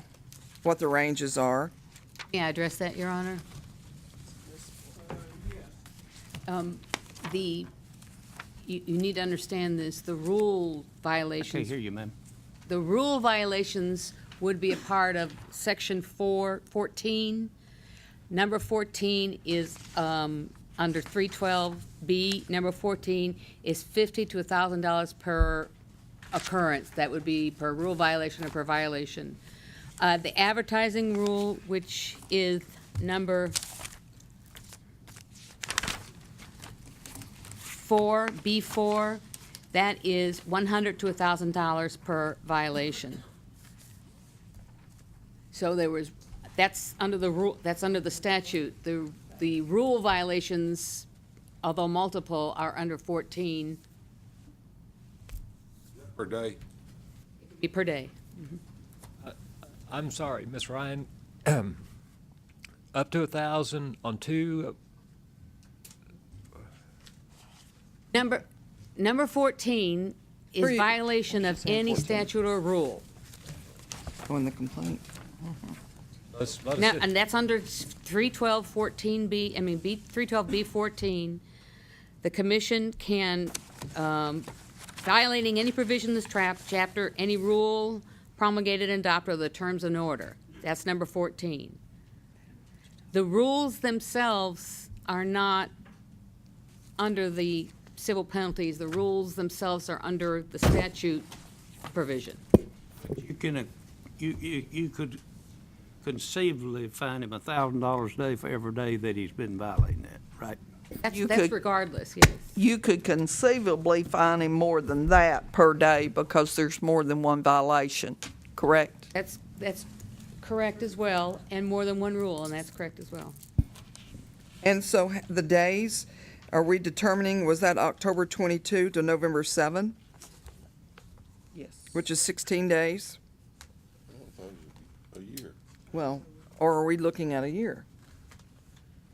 Well, the postcard was from October 22nd until we got the. So people can hear you. 13. The October 22nd was the day the postcards went out. 2013. Yeah. And then till the November the 7th was when they responded. That was that date. That's In where that date came. 2013. In 2013. But the ad still been on the internet even till today. The ad, though, was not charged. Yeah, we don't have. So you can't Well, consider it's the advertising, ad. though. It wasn't the website, it was just the card. Oh, I'm sorry. Right. Yes.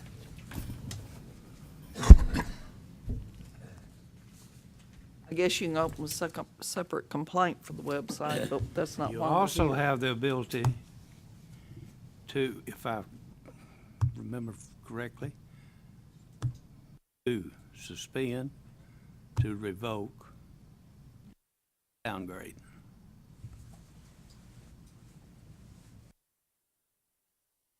Further discussion?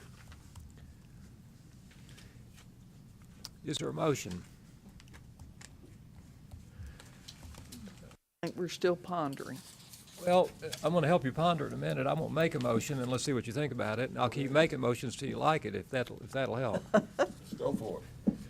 All right, the chair will make a motion that Mr. Quinn's license be revoked. Is there a second? Second. Is there discussion on the motion? I think there ought to be suspended personally, or maybe downgraded to a salesperson. So you're, as I hope, well, you're speaking against the motion. As it speaks. Okay, that's good. I'm just trying to get you guys thinking a little bit here. I also would speak against revocation of his license. While I do think that what he did was completely wrong, I think revocation may be a little bit harsh, but I agree with Grover that downgrading his license would certainly be appropriate. That and with the civil penalty, I would be for downgrading versus revoking. But that the civil penalty be. I want you to figure the civil penalty. Well, we've got a motion on the floor. I'm gonna vote against it. I'm gonna vote against it myself, so I just want you to know. He just I'm wanted gonna to call conversation. for- then I'm gonna call That's for- why I seconded it. I'm gonna so we call could for the talk. question. All right, let's vote. The motion is in front of you. The motion is to revoke Mr. Quinn's license. If you're in favor of the motion, you vote yes. If you're opposed, you'll vote no. All those in favor vote yes. All those opposed, no. No. That motion fails unanimously. Now, the floor is back open if someone else would like to try a more palatable motion. Before we have a motion, I want to know what the maximum fine can be. 180,000. I calculated.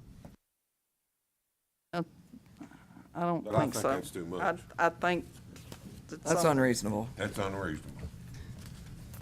But when somebody has an offer of 250 and says, "Oh, forget it," Well, can I fight don't think they had that offer. it. He said they did. No, that was the minimum that, at that time. Is there another motion to be offered? I'll make a motion, and then we'll shoot it down, see where we go with this. I make a motion that we downgrade his license to affiliate broker, issue a civil penalty of $5,000, and assess all cost of the case to Mr. Quinn. Can I add something to that? Yeah, because it's not been. That we suspend his license till it's paid. Mr. Char, do you agree with that amendment to your motion? Yeah, And who seconded your motion? nobody. Well, you can't Second. amend, you can't amend it, Grover, until we I'm have a sorry. second. Okay, I second it. All right. Do you also agree with Mr. Collins' proposed friendly amendment? Yes. All right, Commission, as I understand it, we have a proper motion, seconded properly as well, that would downgrade Mr. Quinn's license to an affiliate broker license, offer a civil penalty of $5,000, assess all costs associated with the hearing to Mr. Quinn, and suspend his license until the $5,000 civil penalty is paid. Is there discussion now on that motion? Is the motion clear?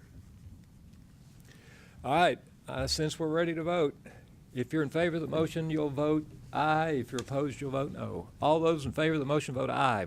Aye. Those opposed, no. No. That motion passes on a 5 aye, 1 no vote. Now, that takes us to the last portion of our charge here, and that's to adopt a formal policy statement related to what we've just been through. And I've asked Mr. Chara if she wouldn't mind offering a proposed policy statement, and she's agreed to. Mr. Chara. The Tennessee Real Estate Commission is charged with the duty to regulate the practice of real estate in the state of Tennessee and to protect the citizens of this state. Advertising laws were created to protect the public from false, misleading, or deceptive advertising and to prevent members of the public from being enticed to hire one licensee over another based on advertising which is false, misleading, or deceptive. Principal brokers have the responsibility to oversee the real estate activities of each of their affiliated licensees and are specifically charged with the responsibility of directly supervising all advertising. Ignorance or misinterpretation of the law is neither an excuse nor a defense to these violations. As a result of each respondent's violations of the law and regulation of the state of Tennessee and the Real Estate Commission, it is in the best interest of the citizens of Tennessee and for the protection of the welfare that the Tennessee Real Estate Commission impose civil penalties against the licensees of John J. Quinn and the license of Billy Bill Joe Stewart in the amount of $1,000 for Mr. Stewart, along with attending a 2-day commission meeting within the next 6 months, and for Mr. Quinn, the amount of $5,000, along with the cost of the hearing and investigation, with his license being suspended until his civil penalty is paid in full. Further, it is in the best interest of the citizens that he also attend a 2-day meeting of the commission and must do so within the next 6 months. Now, let's talk about that last little line you added in Yeah, there. I didn't put that in my motion, but that's, So we'll have to either, add that. well, we'll, What are you saying? Well, that's a part of all of our motions, but we did not, I would entertain, Put Mr. that in Chara, a motion to reconsider our penalty assessed to Mr. Quinn. See if we can get Okay. back there first of all. all right. So would you like to make a motion to reconsider? I would like to make a motion that we reconsider and add in the 2-day commission Well, no, meeting. we can't get there yet. Just get me back to reconsidering what we did. Okay, I make a motion, we reconsider. Is there a second? Second. All right, I have a second by Commissioner Hill. So the motion on the floor is to go back and reconsider the commission's vote related to the penalty and Mr. Quinn. All right, if you're in favor of going back and talking about that a little bit more, you'll vote yes. If you're opposed, you'll vote no. All those in favor of the motion vote aye. Aye. Those opposed, no. That motion passes on a 5 aye, 1 no vote. Now, since you've made that motion, Mr. Chara, what would you like to talk about or reconsider? I would like to reconsider the fact that he should attend a 2-day commission meeting with us. So your motion is to add an additional condition. To and that condition- the original motion. And that condition is to require the licensee to attend a full commission of a full meeting of the Tennessee Real Estate Commission Within 180 days. within the next 6 months or thereabouts. Yep. Okay. Now, members of commission, that's a motion. I had it seconded. No, I haven't had it seconded yet. Second. It's seconded now by Commissioner Franks. If you're in favor of adding that additional condition to Mr. Quinn, you'll vote yes. If you're opposed, you'll vote no. Let's vote. All those in favor of the motion vote yes. Yes. Those opposed, no. And that motion passes unanimously. So we've amended, Mr. Chairman, let me just say one Okay. thing. So we've amended the requirements of Mr. Quinn, which now coincides with your policy statement. Have you completed your policy statement? I have. All right, so I think those two now match. Ms. Franks, do we need to vote on that policy statement? we will. I thought you may want to discuss it. Let's do that, and then I'll. Okay. say All what I right, wanted to the say. floor is open to discuss the policy statement that Mr. Char read into the record. Is there discussion? I sense we're ready to vote. Let's do it. If you're in favor of the motion, you'll vote aye. If you're opposed, you'll vote no. All those in favor of the motion vote aye. Aye. Those opposed, no. That motion passes unanimously. Ms. Franks? I would like for Mr. Chair, if you would state what it means to have your license in suspension, so that there's no confusion on that, and they can get it directly from the Real Estate Commission. The chair would be glad to do that if he only knew the correct answer to your Okay. question. But I think we can get that shortly. I would like at this point to turn the hearing back to Judge Williams and direct us as if, are we done? Well, did you want to put that suspension? And, well, I'm happy to do that if that's appropriate. I'm going to have to defer to Ms. Maxwell or someone who knows the answer to that question. Ms. Ryan? It is the opinion of the state, suspension of a license means that a party cannot practice while suspended, and that the license remains in suspension as voted until the civil penalty has been. That would mean that for the period of time after the order is entered with the APD, it would mean that the license would be suspended until the $5,000 would be paid in full. And for Mr. Quinn's information, you prepare those orders quickly. You get them to me. I try to sign them quickly, and at that point, you get them, what do you do with them? I don't know when it goes past that. And it gets filed with the APT. Procedures Division. And is that done quickly as well? That's, Yeah. as soon as I get it done, it goes up. Okay. Right. That includes the court costs, the payment of the court costs. The So wait a $5,000 minute. plus the court cost. Is it your intention that he pay both the $5,000 and the court costs before his suspension's over? Because what you said was simply that he paid the civil penalty. Yeah, it was. Before, That's the motion. Yeah. so which is your intention? Well, the chair is going to say his belief is, and I will make this my ruling unless you guys want to overrule it, which you can, is that we're only speaking about the civil penalty and not the court costs at this point. I know he has to pay it. The question is, when can he get his license out of suspension? Pays everything. Well, one second. So the chair, just so we have something to discuss, I'm saying I think it's my intent. My understanding of the motion was it was only the civil penalty. If the commission thinks it was otherwise, all you have to do is tell me that by majority, and that's what it will be. Well, no, you need to have another vote on it. Your vote was that the money be, simply that the civil penalty be paid and the suspension is lifted. If your intention was something else, you need to ask that the penalty be reconsidered and then have another vote. How quickly does a figure like that? In theory, May I ask a question before you go on? First of all, the court costs are generally in an order. It's generally the 30 days. That's generally what is required on court costs. I withdraw my objection to his statement. Okay. May I ask a clarification? Certainly. When you have his license downgraded, That was what I was just, for how long? We did not make that a part of the Did motion. not. Well, when he So- downgrades his license, he'll have to retest and everything, won't he? No. Hmm? Yeah, he Yes, will. for broker. Yeah. Yeah. And you have to typically wait 3 years. no. You don't? No. Not to reinstate? No. Let Eve answer that. She's got to get authority to speak. Are these questions we can handle outside of this hearing? no. But no, because the respondent needs to know Right. I agree. I exactly agree. what the situation is. Can we let Eve answer that question? Yes.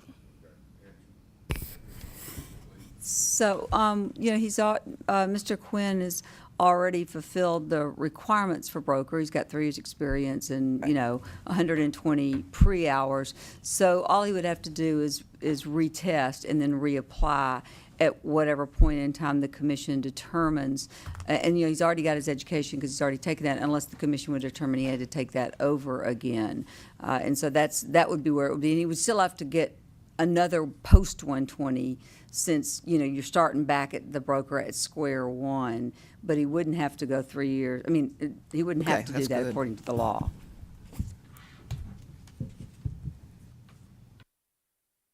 I agree with the chair that the court costs would be at a later time. That's how the commission voted. Let's leave it at that point. All right, I think, Your Honor, we're ready to turn it back to you now. All right, then. Your task. I don't know. You never decided when he can take it. Well, and I don't know that, as part of my motion, I just made that it be downgraded, but I don't have a particular period of time that I feel like he needs to wait. If he wants to go and take it again Tomorrow. and start all over, that's okay, once he passes everything. Well, so there's no confusion about that. The motion included a downgrade to an affiliate broker's license and so is it your belief, or was it your intent that once he touches that affiliate broker license, he can start back up to get the broker license? If he's paid. I his fees. understand there are other conditions, but you don't have to wait 6 months or a year or anything like that.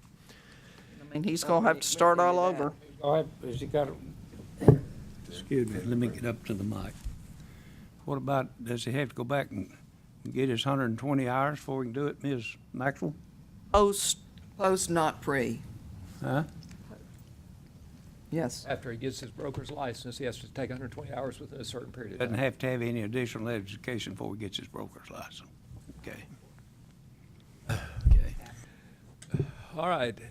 Have we got this cleared up? At one point, Mr. Quinn said he had a question for the commission, or Mr. Stewart. Hey, we still have an agreed order that has to be signed and submitted to the, But yes, you can pay it today. His license still gonna be suspended. maybe only a day or two. I don't know how fast we can get this order handled. The order, I will do my best to get it done quickly, but I have to also get the court costs before I can get it filed, and that frequently takes a day or so, so I can't promise anything. But I will tell you, as you well know, that I do not sit on my hands, and you usually get it, as soon as I get all that information, you usually get it. Chairman, before we turn it back to the judge, I want to clarify something. I want to take a downgrade.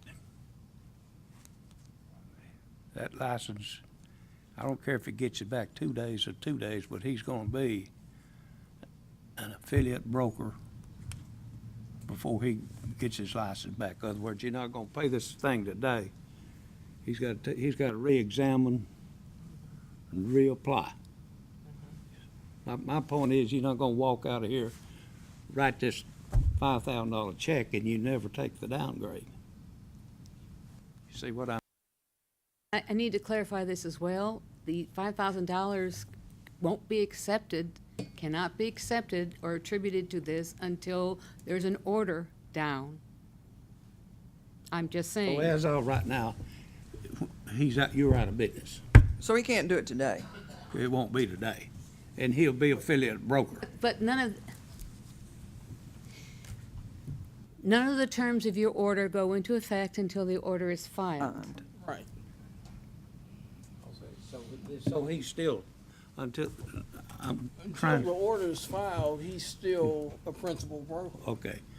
Then he's gonna go from there to an affiliate broker, and then he's gotta get into be re-examined, so he will, a period of 3 or 4 or 5 days or a week or whenever he can get re-tested, he'll be a affiliate broker.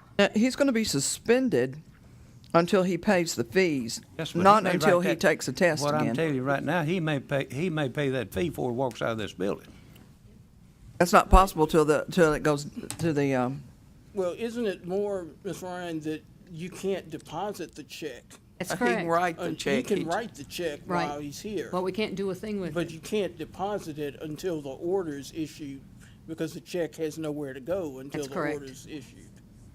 In fact, Mr. Quinn won't be suspended until that order is signed. That's right, and Mr. Quinn won't be suspended until the order is issued and signed off on by the Administrative Procedures Division. and so what vehicle does he have to know when that time is? You will get a copy of it as soon as the day it is filed with the stamp on it, it goes out in the mail to any respondent. Still have not adjourned yet. Nope. No. All right.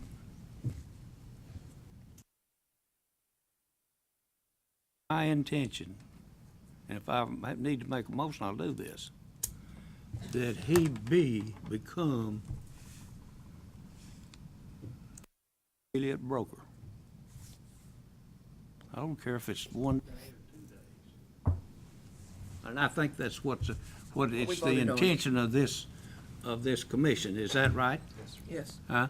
That's in the order, that will be in the order. All right, commissioners, anything else?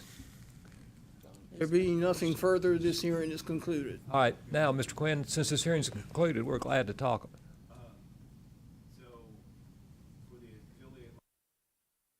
Pull that microphone down. So when it comes to the affiliate license, do I go test to get the affiliate license, or it's automatically sent to the affiliate? Automatically downgraded. All right. I'll,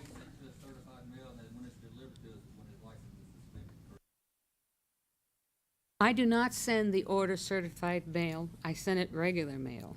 Do you ask me to have it certified mail? I can do that. It takes longer. Just when it's delivered to us is when it actually starts. as the date of the filing of the order. So it could take a day or two to get to Memphis. I just don't want to be in violation. I Right. mean, If the can court I please, request that it be if the court FedExed? please, if there's an email address, I'll be happy to email it the day it gets Okay. filed. Do you have an Okay, email That address? would work. We can get that. All right. An email address Is there an for email you, address? Mr. Quinn? Yeah. Okay, what is it? What is it? At johnquinnrealestate.com. Broker. Does it not? Ma'am? It'll go to both of them because they're both respondents. We've got a little more business. Don't be going anywhere. Yes, Remax? Okay. bsremax@gmail.com. All right, thank you, Your Honor, for tolerating this exercise with us, and we appreciate you always coming in and guiding Well, it's us, always a pleasure. and appreciate your work as well. Thank you, men, for coming in. We've got some regular commission business to attend to, Ms. Ryan. You probably don't want to stay around and hear it either, so All right. you are free to go, but the rest of Thank you you. attendees need to hang around for a few more minutes. too, believe me, we were way shorthanded. All right, yesterday, the commission, as a body, agreed to postpone approval of the minutes of the previous month's meeting until we got a little bit more flesh inside the minutes related to the rules that we approved or discussed last month. Motion to approve the minutes. We have to discuss one thing. So Miss Maxwell has delivered to us a document this morning that has, if you look through it, red and green throughout it.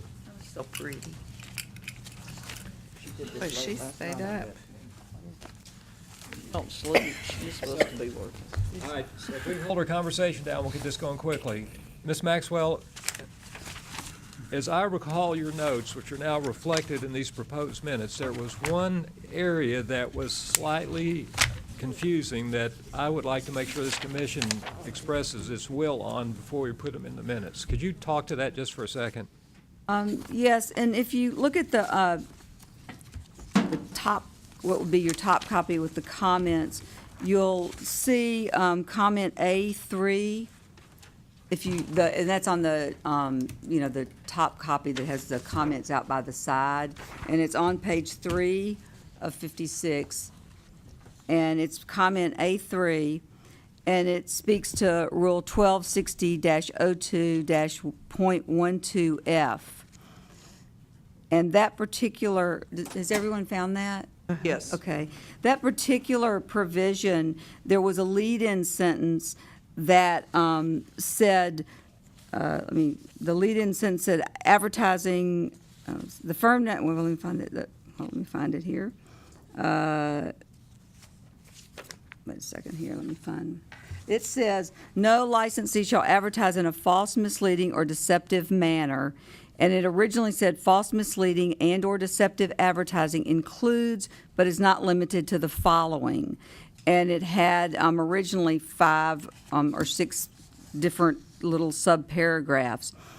When the commission was making the changes, I think that it was because the comments were spread out and the commission was responding to each comment, the false, misleading, and/or deceptive advertising includes, but is not limited to the following was removed. And the number 1 little subparagraph that says any licensee that advertises using a franchise name must include the firm name was included in its place in that lead paragraph number F. So that number F would read, no licensee shall advertise in a false, misleading, or deceptive manner. Any licensee that advertises using a franchise name must include the firm name. And then under that, there are 2 subparagraphs that are just sort of left hanging there because the introductory false, misleading, and/or deceptive advertising includes but is not limited to the following was removed. And I think that was, as I say, again, because the comments were spread out, it was sort of difficult to see that it had 4, 5, 6 things under it that were qualified by that particular sentence. And so I didn't know if really the commission's intent was to leave Rule 1260-02-.123F the way it was originally written, which is no licensee shall advertise in a false, misleading, or deceptive manner false, misleading, and/or deceptive advertising includes, but is not limited to the following. And so leave that as it was originally written, that lead-in paragraph. And then under that, subparagraph 1 would be any advertising that refers to an individual licensee utilizing, well, that's what was taken out. Any advertising which includes only the franchise without including the firm name would be number 1, paragraph number 1. Paragraph number 2 would be licensees who hold themselves out as a team, group, or similar entity within a firm who advertise themselves utilizing such terms as real estate brokerage, realty company, corporation, LLC, Corp, Inc., associates, or other similar terms that would lead the public to believe that those licensees are offering real estate brokerage services independent of the firm and the principal broker. And then any web page that contains a link to an unlicensed entity's website where said entity is engaged or appears to be engaged in the activities which require licensure. So that you would leave the original F as it was, so that you have that qualifying sentence in there. And I didn't know if that's what the commission meant to do, or if they didn't mean to do that. But otherwise, as I say, the little subparagraphs hang with no qualifying information. Well, it wouldn't make any sense unless we Right. left it that way. Right. And to the audience and to the commission, we were 4 or 5 hours into this, and it was probably strictly, in my opinion, an oversight that we dropped a sentence that should have stayed in. Yeah, I agree. And so, Mr. Collins has made a motion that these minutes be, this information be included in our minutes with the, I don't want to. With this amendment? With the fact, with paragraph 1260-02-123F remain as it was written prior to our discussion. And are there any others in this? I think that's it. Then I second the motion. All right. All right. Now, what we're going to vote on is this slight change, go back to reflect our intent, and then we'll come back and vote on the minutes. All right. So if you're okay with that change that reinstates the paragraph we've been talking about, vote aye. Aye. If you're opposed, vote no. That motion passes. Now, is there a motion to insert our actions related to rules into the January minutes? Motion by Commissioner Collins, second by Commissioner DeChara, that these notes, after they're cleaned up, are inserted as a portion of the minutes for the January meeting. Is there discussion on that? Let's vote. If you're in favor of that motion, vote aye. Aye. If you're opposed, vote no. That motion passes unanimously. Ms. Maxwell, do you have anything else you want to talk about today? Could I ask a question about this? Yeah, you sure can. Okay, these rules, I'm wanting to make sure, because I'm hearing about people are fixing to have classes about these rules. How will this information be disseminated, and especially to principal brokers? Will this go on our website, or? These rules are just proposed rules. Okay, I mean, they've so- got, the legal department probably can speak better to that than I can. They've got a long journey. That's still. a great, let me interrupt both of you. That's a great point, Commissioner Franks, and our minutes should reflect like a highlighted, expanded font size that says these are only proposed rules at this point. We should, if without objection, I hope that'll be included in the minutes as well.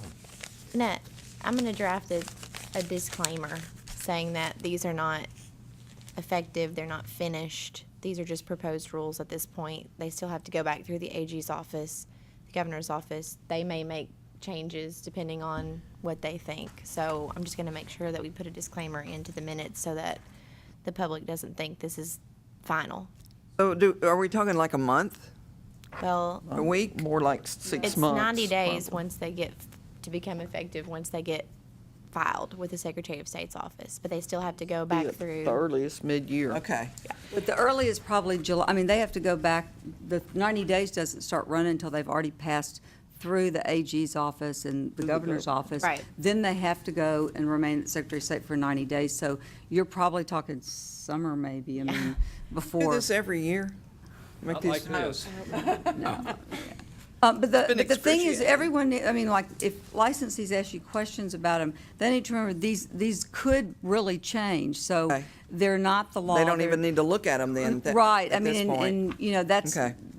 why, you know, yeah, don't encourage them to look at them. They won't be on the website except as they are incorporated in the minutes. But people don't need to be teaching this. What they need to Right. teach is what's out there Yeah. right now that's Right. effective, so that individuals understand what that is, because you'd hate for someone to rely on this and then it just Right. changes completely. And basically, by putting these in the minutes, it's sort of just, I guess, showing your intent, the commission's intent for the proposed rules, but it's by no means final. Right.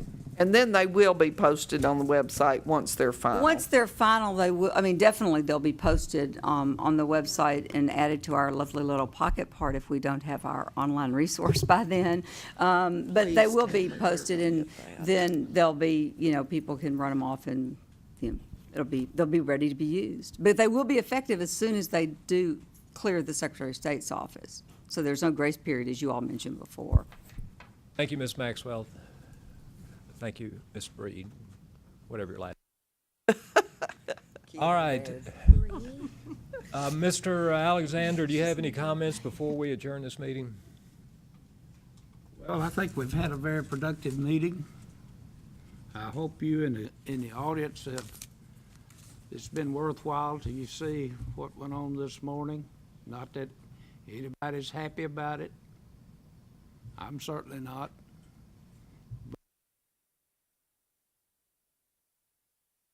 Here on an advertising violation and you paid your consent order, you ought to be happy.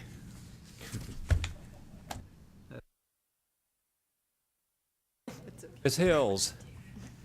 Hope you've learned something. I always learn something. So we here are open-minded, and we always learn something too. Mr. Collins? I'd like to tell everybody we're sure glad that Eve is back and from her surgery. When you're doing real well in the real estate, we're very compassionate, and we offer you all these situations to get out of trouble, and don't thumb your nose at it and say, I'm too big for that. I don't know that anybody's ever done that, but sometimes they say, I'm not going to fool with that. It's a lot easier and cheaper to just pay your fine and go on and say, I'm sorry. That's all I got to say. Ms. Franks? And I would like for whether you're a principal broker or you're a broker or affiliate to realize the place where your principal broker stands, and how easy it is to get them in trouble, and you know, because when anybody comes, their broker has to come too, and it's embarrassing for them. And we just need to do all we can do to do our business right. Always do your best. Always do what you think is right at all times.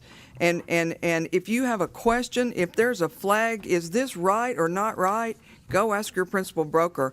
And if your principal broker doesn't know, they can call the TAR hotline or get the information that's appropriate. So I appreciate all of y'all being here and staying so long too, and glad to have Eve back. Yes, ma'am. My turn. Just remember also that we are here to protect the consumers, so we are looking out for their best interest. And I would like to say welcome to Ross. We're glad to have you on board, and I know Eve's exceptionally glad to have some help. So welcome aboard. Hope everybody drives safely going home, and we're glad you're here, even though y'all weren't. All right, so. And what about Keely? Is this our last day? No, you're not, Keelan, you're still with the state, even though you might not be with the Real Estate Commission going forward. I'm still going to have several other boards, but this will probably be the last meeting with you guys that I'll be Appreciate doing. you. Oh, thank you. All that you've done. Thank you. So all I can think about is, you know, our associate, Gary Bloom, right here, had to step out of the meeting because he's in the same office as those two people right there. I can't imagine what that conversation is going to be like when I get back. I think I'd stay out of the office for a few days. So anyhow, we appreciate you putting up with this. I hope you've learned something. Spread the word when you get back. And occasionally there are openings on the Real Estate Commission if you'd like to put in an application, come up here and work for $50 a day. Thanks very much. Be careful. That is just the days we're here, not every day. Mr. Edens, Bobby Edens, come here.